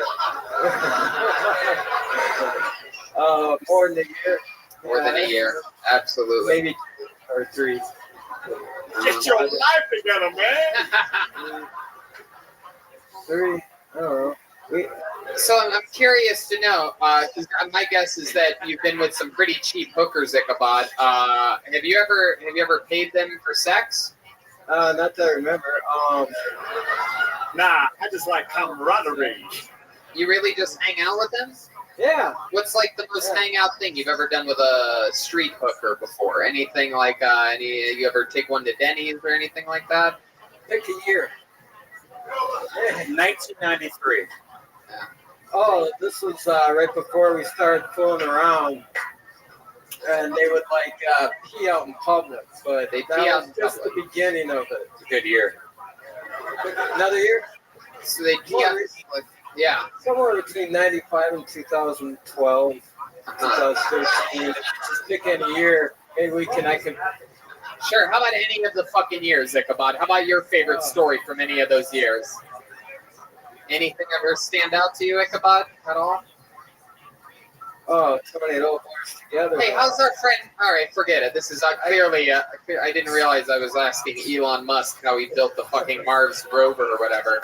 I'm asking you. You just said you love hookers. I'm asking you about one fucking hooker story, but it's okay. We got the toast thing. Let's move on. How's our old friend Uncle Ron?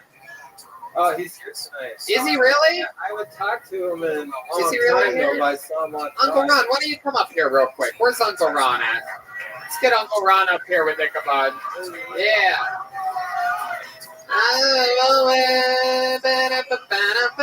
Here he is, ladies and gentlemen. Another Kill Tony legend. Here he is, Uncle Ron, everyone. Hell yeah. An admitted drug abuser.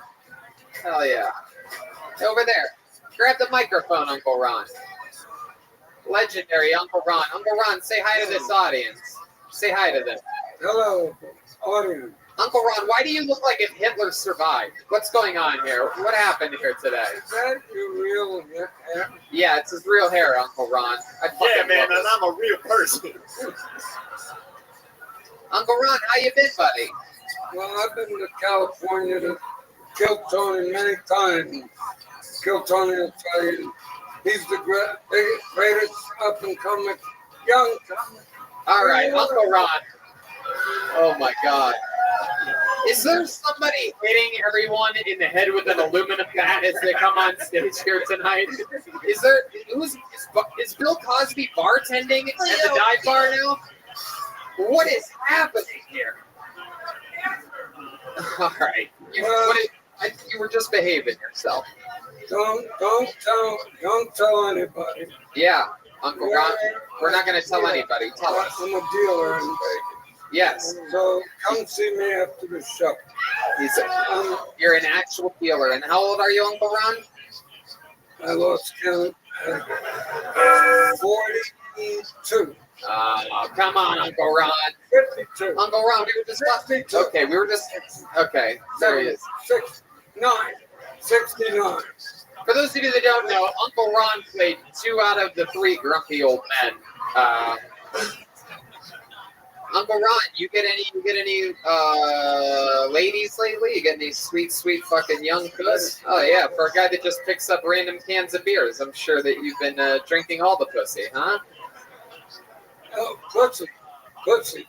Yeah, what about it? Okay, it's an old joke. No, don't do an old joke. All your jokes are old jokes, dude.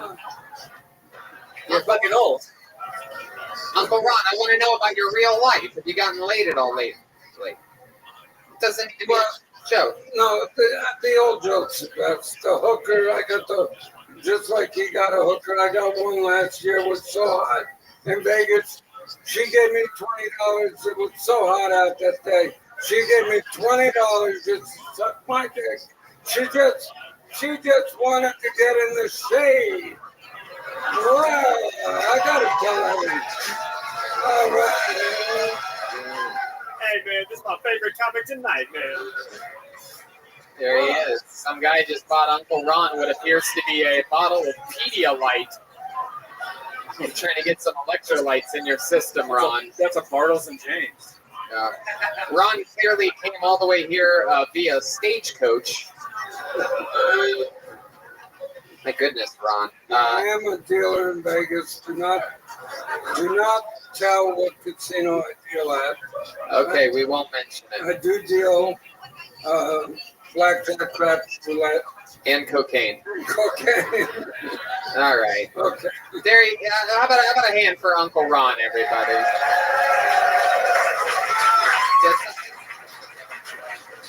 I'm curious why Ichabod and Uncle Ron haven't spoken in so long. Yeah, that's a good question. Ichabod and Uncle Ron used to be besties, and we heard that they haven't spoken in a while.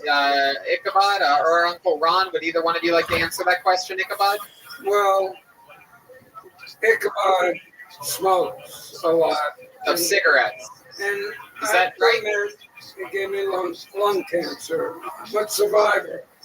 You're a lung cancer survivor? Yes, I have lung cancer. And does everybody have cancer in here tonight? How long you been dealing in Vegas for, Uncle Ron? 12 years. 12 years. Wow. And when's the last time you had lung cancer? About a year ago, after 12 years of hanging out with Ichabod. Ichabod smokes 2 packs a day. He thinks he only smokes 1 pack a day. He smokes 2 packs. Hey, somebody explain to Ichabod, man. We're going to make up here. Ichabod and me are going to. Are you sure he's actually smoking 2 packs of cigarettes, or does he just have a bunch of fake cigarettes? He thinks he only smokes a pack a day. He's down to 3/4 of a pack a day. Wow, so Ichabod, what do you think about Uncle Ron busting your balls about smoking so much? I only smoke 3/4 of a pack a day. No way do I smoke that much. And what you guys want to give each other a little peck on the lips? We don't even move together. Why don't you guys make up right here Give each other a little kiss. How many of you want to see me split makeup right now? Come on, let's do it. The crowd wants it. Making friends again. Come on, Uncle Ron. Hey, it's happening. Come on, Ichabod.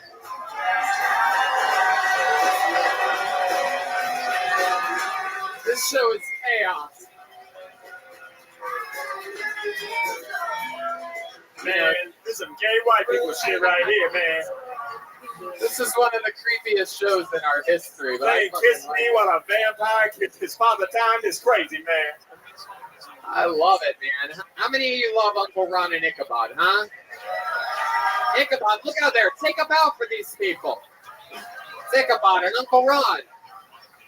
All right, there they go. This might be the last time you see them. So, let me tell you how great Ichabod is. Oh, wow. Now that he kissed you, you want to suck his dick, huh? Stay. Ichabod, stay for a second. Uncle Ron wants you to stay. He's so famous. I got to tell you, he's so famous. If it wasn't for Ichabod, who is the DJ every Monday night, I'm going to plug the dive bar every Monday night. He's the DJ right there for young comics on this stage for 10 years now. He does it for free Coke. $2 Coke. $2 Coke. Serious Coca-Cola.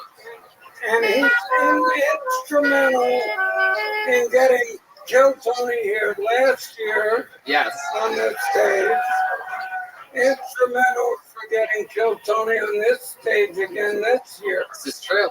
That's him right there. He might look a little stoned. I love it. What a send-off. One more time for Ichabod and Uncle Ron, everybody.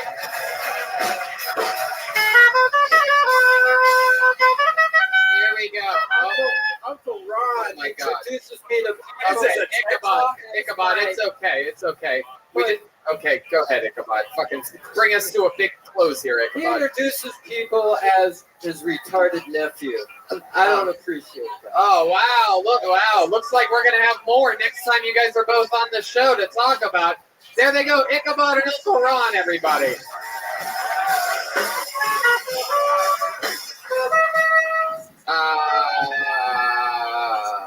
There goes Uncle Ron, everyone. One more time for Uncle Ron. What do you guys think? Should we go to the bucket just one more time? There we go. Gotta do it. We gotta fucking do it. No doubt about it. Put your hands together for your final comedian of the night. Brad Goldby, everyone. Brad Goldby.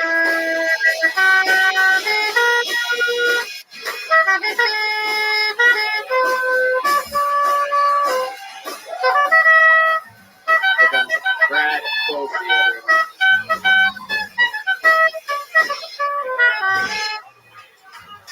Woo! What's up, everybody? I'm Brad Colby. I'm the inspiration for the first puppet. The first one, not the racist caricature. I'm 24 years old. I figured at this point in time in my life, I'd have at least a deeper voice or something. My voice is so light, white rappers are hitting me up to do hooks. And no, before anybody asks, I can't sing or play any instruments. I know I look like Avril Lavigne transitioning, but no, just a comic, which means I just deal with mental issues, drink and fucking, talk shit. Making you proud, Mom. She's not dead. She's in Reno. I'm just really bad at directions. That's north, right? Fuck, man. That's no town, right? Yeah. Fuck yeah, it is. That's a minute. Brad Goldby. Brad, great set, man. How long you been doing stand-up? This is actually my 11 months today. Wow, that is so cool. By far one of the funniest top young rising female comedians in the world. You are a beautiful, beautiful woman. Just keep facing the audience. I'm checking out your bod. Normally, I don't like to compliment women during this whole Me Too movement, but your ass is hot. You look like that Snapchat filter that makes you a woman. Have you seen that? Brad, yeah, Joel. Oh, you and Ichabod look like a before and after.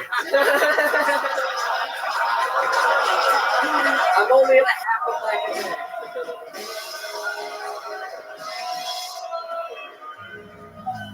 Wow.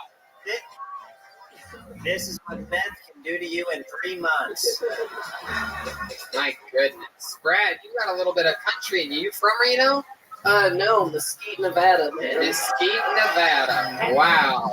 How weird is it that we sound the exact same and my name is Brad as well? That is crazy. We're cousins, man. We need to stop hitting on you. Wow. If you guys were really cousins, you're probably about to make out any second. You ever kiss a puppet before? Sometimes I don't like to talk about it, though. My goodness. I like your style, Brad. You remind me of Larry the Cable Boy. Yeah. Brad, what do you do for work? I work in the Las Vegas Arts District at a private gambling supply company. Wow, my goodness. It's pretty cool. They hired me off Craigslist so I can, move out here and try comedy. They hired me off Craigslist. Yeah. Well, I'm from the state of Nevada, Tony. You talk with just like your teeth. It's just like, hi, I'm right up all up here, right in my mouth. I do all my talking here. My voice box is in right in front of my two front teeth. Yeah. People say I sound like a banjo, yes. Yeah, for sure. So, Brad, you're from Mesquite, Nevada. What the fuck's out there? That's some Area 54 shit? Where's that at? Nothing. There's a retirement town. That's it, man. It's a retirement town, Tony. So what are you doing there? You retired? No, I was just, raised there. Yeah? Sadly, yeah. My old parents, raised there. What do your parents do? What Walmart do they work at? Tony, you nailed it again. They work at the one on Tuscaloosa Avenue. No, my mother does property management. My father's an engineer or something, right? Wow. Why'd you do them air quotes for Pappy? Because I don't even know what an engineer is, to be honest with you. I think he must be working on a train or something like that. Yeah. Are they your real parents? Because you look like a Jodie Foster kid. Wow, you didn't say anything. Silence of the lambs. Hello. All right. Brad, tell us something fun that you do for fun. You seem like the kind of guy that throws a frisbee in the air and catches it yourself. I mean, you've gotten really good at that. No, I turned a frisbee into my own special boomerang, Tony. You're actually right again. You nailed me tooth and dagger. No, when I'm playing with myself, it's usually other activities and shit. Man. Well, once I learned that I can masturbate, I got busy real quick. What's your favorite thing to masturbate to? I feel like you still read magazines. You got a Hawaiian Tropic or something like that? With this accent, bro, you think I can read? I think the straightest part about you is your hair. What's your favorite type of porn to watch? You got any guilty pleasures? I bet a guy like you with an accent like that, my guess is probably interracial. Am I right? Oh yeah. Nothing I like more than watching one of those big black men molest a woman. What are you into? What's your favorite type of porn? Man, what the hell was that about? Come on. I've been hearing all of this trash. Lisa it appears to me she's giving you oral sex right now. No, this is Brad over here. I just knelt down for a second. I got a little bit of girl hair, but it's okay. I'm like my other friend Brad over here. That is incredible. All right. I thought that was Lisa for sure. It was Cindy down there. Anyway. Very good. Favorite kind of porn? Oh shit! Whatever pops up, lesbian porn, man. Yeah, because then I, fight the demons. No dudes on the screen.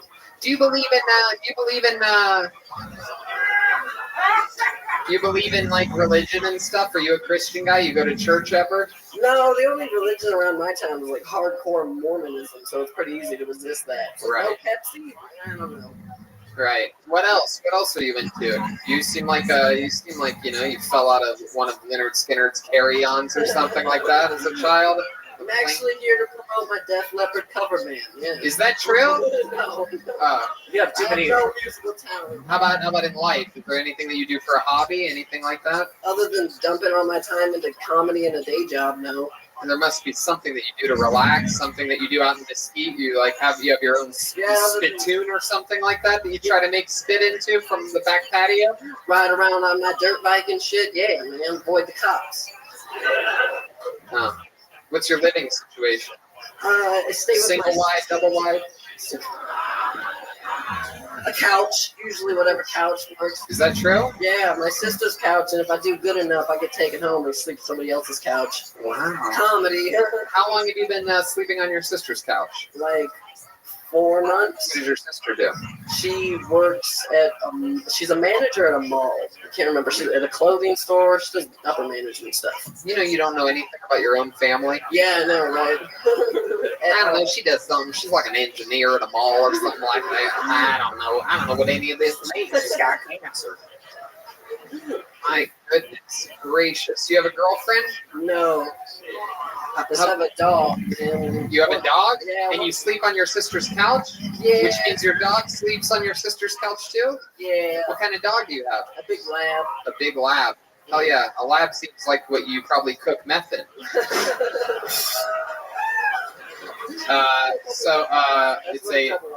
How long has it been couch surfing again? About 4 months. 4 months ago, where'd you live? In Mesquite. In Mesquite, Yeah. with your parents? Yeah. They're still together. No. No, you lived with your mom. My father. Oh, okay. Why'd you end up with your dad, not your mom? That's just how the shit went down. They separated when I was like super young, so I can't remember. I think I flipped a coin.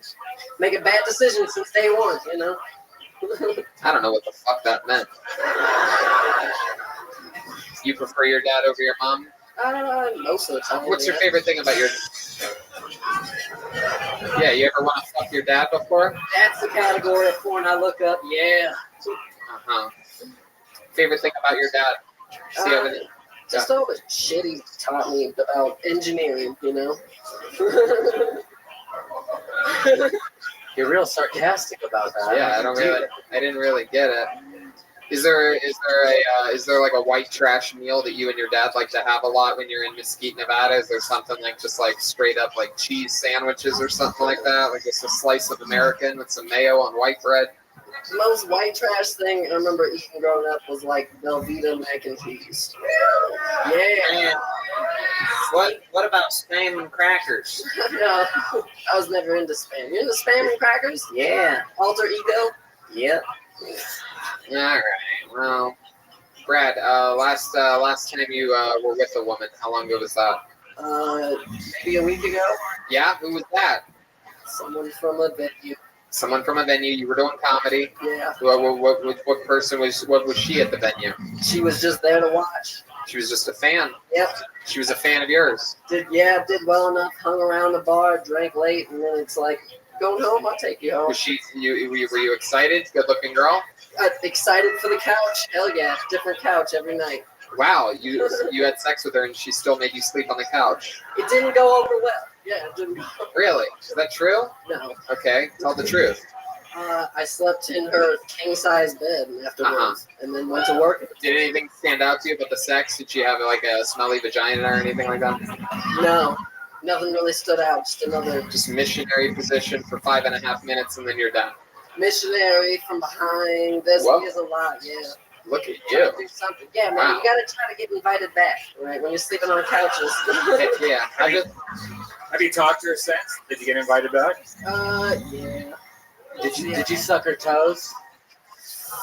No, I didn't suck her toes. You ain't getting invited back, dude. Yeah. That's right. You got to learn from Uncle Ichabod. I love it, Brad. Well, I mean, great set, dude. You fucking did it, right?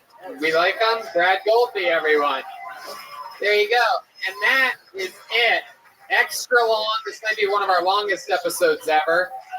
We did it for you. Bearing the heat. Bearing the insanity.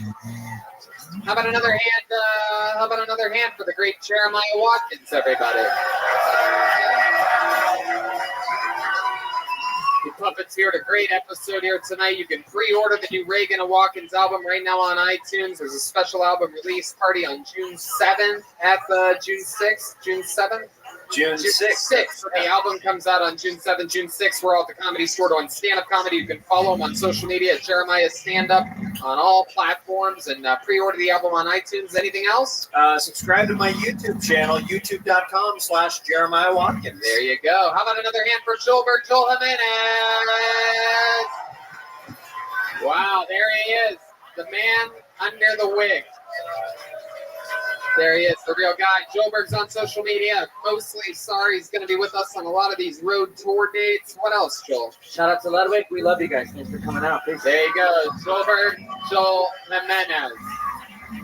Don't forget, the chaos continues the next week. Salt Lake City, Boise, Spokane, Portland, Vancouver, and Seattle. Anything else, Jeremiah? Yeah, we have original posters from Ryan J. Ebo. That's We're right. going to sell that pool table right over there. We're going to be selling them very fast, but I will say this, is that even though they're only $20 and we'll sign them and we'll take a picture with you, when you get in front of us, just sort of make it quick because we're gonna hit the road tonight and drive back to Los Angeles tonight instead of staying the night. And I got Feminist Stacy t-shirts if you want those as well. So there you go. Las Vegas, this is one of the craziest venue. You're always a fucking hot crowd. Thank you guys so much for coming out tonight. We absolutely love you. Brian Redband, everybody. Bye.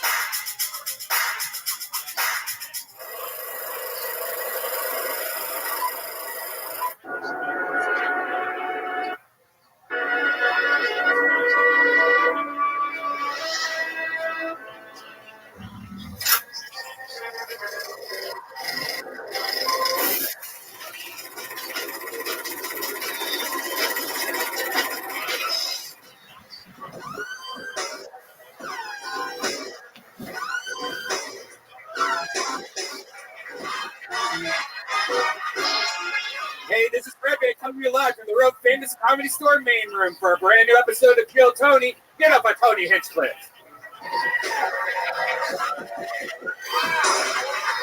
Listen to that warm reception. You guys excited or what? We're here. We're at the #1 live podcast in the world. Brian Redband is here. Hey, guys. Wearing his best banana shirt that he could find. Banana. How do you wear a banana? The great Ryan J. Efeldt is here drawing tonight's episode. Very exciting stuff going on. Nobody has more fun than us on a Monday. We just got back from beautiful, fun shows in Phoenix, Arizona, and Las Vegas, Nevada. Oh, yeah. We had an absolute blast. Got back early yesterday morning. Wait to see what Jeremiah playing the milkman has done. If you haven't seen it yet, it's on YouTube right now. He drank a lot of milk. Something bad happened. Wow, there you go. There's literally a spoiler alert for you. Very exciting. The road just keeps on coming. Tomorrow we do Kill Tony's continuously, starting in Salt Lake City, next day in Boise, next day in Spokane, then Portland, Vancouver, and 2 shows in Seattle on Sunday. Then we're back here again on Monday. 8 continuous Kill Tonys in a row in 7 days. Then we go back out on the road again in the beginning of June. Lawrence, Kansas, Omaha, Nebraska, Des Moines, Iowa, Appleton, Wisconsin, Milwaukee, Chicago, Madison, Minneapolis, Poughkeepsie, and 2 shows in New York, New York. And that's going to round out the summer leg of our tour. And then, of course, we have the road to Kill Tony Mania in Sacramento and Kill Tony Mania in San Francisco. Very exciting stuff.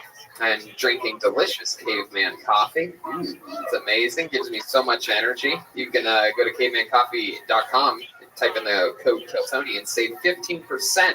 How cool is that? Don't forget, the new Reagan and Watkins album comes out June 7th. The release party here on June 6th. You can pre-order it right now. People love Reagan and Watkins. You can pre-order it now on everything, and you know, this is a crazy tour we're on, and a lot of stuff's happening. And you know, when you're on a tour like this, that's exhausting, you don't want to blow your load too easily. You know what I mean? And there is a problem that exists in this world, and it is premature ejaculation. But the deeper issue is in timing. Premature ejaculation can make men feel down on themselves, creating a vicious cycle of sexual anxiety. Most guys aren't thrilled at the thought of opening up to a doctor about a performance problem, and having a positive mental state is good in and of itself. It can also be the key to better lovemaking and help guys gain control when crunch time hits. That's what we call a win-win-win. The solution is forhims.com, the wellness brand for men. Yeah, it's great. Usually when you have to get like certain things for like, you know, ED, or if you want prescription medicine, you have to go to a doctor. Sometimes it's embarrassing if you're going there for penis problems. But here you go online, answer a few questions with a real doctor. You get prescribed over the website. Next thing you know, you get ED medicine for cheap. It's true. They offer access to physician consultation and prescription treatments online for the common issues men deal with. And our listeners have a special offer. You can get started for just $10. Just go to forhims.com/KT to get started. That's forhims.com/KT. See website for full details and safety information. There you go. That's what our episode is brought to you by For Hims. And this is a special one tonight. Our friends over at Speedweed, the great Gino at speedweed.com, is giving away $1,000 worth of marijuana to a lucky audience. Isn't that crazy? Tonight. Only in California, baby. $1,000 worth. If you were lucky enough to sign up on that iPad in the lobby, then you have a chance. If you passed it right by, then you're an idiot. Yeah. At the end of tonight's episode, a text will go out to the winner, and you just won $1,000 worth of pot from our friends at Speedweed, the great Gino. He's It's right amazing. over there. Yeah. A hand for Gino. Yeah. Speedweed, amazing. Great company. We love them. Big love. But not as much as we love our guest, everyone. He is, I believe, the top-ranking guest of all time. He has been on this show more than any other guest. We love him. He's a stone-cold assassin. He pays attention to the show. He gives good advice. He's absolutely hilarious. He's one of the greatest comedians of all time, and he's our very good friend. How about a hand for the great Dom Irera, everybody? Here we go. Some people call him the GOAT. Some people call him the legend killer. He's the man, the myth, the greatest. There he is. Come on, put your hands together for Dom Irera. Yeah, he's back again. We love Dom Irera more than anyone. He's going to be at the Comedy Connection in Providence the weekend before Memorial Day, and he's going to be at the Comedy Zone in Port Charlotte. Tickets available at domirera.com. How you doing, Dom? If it says comedy on it, I'm there. I'm doing good. How you doing? Yeah, you're doing good. Everything's good. How are you? Sorry, I had to poop in the back. Oh, that was you back there. I still couldn't do it here. Wow, I hear the groans of one of our favorite people. The great Aphrodite is over here tonight, ladies and gentlemen. Look at that, in the flesh.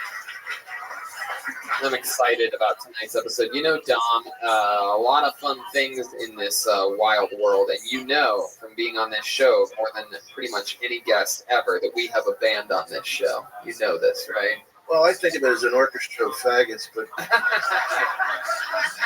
They are here. I like that. They might. I'll ask them if they want to change the band name for that. Yeah. Orchestra of Faggots. They're a bundle of fun. It's Italian, by the way. Faggots means angelic in Italian. An orchestra of Faggots. They are the best damn band in the land. Every single episode of this show, they commit to being different characters. Sometimes they'll bring back a famous character from the past. Sometimes it's a brand new character. Like, for example, in Phoenix, Arizona, they brought back some of their more famous characters. It was the Milkman. The Milkman and Bill Billingsley, the angry 1950s business owner that cheats on his wife with his secretary and has a heavy drinking problem. And then in Vegas, for example, they debuted brand new characters, these puppeteers with puppets, which was one of the most aggressive maneuvers in the band's history. There was basically 8 of them on an episode. Yeah. So anything can happen. Maybe it's a new character. Maybe it's a blast from the past. Put your hands together for them. They're the best damn band in the land. The Kill Tony Band. Jeremiah Luckett, Joelberg Joel Jimenez, and Chroma Chris. Let's see who they are tonight. Whoa!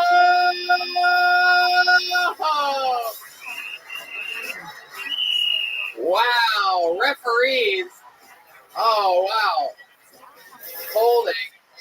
I love it. Look at these guys. Look at these outfits. These are real referees, huh? Or the Foot Locker. We're not Foot Locker employees. My name is Dick Safety, head referee. Dick Safety. My goodness. You look fantastic. Chroma Chris looks like he was built to be a referee. That's too annoying. Right. I love it. You guys really... Yeah, they only took 7 seconds for a lack of common sense from everyone. We had Too Short on the show, and he didn't blow the whistle as much as you guys have. Then you must be the bitch. And then back here we have what appears to be a young soccer referee of some kind. The name's Johnny Fagot. Oh, Johnny Fagot. It means angelic in Italian. I love it. Well, I'm pumped that you guys are here. We have everything in position. There's the saxophone. Look, there's David Geary, everyone. He runs around keeping everything on its track. We have Dom. We have Red Band. Ryan J's already started drawing. That means that we just have to acknowledge this, the good old bucket of destiny, everyone, where I believe over 100 comedians signed up for the chance earlier to get pulled out of this bucket. If they do, they get 60 seconds to perform stand-up comedy on this stage. Maybe it's your first time at the show and you signed up and you don't know that at the end of the 60 seconds, you hear the sound of a kitten. That means wrap it up then, or else you're going to bring out the angry West Hollywood bear. There you go. There you go. Nice fucking calm bear tonight. There you go. Even some crickets sleeping at the sound of the bear. You guys ready to start this thing or what? Huh? It's Kill Tony, live from the Comedy Store. This is what people dream of. Hello to the thousands watching around the world on YouTube. I hope you guys are pumped. A lot of the shows this week are sold out. Still some tickets available for, I believe, just Boise and Vancouver, right? And Spokane. I'm surprised by that there's even tickets left for Vancouver. Tony, where's Vancouver? What? Where's Vancouver? I've heard of Vancouver, but never Vancouver. What have you heard of? Vancouver. What did I say? Vancouver. You put the wrong emphasis on the wrong syllable. Okay, I don't really think I did. I don't think I did, and I don't think I need a... it must be so much fun at dinner. Delay of game! I guess so. On the referee. And the show has started, everyone. So I pulled the name out of the bucket. You guys excited about this? Anything can happen. Sometimes it's a crazy person we've never seen before. Sometimes they come up, they're not even wearing clothes. Anything can happen. Put your hands up for your first comedian tonight. He goes by the name of Kyle Lake. Here we go. Bam. Hey.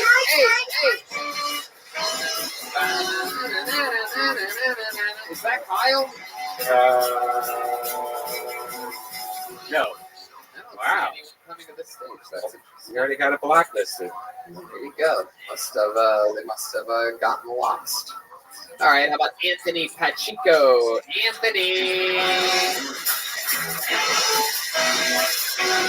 Is this Anthony Pacheco? Here he comes. It is him.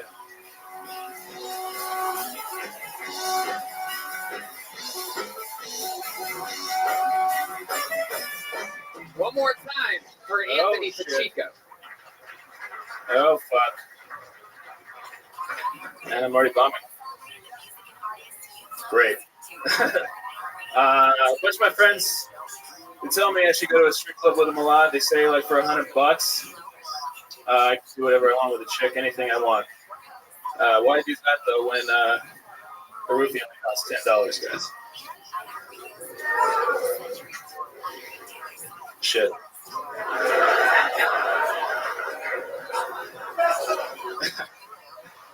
Was not expecting to get called, and I can't believe I'm even saying this now. So, well, can I just end this here? Come on, do it now. Fuck. I'm totally blanking out right now. Yeah, was not expecting to call right now. I'm just calling it. All right, there you go. Anthony Pacheco calling it at 57 seconds. Anthony, what happened? Nobody in the history of the show has ever expected to get called up. It's a bucket of names, and yet you were shocked. I've been coming to the show for like 6 years, and I've never been called up. Oh, well, there you go. Yeah, so looks like you had a chance to prepare. Yes, Jeremiah. Yeah, Dick Safety here. I've never seen somebody predict their future and then fulfill their destiny after the first joke. Yeah. It really was incredible. He said, the first thing he said is, I'm bombing. And I was like, no, you're not. And then he said his joke. And I was like, yeah, you are. It was, yeah, you said it before you even said a word. You just grabbed the microphone and said you were bombing. Why did you think you were bombing at that point? In my head, I was completely bombing. By grabbing a microphone. You don't have enough material to bomb. I guess not. Yeah. Maybe that could be your trademark. Maybe you're the always bombing guy. You know, Larry the Cable Guy is get her done. You didn't even get her started here tonight. Yeah. So what, Anthony? How long have you been doing stand up? This is my 13th time. 13th time ever on stage. Yes, sir. But you've been signing up for how long? I've been signing up for. I've been coming to the show since 2015, but I recently just started putting my name in the bucket, and okay. Yeah. Now that makes sense. So you've been coming here for a long time. You decided that you saw everybody else, and you're like, "Fuck this! I got this shit." Exactly. Yeah. That's exactly Anthony, keep up the good work, man. Thank you. I appreciate it. Yeah. You're in there. You got your own thing. You don't pander like a lot of these guys do for the laugh. You do what you do. Stay with it, man. It's honest. Yeah. It's funny because like like I said, I've been watching the show forever, and I've always seen people come up here and they just like blank out, and I'm like, fucking idiots. Yeah. What an idiot. Right. Yeah. And then I get up here, and then I just completely blanked out. Was there anything that you wanted to say that now you remember? 100%. Yeah. Like what? I have a joke about like the people fuck up my last name like you did. Yeah. I fucked up your last name. Pacheco. It's Pacheco. It's Fagat. You know what I mean? It's all the same thing. Pacheco. What's your joke? You gotta Pacheco yourself before you fucking Pareco yourself. Oh, fucking got it. My friend Cody and Mike are gonna fucking love that one. But yeah. No, the joke is that everyone fucks with my last name. People say Pacheco, Pistachio, and then I pause and I say faggot. Oh, well, there you go. We really got that out of the way already. You're out of here, mister. You're out of here. So, Anthony, you said you've done it 12 other times before. Those are at like open mics and whatnot? Yes. How long ago did you start going to open mics? I did my first one in 2017, and then I did another one shortly after that. Mm-hmm. And then so you average about 2 open mics, 3 open mics per year, something like that? No.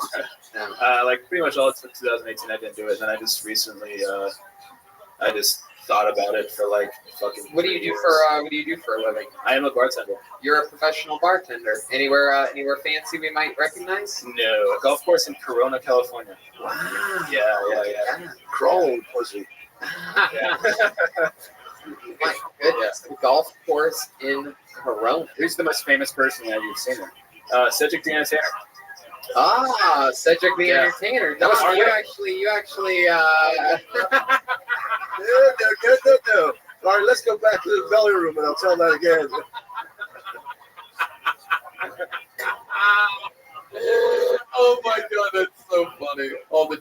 fans of the show, I'm sure, are laughing right now, knowing what we're talking Set about. me up for one of my singers. What do you want to do with your life? Good question. I'm a bartender right now, but honestly, this is my dream. You want to be a stand-up comedian. Yes, sir. How old are you? 28 years old. 28 years old. You originally from Corona? No, I'm from Temecula. Temecula. And then Yeah. you made the big move to Corona. No, I didn't. I didn't move to Corona. You just moved drive here. there. Huh? You drive to. Yeah. Right. When I was 28, I did my first HBO special, so we have a lot in common. Dude. Dom Herrera beat Paul Herrera. Well, Anthony, what else? What are some things that we might be able to talk about? I mean, you could have jokes about bartending. You could do things that are relatable. It sounds like your Pacheco joke, that's just like a surprise rule of three type of misdirect. You know what I mean? So what can we really talk about with you? What are the types of things? What's your perspective? What was your childhood like? You close with your parents? Not close with my dad. He was on heroin, and then my brother died of a heroin overdose, so we can talk about that. So your dad is on heroin. Your brother died from heroin. Yes. See, now that's the kind of material. That's the kind of material you can use. Like you hit it with the brother, and then the father comes in. Man, it's hilarious.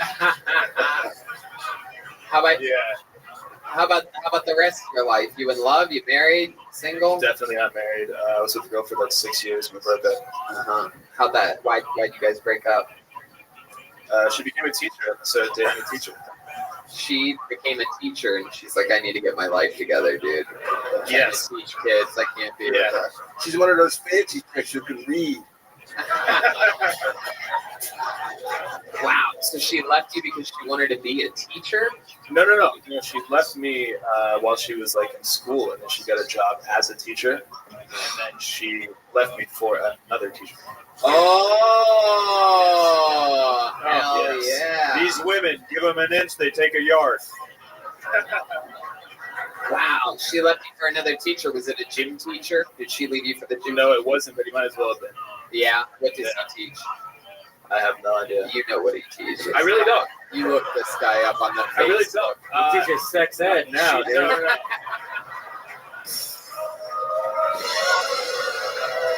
Hey now. Wow. How long's it been since you guys broke up? A year and a half. That's definitely something you can talk about there. You know, you were in a relationship. Your girlfriend was a teacher. She left you for another teacher. You know, turns out he was originally just the substitute, but then he got the full-time job or something like that. I don't know. You know what I mean? Something there. Clearly, that's more than you got the whole fucking time. So it's something to it. No, I'm kidding. But you should talk about that. So it's compelling to people. People can feel the truth because you wouldn't make that up. You would have to be a psycho to be like, my girlfriend's a teacher, but she just left me for another. You know what I mean? Totally.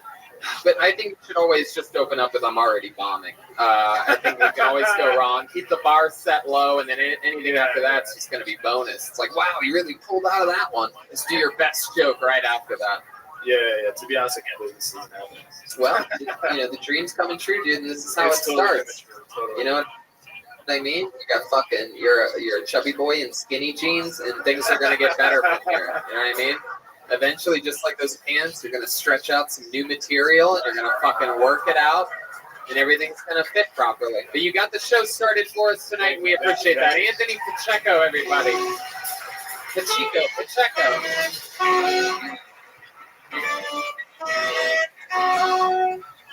Hell yeah. So we're off and running. There you go. That's what I'm talking about. Anything can happen on this show. That's a guy's truly what appears to be his first time. Well, he had some funny stuff, huh? You all got to start somewhere. This is the type of thing that'll get them hopefully fired up. You know what I mean? Realize that it's just a bunch of pieces of name in a bucket of destiny. Pull another name out. Put your hands together for Megan Sullivan. Megan Sullivan. Here we go.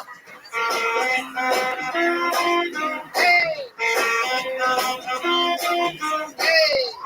Oh, hey! One more time for Megan Sullivan.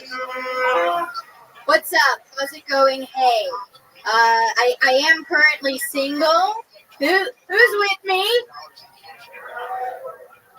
Okay, people are in agreement. I am single.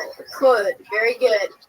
I I like to be single because I love to hear people woo and clap and have people say, hey, "Are you single?" And you go, "Yay, I'm single." You know, no one says, "Are you married?" Who's married? See, bad response. But you are married? Great. I think that you're probably more single than I am right now because while not in a relationship, I am, kind of talking to 4 or 5 people, and it's pretty exhausting. And are you having sex? Sorry to ask. Meow. Okay, I'm done. Thank you. Fuck yeah, Megan Sullivan. Doing a little bit of crowd work there. You're single. You were on the show a couple weeks ago, Yeah. right? You had a great set, and now you're working up stuff about singles. Is it true? You really single? Yeah. You really talking with 4 or 5? I'm talking to 2 people, but I got a little nervous, so I. Too many players on the field.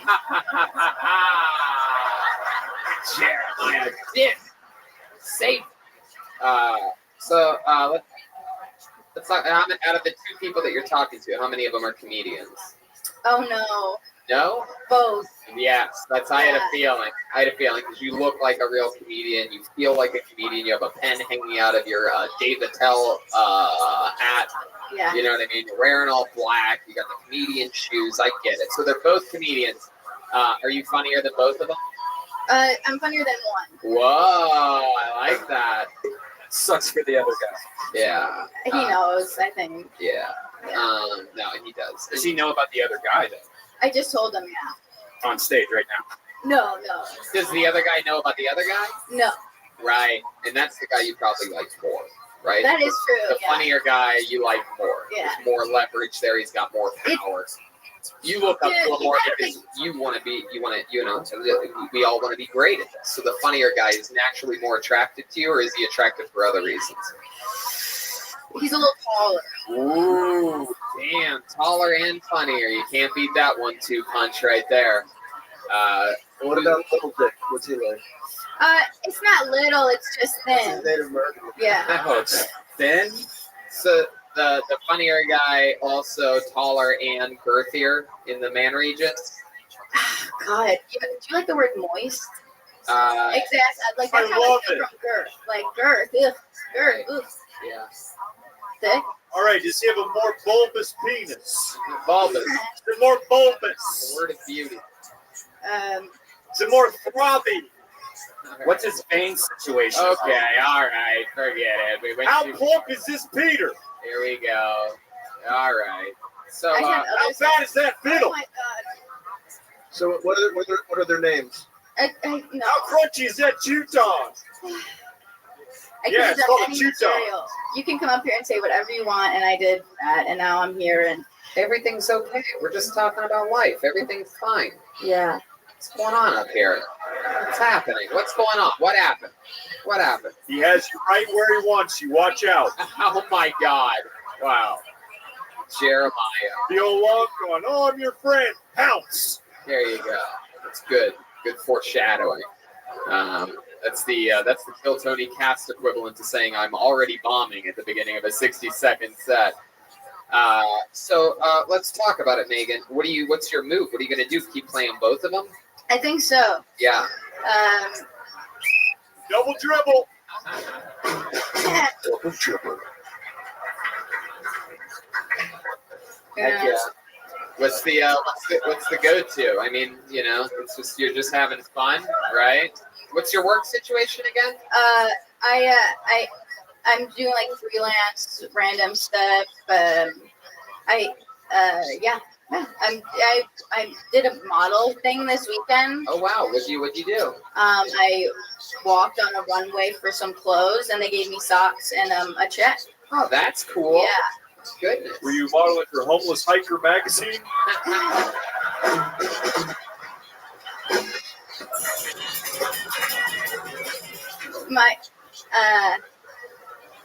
You know what? Can I workshop something really quick? Sure. when I was in first grade, my basketball coach told my mom that I was a natural ball handler. And then my mom relayed that information to me. Yeah. And years later, as a teen, I remembered this and I thought, wow, like, he was right. But how did he know? You know?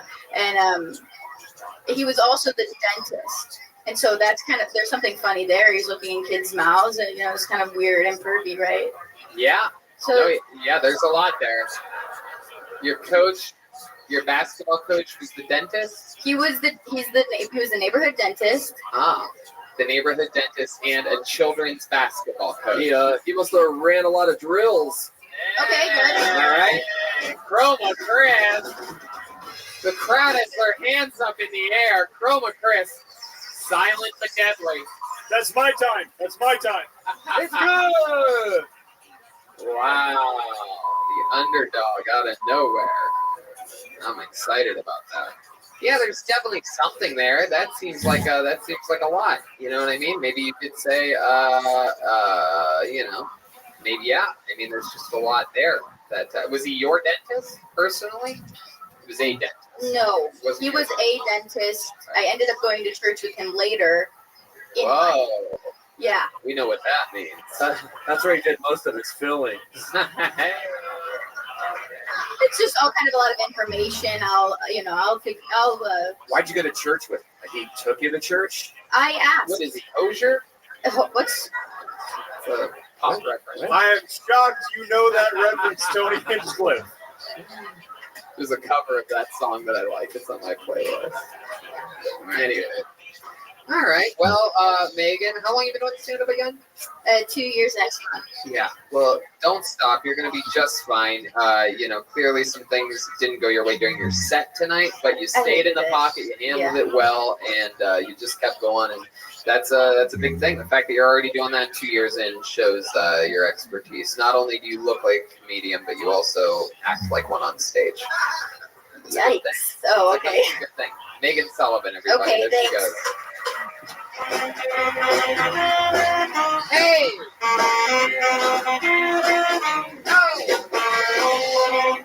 Can I say something? The thing about finding what's funny, it's like my cousin said to me one time, he goes, I like to help you write.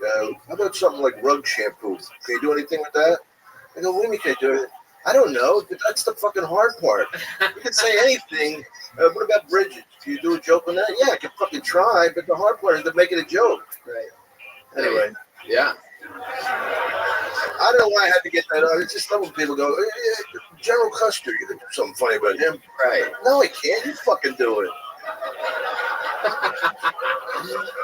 I mean, I like to do just pure stand-up. I don't like, kind of hokey outfits and shit. Like, Technical foul.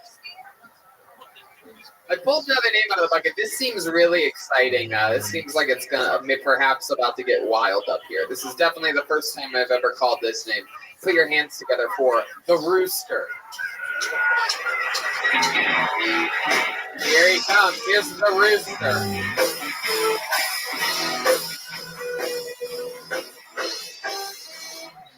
Anybody remember the band Crazy Town? They had that one song back in '99, Butterflies. Come, my lady, come, my lady. You're my butterfly, sugar. All right, we're on the same page, cool. I saw Crazy Town play a bar show in the Valley in 2018. Yeah.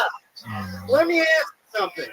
You ever go out with your friends to see a band ironically, and it turns out to be the best night of your life? Whew. I woke up the next morning and thought to myself, I like rap rock now. Cool. Guess it's the new normal.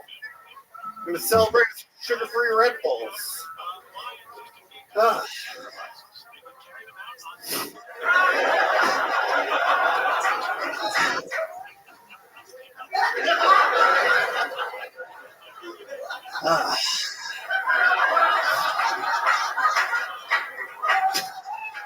Go. Okay. All right, the Rooster. Fuck yeah, look at you, huh? Yeah. You Way did better than last time. It did, yes. You had a good set. the Rooster. Has anyone ever told you you look like you coach children's sports and are also the neighborhood dentist? Have not. Yeah, you got those ball handling skills down. So Rooster, let's talk about it. And I feel like I've seen you before, but never under the name the Rooster. It's a nickname. You now go by the Rooster full time. I thought I'd switch things up. I haven't been pulled in like 2 years.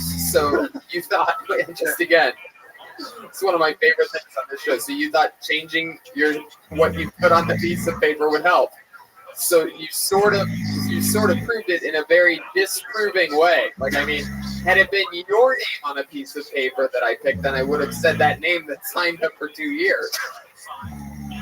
What's your actual name? Ian Russo. Ian Russo. Oh yeah, the Rooster. Yep. Yeah. Yeah, I certainly never would have picked that name out of the bucket. So Ian, how is it going for you? How's stand-up going?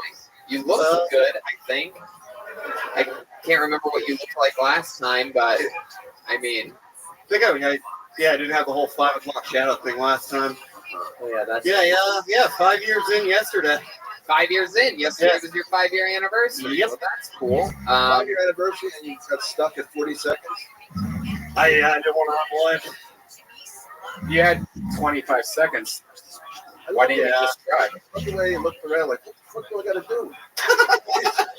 So you went to go see Crazy Town and you had a good time, right? Yeah. Carter Yeah. Did you even explain why you had a good time? It was just. It was. I should expand. Yeah, on like for that. 25 seconds. Dude, it was. It was. So what happened that night? Yeah, one of my friends was just like, Crazy Town's playing a free show at Maui Sugar Mill Tavern, and we went just as a goof, and holy shit, were they tight! The band was incredible. Yeah, they were. It was one of the best shows I've ever seen, and I go to a lot. Like, I grew up in the punk scene, seen a million ska bands, hardcore bands. Wow. Yeah, but Crazy Town, they topped the list. Really? Yeah. Are you serious? Yeah. I love that. See, this is perfect proof that honesty is always funny, because what you're saying isn't funny at all, but we're all laughing. It's hilarious. It's incredible. Just again, it's the fact that has to be the truth. Because why would you say it? So all the other songs were amazing, and then when they played Butterfly, you were like, holy fucking shit, this is amazing. Yeah, dude. It was like great, and then holy fucking shit. Yeah. Oh my goodness. I mean, you definitely look like you love Sugar Baby. You know what I mean? Yeah. It's a Butterfly song, right? Sugar Baby. Right? Isn't that in that song? No, I'm thinking Olympus. Yeah, you're my butterfly, sugar baby. Yeah. Come on, lady, you make my leg shake. You go, come, my lady, come my butterfly, sugar baby. Yeah, that's come my lady, you're my pretty baby. You make your leg shake, you make me go crazy. Come on, sugar mama, sugar dance with me. Okay. The smartest thing you ever did was take a chance with me. All right. Very good. Here we go. I know you're just gonna keep going while I try to kid get the interview. so sexy, almost evil. Talk about butterflies in your head. I was there. These rolling in the books I read. Make you feel alive when I was almost dead. How many people were at the show? There was about 75 people. Okay, enough about fucking Crazy Town. That's enough by far. I mean, I can't believe I'm the only one thinking that might be something that we don't need to talk about anymore. Ian, tell me something more about you. What else do you do other than stand-up comedy? What's your life like? What's an average day looking like for you? You seem like you just wake up, throw some water in your hair, comb it back, and then go about the next day. Yeah, a lot of moose. Right now, I didn't ask what you ate for breakfast. I said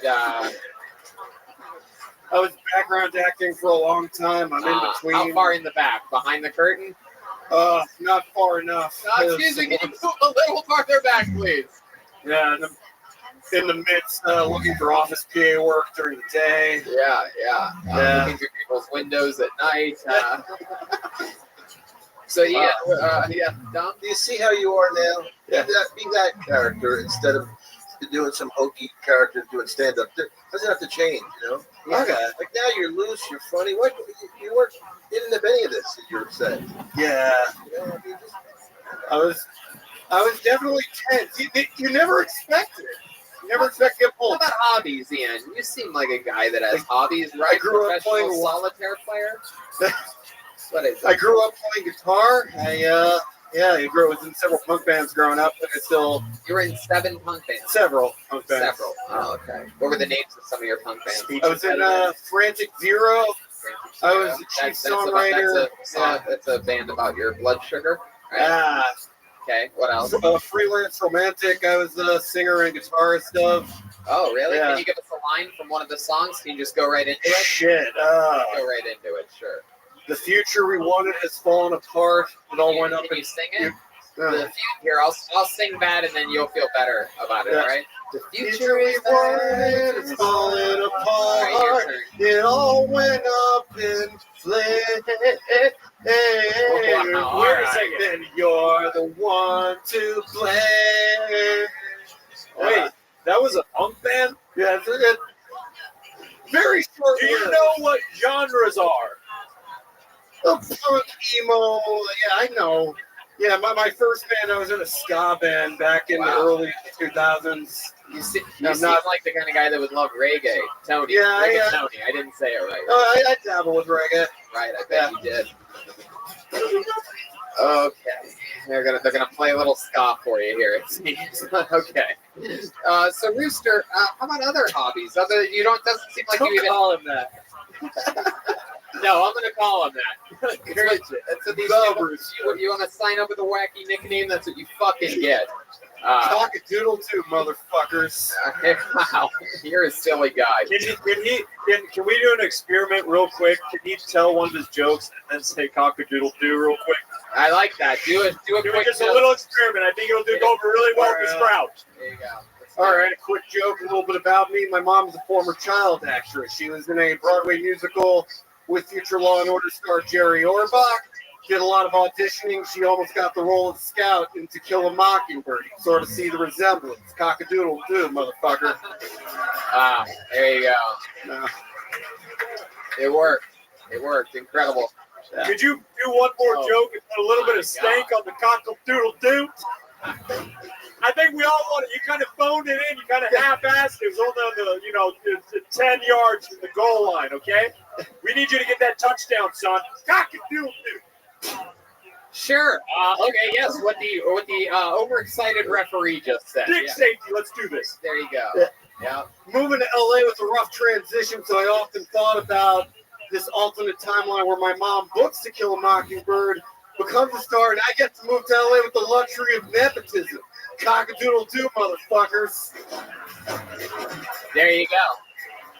All right. Nope. All right. Hey, real quick, could you tell 7 more To Kill a Mockingbird jokes? Yeah, there you go. There he is. There he goes. Ian Russo, ladies and gentlemen. Ian Russo.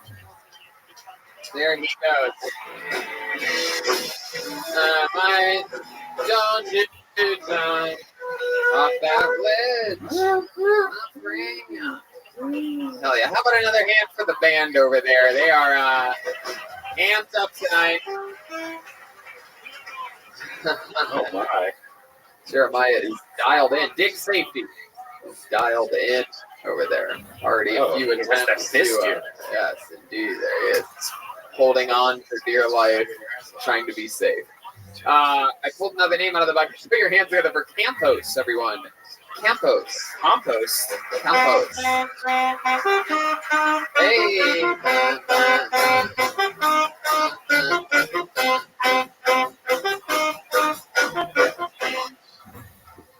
Thank you, everybody. Thanks for clapping. It's not mandatory. My grandmother recently turned 95 last month. At this point, I feel like she's showing off. She was born in 1924. I googled what came out in 1924 because it was almost 100 years ago. Frozen food came out in 1924. My grandma's the same age as Tombstone Pizza. I think it's only appropriate when she passes on a gravestone it says, "What do you want on your tombstone?" I work in a bar. Working in a bar is pretty cool. I see a lot of PDA though. I think it's unnecessary. I think it's gross. The game over the way to get people to stop making out. It's got to approach them and say, "Excuse me, room for one more?" You don't have to do the detective accent. I like it. Hey, would you look at that, guys? The joke didn't work this time. I like dogs. Dogs are cool.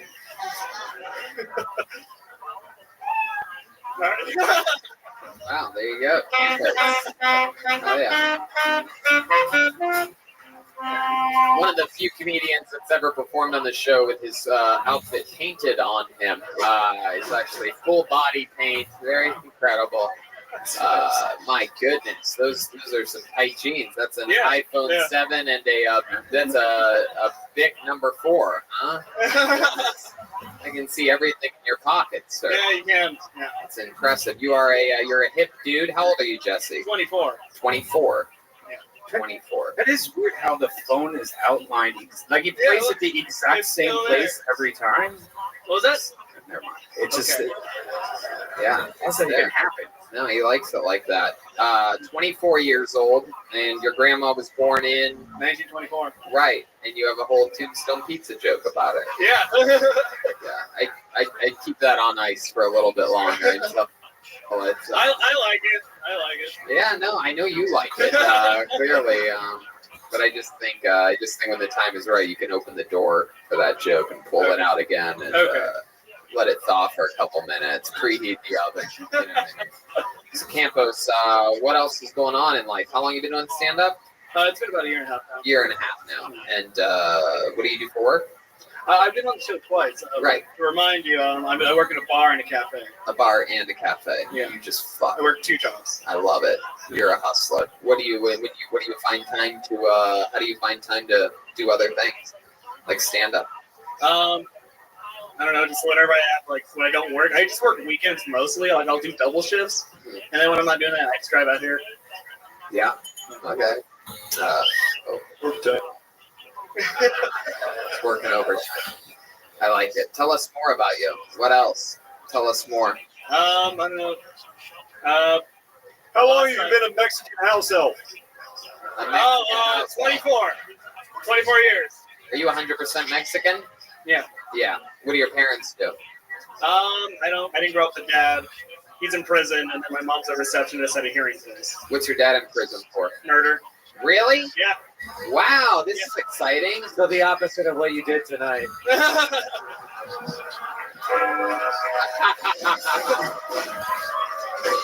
He will not be following in his father's footsteps. How did he murder? Huh? How did he do it? Let's start with this. Who did he murder? I don't know, some gang member. And you never talked with your dad about it? No. How old were you when it happened? I think I was 6. Like, he wasn't even like part. He wasn't like in our family when like I was born. My mom pretty much like banked some guy and then like left, got pregnant, and then like he killed someone. Wow. Yeah. My goodness, that's incredible. So you've never talked to him before? Nope. Do you know what prison he's at? No. You don't know? Your mom knows how to choose a guy. I know, right? Are you positive you don't know what prison he's at? Not the top of my mind. Like, I googled it like a while ago. But I don't know where exactly. I think we should find out, and I think we should call this fucking guy. What? How do we find out? I don't know. How do you? Where did the crime happen? It's probably in the biggest probably prison in Oxnard, like South Oxnard. Yeah. That's where I'm from. Oxnard probably seems like it has a few prisons. Well, there's a Ventura County jail. I knew he was there for a while, and then like, he got sent to like prison. I don't know where exactly in prison. Well, look, kid, he's doing his best, all right? Yeah, okay. He's still your father. You gotta love him. Okay. I don't, but I'm like, all right. Your mom's cool. You and your mom are close. Yeah. You have other siblings? I have a brother. You have a brother from the same dad? No. Different dads. Yeah. His dad's out and about. His dad might be one of the security guards at the prison. Anyway, you close to your brother? Yeah, he's young. Yeah. How old is he? 9. Oh, you guys wear the same size clothes. That's cool. Yeah. What else is going on in life, Campos? You have a girlfriend? I do not. Yeah. How long have you been single for? 4 years. 4 years. You've been on a date lately? You have tattoos? Not lately. Like a cool guy? I think it was like last November. Last November. No, it's been a while. How'd you get on that date? Who'd you go out with? Just some girl I met at work. Yeah, which work? The bar or the cafe? The bar. Yeah. And where'd you guys go on your date? Chuck E. Cheese. Yeah. No, we went to go see the movie Bohemian Rhapsody and then kind of like hung out for a while. Oh. It wasn't really like a date, but like I just wanted to see Bohemian Rhapsody. My goodness. Jeez, what a queen. Yep. See, you had a chance to actually, impress a chick, and you're like, let's go see this movie that only I want to see that's way too long and ends with a guy with AIDS dying. Yeah, that'll get her pussy wet, you know what I'm saying? I mean, who doesn't like Queen? Fuck yeah. Especially the ending of that movie. Yeah. All right. So then what'd you guys do after the movie? We just hung out. Yeah, where'd you hang out at? I mean, like, went to a bar. You went to a bar? Yeah. You had a few drinks? I don't drink a lot. Like, I don't really drink, so it's like hard for me to just like go get drinks. You just went to get drinks? Wine coolers. I mean, like, I'll drink like mixed drinks, but I don't like. Drinking's not like my drink. I don't drink. What do you do? What do you do for fun? What do you do to get loose? You get inside, you put on your VR headset and get nasty? I wish I had a VR headset. I bet. I don't really like do a lot now because I'm just like working and doing stand-up. I've been playing a lot Mortal Kombat lately. That's like my free time right now. My goodness. Well, no booker's ever going to be like, get over here. The way that you stand-up, right? Yeah, you know who was good at Mortal Kombat? His father.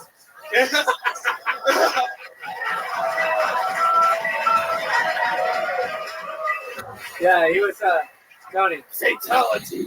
His dad was so good at it, now he's in a Johnny Cage.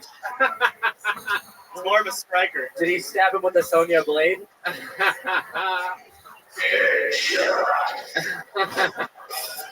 Wow. That's so fun. Which Mortal Kombat you been playing? 11. Knew it. Wow. Yeah, it's not 11. And to think, you get to play Mortal Kombat 11. How far we've come since your grandmother was born in 1920. There he goes, Campos, everybody. On to the next one. He's on Twitter at Zelda Hunk. Anthony Pacheco on Twitter. You guys having fun out there? How many of you like it when comedians do pretty good on the show? Huh?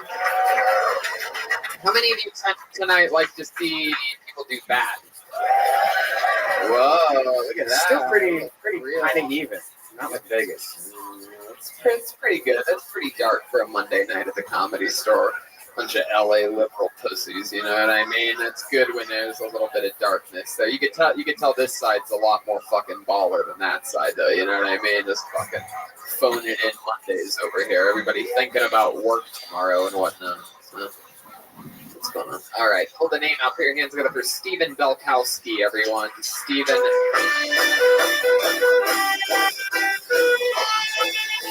Here comes Stephen.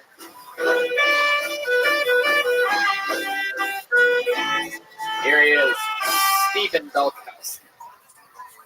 Yeah, so the weirdest thing happened to me earlier today. I was walking down the street coming here, actually.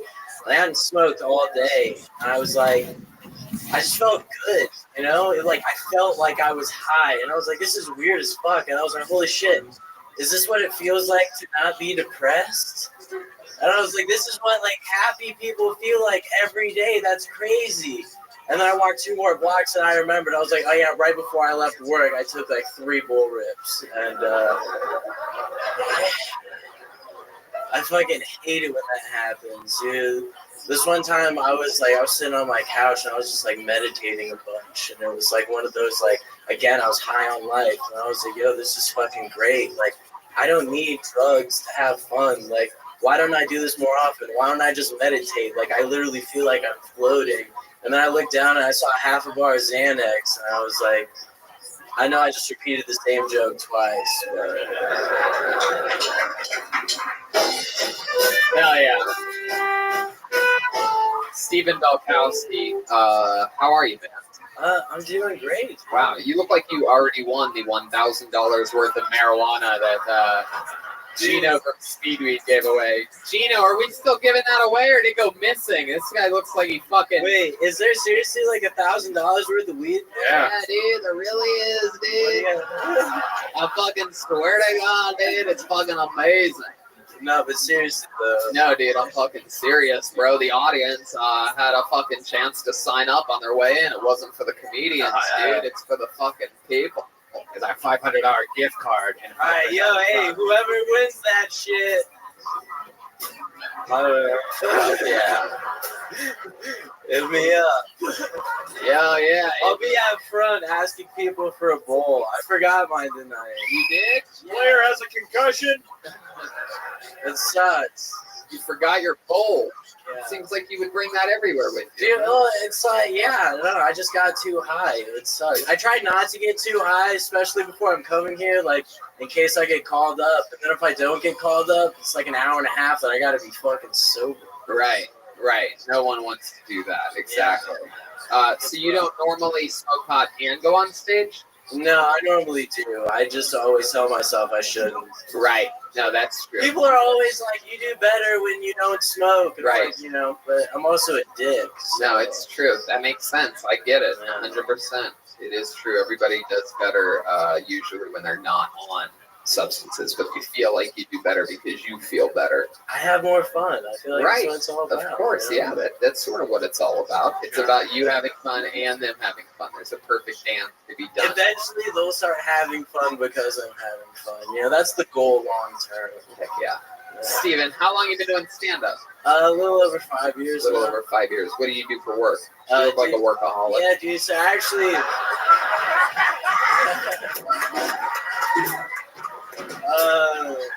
yeah, no, I work for a telemarketing company. Wait, what? No. You're on the phone all day? No, I was here 2 weeks ago, 3 weeks ago. Hey, what's up? If you got any weed or anything, you can smoke with me after the show. Oh, I mean, my name's Steven. This is a random call. It's more like, yo, you reached Steve. I mean, telecom. Or whatever. So good. So you got it down. No, yeah, but like last time that I was on here, earlier that day, I'd gotten a call about a job interview at a dispensary, and wouldn't you know, I landed the job, and so I've been working there the past 2 weeks, getting crazy discounts, dude. Like, and literally every single day, I walk out there with like $60 worth of weed after the 50% discount. Like, it's not a discount if you're spending all your money there. You know. Hey, Jeremy, congratulations. Yeah, thank you, dude. I appreciate it. Keep up the good work, man. Yeah, it was one of those things. I was like, when I came out here, I was like, all right, I know it's going to take a while for this comedy thing, but like, if I could just get into a dispensary, that would make things so much easier until it happens. And so now I feel like, you know, the rest is just like a waiting game, I guess. Yeah. First down. Yeah, first down. Whistle blows. So Steven, what else? What are some of your hobbies? What do you like to smoke pot and do? What else are you into? I like you seem like a guy that likes to chill. Yeah, dude. I like to smoke pot and hang out. I like to smoke pot and do comedy. Is this an online dating site profile? Dude, they have apps where it's like, meet people to smoke with. Like, you got me fucked up. I'm gonna go on an app and be like, who wants to do drugs with me? It's like, sounds like the best way to get robbed. I don't know. Heck yeah, you could probably find find a cool chick that looks exactly like you on it.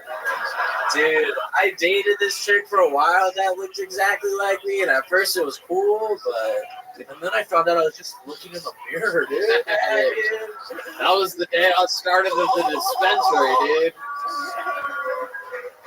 Oh yeah, man. Wow, Steven, dumbest high thing you've ever done. You seem like you were fucking born out of a bud.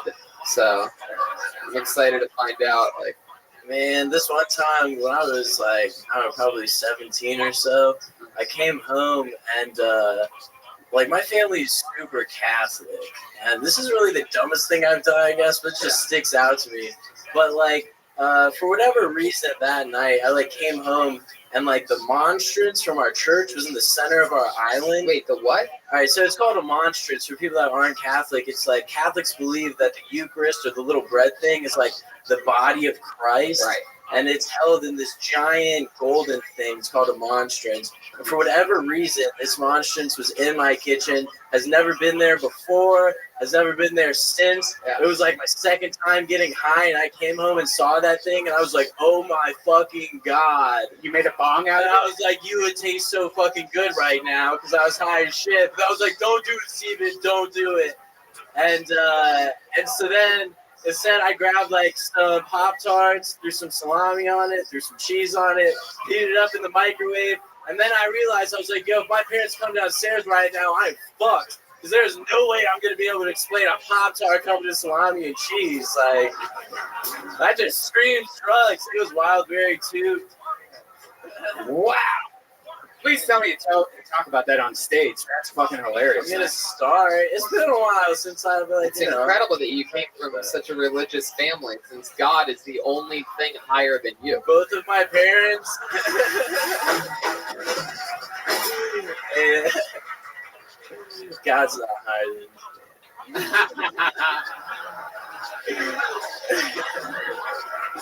I think you found a new path in life. I would like you to just start teaching religion to people, because it was fascinating hearing you talk about the Eucharist and stuff.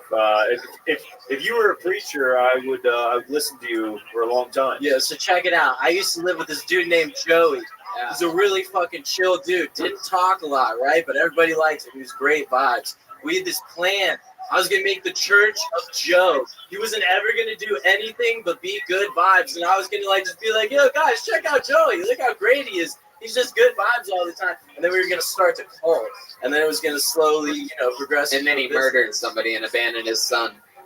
Not. Then I got into electronic music and we kind of. Whoa. No way. My goodness. Fucking bass actor ripping apart families, man. You talk to your parents still? Yeah, of course. They're cool. They know how much pot you smoke? Yeah, my mom actually didn't pick up the phone at all on Mother's Day, and so I like texted that must be really hard for a guy that works in the telecommunications right? Yo, and I have her location, and I didn't realize what a crazy son I was until she wasn't texting me back, and then I'm like refreshing her location, and it's not loading. I'm like, where the fuck are you, woman? You call me back. But dang, it's because you call your mom woman. I don't call her woman to her face. And mom, if you watch this, I'm just kidding. If your mom's watching this, did you ever find out why the body of Christ holder thing, what do you call it? I don't want to talk about this. Monstrance. Why was that in the kitchen? Did you ever figure it out? No. Did they find out about you eating all the cheeses? Well, because at that point, I was so early into smoking weed that it's like, the next day you wake up and you're still kind of high, and it's all like, all right, let's go downstairs. Do they know I was high? Could they smell anything? Do I still smell like weed? But, right. And you just try to get out as soon as possible. Steven, I like your style. I like your spirit. You're a funny guy. I'm excited to see you again. There he goes, Steven Balkowski, everybody. Wow. I feel like I got a secondhand buzz off of having him on the show. He's very likable. Yeah. It's like panic attack inducingly stoned. It's exciting. You guys having fun out there? Uh-oh. It's an interesting name. One word name. Put your hands together for Cedric, everyone. How about Cedric? One word. Cedric. I don't see anybody moving. Oh, here he comes. Here comes Cedric, ladies and gentlemen. Here he is. Hey.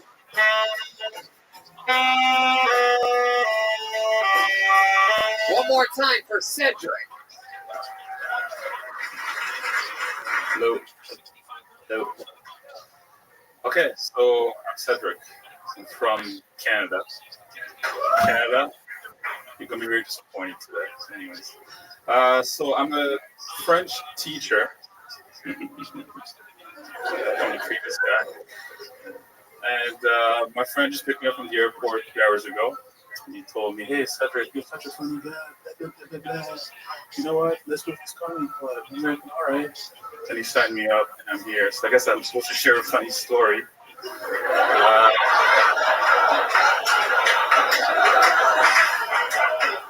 So I guess I'll talk about my mom. It was Mother's Day. Okay, it was Mother's Day yesterday, I think. I don't know. Anyways, my mom is super religious now. She's super Christian. She changed. And there's nothing wrong. It's cool, but she really changed. She wakes up every morning, prays, go to Zumba, comes back, prays, talks to us for a second. You can keep going. Finish it. Okay. You sure? Yeah. We want to hear, but we just wanted to let you know where you're at. Okay, thanks. Goes to bed. Don't know what she's doing. She comes downstairs, talks to us, prays, and then 8 o'clock, we all have to pray. Anyway, it's a routine, Monday to Saturday. But Sunday takes the day off. I'm not too sure why, because Sunday's supposed to be the Lord's Day. Cedric. All right, Cedric, let's talk about it. Rock you. Okay. Cedric, enchanté de faire votre connaissance. Pardon? Enchanté de faire votre connaissance. Enchanté. Oh my Trying goodness. to make it feel at home. What the fuck? Wow. Tony, that makes Maybach music. It is true. Wow. This is it. So that's true. You've never done stand-up comedy before. Your friend picked you up from the airport 3 hours ago, and he signed you up, and he told you that if you get pulled out of the bucket, you do 60 seconds on the stage, right? You got pulled out, and here we are. Here I am. This is a real standoff here.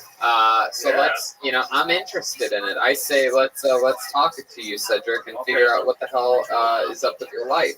My life. Well, like I said, I'm a French teacher. Right. You get a lot of pussy doing that. You're hooking up with another teacher right now that used to be with some nerd.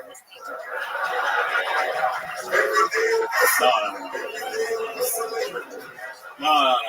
I have a girlfriend. Oh yeah? Where'd you meet her? In Halifax, Canada. Halifax, Canada. How does a guy like you end up in Halifax, Canada, if you know what I'm talking about? Immigration. Yeah. Where are you originally from? I was born in Congo. The Congo.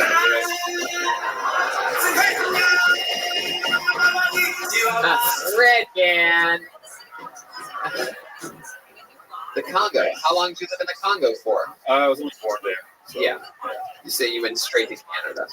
Well, I moved around. Went to Belgium first. What was that like? Fun? It was okay. Yeah. It was okay. How old were you when you moved to Canada? I was 12. 12 years old. Yes. And Canadians don't look like you. What? Well, they do now. I guess so. Now that you got there, you know what I mean? Spreading that fucking seed all around. Yeah, you're right. Dom? I was gonna say, I like the way we fucked around with everybody and we treat him with such respect. Yeah. He's like 400 pounds, fucking he could eat us. Yeah. Thank you. But it was like, Cedric, can I get you something cool to drink? Yeah.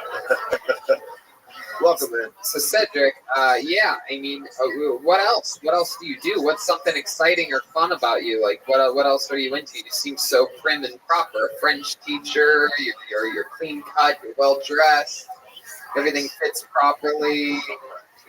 Sometimes, well, you have a good face. Oh, thank you. Yeah, that's the first time that's ever been said on this show. So that's a big deal. New things happening all the time. You have a good face. It's never been said. It's adorable. Wow, there you go. I guess we finally found out what type of person Brian's into. What else do I do? Well, what's like something dangerous about you? What's something like crazy that we'd be surprised to know? You seem like so polite, mellow, calm. Man, I'm Canadian. Yeah, it's just we don't do anything too exciting. Yeah. You ever play hockey? No. Yeah. No. I'm black.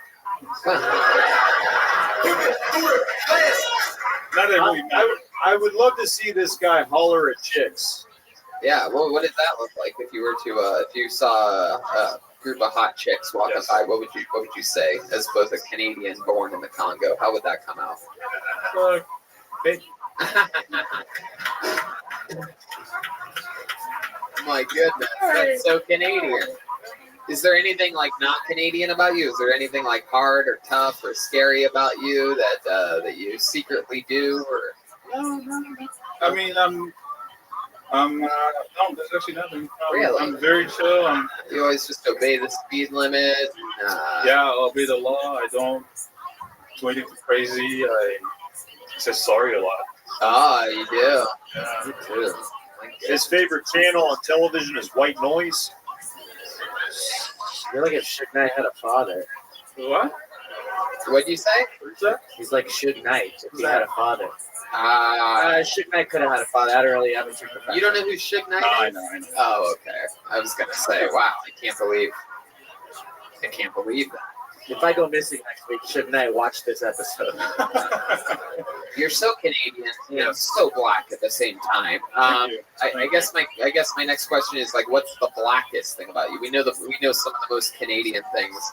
How about the blackest thing about you? What would that be? I mean, I'm typical black, so yeah. I don't know about that exactly. I mean, Apollo 13, my typical Canadian black. You like this guy, Aphrodite? What are you saying over there? Oh shit! Damn. All right, you got Aphrodite's approval, man. That's great. You listen to hip hop music and everything? Seems like you don't. I'm gonna be honest with you. It seems like you listen to Mozart like 24/7. I listen to everything. Really? Except for country. That makes sense. Well, Cedric, we didn't really get much out of you. Sorry. No. Like I said. There it is. There's the Canadian national anthem right there. Old. I'm sorry. Cedric, the not so entertaining. Yeah. There you go. There you go, Cedric, everybody. Wow. People wait their whole lives to come on this show. This guy didn't even know what it was. Got picked up at the airport 3 hours ago, signed up, and got up. Just goes to show the insanity that can happen here. Now, clearly, that was Cedric's first time ever on this stage. And we're going to do another first right now. We've done many episodes of this show on the road, and all time out of all the road episodes, I believe we've given out 3 perhaps ever golden tickets. And what that means is that someone who performed on one of the road shows did so exceptionally well and was such a good interview that we gave them a golden ticket, which means a pass so that they could come here anytime they want to Los Angeles and perform on this very stage, on this show, 60 Seconds. And that's about to happen right now. On actually Thursday night in Phoenix, Arizona, we pulled out of the bucket a young man named Tristan Bowling, and we found him to be so goddamn entertaining and interesting that we gave him the golden ticket. He made us aware, unfortunately, that he was 20 years old. And here at the Comedy Store, you absolutely have to be 21. Fun fact, his birthday was Saturday. He turned 21. He's here for you right now. He's been doing this since he was 16 years old. He started at 16. He's now 21. Ladies and gentlemen, I give to you golden ticket winner Tristan Bowling, everybody. Here we go. From Phoenix, Arizona. Come on, make some noise for Tristan, everybody. Oh, come on! My name is Tristan. I was named after a knight of the round table named Tristram, which is true. I don't live up to him at all. I mean, like, he's a knight and I'm not, you know? Like, can you imagine me going into the field of battle with, like, a sword and shit? Like, fucking hell, you know? He's like, oh, this one's heavier. They all heavy. Fuck me. Like, but my dad used to tell me when I was growing up, he's like, hey, buddy, you don't got to worry about getting picked on or nothing, because it's hard to rhyme stuff with Tristan.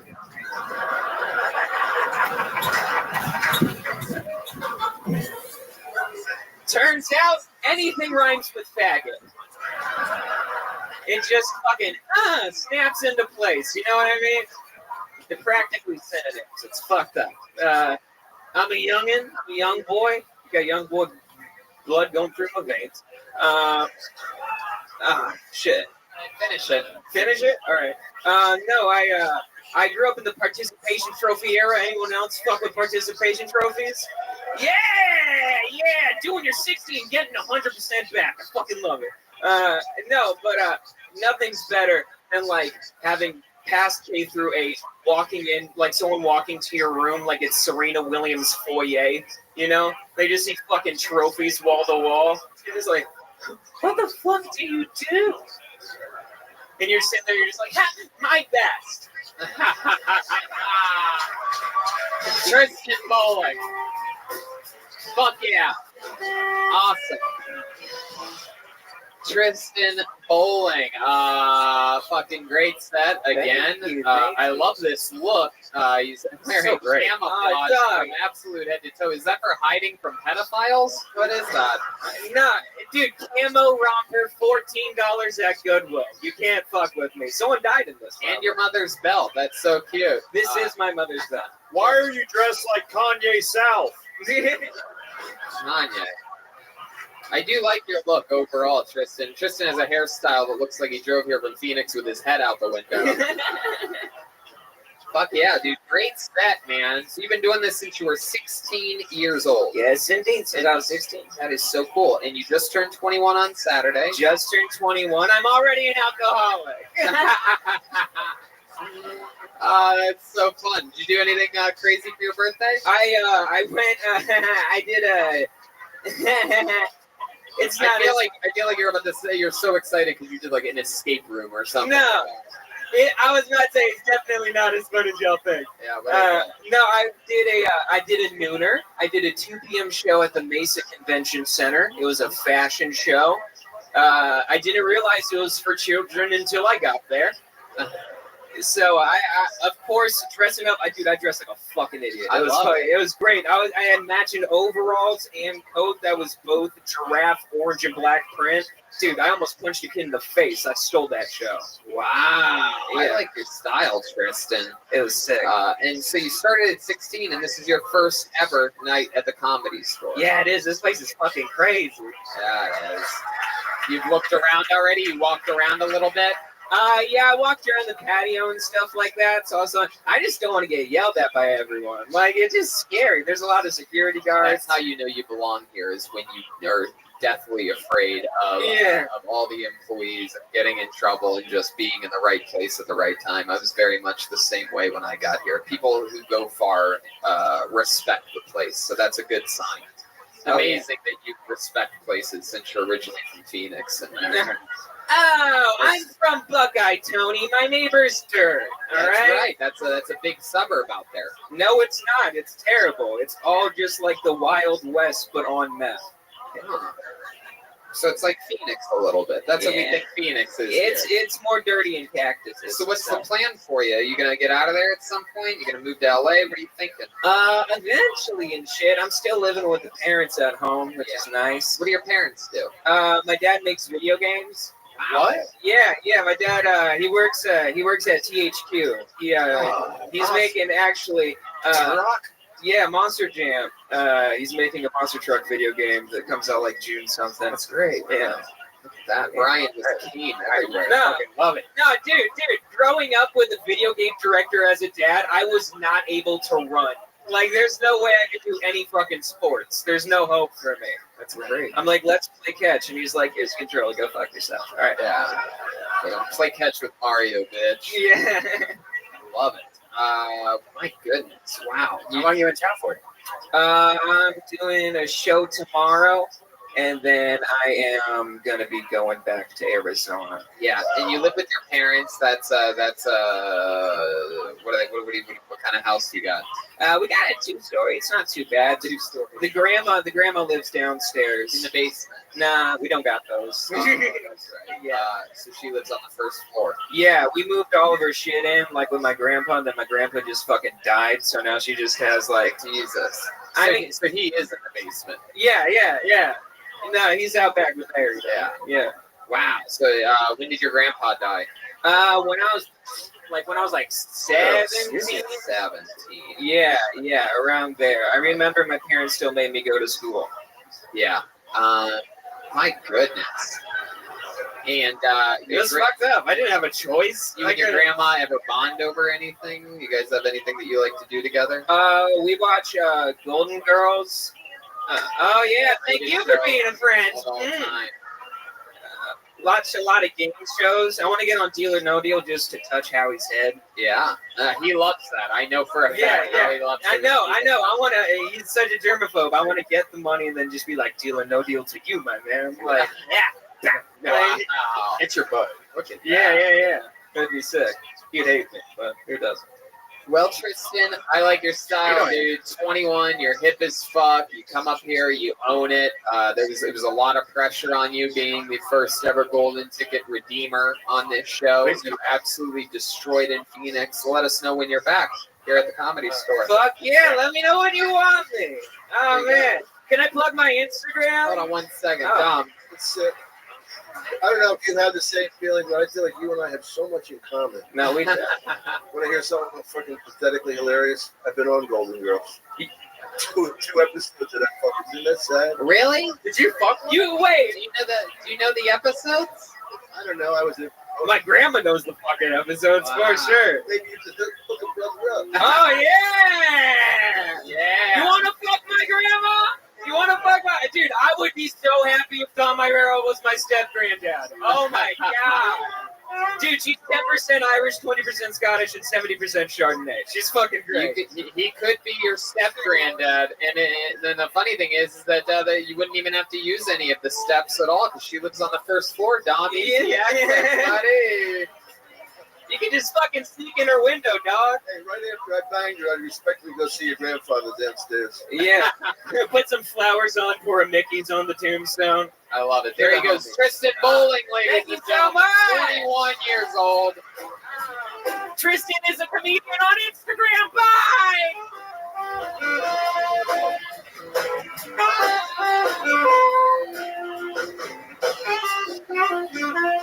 I love that dude.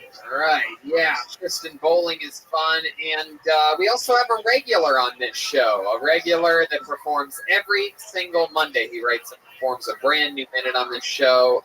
You know him, you love him, we love him. Ladies and gentlemen, I give you the comedic stylings of the one, the only William Montgomery. Here he is. Wow, he's here in the flesh. He's approaching the stage. No neck brace, no Tony Chin. He's coming up. Here he is. One more time, good and loud for William Montgomery. Not a lot of people know this about me, but I have a son now. He's 3 years old. There haven't been a lot of surprises in his upbringing other than just how high he gets when we smoke weed together. We were in a McDonald's the other day, and he was trying to steal a quarter pounder. And I was just like, Jameis, you have to stop doing that.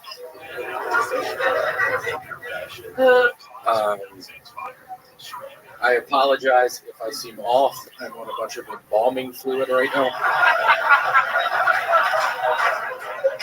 It's a huge nightmare. I'm having a real bad time.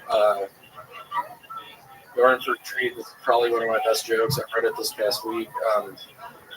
Hold on. Was it a Hewlett Packard or Adele?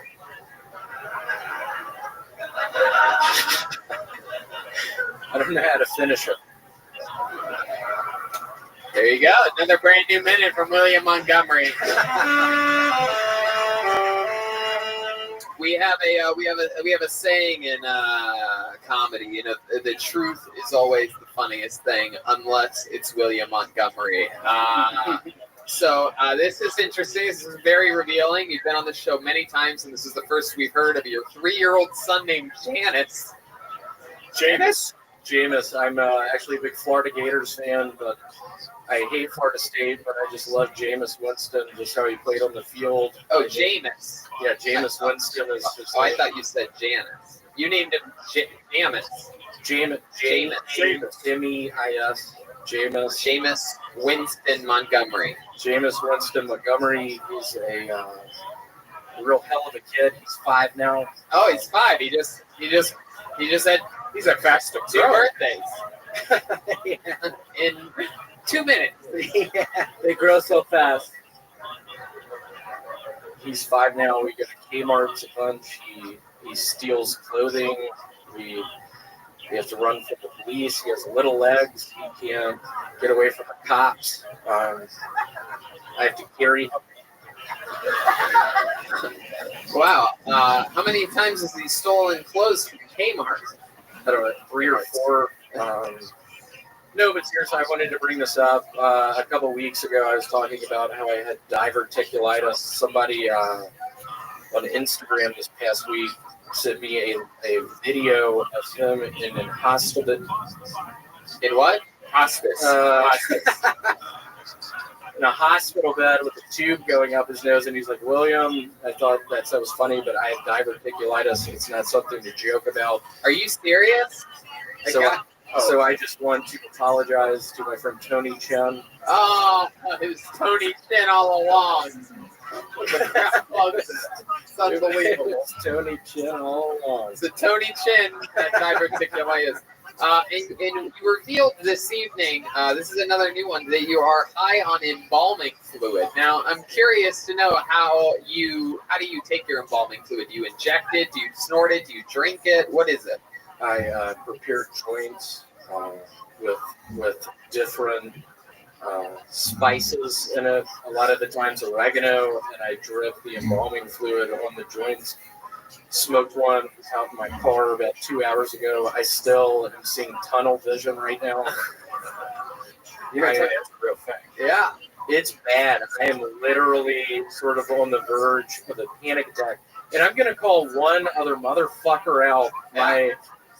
On the YouTube channel my buddy made, some motherfucker just posted my last 12 sets. Some motherfucker said, oh, I'm glad you posted this. I can skip through all of it like I do during all of the sets. And I just want to say, I know who you are. Stop doing it. I will find you. I don't have a lot to lose right now. I literally was gambling in Las Vegas 2 weeks ago. I lost my pension. I used to be a police officer. You gambled away. I gambled away my pension. I don't have a lot to lose right now. I'm learning how to make pipe bombs and learning how to send them through the mail system. No, I don't think it's true. How long were you a police officer for? 25 years. 25 years. I had no idea. You always just talked about the self-storage unit that you worked at. So you were a cop at 12. I was. That is the correct math. I was shot at 13. Now we know where your 5-year-old son got his running legs from. He was a kindergarten cop. Oh, kindergarten. And y'all don't repeat this, but there would be a lot of the time where I would just see a suspect. I knew he wouldn't have a gun, but I would just start shooting his ass. I murdered probably 20 people. Wow. My goodness, William, this is very revealing information. I'm really surprised that you're putting all this out there. It was such a nightmarish experience at the time. I was living on the big island of Hawaii, just killing people. Wow.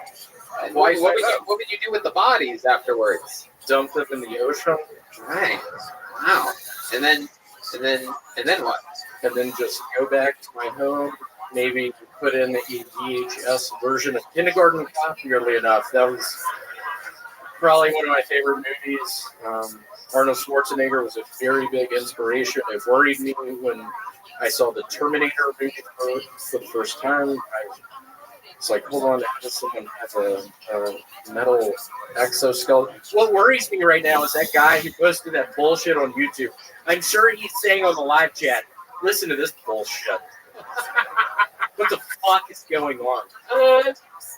I actually can confirm he's saying it right there. He really is. Give me 247365. Yeah. Says William Bomb. And you put the cute little avatars of bombs. 2 emoticons on each side. I don't even know how you get emoticons on there. I've never even seen that. Yeah, what did happen to Cracker Barrel Kid 55? Find him. You could say I found him. I found out his wife and family had a house in Paducah, Kentucky. I sent him some, let's just say, packages, and his wife opened them up. She wasn't excited. There were pipe bombs inside. She died. His twin boys died, and I swear to God, when I heard that news, I was excited. I was rolling up joints of embalming fluid, just seeing tunnel vision, just thinking, oh my God, did I really kill them? I've said it once, I'll say it a million times. William, you are a goddamn anomaly. You are a liar, and I just can't get enough of it. I absolutely love you. I'm proud of you. I'm proud to see you working a lot and getting a lot more spots and hustling around. And I'm just glad you're part of the team. The great William Montgomery, ladies and gentlemen. Unbelievable. An improvisational guru. You can ask him anything, and he has an answer, even no matter what. You guys want to go back to the bucket one more time, huh? Put a big ribbon on this fucking thing? Let's fucking do it. Your final comedian of the night goes by the name of Destiny Lalaine. Destiny Lalaine. Here we go.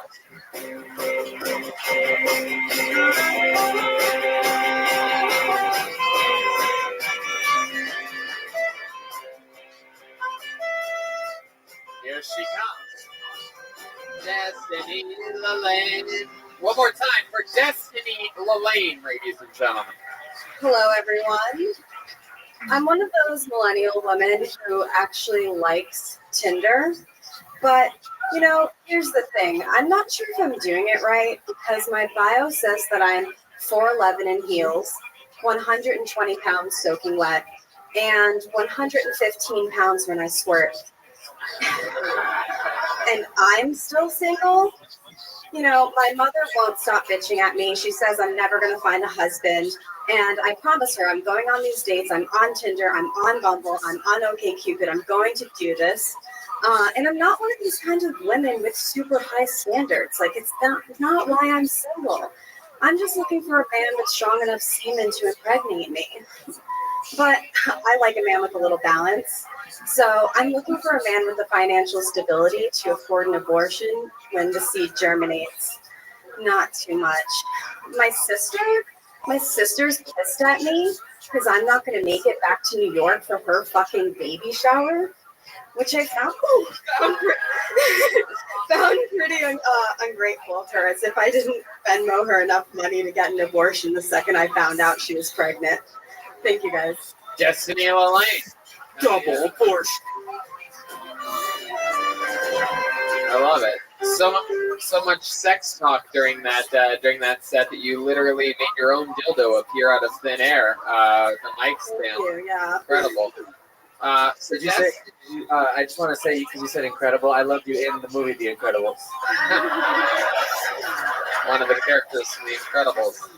So Destiny, welcome to the show. This is your first time on, right? Yes, thank you. You seem a little bit different than everyone else that's been on this show tonight. We haven't had many horny nerds on this show.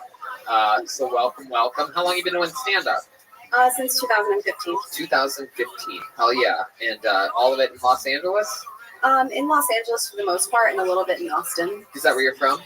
No, I'm from New York. Oh, originally from New York. You moved to Austin, started stand-up there? So actually in 2015, I moved from New York City to Los Angeles, and that's when I started getting involved in comedy. Very cool. How'd you start? You say you got involved. I actually went on a date at West Side Comedy Theater, and I ended up interning there. So that's how I got started in comedy. Well, there you go. That's awesome. And what do you do for work? I'm a recruiter. A recruiter for what? Planned Parenthood. Yeah, right.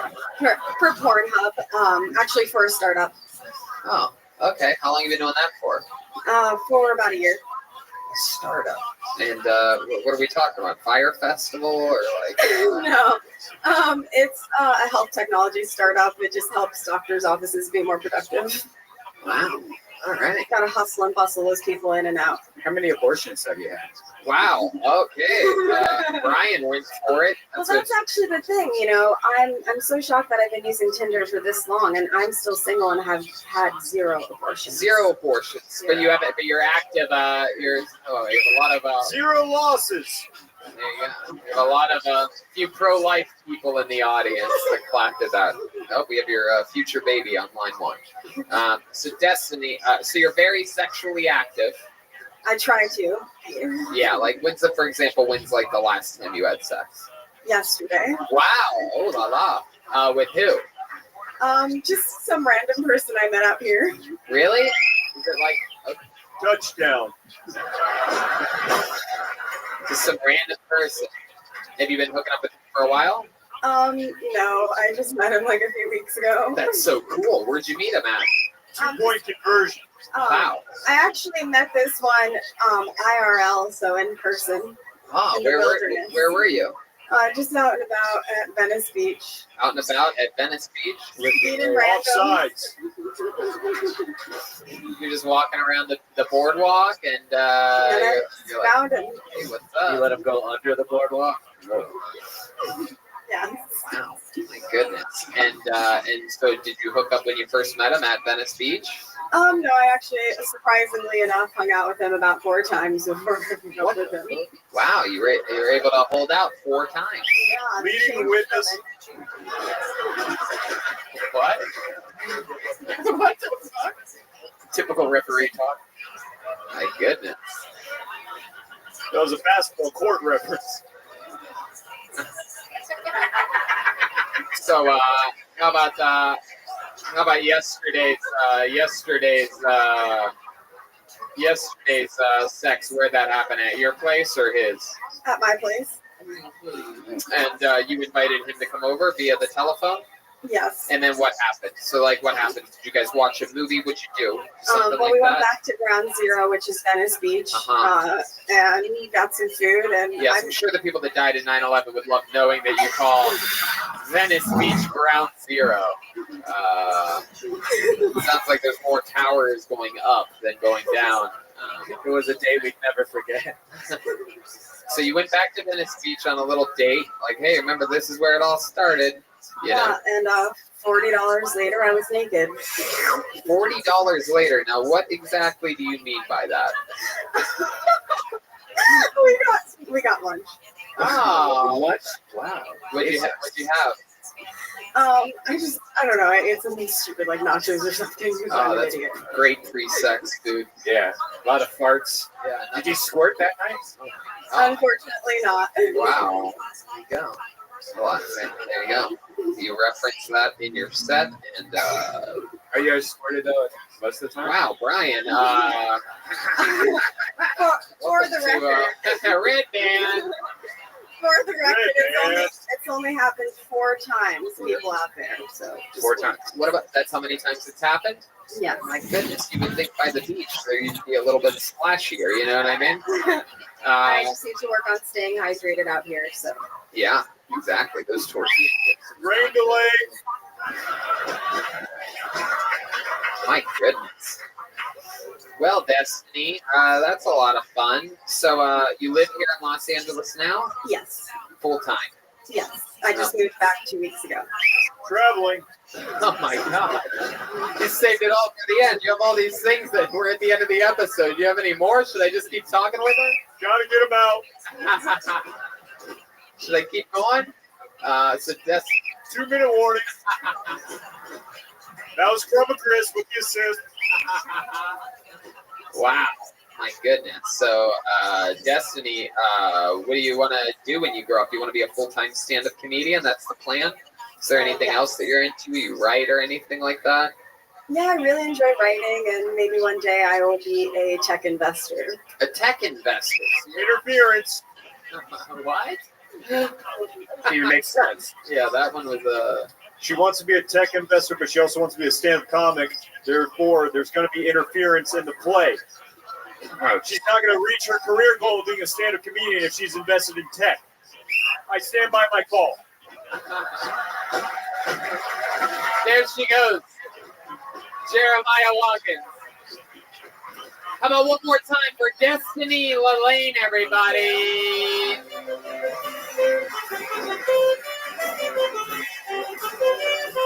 And that's what it looks like. Another fun episode of Kill Tony right down the barrel. I believe Gino from Speedweed is...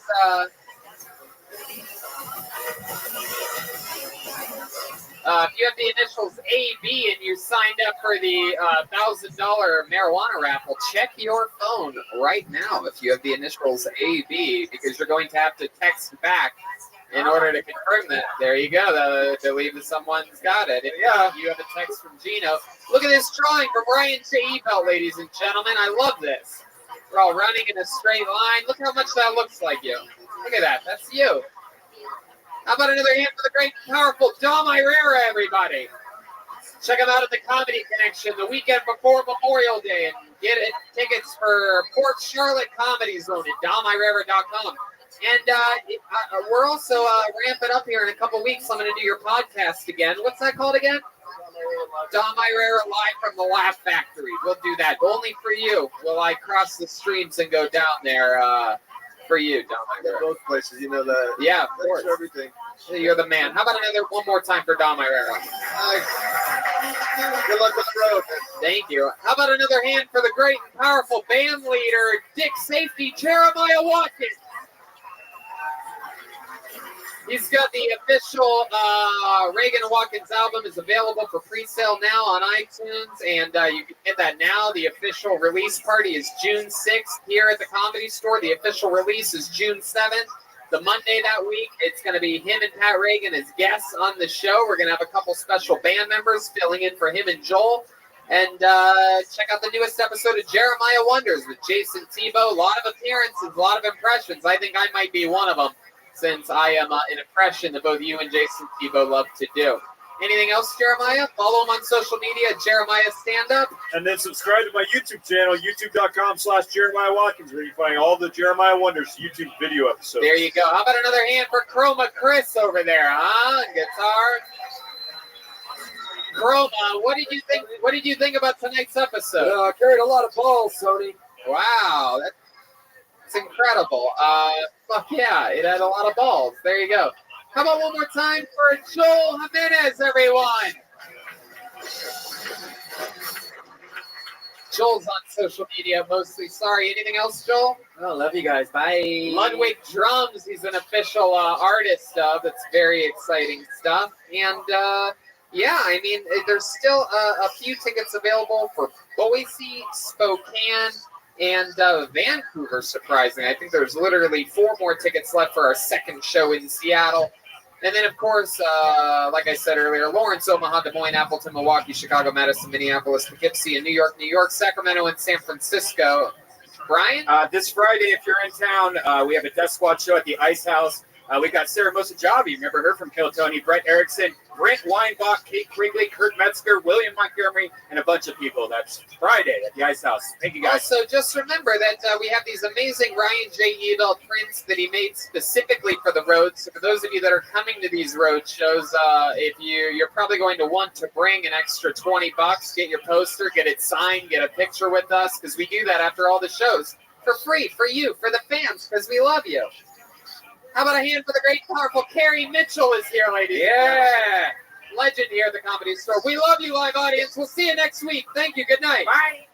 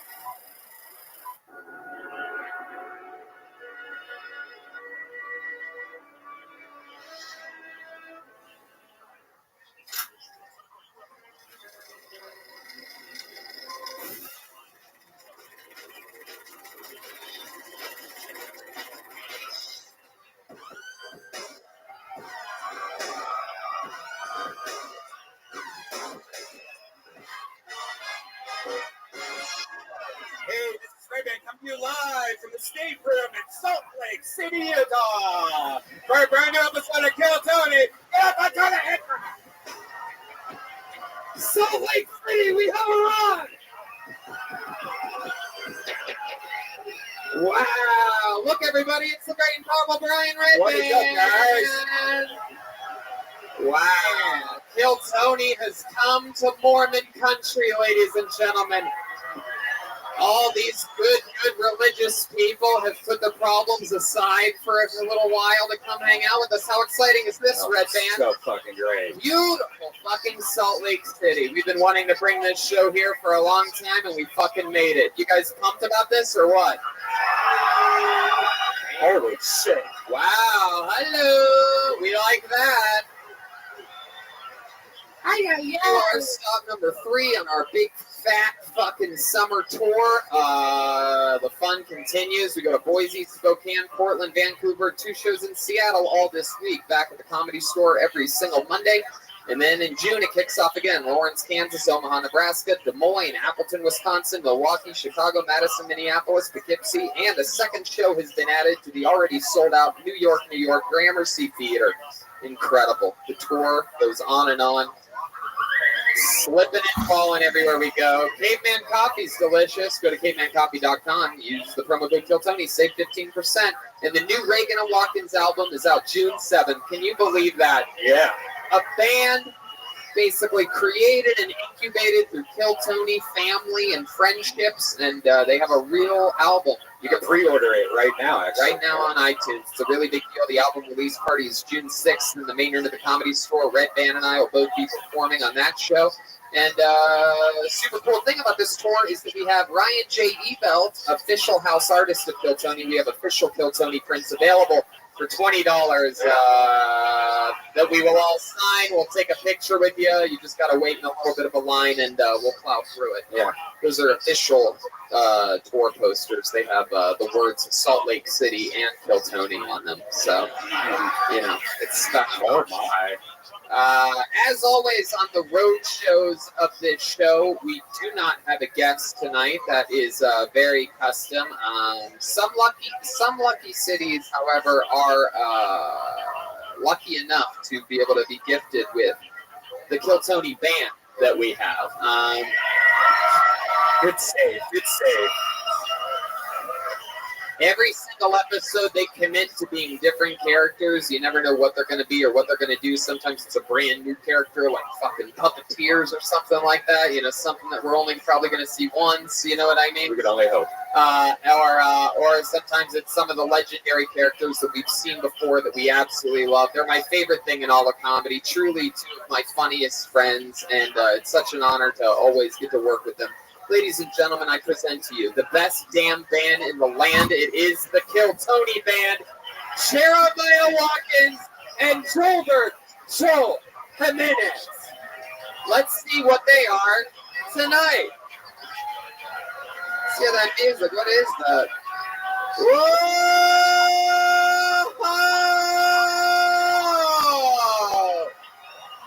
Wow! Oh my God, vampires for the first time ever. No, that you guys have been on before? Wow.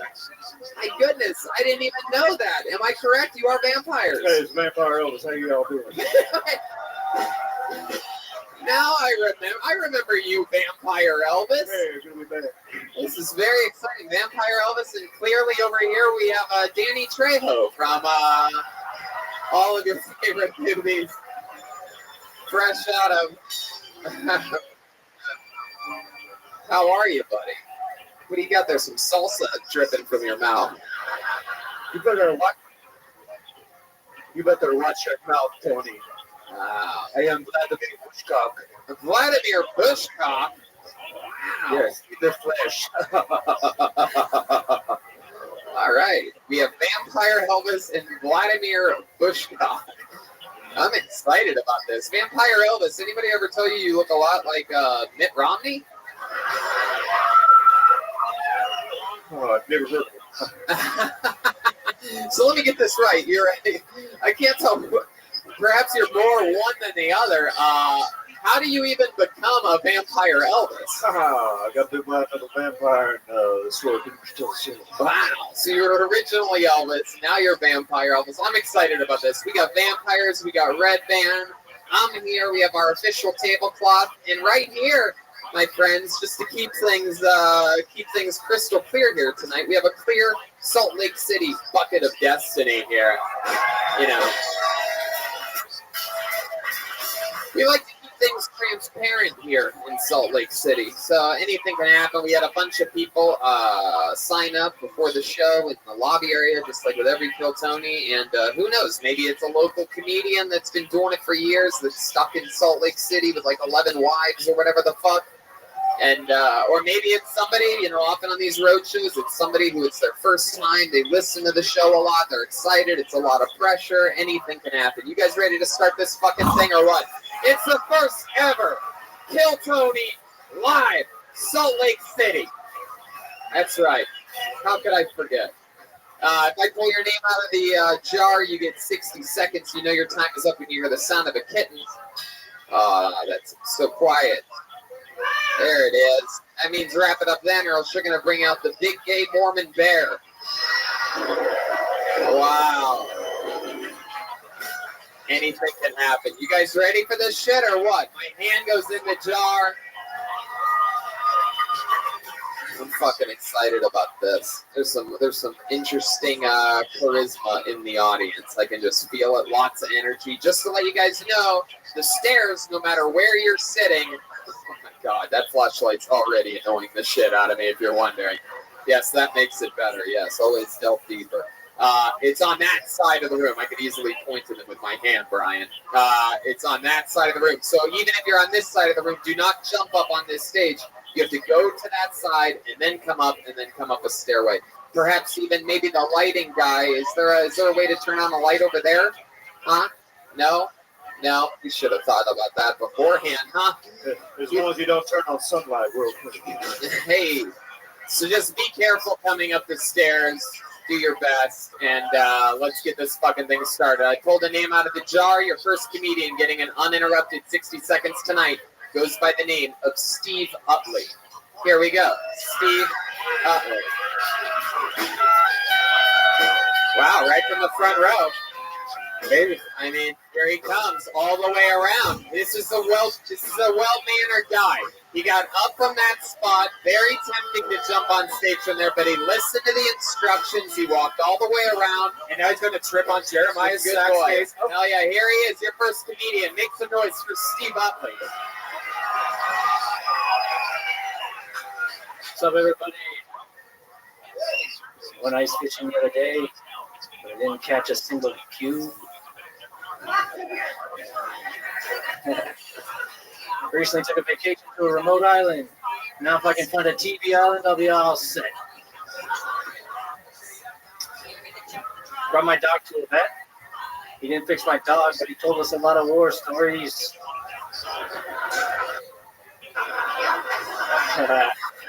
He even gave me a prescription. It was just a big piece of cardboard that said, anything helps. I'm pretty sure the first sweater was named on a hot day. I used to climb trees when I was a kid, but I don't anymore. I tried it the other day and people got mad. They said, what are you doing in our living room? It's Christmas. I can't believe nobody's taken a helicopter skiing yet. Oh yeah, there you go. Steve Utley. Hi Steve, how are you? Pretty good, man. Good. How long you been doing stand-up? First time ever. How about that? There it is, the goat of the first time. Hell yeah, dude. Congratulations. You are the funniest version of TJ Dillashaw we've ever seen on the show. I would have loved to have seen how that performance would have gone had you unbuttoned your top button. Yeah, you're like choking yourself out there. I was debating. Sometimes, it's there. So let's get right into it. You're the first person pulled out of the bucket here tonight. Are you Mormon? Because you look like what we've been You look like what we've been trained to expect. You look like a cast member of the play Book of Mormon. That's what it looks like. Well, you see, I was debating between a different shirt and this one, but this one doesn't show my fucking sweaty armpits, so I went with this one. Hell yeah, you went with the old fucking Beetlejuice shirt. I like it. Heck yeah, the old beautiful Salt Lake City picnic table. That's right. Hell yeah, Vampire Elvis. Oh, just admire this guy's boss. You are a pretty ripped guy. You work out a lot? No? And yet still you're wearing a boy's extra small for some reason. Yeah. Just showing it off. Maybe his muscles aren't even that big. I just think the shirt is so small that it makes the muscles look big in comparison. Is that an Oshkosh? Is that what the brand? You fake it till you make it. It looks like you bought these shirts at a store called Whites Only. And did you park your time machine outside? I thought I was from the past. Look at you. How old are you, Vladimir Bushcock? You thought his name was Vladimir Bushcock for a second? Yes, that's my name. I'm sorry, I'm lapsing mental capacity. we just celebrated his 424th birthday. Wow, jeez. Yeah, I look pretty fucking good, don't I? Yeah, you do, but I'm worried about your memory. Whose blood did you suck? Freddie Mercury's? I know this guy. So, Steve, tell us more about you. You're born and raised here in Salt Lake City? No. I'm originally from Minnesota. Minnesota. How'd you end up here? Well, I had a small year in Colorado, and then I knew some friends out here, and I was close, so I came to visit. I loved it so much, I just moved. Yeah, what'd you fall in love with here in Salt Lake City? What was it? What was the main thing that did it to you? That everybody looks like you? So rolled right in old Pleasantville. When you moved here, did they start chanting, one of us, one of us? I fucking wish. No, I just love how the mountains are super close. You got the big city, you got the suburbs, the lake. You know, you got everything kind of all in the same place. It's great. Hell yeah! Look at you, you're a little fucking tour guide. Fuck yeah. What do you do for work, Steve? Well, I actually moved out here to start a guitar lesson studio and recording studio. So, wow. How's that going for you? well, I have another job.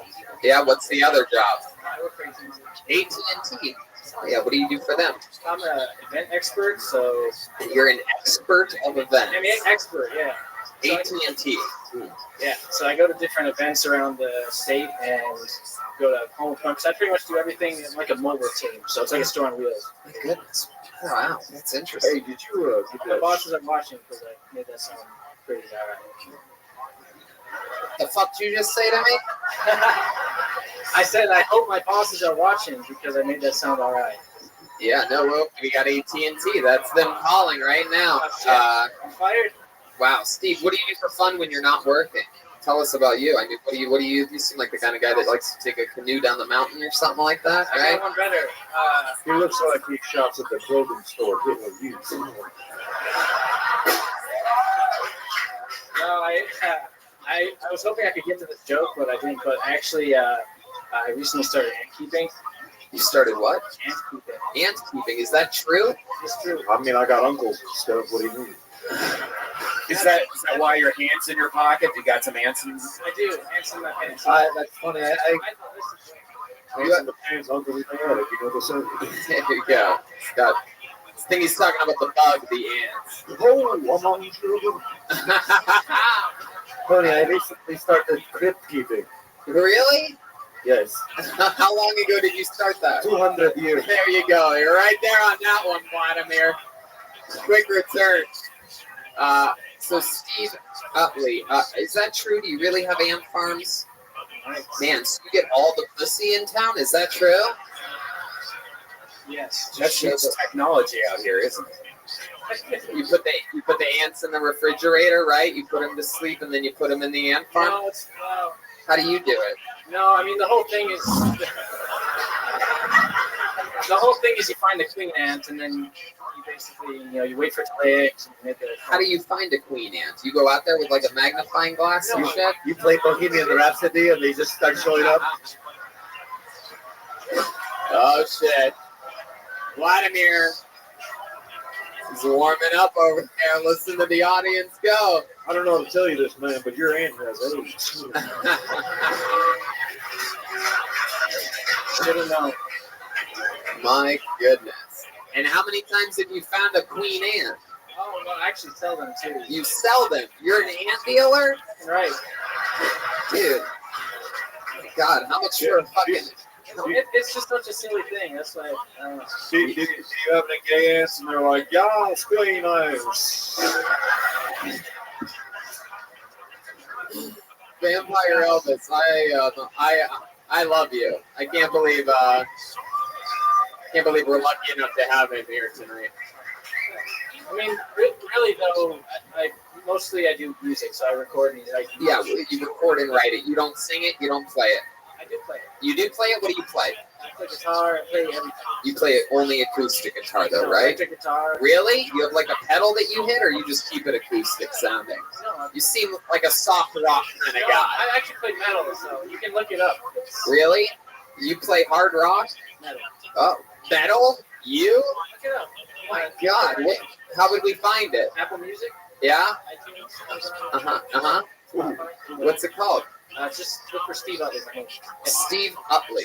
There you go. Yeah, that's a metal band if I've ever heard of. Yeah, that's definitely a metal band. There's definitely not 45 country stars named Steve Utley. Well, metal. What's like the darkest? All right, so here's a song that he did called Backslider. Is that yours? That was a really heavy one, so I mean, if you want a really heavy one, do that one. I mean, what would be a better one? Do you have a better one? All right, here we go. This is what Steve Utley Backslider. Oh my God, that's you? Hey, you even got the lights on. Look at that. Vladimir Bushcock seems to like it. He's gargoyling out. Wow. Are there lyrics to this song at all? Does anything happen? No, it's instrumental album. Instrumental. Wow. Instrumental album. I've never heard anything like that unless you count everything I've ever heard before. Hey, well, there you go. Yeah, that sounded like a motorcycle just idling. Dun, dun. Dun, dun, dun, dun, dun, dun, dun. You don't sing in any of your songs? Well, I'm making a new album right now. Yeah. Can you give us a line of one of your? Come on, yeah, you can. How many of you want to hear Steve sing a line right now? Don't say no to me. Look at them. Look at them.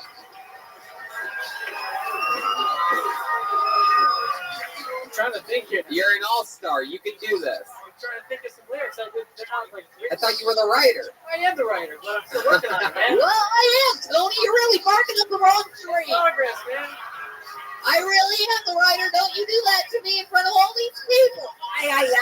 Oh, say. Sing us a line, just one fucking sentence from one of your songs. Come on, you got this shit. All right, Ryan, let him sing. Here you go. Here he is, singing one fucking line from one of his songs. One line is hard, man. Steve Utley. Hold on, stop, Ryan. That might not match the tone. You're giving him an excuse to stall here. This I like fucking it. guy. Yeah. Going. No, don't. He's lying to you, Brian. How are you? All right, this is like the new form of this show. It's called Ignore the Host. Very good. Just keep playing guitar, Brian. Just keep strumming a nothing chord. Steve, if you don't start singing, I'm going to fucking murder you from behind. I'm going to murder you. We're a Kevin alive to die! Not a fly of private lives in a lie! Vegetated beyond good strike! All right. I can't believe I waited 45 seconds That's all I can for do on that. short notice, man. Sorry. Oh my God. You're going to have to confess on Sunday for whatever you just said into that microphone. Yeah. Well, Steve, you popped your cherry here tonight. You had the balls to eventually sing a line. There it is, the dolphin of the first time. And you did it. There goes Steve Utley, everybody.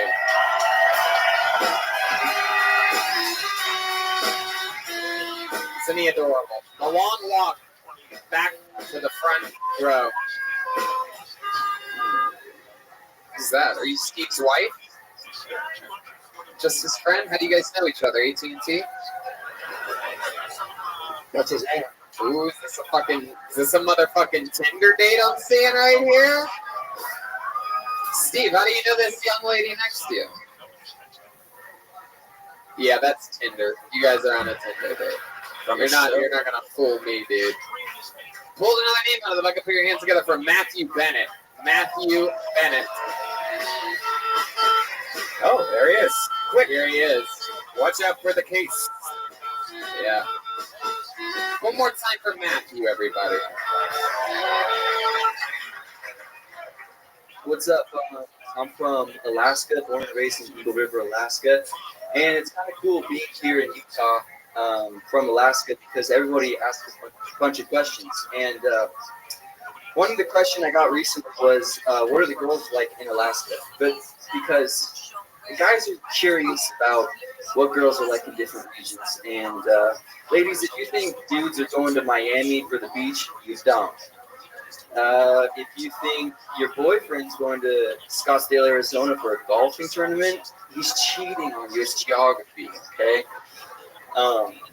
But it's an interesting question about what the girls are like in Alaska because they're like boys. The girls are boys. I was telling my friend what the girls were like in Alaska, and I ended up just describing a dude from Provo. Yeah. It's weird. They act like boys. They talk. Last time I was in Alaska, I think I saw a girl scratch her balls. I was very. Heck yeah, those Alaskan women. Those goddamn Alaskan women are all like a bunch of boys. What's Provo? That's a local reference that hit hard. What did you say there? Provo? Provo. It's like Prolo. Pretty much. Prolo. Provo, yeah. Provo. Yeah, that's what BYU and stuff. So. BYU, yeah. And that's what? That's what the Mormons do. But yeah, but in your joke, you said the women look like what from Provo? The dudes. The dudes from Provo. Now, let me ask you this: do the dudes from Provo look differently than dudes other places? Yeah.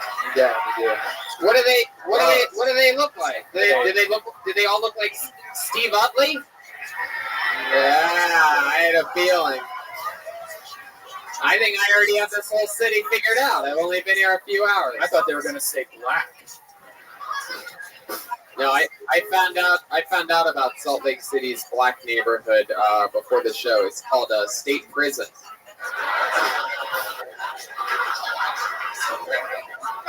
Anyway, back to Anthony Jeselnik's baby cousin over here. So Matthew, how long you been with stand-up? First time. Damn right. Absolutely.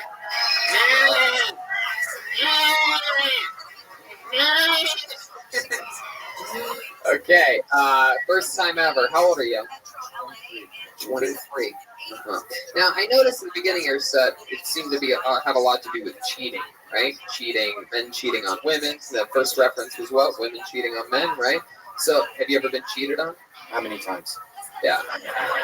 Because we tend to, I feel like sometimes as comedians, we tend to talk about things therapeutically that have affected us in our lives. So am I right? A little bit. Yeah, I'm 100% right. By a little bit, you mean a lot of it. A lot of it. So was your high school sweetheart the love of your life? Wow, yeah. Yeah. And how long were you guys together? 4 years? Oh my God. What?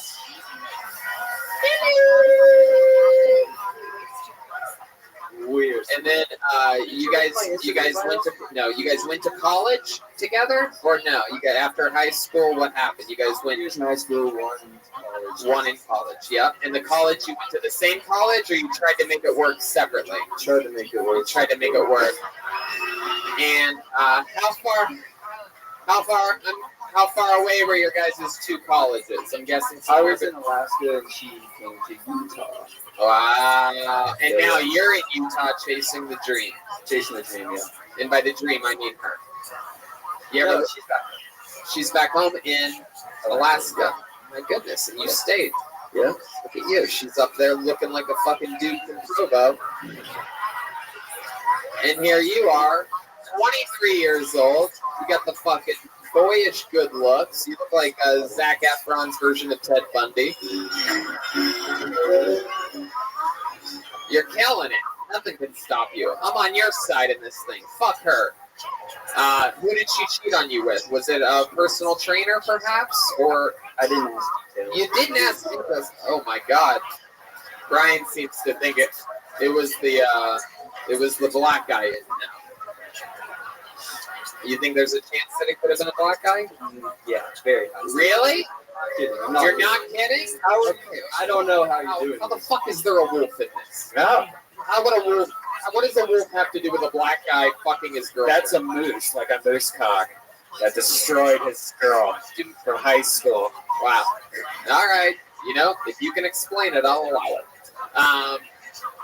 So when you say you're not kidding, you seriously think it was a black guy. What makes you say that? What makes you think that? Just be honest. She was hanging out with the basketball team. I don't know. Wow, really? God damn. So are we talking about the mailman, Karl Malone? What are we talking about here? Which basketball team? It's not the first time.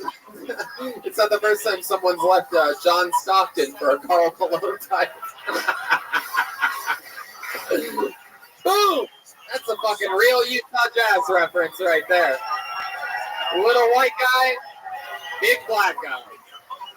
I love it. Is that true? Wow, that's incredible. So, what basketball team are you talking about? Dixie.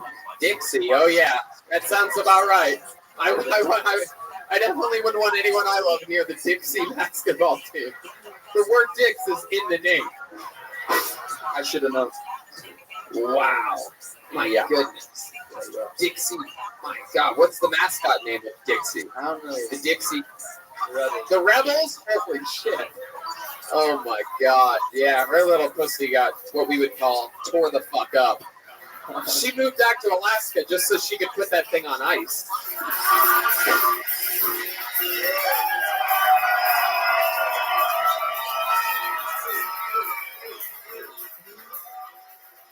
She's from Alaska, but that basketball player is the one that went deep sea fishing.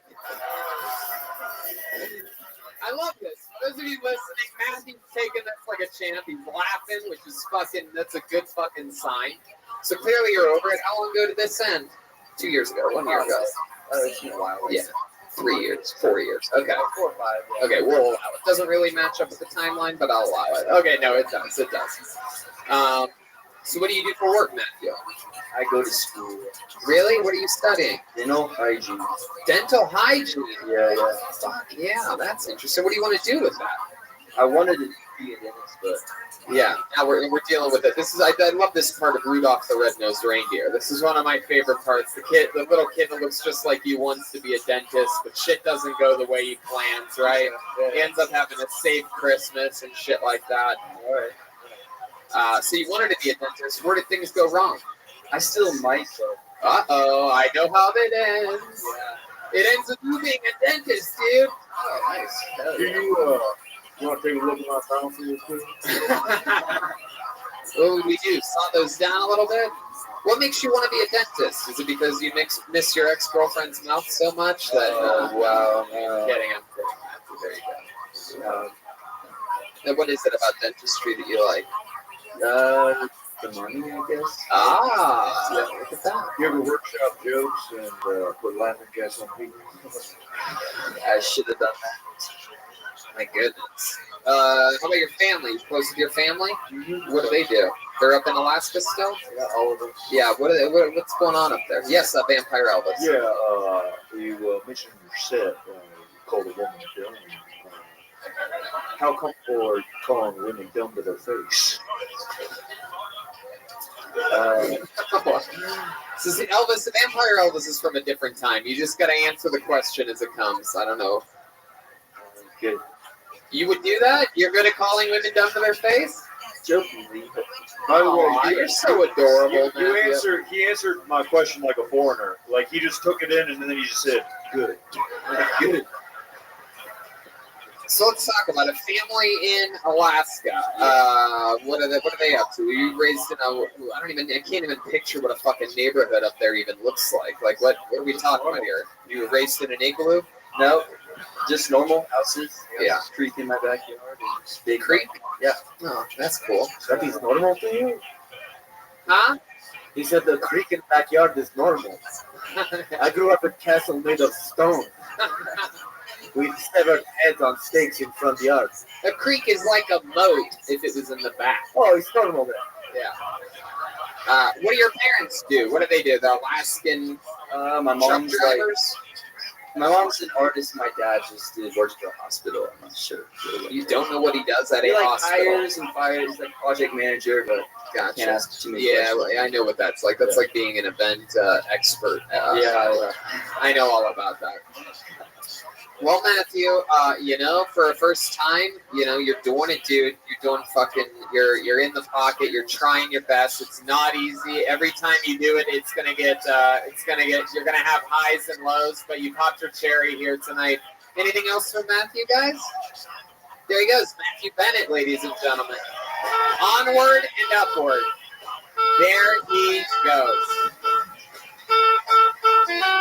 Fuck yeah. Look at this audience. So clean cut out here. I know, I love it. Some of them are clean cut. A lot of them look like they woke up in Pioneer Park this morning. Yeah. What? Oh, hello. Bling, bling, bling, bling, bling, bling, bling. Did you go to the Utah Wikipedia page or something? Yeah. There's no name on that one. Sometimes the no names make it in. Okay, this is the one-word name. Put your hands together for Reynold, everybody. Let's get those house lights up for a second. Let me see if he's coming. We got a Reynold, and here he comes from deep in the back. He's going the right way. Here he goes. He looks like he's running, but he's moving extremely slow. Here he comes. There you go.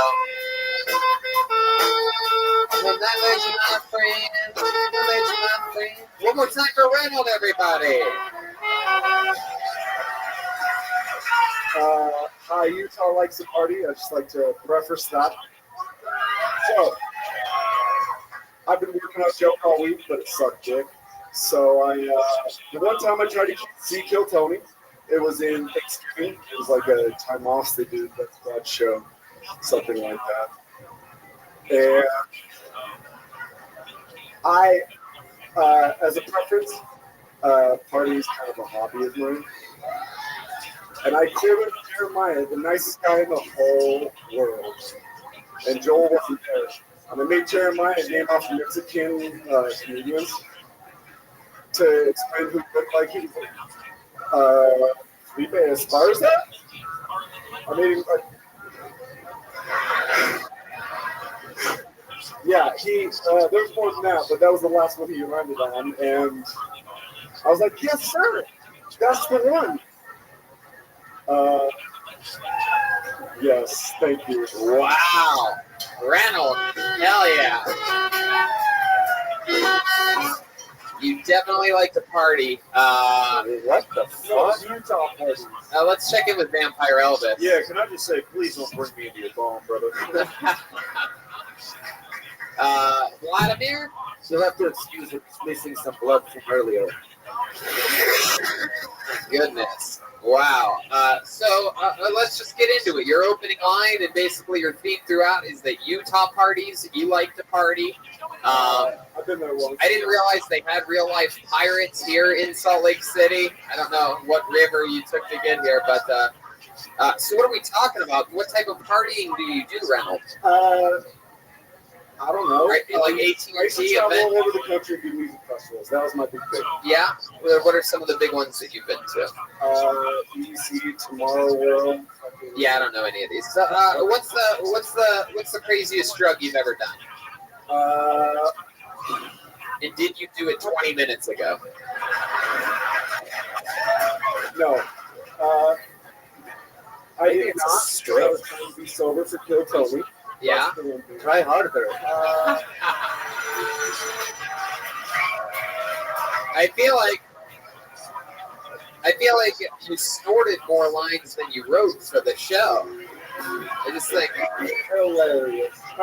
Cocaine. Hey, Elvis is excited. Died on the pooper. So now that you're from Salt Lake City, born and raised? I am born and raised. It's called Taylorsville. It's like outside of Salt Lake. If you weren't from Taylorsville, you say Salt Lake. Okay. What are you, how old are you? I am 32. 32. What do you do for work? I'm a bartender across the street. I tried to, the only time I met Jeremiah in a hallway, I was like, man, if you ever come to Salt Lake, come to my hotel. I'll take care of you. Wow. Where did you, this is so crazy. You keep referencing this meeting with Jeremiah. Where did, he's the nicest guy in the fucking world. How do you know that? I mean, I agree. I'm friends with him, but where was this that you met Jeremiah Watkins? And by the way, that's Vampire Elvis. I don't know who you're Vampire Elvis. Sorry, Vampire Elvis. Yeah, but where did you meet Jeremiah? We tried to go to Kill Tony on Thanksgiving. You were out of town, so Brian had a show. Where was this? It was at the comedy. At the comedy store. The comedy store sucks, by the way. It's just a dark room.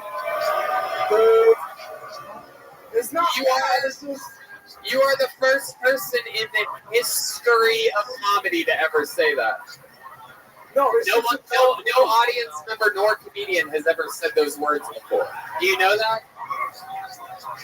There's some things that are arguable in this world. The comedy store sucking is not even one of them. It's cool. It's just like you got thrown out. Well, I actually tried to shake your hand. You didn't have any of it. Yeah, because you're probably more wasted than you are now, and you couldn't understand a word you're And saying. when you say it was just a dark room, are you talking about like this room is? Or any show room in which live performances happen? Yeah, dude. It was fucking, the place must have not paid their power bill. There was only one light on. Tony, any room is dark when you black out. Hey, there you go. He has arrived. Joelberg is here, ladies and gentlemen. Joelberg. My goodness. Reynolds, what are other undeniably awesome things that you hate? Awesome. What else? Do you hate hamburgers too? No, I don't. How about air? No, I don't hate that place. It's just you guys, like, I listen to you all the time, and you guys built it up to be this great place. And I walked there, and it was like. Did you only go in one room? The main room. Yeah. And you saw a stand-up comedy show. Yeah, you guys killed it. You guys did great. You just said I wasn't there. That's why it wasn't at Kill Tony. Okay. You don't put words in my mouth. I have not. I'm repeating your words back to you. Wow, you're fucked up. I like it. You're sober now, but whatever you've done to your brain before this, clearly. That's a real question. There's some fucking residue going on.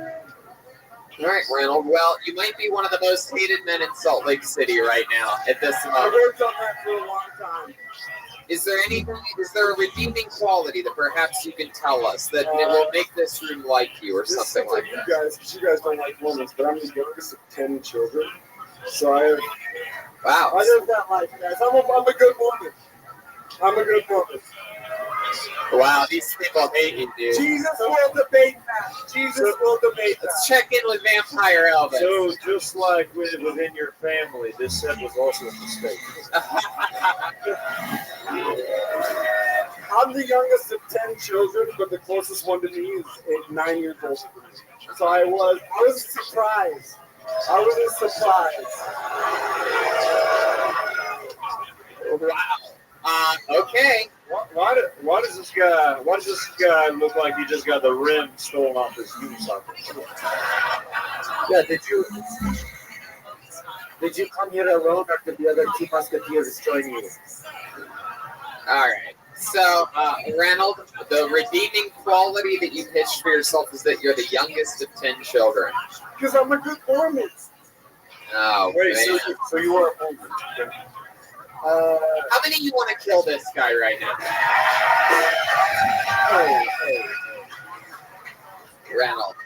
Reynolds, I'll tell you this, dude, is that you gave it a shot. You did just about everything wrong.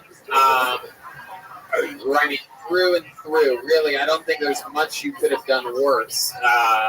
Insulting the comedy store is a low I haven't even thought of. I've never even prepared for that. Like, wow, what if somebody does this or that? Like, what would I do? Like, I don't even know how to handle that. I'm sorry. I'm getting married in 2 weeks, and my wife's been trying to get me to cut this mustache off, and I was like, no, because Kill Tony's going to call me the fuck up, and they need something to call me a pirate or homeless. Well, no, we would have had other things. We would have had other things to call you. We're gonna keep moving along. There goes Reynold, everybody. Put that back in the mic stand. I know. Oh shit! Almost fell off the stage. We were almost that lucky right there. Wow. How about one more good boo for Reynold, everybody? Yeah. Salt Lake City's a bit, but okay.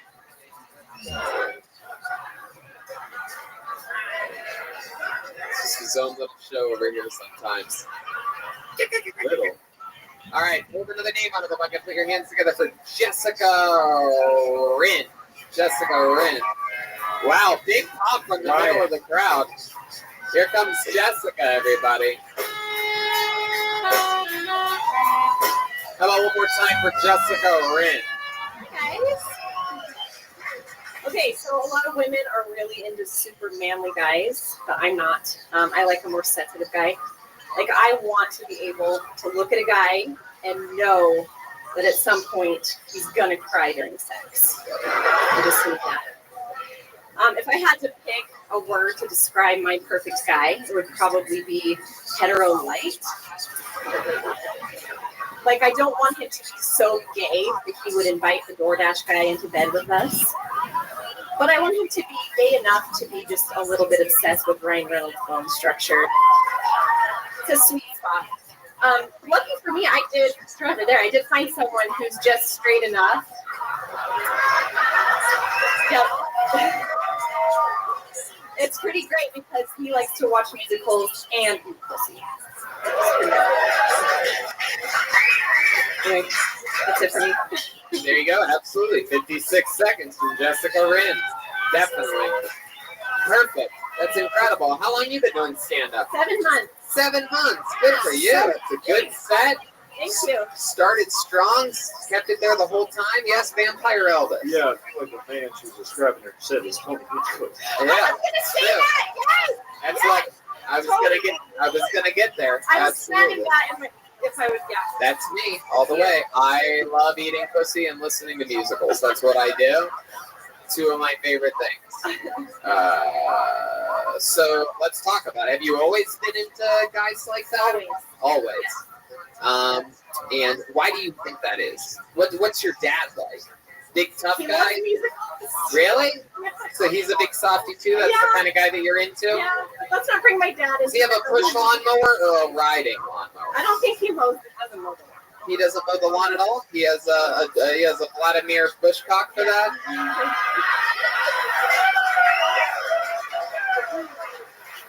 Yeah. What does your dad do for work? He is a delivery driver. So it's a pretty manly job, actually. So just don't bring my dad. It's not Delivery driver. manly job? That's interesting. You keep trying to make this some like Freudian thing. And Yeah, no, I am. No, and it is. What does your boyfriend do for work? he is a corporate sales trainer. Corporate sales trainer. So he drives around from city to city, training different people, right? Drives around a lot like a delivery driver. This is all Freudian, my little friend. Just out of curiosity, Elvis had a good question. That Vampire Elvis. What does your dad deliver? Bread. Wow, look at that. Fuck yeah. Well, that's actually pretty womanist because he's vegetables, you know. How long have you been with this new boyfriend that you got? Almost 2 years. Almost 2 years. Where'd you guys meet? Tinder. Pretty good. Wow. Wait, did you guys go out? What was your first date? Anywhere crazy? We went to a quiz night at a pub. Wow. Hey, this guy is.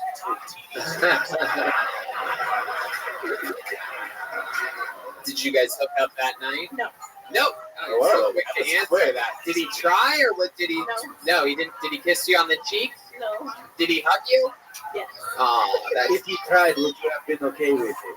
Yeah, how far do you think you would have gone, honestly? First night. Well, It's probably the hardest question you've been asked since quiz night. I had made some rules for myself that I wasn't going to Yeah, like what? Wait a What second. was So the? like I put it in my phone. You were gonna stop him with one I was finger. gonna, yeah. So usually in Elvis's experience, women who make lists that say that they're not going to do things, they used to be former sluts. Is that true? Hey. Now we're getting somewhere. My goodness. You have any? What do you do for work? Can I ask you that?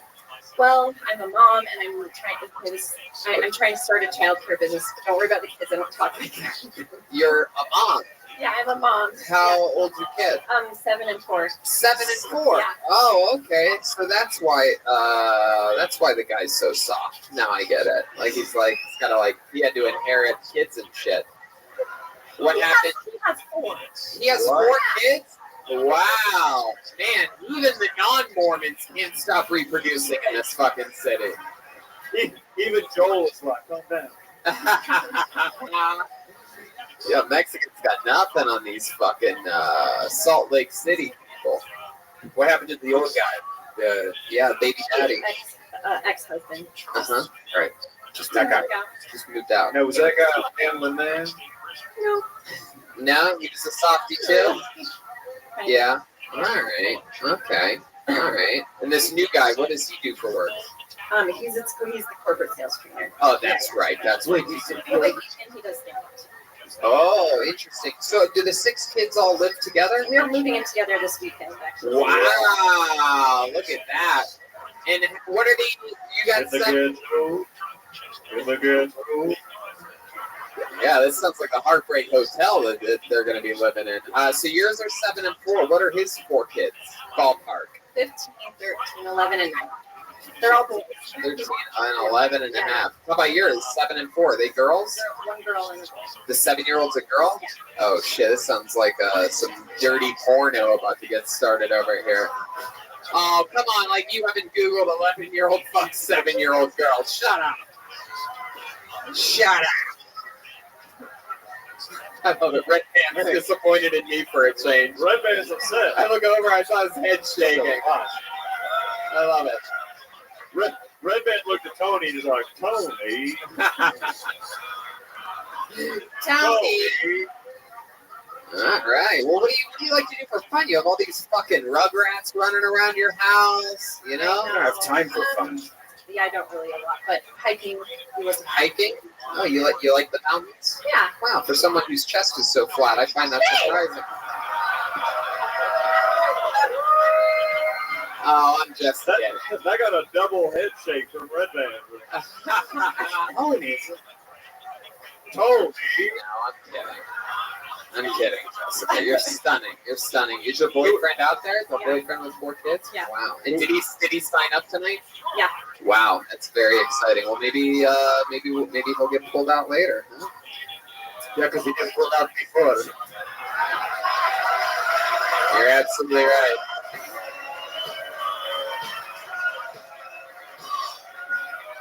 But Jessica, I'll tell you this, is, a lot of other people have so far tonight done a lot more sort of like one-liners, like bing, bing, boom. I think you're the first person to really connect with this audience tonight and sort of really, your energy flowed through the room, and for 7 months in Salt Lake City, I'm fucking amazed at what you were able to do. So congratulations. So nice. Great set. There she goes, Jessica Rin, everybody. Rin_Jessica for that Twitter. Everyone's so clean cut and nice. Everyone's so proper and well behaved. There's none of that weird it's like the opposite of Vegas. Yeah, that is true. All these people are healthy too. Yeah. There's no herpes out here. Vegas, we had I think 3 cancer survivors on the show. I'm serious, and they're all 25, by the way. Yeah. Everybody's smoking indoors and talking about how they've survived cancer. I mean, it's literally fucking crazy. All right. Put your hands together for Ethan LeBrenz. Ethan LeBrenz is your next comedian, live on Kill Tony. Here he is. Ethan LeBrenz.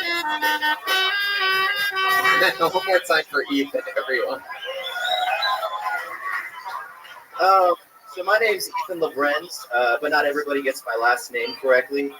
I was at an open mic last night, and the MC said, "Everybody, welcome to the stage, Ethan Lebrenz." And I was like, "Fucking incredible! Everyone's gonna think my last name is the French word for diarrhea." I'm really into this new thing. It's called helium porn. Helium porn is like all the joy of watching white girl porn, but they sound like Asians. No, I don't. I'm not really into porn. I just can't get into porn. They won't let me audition. My penis is too small. I'll leave you with one more joke. What is a millennial Hitler's favorite thing to smoke? Jewel pies. Thank you very much, Lorenz. That's my time. Wow. I've never seen anyone do the Tiger Woods fist pump after messing up. Like, it's like that joke fell flat. Juba! You really were hoping that was going to be the fucking banger here, huh? You look like the very first comedian of the night if he let himself go. Look at you big cousin. That's pretty cute from Diet Daniel Tosh. There you go. You tried your best. Unfortunately, I get called crazier things by myself when I wake up in the morning. Go ahead, Jeremiah. Yeah, he looks like Mormon James Corden. So, Ethan, let's talk about it. Stand up. How long you been doing it? 4 months. 4 months. Wow. All here in Salt Lake? Yes, sir. It's like, where do you go up in a city like this? So the Funk and Dive in Ogden, and then sometimes Wise Guys if they let me on. You'll do Wise Guys like the open mic. Yes. How do those sets go for you? Good? I've only done it once. They've changed it to where you have to email in advance to go up. And you don't have email. It's against your religion. No, but I did it the first time, and it was all right. Yeah. I got a little low. Oh, how old are you?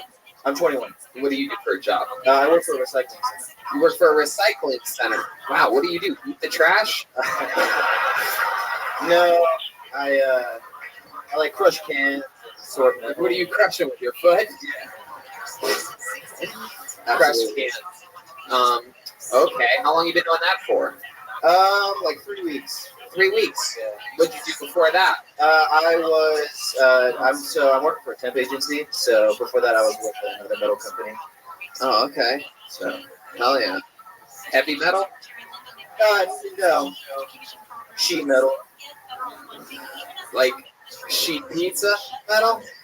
Absolutely. I'm turning everything into a fat joke, if you can't tell. I got you. So Ethan, you're 21 years old. What'd you go to school for? You've been working at a temp agency. So actually, I didn't go to college. It's like I got let go from my plumbing job, so I just didn't want to be unemployed. Wait a second. You didn't go to college and you ended up crushing cans? That's wild. How do you get let go from a plumbing company? What type of literally like how did they flush your career down the toilet? I was just a laborer, and it was winter time, so they just let me go. And then they just never had you back. No. Were you bad at it? Yes, absolutely. Yeah? What's like the worst thing that ever happened? You ever flood a place or anything like that? No, I only worked on like a school from the ground up. So school from the ground up. Well, I guess if you're gonna spend any time in a school, you might as well do the plumbing. You don't want to go to college. You still want to be in a school. I don't know. I don't know what the fuck I'm talking about right now.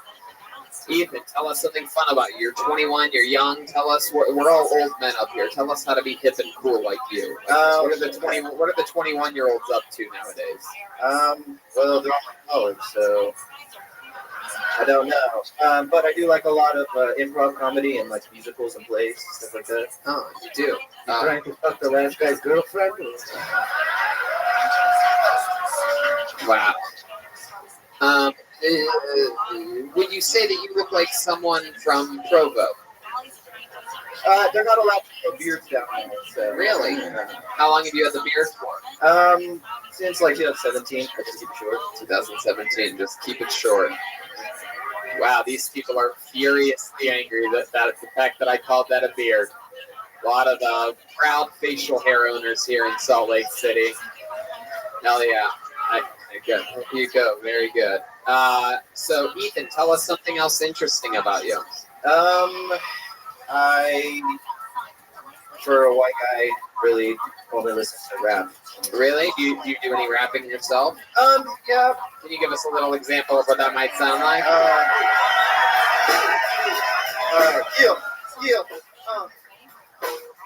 Up here, standing on the stage, open up the mic and I'm turning the page. I'm telling stories, cause I'm a comedian. Listen to me, cause this is the motherfucking end. Oh. Instead of going like that, I wish you would have just sliced your own head off at the end. Then I would have drank his blood and got diabetes. Hey.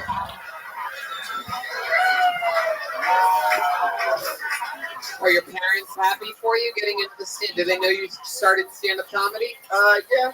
Yeah. Yeah, my mom knows. My dad's a pastor and lives down south, so I don't really. When you say down south, what do you mean? He lives in Tennessee. Tennessee. Isn't that more? Wouldn't we consider that like more east than south? Well, if you're in Tennessee, you think it's the south. So. Oh yeah. All right. Okay. I'm from the south too, Canada. I don't know. All right. So interesting. He's a real pastor. Has he been that your whole life? No. After him and my mom divorced. Why do you think that is? Why do you think he became a pastor after your mom got? Just because. Did she cheat on him? No, he cheated on her. Oh. Was it with a little boy? Why did he become a pastor? No, he was really involved with the Seventh-day Adventist Church. I don't know if you're familiar. Wow. It's like really deep in This lady once clearly got dropped in the baptism chamber of a Seventh-day Adventist church. I don't even know what I'm talking about. Baptism chamber? Yeah. What am I talking about? It's like a microwave. Yeah. So, who did your dad cheat on your mom with? I don't know. I don't know. They won't tell me. But wow. Do you think it's perhaps a black woman? Black? Is he a pastor at an all-black church now? No. It's all white. Vladimir? When he preaches, does he wear Harvey suits? He does. Wow. That's one guy chanted on that one. super. That's Reynolds debating on whether or not to kill himself. Goldberg. This guy looks like a racist Matthew McConaughey. He does. All right. He does. You look like you hike the mountains around here just so that you can make a snow cone at the top. What? Because there's snow on the top of the mountains. Hikes just for the trail mix. Yeah. There you go. All right, Ethan. Well, I mean, we got to meet you here. You got to go up. You're 4 months into the game. You're 21. You have a huge jump start on most people that ever even start doing stand-up comedy. So maybe you'll look back on this one day and have a good laugh about it. There goes Ethan LeBrens.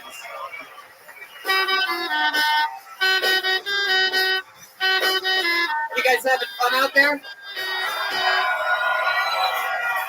How many of you here in Salt Lake City like it when a comedian does good on stage? How many of you like it when comedians do bad on this stage? Yeah, I had a feeling Salt Lake City's reputation is a bunch of bullshit. Who believes in Satan? Wow, look at that. This is incredible. Wow. So just tape a little bit. Pull the name out of the pocket. Let's keep it moving along. Adolfo Valdez, everyone. Adolfo Valdez. Here we go. He's ready to go, this guy. One more time, good and loud for Adolfo Valdez. So how's everybody doing tonight? I hope you guys have a good time. So I'm a little sick today, so don't mind me sniffling. But when I get sick, I get it really bad. Headache, sore throat, everything. You name it, I get it. But I handle all the symptoms except like stuffy nose. Not because I can't breathe. Because what am I supposed to do this weekend? Eat the coke?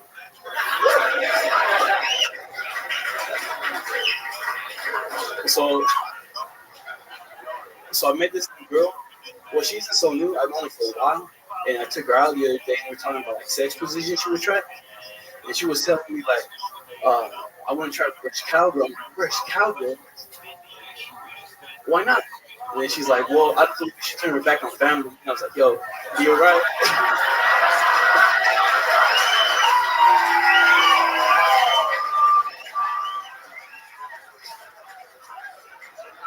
That's it.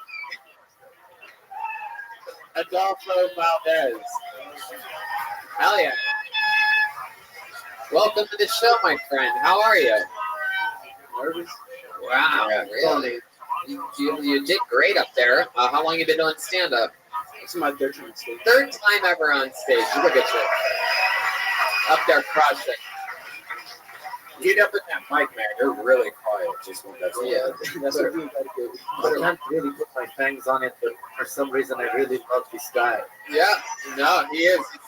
He's very likable. He's got one of those big, likable, smushy heads that everybody just loves very much, like some type of Latino Andy Milonakis type of Yeah, totally. vibe I'm getting from him. And you shake your head kind of like Stevie Wonder when you talk. It's, You seem like the kind of young buck that would hang out with a guy like, I don't know, Lil Pump or something like that. You ever hang out with Lil Pump? That's new stuff. Fuck yeah. There you go. There's the flashlight of what the fuck is happening. checking in for comment. Let's get everybody's attention for no reason, for nothing at all. Such a freaky girl. Adolfo, third time ever on stage. It's here. You're from Salt Lake City, born and raised? Born in Mexico, then I came here. Wow, born in Mexico. That's why I love him. I couldn't tell. How did you end up here? How does that happen? Long walk. Look at him. He definitely did not walk. This fucking guy. He's carried on one of those backpacks like the Indians thing, a little baby. So, how'd you get here? So just for allegedly, I basically came on. You're not gonna get in trouble from anything that happens here. I promise you that. There's a little bit more salt in Salt Lake City. I basically got here using someone else's page. Back in the day. Very good. Hell yeah. My goodness. They came here because they heard salt and they wanted to put it on the top of a Corona. So you got here using somebody's papers. You came with your family? Actually, my dad came over first. Went back to Mexico, brought my mom, and then my mom was like, "If you don't bring him, I'll go back to Mexico." So then they had to go back and get you. Yeah, they got to go back and get me. Fuck yeah. I love it. So there was a while where your dad tried to convince your mom, like, "No, come on, we don't need to go back. Come on, we're already on the other side. Forget about Adolfo. He's good. He's got the likable smooshy head. He'll be fine. He'll find his own way. It's like a Game of Thrones. Come on. He'll find his way." There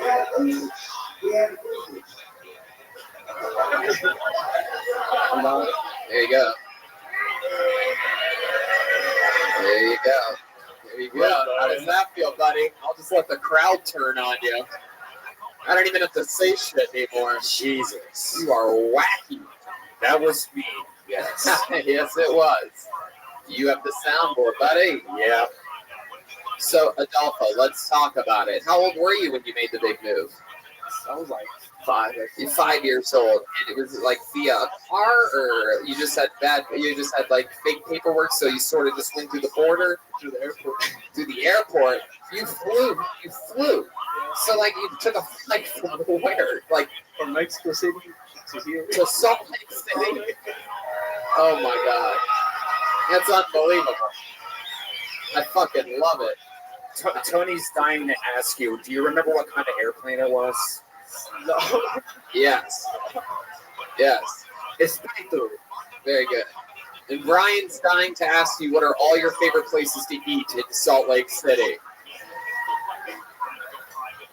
But just ignore both of those questions, and we'll stick with the comedy part of the show.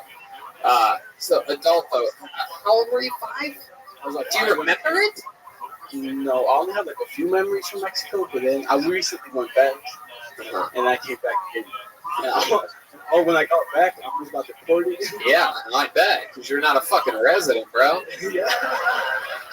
I'm taking all these notes down right now. I lied to you when you said you won't get in trouble here. Sure. I have ICE agents on their way. No, I'm kidding. Vampire Elvis. Yeah, so do you have like a driver's license or something like that? Yeah. How do you get one of those without a social security card? Well, basically, like, I don't know if you guys heard about my 1 Trump was to try to take away, like, DACA. Yeah. I basically have that. Oh, okay. Oh, yeah. Once you get DACA, you don't have to go back.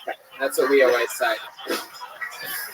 That's very exciting, Adolfo. So, you have a JOB out here? You working? A job? Oh, yeah. What is it? I work at a cabinet shop. A what? A cabinet.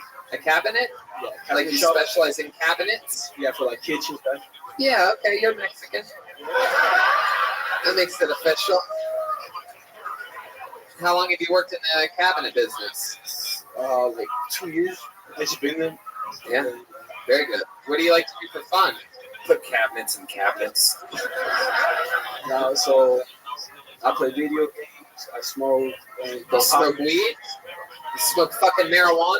We got you on 2 charges so far. The charges are racking up against you. We got a marijuana smoking illegal immigrant on this stage right now. No, I'm kidding. We love you. You've been doing stand-up a few months, you said, right? Basically started as a New Year's resolution. Because I just listened to your guys' podcast like probably longer. Yeah, dude, you gotta just keep doing it. You gotta do a lot of spots and fucking rock and roll with it. Anything else about you crazy that might be a fun fact for us to find out about you? Anything else that we'd be interested to know? My dad used to own like 3 peacocks. Your dad used to own 3 peacocks? Yeah. Man, I love that. Wow. What did he do with the this fucking guy almost left you in Mexico, but he has 3 peacocks to take care of. That's how much he thinks of you. What did he do with it? I didn't think that fuck peacocks. What did he do with the peacocks? Well, basically, we had 3 of them, and then they would get out, so they ended up killing them. You kill them and eat them? Peacock's not good meat. That's gross. Did you ever eat Man, I thought that chicken burrito was fucking. Have you ever eaten peacock? I don't think I ate it. Have like the feathers that they had, like displayed. Oh shit, man! You guys have more peacock around your place than R. Kelly does. Oh. It's a peacock joke. Because he pees on people with his cock.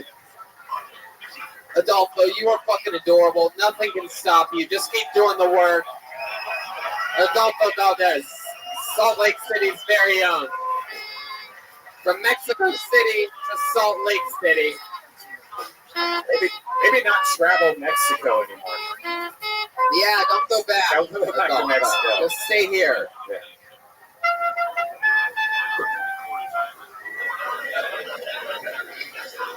Or Shawn Mendes. One door closes, another one opens. Who's that? But of course, Adolfo knows that he works in the cabinet business, so got another blank. I had to cut these up myself right before the show in a hurry. Forgot to do it. Okay, Chuck. Oh no. Oh wow, this one's just an Instagram handle. Anybody? Kadia8. Insta. Is that you? What's your name? What's your name? Gabe? Put your hands together for Dave, everybody. Here he comes.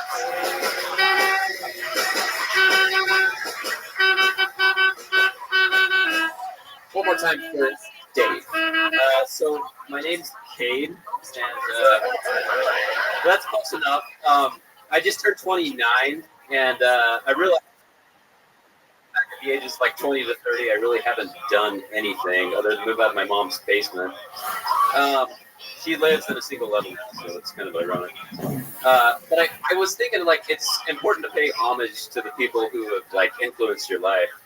And I oftentimes think of a time when I had, like, mustard on my shirt, like, memorized Girls Gone Wild infomercial schedule. And I think back to my friend Tyrell. He comes up to me one day, and he's like, "Hey, man, how's the dating going?" And I was like, I shrugged.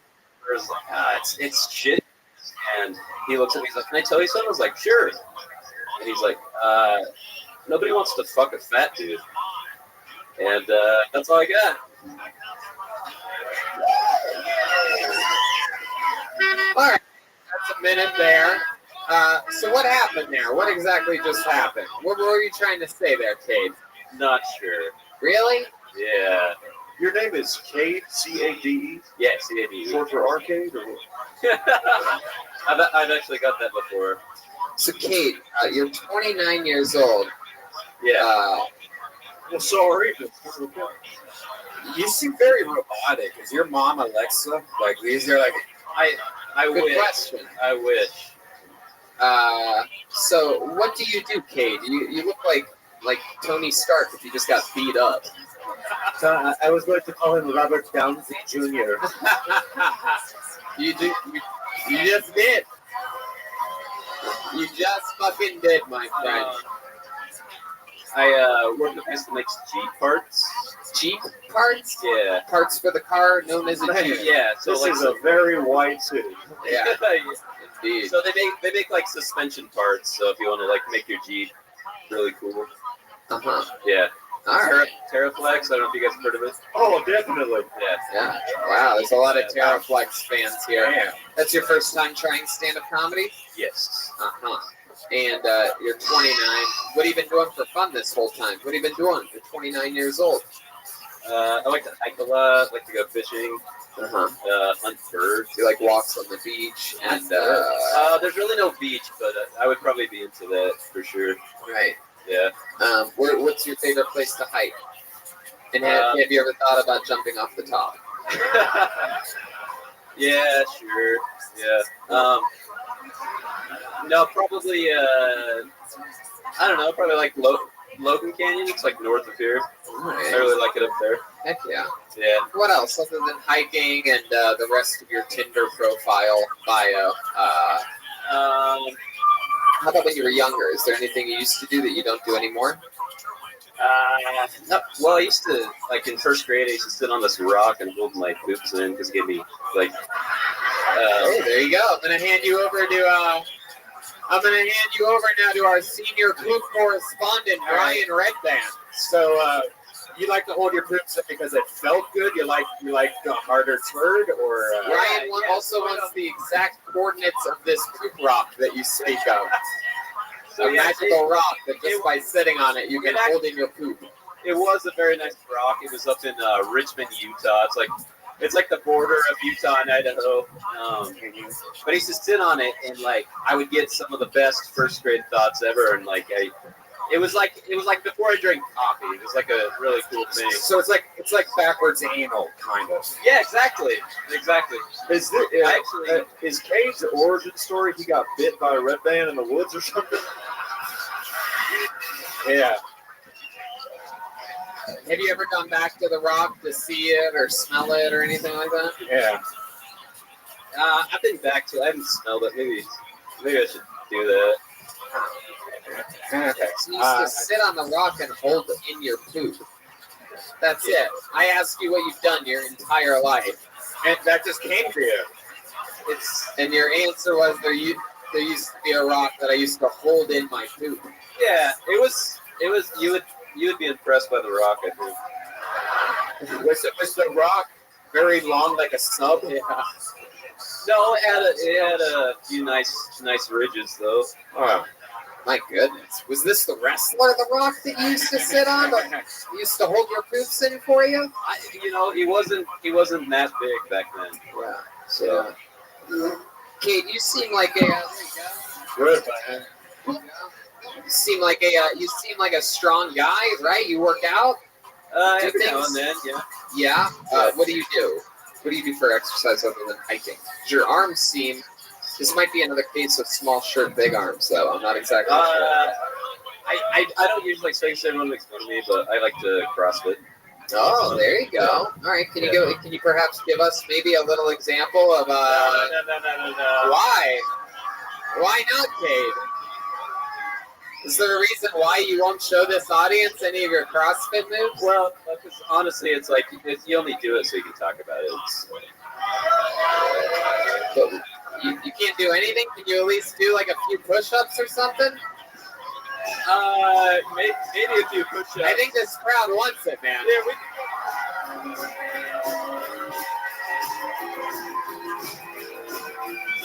Wow.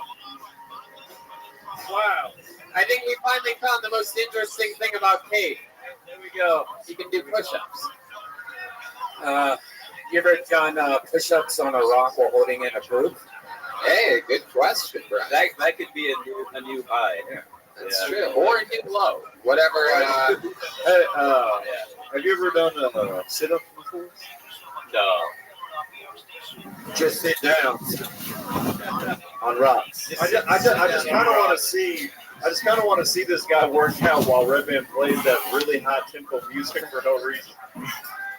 Yeah, I think we're good. Let's keep it moving along. There goes Kate, ladies and gentlemen. Kate. 29-year-old Kate. First time ever on this stage. Son of Alexa and Elon Musk.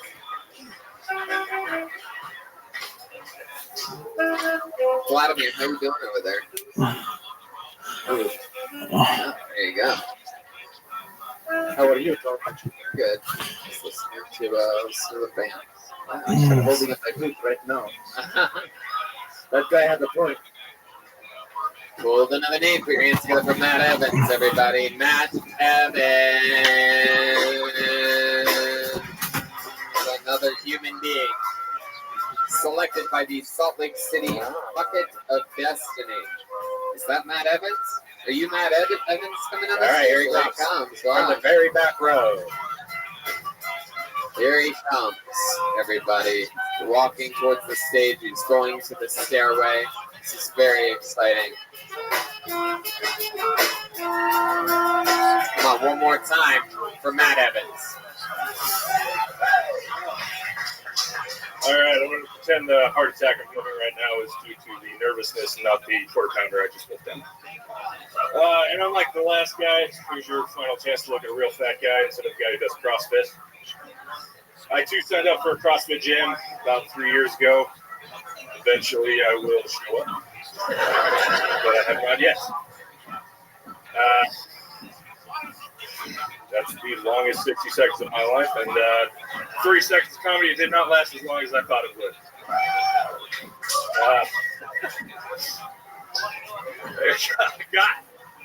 Might as well lay it on me. I got nothing left. Matt, you have so much time left. Is there a joke that you forgot, or are you like blanking out right now? No, I had a couple of jokes prepared, but talking to the microphone, Matt. Hey, shut the fuck up out there. You say one more fucking word, you're getting kicked out. Piece of shit. I'll take my 4 seconds back. To be fair, I've been holding in my shit since 2006, and as you can see, the result. Wow, you took the fucking heckler's bait and you ate it up, didn't you? You just took it and ate it. You let him decide your destiny.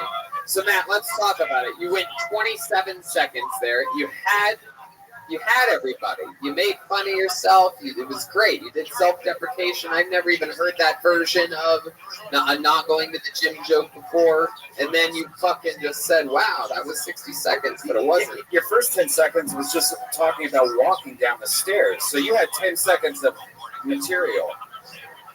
Well, he had a joke there. You were done at 27. What went wrong? Not the Matt? first time I've been done in 20 seconds. No, I know. There you go. You're very good at making fun of yourself. That's why I'm wondering why that wasn't part of your set. Like when you timed it out, when you thought like, "Oh, I'm going to sign up for the show," like, and you just had that, or was there something that you forgot? There was a lot that I forgot to say. Is it coming back to you at all? Not quite. Did you write it down anywhere? Did not. You just decided to fucking memorize it for your first time? It's your first time on stage, right? First time. And you didn't write it down anywhere. You didn't even write it down. Not on a notebook, not on your phone, nowhere. There's no one else that can even help you. You can't even phone a friend and be like, hey, look at the notebook on my desk, Mom. Tell me what the fuck that says. Nothing. Okay. Well, this is your first time, right? And you are how old? I'm 26. 26 years old. That's great. And what do you do for a living? I work for a solar company. A solar company. Oh,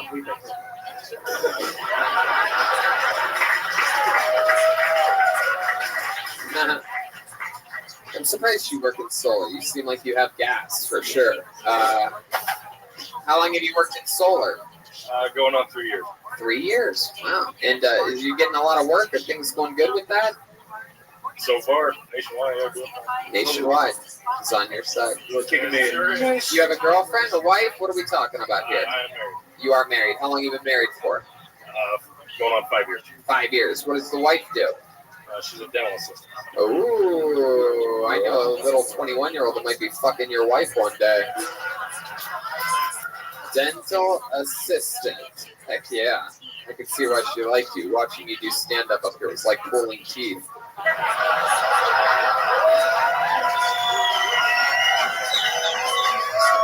You can't spell root canal without the anal. All right. You can't try it. I know, it's true. You could only get root cup. That's what I mean. Root cup. Okay.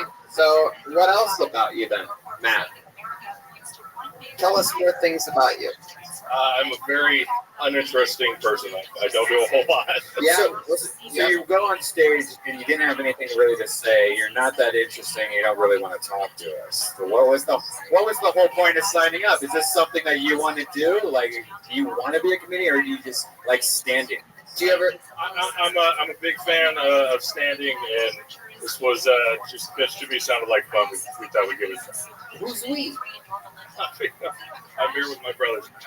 With your brothers? How many brothers? Well, there are black people in Utah. Okay. How many brothers did you come with? I got 2. Did all 3 of you sign up? Sure did. Are you the least interesting out of the 3 of you? I hope not. Wow. Well, that's not a fucking good answer at all. I'm excited about this bucket. They were probably the blank names. Oh my God. Yeah. All right. Well, I mean, Matt, I don't know what the fuck to say to you, dude. Have you ever listened to the show before? So, how did you end up? It's okay, guys. It's okay. Relax, you fucking animals. So, one of your brothers brought you here and signed you up? No, I signed up. So why would you sign up for a show that you don't know what the fuck is going on? I knew what the issues was. I just wasn't. What the issues? You think this is a magazine? Wait, so you've never seen the show before, but and you compared that when you were in the audience? On the drive down. Drive down from where? How far was the drive? From Harriman. 30, 40 minutes. 30, 40 minutes. You did 30, 40 minutes of writing in your head. You didn't write shit down. Do you have a smartphone? Yes, I do. All right. Okay. Well, this is very exciting. This is what a suburban Salt Lake City person is like. Yeah. This is what people are like 40 minutes away. Well, I didn't know what was going to happen. I thought that I was going to come up here and just Jesus was going to be my co-pilot. You know what I mean? I thought Jesus was going to write and perform for me. I prayed before this. I don't know where he was. I'm always surprised when he's never there. Ever, because he's a totally made-up imaginary person that never existed.